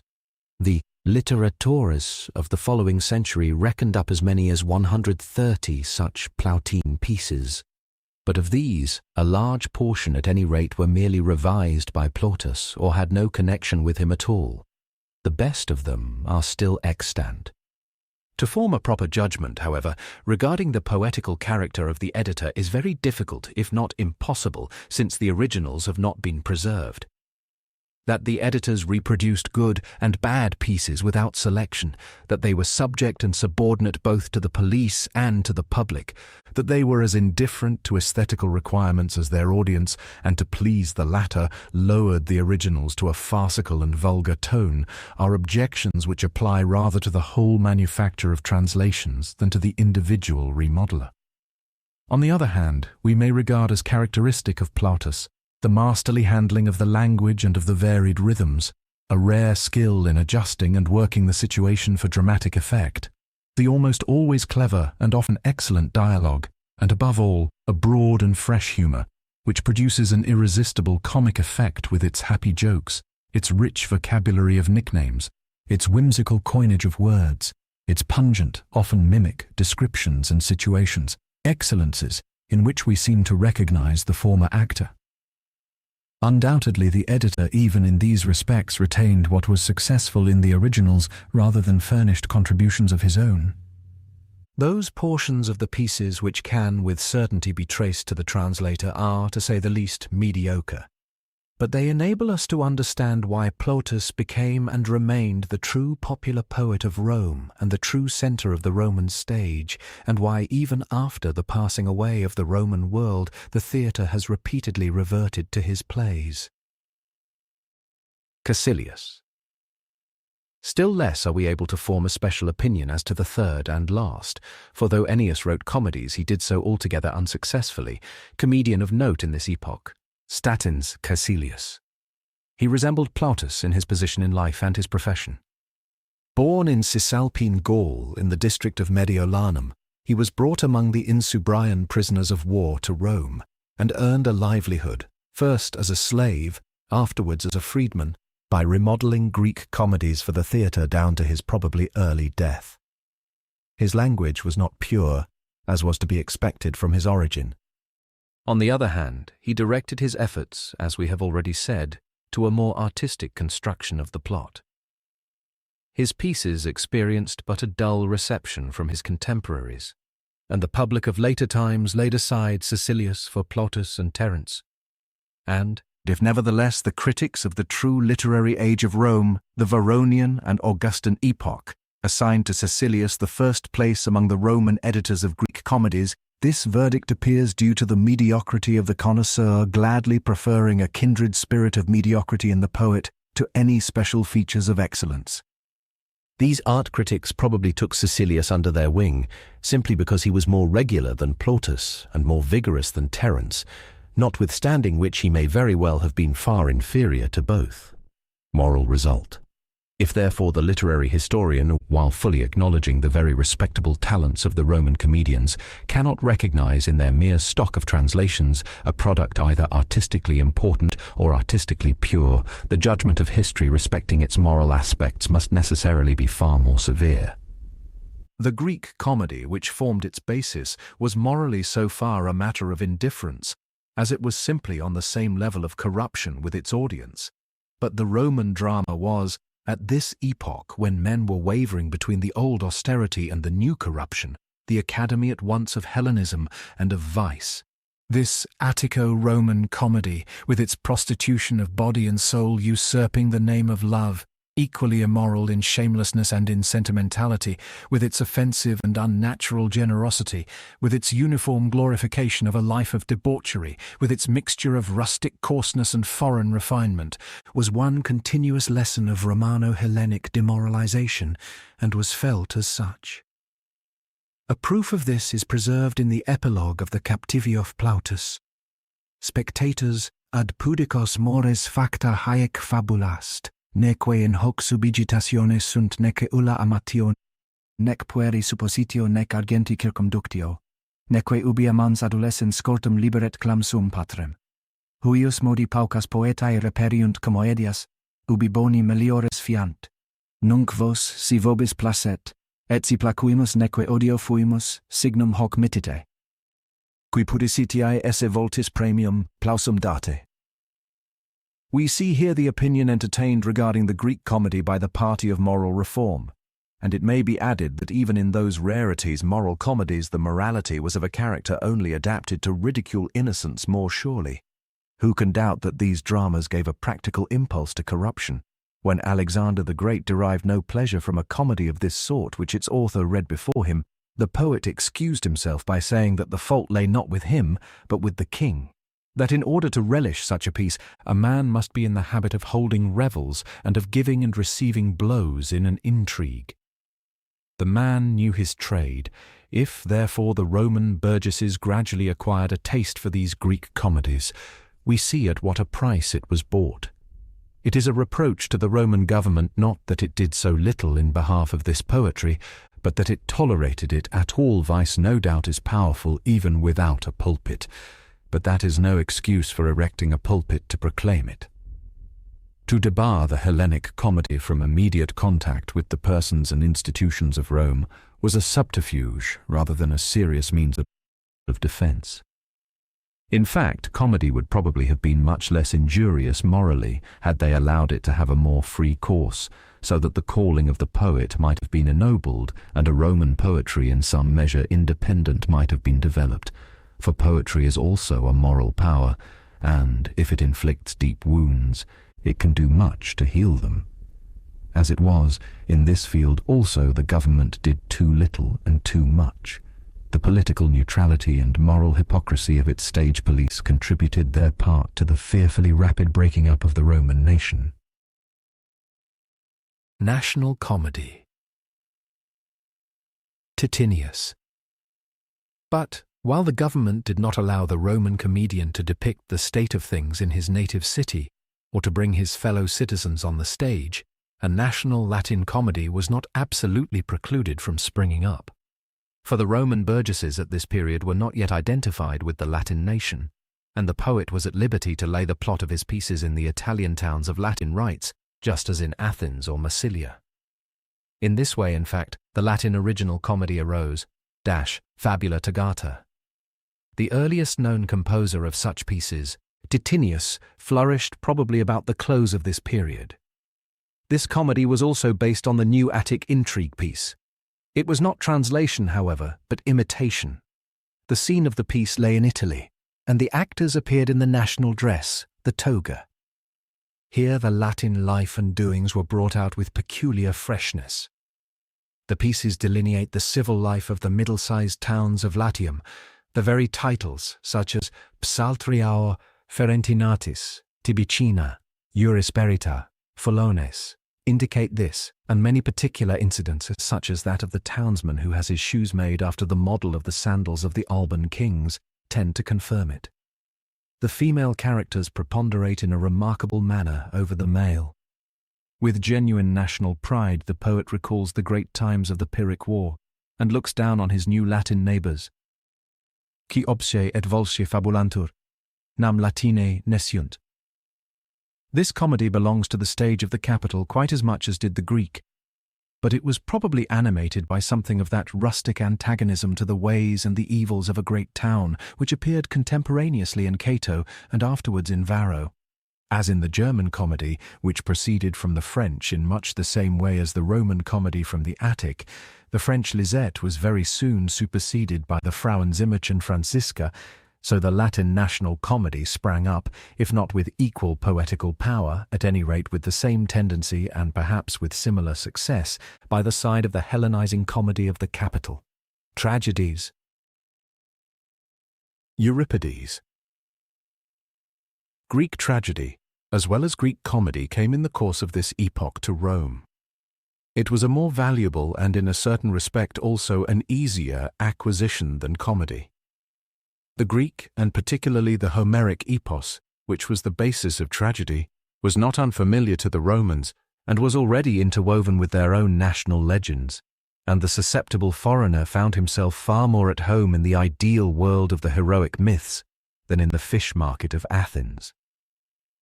Nevertheless, tragedy also promoted only with less abruptness and less vulgarity the anti-national and Hellenizing spirit. And in this point of view it was a circumstance of the most decisive importance that the Greek tragic stage of this period was chiefly under the sway of Euripides. This is not the place for a thorough delineation of that remarkable man and of his still more remarkable influence on his contemporaries and posterity, but the intellectual movements of the later Greek and the Greco-Roman epoch were to so great an extent affected by him that it is indispensable to sketch at least the leading outlines of his character. Euripides was one of those poets who raised poetry doubtless to a higher level, but in this advance manifest far more the true sense of what ought to be than the power of poetically creating it. The profound saying which morally as well as poetically sums up all tragic art, that action is passion, holds true no doubt also of ancient tragedy. It exhibits man in action, but it makes no real attempt to individualize him. The unsurpassed grandeur with which the struggle between man and destiny fulfills its course in Aeschylus depends substantially on the circumstance that each of the contending powers is only conceived broadly and generally. The essential humanity in Prometheus and Agamemnon is but slightly tinged by poetic individualizing. Sophocles seizes human nature under its general conditions, the king, the old man, the sister, but not one of his figures displays the microcosm of man in all his aspects, the features of individual character. A high stage was here reached, but not the highest. The delineation of man in his entireness and the entwining of these individual, in themselves finished, figures into a higher poetical whole form a greater achievement, and therefore, as compared with Shakespeare, Aeschylus and Sophocles represent imperfect stages of development. But when Euripides undertook to present man as he is, the advance was logical and in a certain sense historical rather than poetical. He was able to destroy the ancient tragedy, but not to create the modern. Everywhere he halted halfway. Masks, through which the expression of the life of the soul is, as it were, translated from the particular into the general, were as necessary for the typical tragedy of antiquity as they are incompatible with the tragedy of character. But Euripides retained them. With remarkably delicate tact, the older tragedy had never presented the dramatic element, to which it was unable to allow free scope, unmixed, but had constantly fettered it in some measure by epic subjects from the superhuman world of gods and heroes and by the lyrical choruses. One feels that Euripides was impatient under these fetters. With his subjects he came down at least to semi-historic times, and his choral chants were of so subordinate importance that they were frequently omitted in subsequent performance, and hardly to the injury of the pieces. But yet he has neither placed his figures wholly on the ground of reality, nor entirely thrown aside the chorus. Throughout and on all sides he is the full exponent of an age in which, on the one hand, the grandest historical and philosophical movement was going forward, but in which, on the other hand, the primitive fountain of all poetry, a pure and homely national life, had become turbid. While the reverential piety of the older tragedians sheds over their pieces as it were a reflected radiance of heaven, while the limitation of the narrow horizon of the older Hellenes exercises its satisfying power even over the hearer, the world of Euripides appears in the pale glimmer of speculation as much denuded of gods as it is spiritualized, and gloomy passions shoot like lightnings athwart the grey clouds. The old deeply rooted faith in destiny has disappeared. Fate governs as an outwardly despotic power, and the slaves gnash their teeth as they wear its fetters. That unbelief, which is despairing faith, speaks in this poet with superhuman power.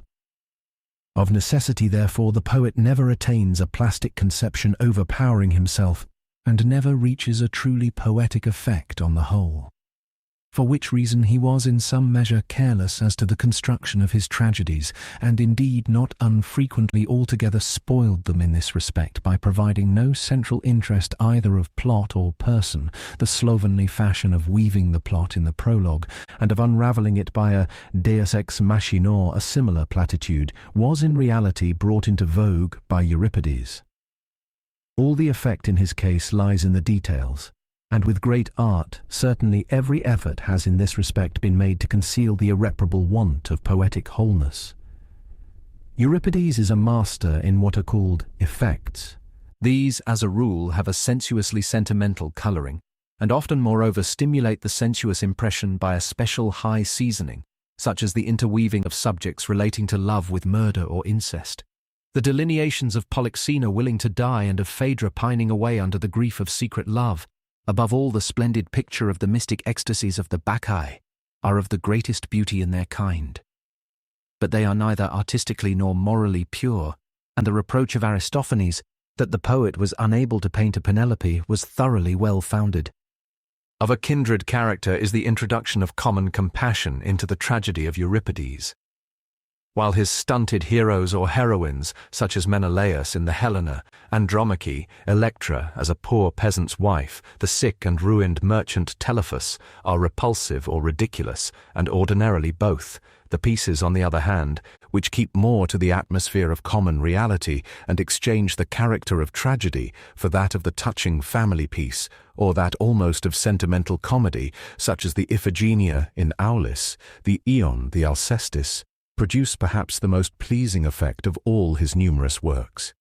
With equal frequency, but with less success, the poet attempts to bring into play an intellectual interest. Hence springs the complicated plot, which is calculated not like the older tragedy to move the feelings, but rather to keep curiosity on the rack. Hence the dialectically pointed dialogue, to us non-Athenians often absolutely intolerable. Hence the apophthegms, which are scattered throughout the pieces of Euripides like flowers in a pleasure garden. Hence, above all, the psychology of Euripides, which rests by no means on direct reproduction of human experience, but on rational reflection. His Medea is certainly in so far painted from life that she is before departure properly provided with money for her voyage. But of the struggle in the soul between maternal love and jealousy, the unbiased reader will not find much in Euripides. But above all, poetic effect is replaced in the tragedies of Euripides by moral or political purpose.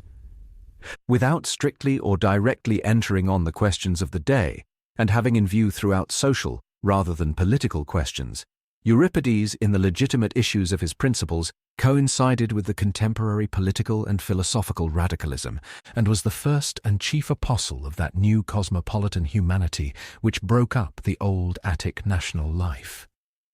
This was the ground at once of that opposition which the ungodly and un-Attic poet encountered among his contemporaries, and of that marvellous enthusiasm with which the younger generation and foreigners devoted themselves to the poet of emotion and of love, of apophthegm and of tendency, of philosophy and of humanity. Greek tragedy in the hands of Euripides stepped beyond its proper sphere and consequently broke down, but the success of the cosmopolitan poet was only promoted by this, since at the same time the nation also stepped beyond its sphere and broke down likewise. The criticism of Aristophanes probably hit the truth exactly both in a moral and in a poetical point of view, but poetry influences the course of history not in proportion to its absolute value, but in proportion as it is able to forecast the spirit of the age, and in this respect Euripides was unsurpassed. And thus it happened that Alexander read him diligently, that Aristotle developed the idea of the tragic poet with special reference to him, that the latest poetic and plastic art in Attica, as it were, originated from him, for the new Attic comedy did nothing but transfer Euripides into a comic form, and the school of painters which we meet with in the designs of the later vases derived its subjects no longer from the old epics but from the Euripidean tragedy. And lastly, that the more the old Hellas gave place to the new Hellenism, the more the fame and influence of the poet increased, and Greek life abroad, in Egypt as well as in Rome, was directly or indirectly moulded in the main by Euripides. Roman tragedy. The Hellenism of Euripides flowed to Rome through very various channels and probably produced a speedier and deeper effect there by indirect means than in the form of direct translation. The tragic drama in Rome was not exactly later in its rise than the comic, but the far greater expense of putting a tragedy on the stage, which was undoubtedly felt as a consideration of moment, at least during the Hannibalic War, as well as the nature of the audience retarded the development of tragedy. In the comedies of Plautus, the allusions to tragedies are not very frequent, and most references of this kind may have been taken from the originals. The first and only influential tragedian of this epoch was the younger contemporary of Naevius and Plautus, Quintus Ennius, whose pieces were already travestied by contemporary comic writers and were exhibited and declaimed by posterity down to the days of the Empire.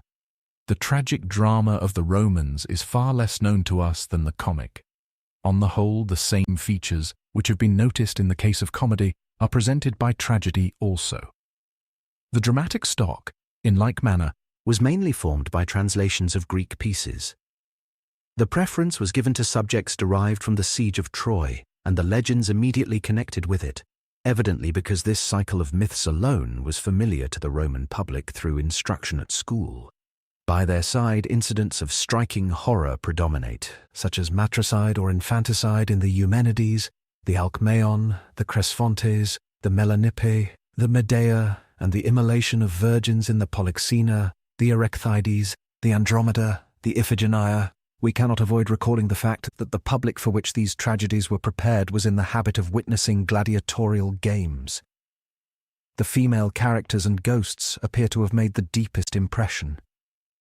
In addition to the rejection of masks, the most remarkable deviation of the Roman edition from the original related to the chorus. The Roman theatre, fitted up doubtless in the first instance for comic plays without chorus, had not the special dancing stage, orchestra, with the altar in the middle, on which the Greek chorus performed its part, or, to speak more correctly, the space thus appropriated among the Greeks served with the Romans as a sort of pit.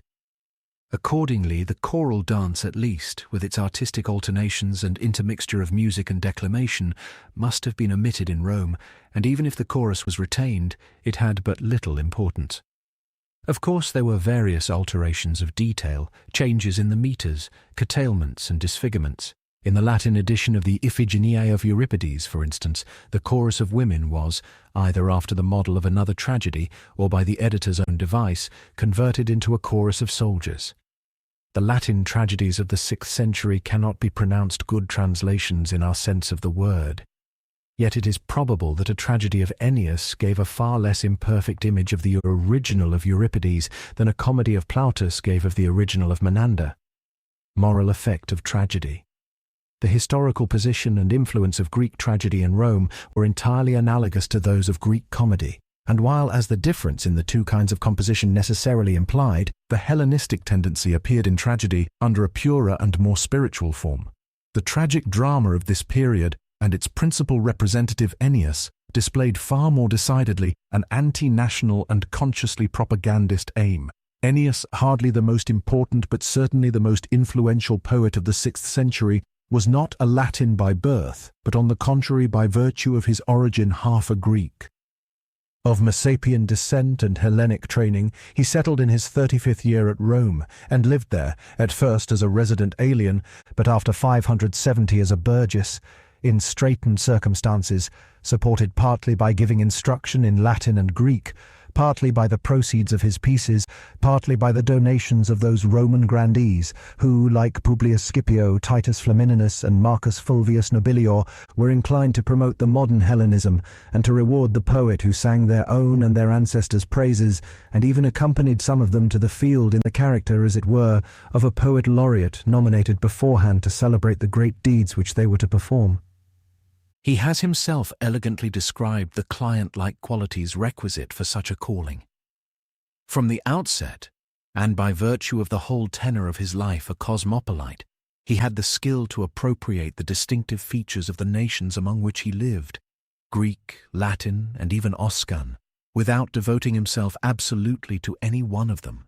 And while the Hellenism of the earlier Roman poets was the result rather than the conscious aim of their poetic activity, and accordingly they at least attempted more or less to take their stand on national ground, Ennius, on the contrary, is very distinctly conscious of his revolutionary tendency, and evidently labours with zeal to bring into vogue neologico-Hellenic ideas among the Italians.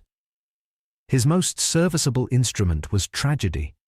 The remains of his tragedies show that he was well acquainted with the whole range of the Greek tragic drama, and with Aeschylus and Sophocles in particular. It is the less, therefore, the result of accident that he has modelled the great majority of his pieces, and all those that attained celebrity, on Euripides.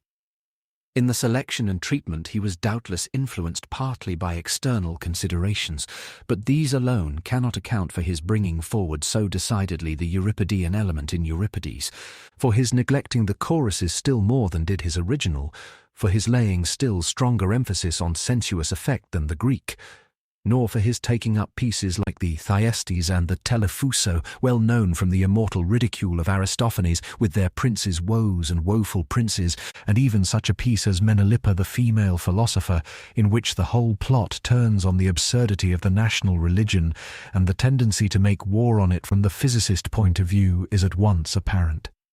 The sharpest arrows are everywhere, and that partly in passages which can be proved to have been inserted, directed against faith in the miraculous, and we almost wonder that the censorship of the Roman stage allowed such tirades to pass as the following: Ego Deum genus esse semper dixi et dicam caelitum, sed eos non curare opinor, quid agat humanum genus, nam si current, bene bonis sit, mal malis, quod nunc abest. We have already remarked that Ennius scientifically inculcated the same irreligion in a didactic poem of his own, and it is evident that he was in earnest with this free thinking. With this trait other features are quite accordant. His political opposition tinged with radicalism that here and there appears, his singing the praises of the Greek pleasures of the table, above all his setting aside the last national element in Latin poetry, the Saturnian measure, and substituting for it the Greek hexameter.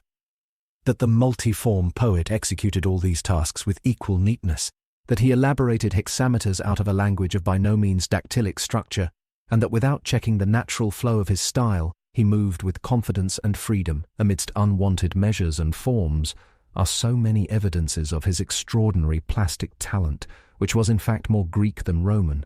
Where he offends us, the offence is owing much more frequently to Greek alliteration than to Roman ruggedness. He was not a great poet, but a man of graceful and sprightly talent, throughout possessing the vivid sensibilities of a poetic nature, but needing the tragic buskin to feel himself a poet and wholly destitute of the comic vein. We can understand the pride with which the Hellenizing poet looked down on those rude strains, quos olim faunae vates canabant, and the enthusiasm with which he celebrates his own artistic poetry. Enni foeta, salve, versus propinus flammeos medulitus. The clever man had an instinctive assurance that he had spread his sails to a prosperous breeze. Greek tragedy became, and thenceforth remained, a possession of the Latin nation. National dramas, through less frequented paths, and with a less favourable wind, a bolder mariner pursued a higher aim. Naevius, not only like Ennius, although with far less success, adapted Greek tragedies for the Roman stage, but also attempted to create, independently of the Greeks, a grave national drama, fabula praetextata. No outward obstacles here stood in the way. He brought forward subjects both from Roman legend and from the contemporary history of the country on the stage of his native land. Such were his nursing of Romulus and Remus, or the Wolf, in which Amulius, king of Alba, appeared, and his Clastidium, which celebrated the victory of Marcellus over the Celts in 532. After his example, Ennius in his Ambracia described from personal observation the siege of that city by his patron Nobilior in 565. But the number of these national dramas remained small, and that species of composition soon disappeared from the stage. The scanty legend and the colourless history of Rome were unable permanently to compete with the rich cycle of Hellenic legends. Respecting the poetic value of the pieces, we have no longer the means of judging, but, if we may take account of the general poetical intention, there were in Roman literature few such strokes of genius as the creation of a Roman national drama. Only the Greek tragedians of that earliest period, which still felt itself nearer to the gods, only poets like Phrynichus and Aeschylus had the courage to bring the great deeds which they had witnessed and in which they had borne a part on the stage by the side of those of legendary times. And here, if anywhere, we are enabled vividly to realize what the Punic Wars were and how powerful was their effect, when we find a poet who, like Aeschylus, had himself fought in the battles which he sang, introducing the kings and consuls of Rome upon that stage on which men had hitherto been accustomed to see none but gods and heroes. Recitative poetry. Recitative poetry also took its rise during this epoch at Rome. Livius naturalized the custom which among the ancients held the place of our modern publication, the public reading of new works by the author in Rome, at least to the extent of reciting them in his school. As poetry was not in this instance practised with a view to a livelihood, or at any rate not directly so, this branch of it was not regarded by public opinion with such disfavour as writing for the stage. Towards the end of this epoch, one or two Romans of quality had publicly come forward in this manner as poets. Recitative poetry, however, was chiefly cultivated by those poets who occupied themselves with writing for the stage, and the former held a subordinate place as compared with the latter. In fact, a public to which read poetry might address itself can have existed only to a very limited extent at this period in Rome. Satura, above all, lyrical, didactic, and epigrammatic poetry found but feeble representation. The religious festival chants, as to which the annals of this period certainly have already thought it worthwhile to mention the author, as well as the monumental inscriptions on temples and tombs, for which the Saturnian remained the regular measure, hardly belong to literature proper. So far as the minor poetry makes its appearance at all, it presents itself ordinarily, and that as early as the time of Naevius, under the name of satura. This term was originally applied to the old stage poem without action, which from the time of Livius was driven off the stage by the Greek drama. But in its application to recitative poetry, it corresponds in some measure to our miscellaneous poems, and like the latter denotes not any positive species or style of art, but simply poems not of an epic or dramatic kind, treating of any matters, mostly subjective, and written in any form at the pleasure of the author. In addition to Cato's poem on morals to be noticed afterwards, which was presumably written in Saturnian verses after the precedent of the older first attempts at a national didactic poetry. There came under this category especially the minor poems of Ennius, which that writer, who was very fertile in this department, published partly in his collection of satirae, partly separately. Among these were brief narrative poems relating to the legendary or contemporary history of his country, editions of the religious romance of Euhemerus, of the poems dealing with natural philosophy circulating in the name of Epicharmus, and of the gastronomies of Archestratus of Gela, a poet who treated of the higher cookery, as also a dialogue between life and death, fables of Aesop, a collection of moral maxims, parodies, and epigrammatic trifles. Small matters, but indicative of the versatile powers, as well as the neological didactic tendencies of the poet, who evidently allowed himself the freest range in this field, which the censorship did not reach. Metrical Annals. Naevius. The attempts at a metrical treatment of the national annals lay claim to greater poetical and historical importance. Here, too, it was Naevius who gave poetic form to so much of the legendary, as well as of the contemporary history, as admitted of connected narrative, and who, more especially, recorded in the half-prosaic Saturnian national metre the story of the First Punic War simply and distinctly, with a straightforward adherence to fact, without disdaining anything at all as unpoetical, and without at all, especially in the description of historical times, going in pursuit of poetical flights or embellishments, maintaining throughout his narrative the present tense.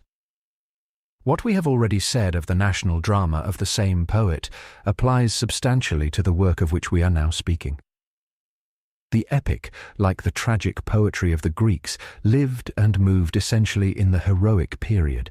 It was an altogether new and, at least in design, an enviably grand idea, to light up the present with the lustre of poetry. Although in point of execution, the Chronicle of Naevius may not have been much better than the rhyming chronicles of the Middle Ages, which are in various respects of kindred character, yet the poet was certainly justified in regarding this work of his with an altogether peculiar complacency. It was no small achievement, in an age when there was absolutely no historical literature except official records, to have composed for his countrymen a connected account of the deeds of their own and the earlier time, and in addition to have placed before their eyes the noblest incidents of that history in a dramatic form. Ennius proposed to himself the very same task as Naevius, but the similarity of the subject only brings out into stronger relief the political and poetical contrast between the national and the anti-national poet. Naevius sought out for the new subject a new form. Ennius fitted or forced it into the forms of the Hellenic epos. The hexameter took the place of the Saturnian verse, the ornate style of the Homeridae, striving after plastic vividness of delineation, took the place of the homely historic narrative. Wherever the circumstances admit, Homer is directly translated.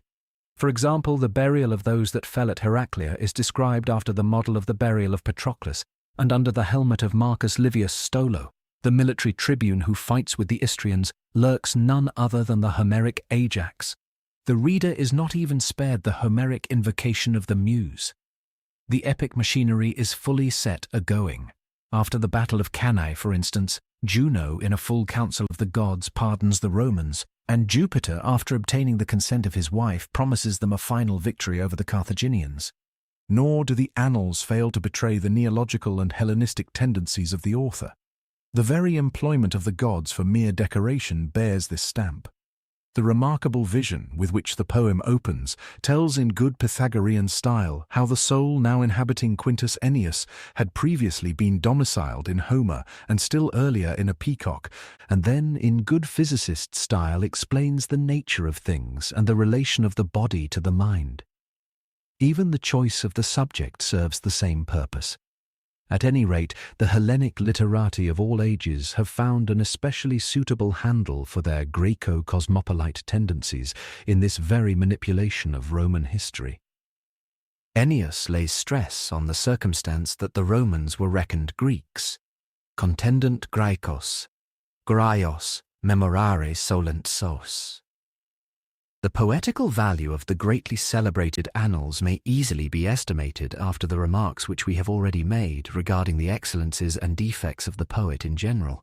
It was natural that as a poet of lively sympathies, he should feel himself elevated by the enthusiastic impulse which the great age of the Punic Wars gave to the national sensibilities of Italy, and that he should not only often happily imitate Homeric simplicity, but should also and still more frequently make his lines strikingly echo the solemnity and decorum of the Roman character. But the construction of his epic was defective. Indeed, it must have been very lax and indifferent, when it was possible for the poet to insert a special book by way of supplement to please an otherwise forgotten hero and patron. On the whole, the Annals were beyond question the work in which Ennius fell farthest short of his aim. The plan of making an Iliad pronounces its own condemnation. It was Ennius who in this poem for the first time introduced into literature that changeling compound of epos and of history, which from that time up to the present day haunts it like a ghost, unable either to live or to die. But the poem certainly had its success. Ennius claimed to be the Roman Homer, with still greater ingenuousness than Klopstock claimed to be the German, and was received as such by his contemporaries and still more so by posterity. The veneration for the father of Roman poetry was transmitted from generation to generation. Even the polished Quintilian says, "Let us revere Ennius as we revere an ancient sacred grove, whose mighty oaks of 1,000 years are more venerable than beautiful." And if anyone is disposed to wonder at this, he may recall analogous phenomena in the successes of the Aeneid, the Henriad, and the Messiad. A mighty poetical development of the nation would indeed have set aside that almost comic official parallel between the Homeric Iliad and the Ennian Annals, as easily as we have set aside the comparison of Karsin with Sappho and of Willamov with Pindar. But no such development took place in Rome. Owing to the interest of the subject especially for aristocratic circles and the great plastic talent of the poet, the Annals remained the oldest Roman original poem which appeared to the culture of later generations readable or worth reading. And thus, singularly enough, posterity came to honor this thoroughly anti-national epos of a half-Greek literateur as the true model poem of Rome, prose literature. A prose literature arose in Rome not much later than Roman poetry, but in a very different way. It experienced neither the artificial furtherance by which the school and the stage prematurely forced the growth of Roman poetry, nor the artificial restraint to which Roman comedy in particular was subjected by the stern and narrow-minded censorship of the stage. Nor was this form of literary activity placed from the outset under the ban of good society by the stigma which attached to the ballad singer. Accordingly, the prose literature, while far less extensive and less active than the contemporary poetical authorship, had a far more natural growth. While poetry was almost wholly in the hands of men of humble rank, and not a single Roman of quality appears among the celebrated poets of this age, there is, on the contrary, among the prose writers of this period, hardly a name that is not senatorial. And it is from the circles of the highest aristocracy, from men who had been consuls and censors, the Fabii, the Gracchi, the Scipios, that this literature throughout proceeds. The conservative and national tendency, in the nature of the case, accorded better with this prose authorship than with poetry. But here too, and particularly in the most important branch of this literature, historical composition, the Hellenistic bent had a powerful, in fact too powerful influence both on matter and form. Writing of history. Down to the period of the Hannibalic War there was no historical composition in Rome, for the entries in the Book of Annals were of the nature of records and not of literature, and never made any attempt to develop the connection of events. It is a significant illustration of the peculiarity of Roman character, that notwithstanding the extension of the power of the Roman community far beyond the bounds of Italy, and notwithstanding the constant contact of the noble society of Rome with the Greeks who were so fruitful in literary activity, it was not till the middle of the 6th century that there was felt the need and desire of imparting a knowledge of the deeds and fortunes of the Roman people by means of authorship to the contemporary world and to posterity. When at length this desire was felt, there were neither literary forms ready at hand for the use of Roman history, nor was there a public prepared to read it, and great talent and considerable time were required to create both. In the first instance, accordingly, these difficulties were in some measure evaded by writing the national history either in the mother tongue, but in that case in verse, or in prose, but in that case in Greek.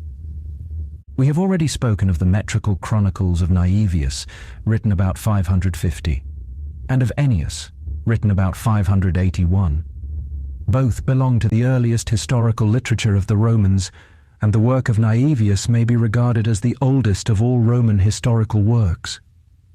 At nearly the same period were composed the Greek histories of Quintus Fabius Pictor after 553, a man of noble family who took an active part in state affairs during the Hannibalic War, and of Publius Scipio, the son of Scipio Africanus, about 590. In the former case, they availed themselves of the poetical art which was already to a certain extent developed, and addressed themselves to a public with a taste for poetry, which was not altogether wanting. In the latter case, they found the Greek forms ready to their hand, and addressed themselves, as the interest of their subject stretching far beyond the bounds of Latium naturally suggested, primarily to the cultivated foreigner.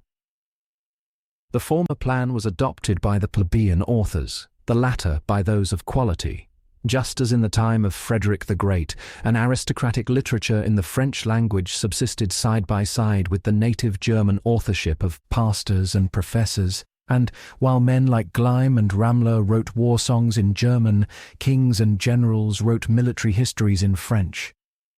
Neither the metrical chronicles nor the Greek annals by Roman authors constituted Latin historical composition in the proper sense. This only began with Cato, whose Origines, not published before the close of this epoch, formed at once the oldest historical work written in Latin and the first important prose work in Roman literature.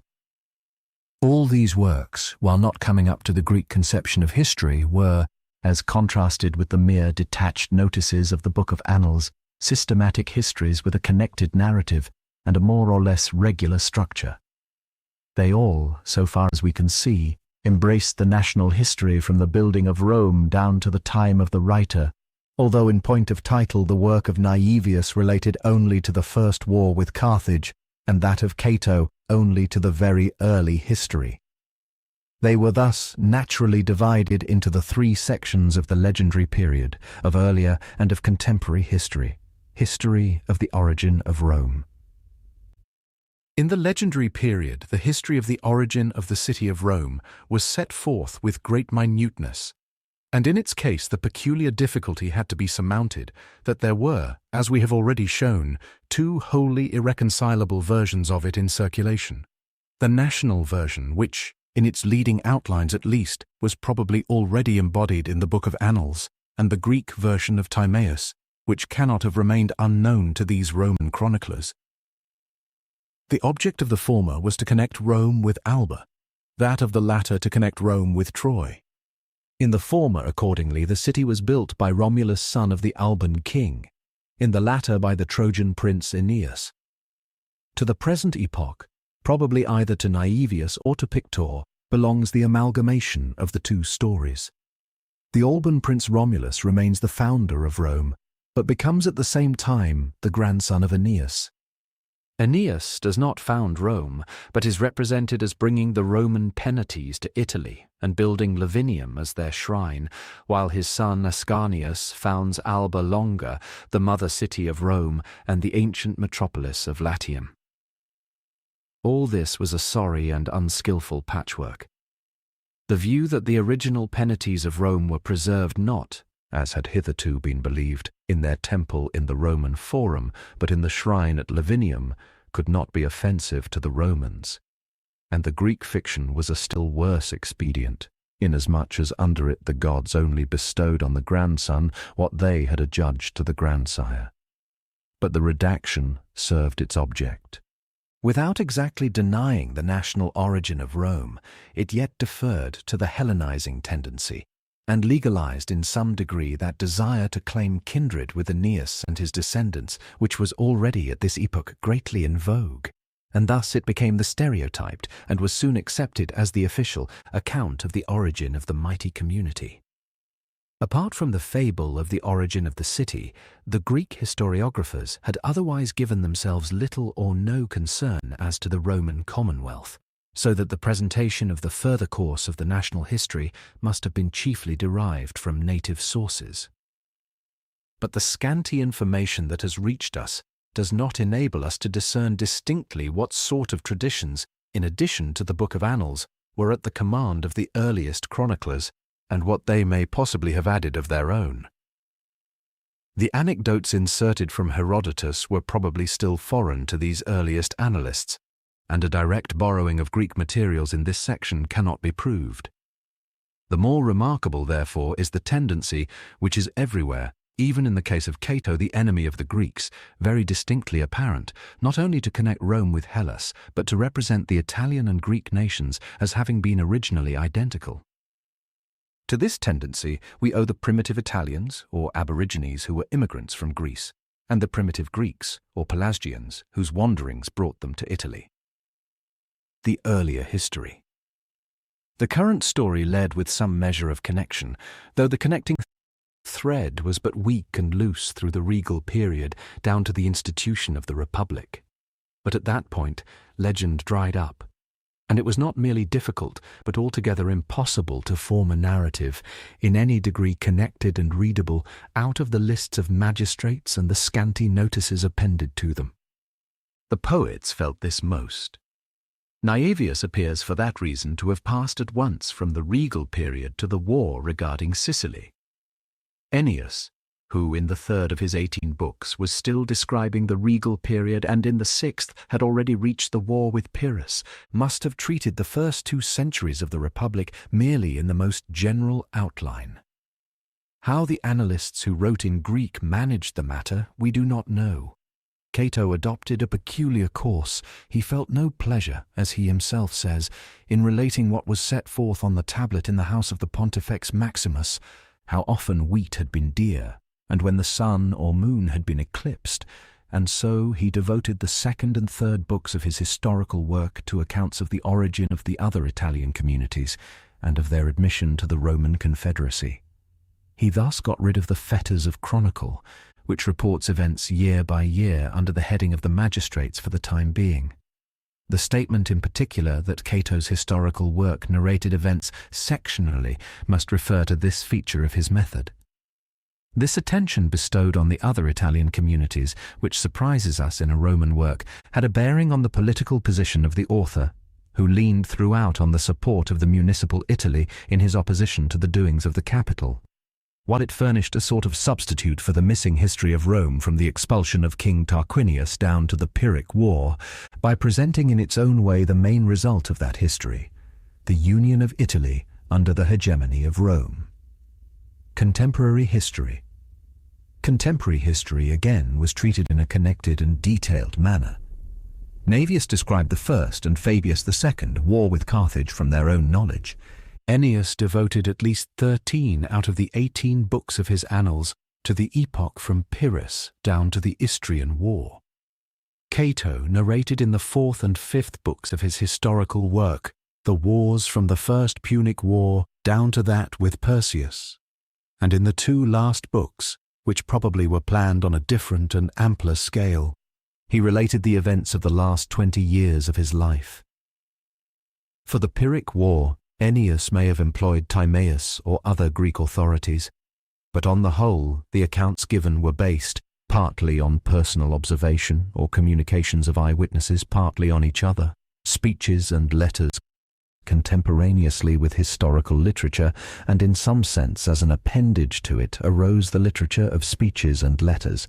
This in like manner was commenced by Cato, for the Romans possessed nothing of an earlier age except some funeral orations, most of which probably were only brought to light at a later period from family archives, such as that which the veteran Quintus Fabius, the opponent of Hannibal, delivered when an old man over his son who had died in his prime.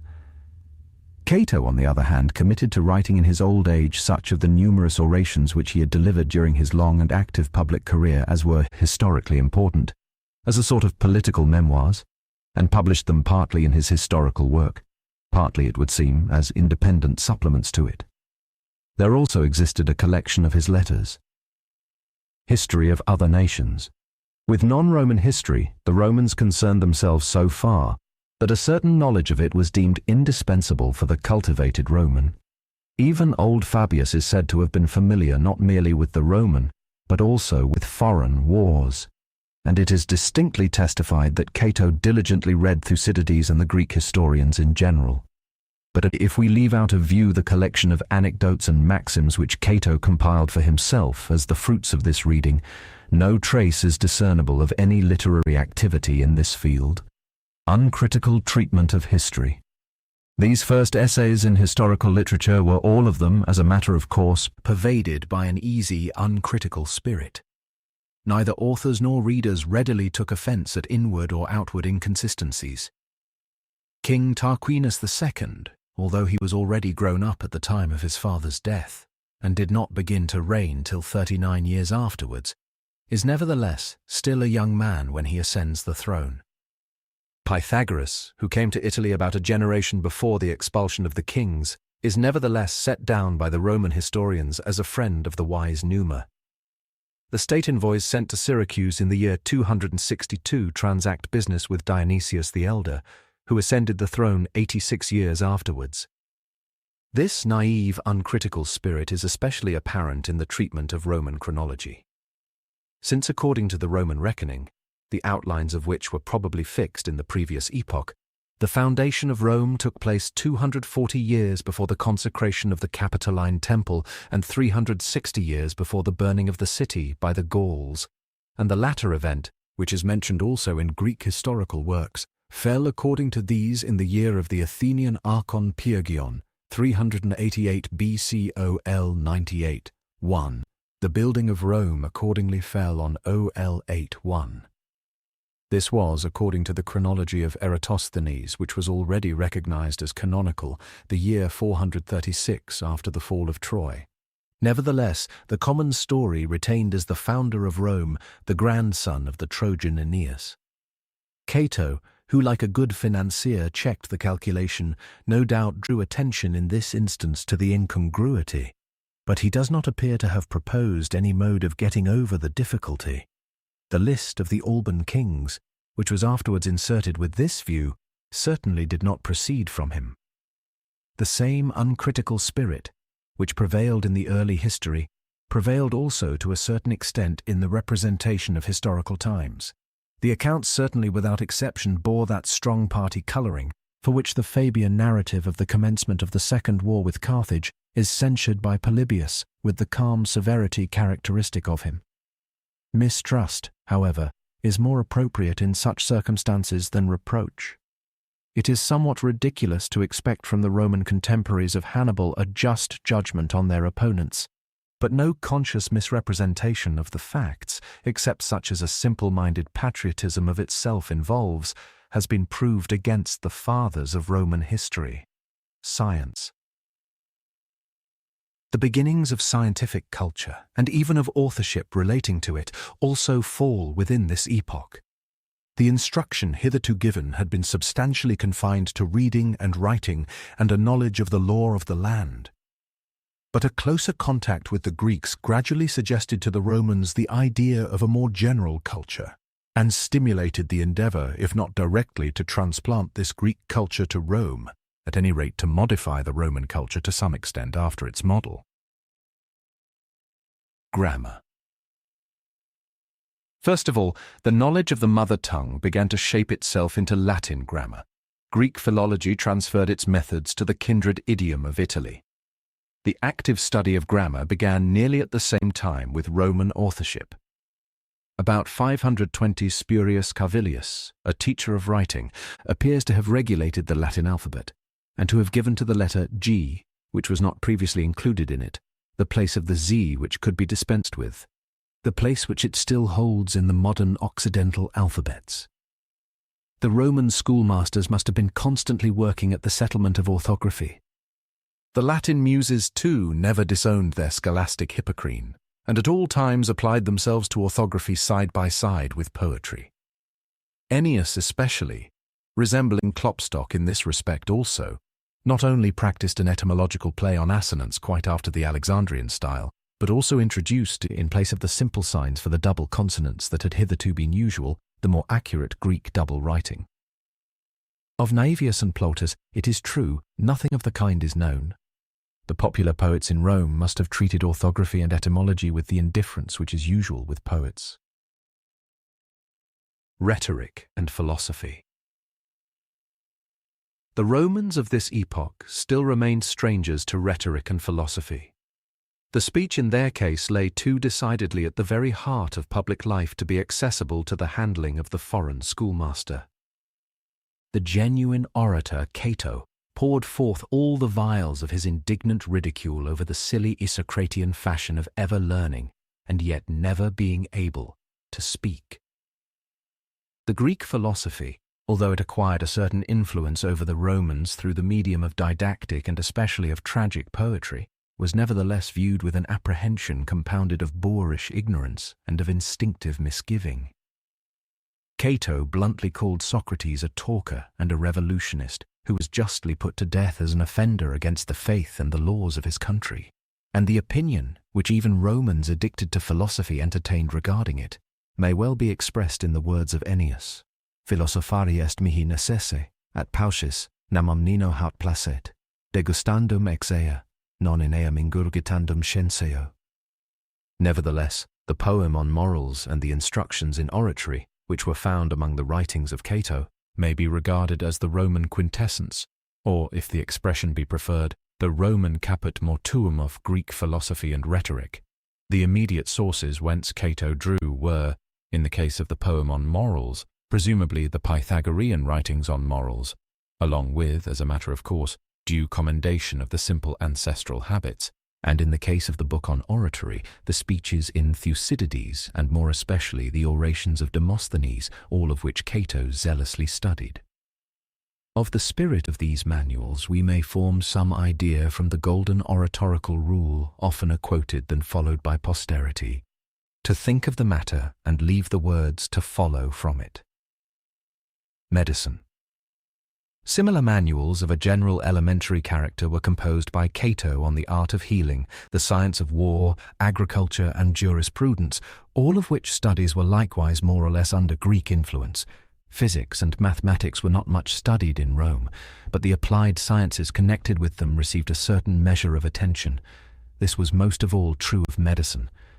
In 535, the first Greek physician, the Peloponnesian Archigarchus, settled in Rome, and there acquired such repute by his surgical operations that a residence was assigned to him on the part of the state, and he received the freedom of the city, and thereafter his colleagues flocked in crowds to Italy. Cato, no doubt, not only reviled the foreign medical practitioners with a zeal worthy of a better cause, but attempted, by means of his medical manual compiled from his own experience, and probably in part also from the medical literature of the Greeks, to revive the good old fashion under which the father of the family was at the same time the family physician. The physicians and the public gave themselves, as was reasonable, but little concern about his obstinate invectives. At any rate, the profession, one of the most lucrative which existed in Rome, continued a monopoly in the hands of the foreigners, and for centuries there were none but Greek physicians in Rome. Mathematics. Hitherto the measurement of time had been treated in Rome with barbarous indifference, but matters were now at least in some degree improved. With the erection of the first sundial in the Roman Forum in 491, the Greek hour, hora, began to come into use at Rome. It happened, however, that the Romans erected a sundial which had been prepared for Catana, situated 4 degrees farther to the south, and were guided by this for a whole century. Towards the end of this epoch we find several persons of quality taking an interest in mathematical studies. Manius Acilius Glabrio, consul in 563, attempted to check the confusion of the calendar by a law, which allowed the Pontifical College to insert or omit intercalary months at discretion. If the measure failed in its object and in fact aggravated the evil, the failure was probably owing more to the unscrupulousness than to the want of intelligence of the Roman theologians. Marcus Fulvius Nobilior, consul in 565, a man of Greek culture, endeavored at least to make the Roman calendar more generally known. Gaius Sulpicius Gallus, consul in 588, who not only predicted the eclipse of the moon in 586, but also calculated the distance of the moon from the earth, and who appears to have come forward even as an astronomical writer, was regarded on this account by his contemporaries as a prodigy of diligence and acuteness. Agriculture and the art of war. Agriculture and the art of war were, of course, primarily regulated by the standard of traditional and personal experience, as is very distinctly apparent in that one of the two treatises of Cato on agriculture which has reached our time. But the results of Greco-Latin and even of Phoenician culture were brought to bear on these subordinate fields just as on the higher provinces of intellectual activity, and for that reason the foreign literature relating to them cannot but have attracted some measure of attention. Jurisprudence. Jurisprudence, on the other hand, was only in a subordinate degree affected by foreign elements. The activity of the jurists of this period was still mainly devoted to the answering of parties consulting them and to the instruction of younger listeners. But this oral instruction contributed to form a traditional groundwork of rules, and literary activity was not wholly wanting. A work of greater importance for jurisprudence than the short sketch of Cato was the treatise published by Sextus Aelius Paetus, surnamed the Subtle, Catus, who was the first practical jurist of his time, and, in consequence of his exertions for the public benefit in this respect, rose to the consulship and to the censorship.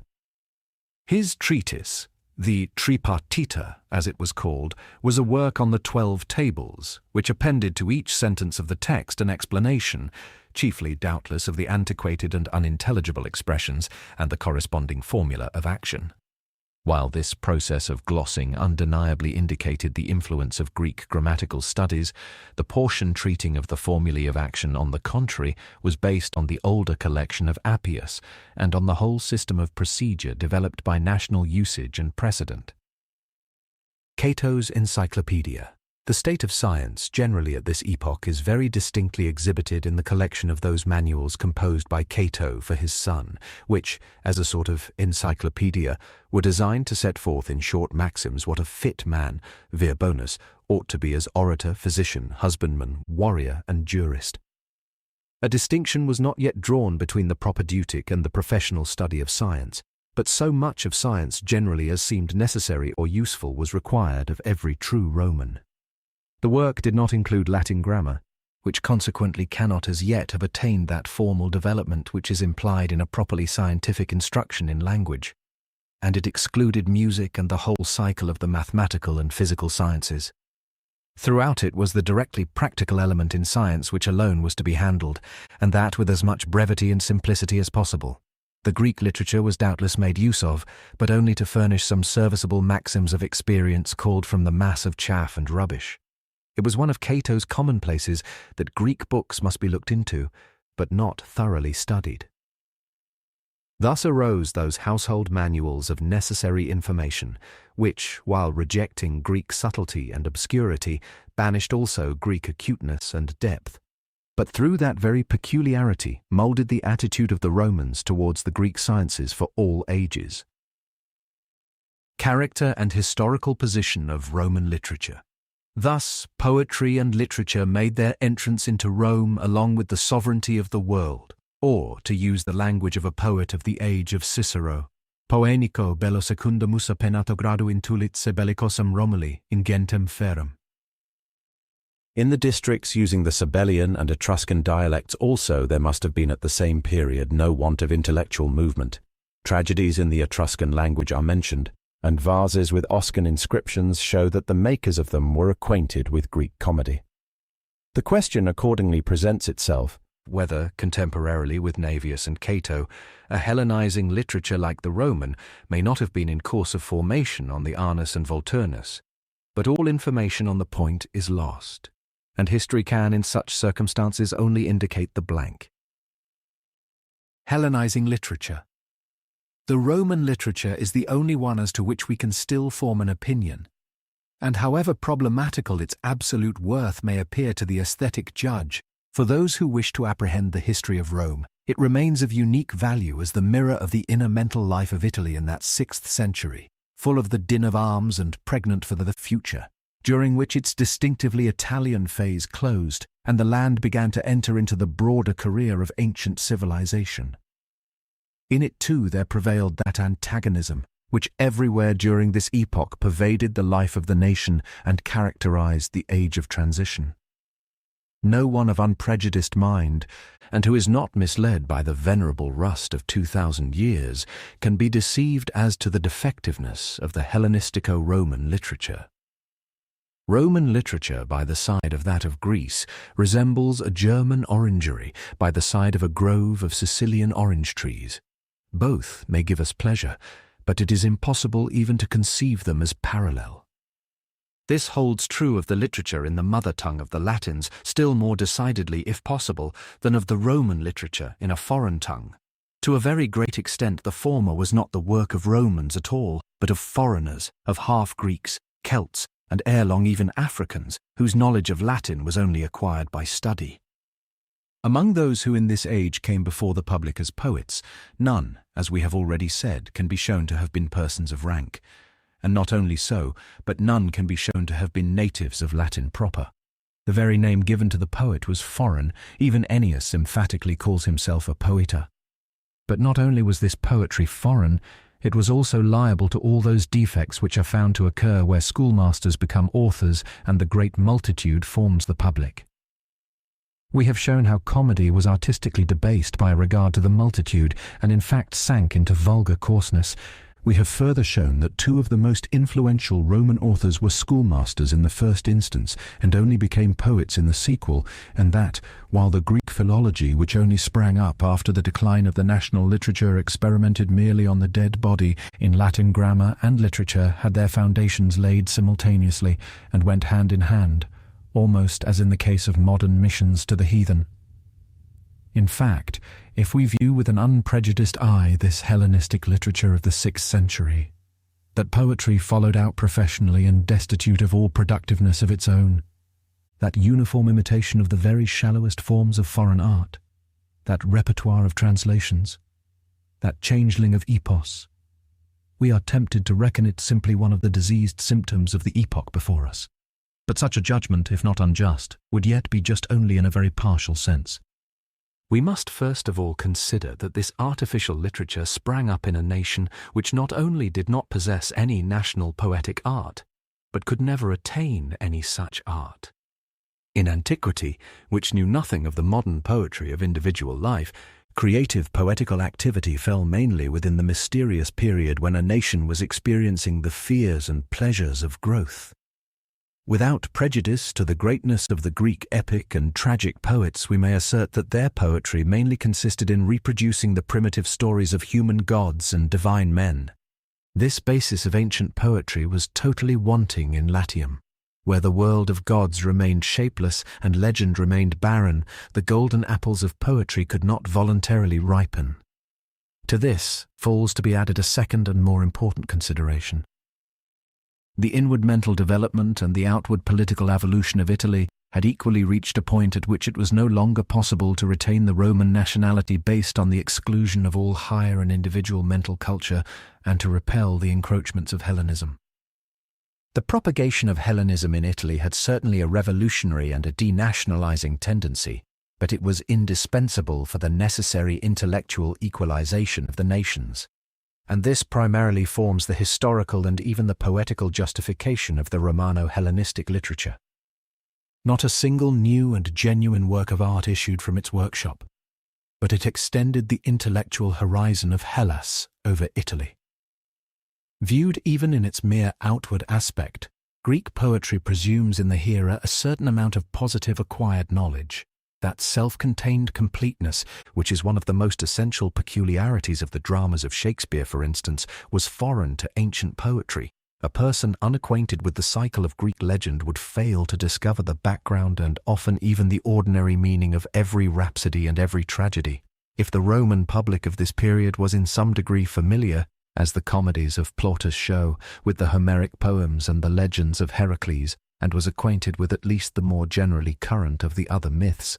This knowledge must have found its way to the public primarily through the stage alongside of the school, and thus have formed at least a first step towards the understanding of the Hellenic poetry.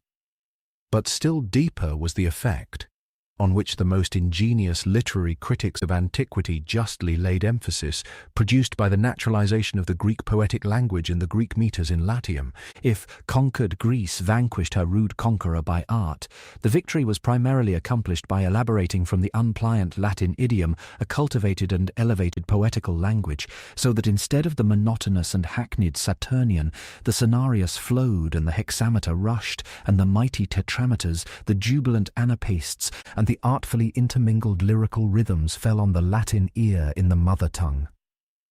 Poetical language is the key to the ideal world of poetry, poetic measure the key to poetical feeling. For the man, to whom the eloquent epithet is dumb and the living image is dead, and in whom the times of dactyls and iambacies awaken no inward echo, Homer and Sophocles have composed in vain. Let it not be said that poetical and rhythmical feeling comes spontaneously. The ideal feelings are no doubt implanted by nature in the human breast, but they need favourable sunshine in order to germinate, and especially in the Latin nation, which was but little susceptible of poetic impulses, they needed external nurture.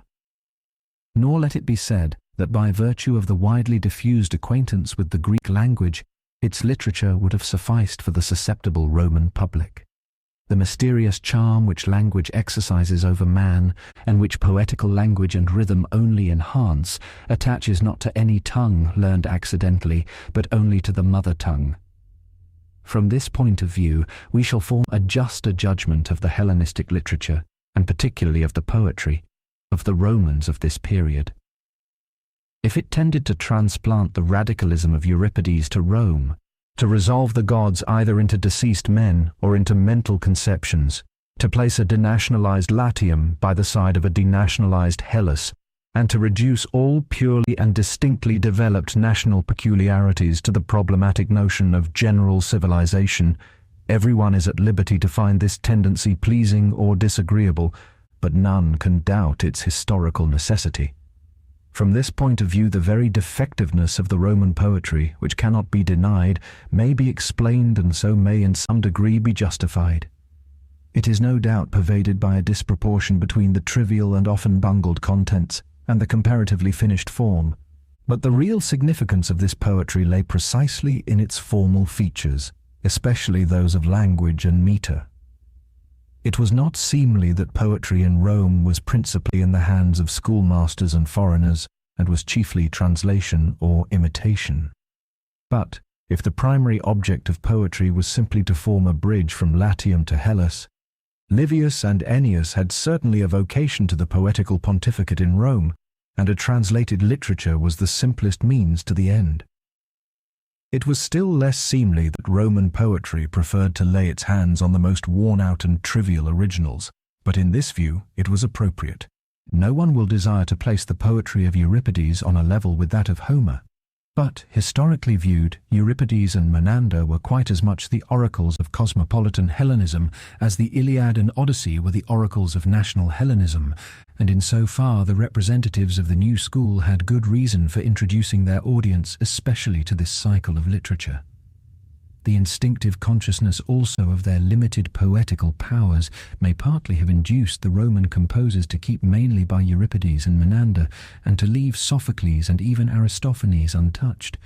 For, while poetry is essentially national and difficult to transplant, intellect and wit, on which the poetry of Euripides as well as of Menander is based, are in their very nature cosmopolitan. Moreover, the fact always deserves to be honourably acknowledged that the Roman poets of the 6th century did not attach themselves to the Hellenic literature of the day, or what is called Alexandrinism, but sought their models solely in the older classical literature, although not exactly in its richest or purest fields. On the whole, however innumerable may be the false accommodations and sins against the rules of art which we can point out in them, these were just the offences which were by stringent necessity attendant on the far from scrupulous efforts of the missionaries of Hellenism. and they are, in a historical and even aesthetic point of view, outweighed in some measure by the zeal of faith, equally inseparable from propagandism. We may form a different opinion from Ennius as to the value of his new gospel, but if in the case of faith it does not matter so much what, as how, men believe, we cannot refuse recognition and admiration to the Roman poets of the 6th century. A fresh and strong sense of the power of the Hellenic world literature, a sacred longing to transplant the marvelous tree to the foreign land, pervaded the whole poetry of the 6th century, and coincided in a peculiar manner with the thoroughly elevated spirit of that great age. The later refined Hellenism looked down on the poetical performances of this period with some degree of contempt. It should rather perhaps have looked up to the poets, who with all their imperfection yet stood in a more intimate relation to Greek poetry and approached nearer to genuine poetical art than their more cultivated successors. In the bold emulation, in the sounding rhythms, even in the mighty professional pride of the poets of this age, there is, more than in any other epoch of Roman literature, an imposing grandeur. And even those who are under no illusion as to the weak points of this poetry may apply to it the proud language already quoted, in which Ennius celebrates its praise. Eni poeta, salve, qui mortalibus, versus propinas flammeos medulitus. National opposition. As the Hellenico-Roman literature of this period was essentially marked by a dominant tendency, so was also its antithesis, the contemporary national authorship. While the former aimed at neither more nor less than the annihilation of Latin nationality by the creation of a poetry Latin in language but Hellenic in form and spirit, the best and purest part of the Latin nation was driven to reject and place under the ban of outlawry the literature of Hellenism, along with Hellenism itself. The Romans in the time of Cato stood opposed to Greek literature, very much as in the time of the Caesars they stood opposed to Christianity. Freedmen and foreigners formed the main body of the poetical, as they afterwards formed the main body of the Christian community. The nobility of the nation and above all the government saw in poetry, as in Christianity, an absolutely hostile power. Plautus and Ennius were ranked with the rabble by the Roman aristocracy for reasons nearly the same as those for which the apostles and bishops were put to death by the Roman government. In this field, too, it was Cato, of course, who took the lead as the vigorous champion of his native country against the foreigners. The Greek literati and physicians were, in his view, the most dangerous scum of the radically corrupt Greek people, and the Roman ballad singers are treated by him with ineffable contempt. He and those who shared his sentiments have been often and harshly censured on this account, and certainly the expressions of his displeasure are not unfrequently characterized by the bluntness and narrowness peculiar to him. On a closer consideration, however, we must not only confess him to have been in individual instances substantially right, but we must also acknowledge that the national opposition in this field, more than anywhere else, went beyond the manifestly inadequate line of mere negative defense. When his younger contemporary, Aulus Postumius Albinus, who was an object of ridicule to the Hellenes themselves by his offensive Hellenizing, and who, for example, even manufactured Greek verses, when this Albinus, in the preface to his historical treatise, pleaded in excuse for his defective Greek that he was by birth a Roman, was not the question quite in place, whether he had been doomed by authority of law to meddle with matters which he did not understand? Were the trades of the professional translator of comedies and of the poet celebrating heroes for bread and protection more honorable perhaps 2,000 years ago than they are now? Had Cato not reason to make it a reproach against Nobilior that he took Ennius, who, we may add, glorified in his verses the Roman potentates without respect of persons, and overloaded Cato himself with praise, along with him to Ambracia as the celebrator of his future achievements?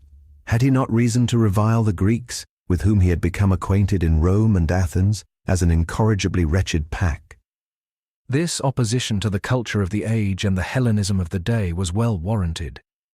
But Cato was by no means chargeable with an opposition to culture and to Hellenism in general. On the contrary, it is the highest merit of the national party that they comprehended very clearly the necessity of creating a Latin literature and of bringing the stimulating influences of Hellenism to bear on it. only their intention was that Latin literature should not be a mere copy taken from the Greek and intruded on the national feelings of Rome, but should, while fertilized by Greek influences, be developed in accordance with Italian nationality. With a genial instinct, which attests not so much the sagacity of individuals as the elevation of the epoch, they perceived that in the case of Rome, owing to the total want of earlier poetical productiveness, history furnished the only subject matter for the development of an intellectual life of their own. Rome was, what Greece was not, a state. And the mighty consciousness of this truth lay at the root both of the bold attempt which Naevius made to attain by means of history a Roman epos and a Roman drama, and of the creation of Latin prose by Cato. It is true that the endeavour to replace the gods and heroes of legend by the kings and consuls of Rome resembles the attempt of the giants to storm heaven by means of mountains piled one above another. Without a world of gods there is no ancient epos and no ancient drama, and poetry knows no substitutes. With greater moderation and good sense, Cato left poetry proper, as a thing irremediably lost, to the party opposed to him. Although his attempt to create a didactic poetry in national measure after the model of the earlier Roman productions, the Appian poem on morals and the poem on agriculture, remains significant and deserving of respect, in point if not of success, at least of intention. Prose afforded him a more favourable field, and accordingly he applied the whole varied power and energy peculiar to him to the creation of a prose literature in his native tongue. This effort was all the more Roman and all the more deserving of respect that the public which he primarily addressed was the family circle, and that in such an effort he stood almost alone in his time. Thus arose his Origines, his remarkable state speeches, his treatises on special branches of science. They are certainly pervaded by a national spirit and turn on national subjects, but they are far from anti-Hellenic. In fact, they originated essentially under Greek influence, although in a different sense from that in which the writings of the opposite party so originated. The idea and even the title of his chief work were borrowed from the Greek foundation histories, ktois. The same is true of his oratorical authorship. He ridiculed Isocrates, but he tried to learn from Thucydides and Demosthenes. His encyclopedia is essentially the result of his study of Greek literature. Of all the undertakings of that active and patriotic man, none was more fruitful of results, and none more useful to his country than this literary activity, little esteemed in comparison as it probably was by himself. He found numerous and worthy successors in oratorical and scientific authorship, and though his original historical treatise, which of its kind may be compared with the Greek logography, was not followed by any Herodotus or Thucydides, yet by and through him the principle was established that literary occupation in connection with the useful sciences as well as with history was not merely becoming, but honourable in a Roman. Architecture. Let us glance, in conclusion, at the state of the arts of architecture, sculpture, and painting. So far as concerns the former, the traces of incipient luxury were less observable in public than in private buildings. It was not till towards the close of this period, and especially from the time of the censorship of Cato, that the Romans began in the case of the former to have respect to the convenience as well as to the bare wants of the public. To line with stone the basins, larcus, supplied from the aqueducts, to erect colonnades, and above all to transfer to Rome the Attic halls for courts and business, the basilicaeas they were called. The first of these buildings, somewhat corresponding to our modern bazaars, the Porcian or Silversmith's Hall, was erected by Cato in 570 alongside of the Senate House. Others were soon associated with it, till gradually along the sides of the Forum the private shops were replaced by these splendid columnar halls. Everyday life, however, was more deeply influenced by the revolution in domestic architecture which must at latest be placed in this period. The hall of the house, atrium, court, cavum aedium, garden and garden colonnade, peristylium, the record chamber, tablinum, chapel, kitchen and bedrooms were by degrees severally provided for, and as to the internal fittings, the column began to be applied both in the court and in the hall for the support of the open roof, and also for the garden colonnades. Throughout these arrangements it is probable that Greek models were copied or at any rate made use of. Yet the materials used in building remained simple. Our ancestors, says Varro, dwelt in houses of brick and laid merely a moderate foundation of stone to keep away damp. Plastic art and painting of Roman plastic art, we scarcely encounter any other trace than perhaps the embossing in wax of the images of ancestors. Painters and painting are mentioned somewhat more frequently. Manius Valerius caused the victory which he obtained over the Carthaginians and Hiero in 491 off Messana to be depicted on the side wall of the Senate House, the first historical frescoes in Rome, which were followed by many of similar character, and which were in the domain of the arts of design. What the national epos and the national drama became not much later in the domain of poetry. We find named as painters one Theodotus, who, as Naevius scoffingly said, sedens in cella circumtectus tegetibus. Lares ludentis penipinxit bubulo, Marcus Pacuvius of Brundisium, who painted in the Temple of Hercules in the Forum Boarium, the same who, when more advanced in life, made himself a name as an editor of Greek tragedies, and Marcus Plautius Lyco, a native of Asia Minor, whose beautiful paintings in the Temple of Juno at Ardea procured for him the freedom of that city. But these very facts clearly indicate not only that the exercise of art in Rome was altogether of subordinate importance and more of a manual occupation than an art, but also that it fell, probably still more exclusively than poetry, into the hands of Greeks and half-Greeks. On the other hand, there appeared in genteel circles the first traces of the tastes subsequently displayed by the dilettante and the collector. They admired the magnificence of the Corinthian and Athenian temples, and regarded with contempt the old-fashioned terracotta figures on the roofs of those of Rome. Even a man like Lucius Paulus, who shared the feelings of Cato rather than of Scipio, viewed and judged the Zeus of Phidias with the eye of a connoisseur. The custom of carrying off the treasures of art from the conquered Greek cities was first introduced on a large scale by Marcus Marcellus after the capture of Syracuse. The practice met with severe reprobation from men of the old school of training, and the stern veteran Quintus Fabius Maximus, for instance on the capture of Tarentum, gave orders that the statues in the temples should not be touched, but that the Tarentines should be allowed to retain their indignant gods. Yet the plundering of temples in this way became of more and more frequent occurrence. Titus Flamininus in particular and Marcus Fulvius Nobilior, two leading champions of Roman Hellenism, as well as Lucius Paulus, were the means of filling the public buildings of Rome with the masterpieces of the Greek chisel. Here, too, the Romans had a dawning consciousness of the truth that an interest in art, as well as an interest in poetry, formed an essential part of Hellenic culture, or in other words, of modern civilization. But while the appropriation of Greek poetry was impossible without some sort of poetical activity, in the case of art, the mere beholding and procuring of its productions seemed to suffice, and therefore, while a native literature was formed in an artificial way in Rome, no attempt even was made to develop a native art. The end. Thank you for listening. Have a wonderful day.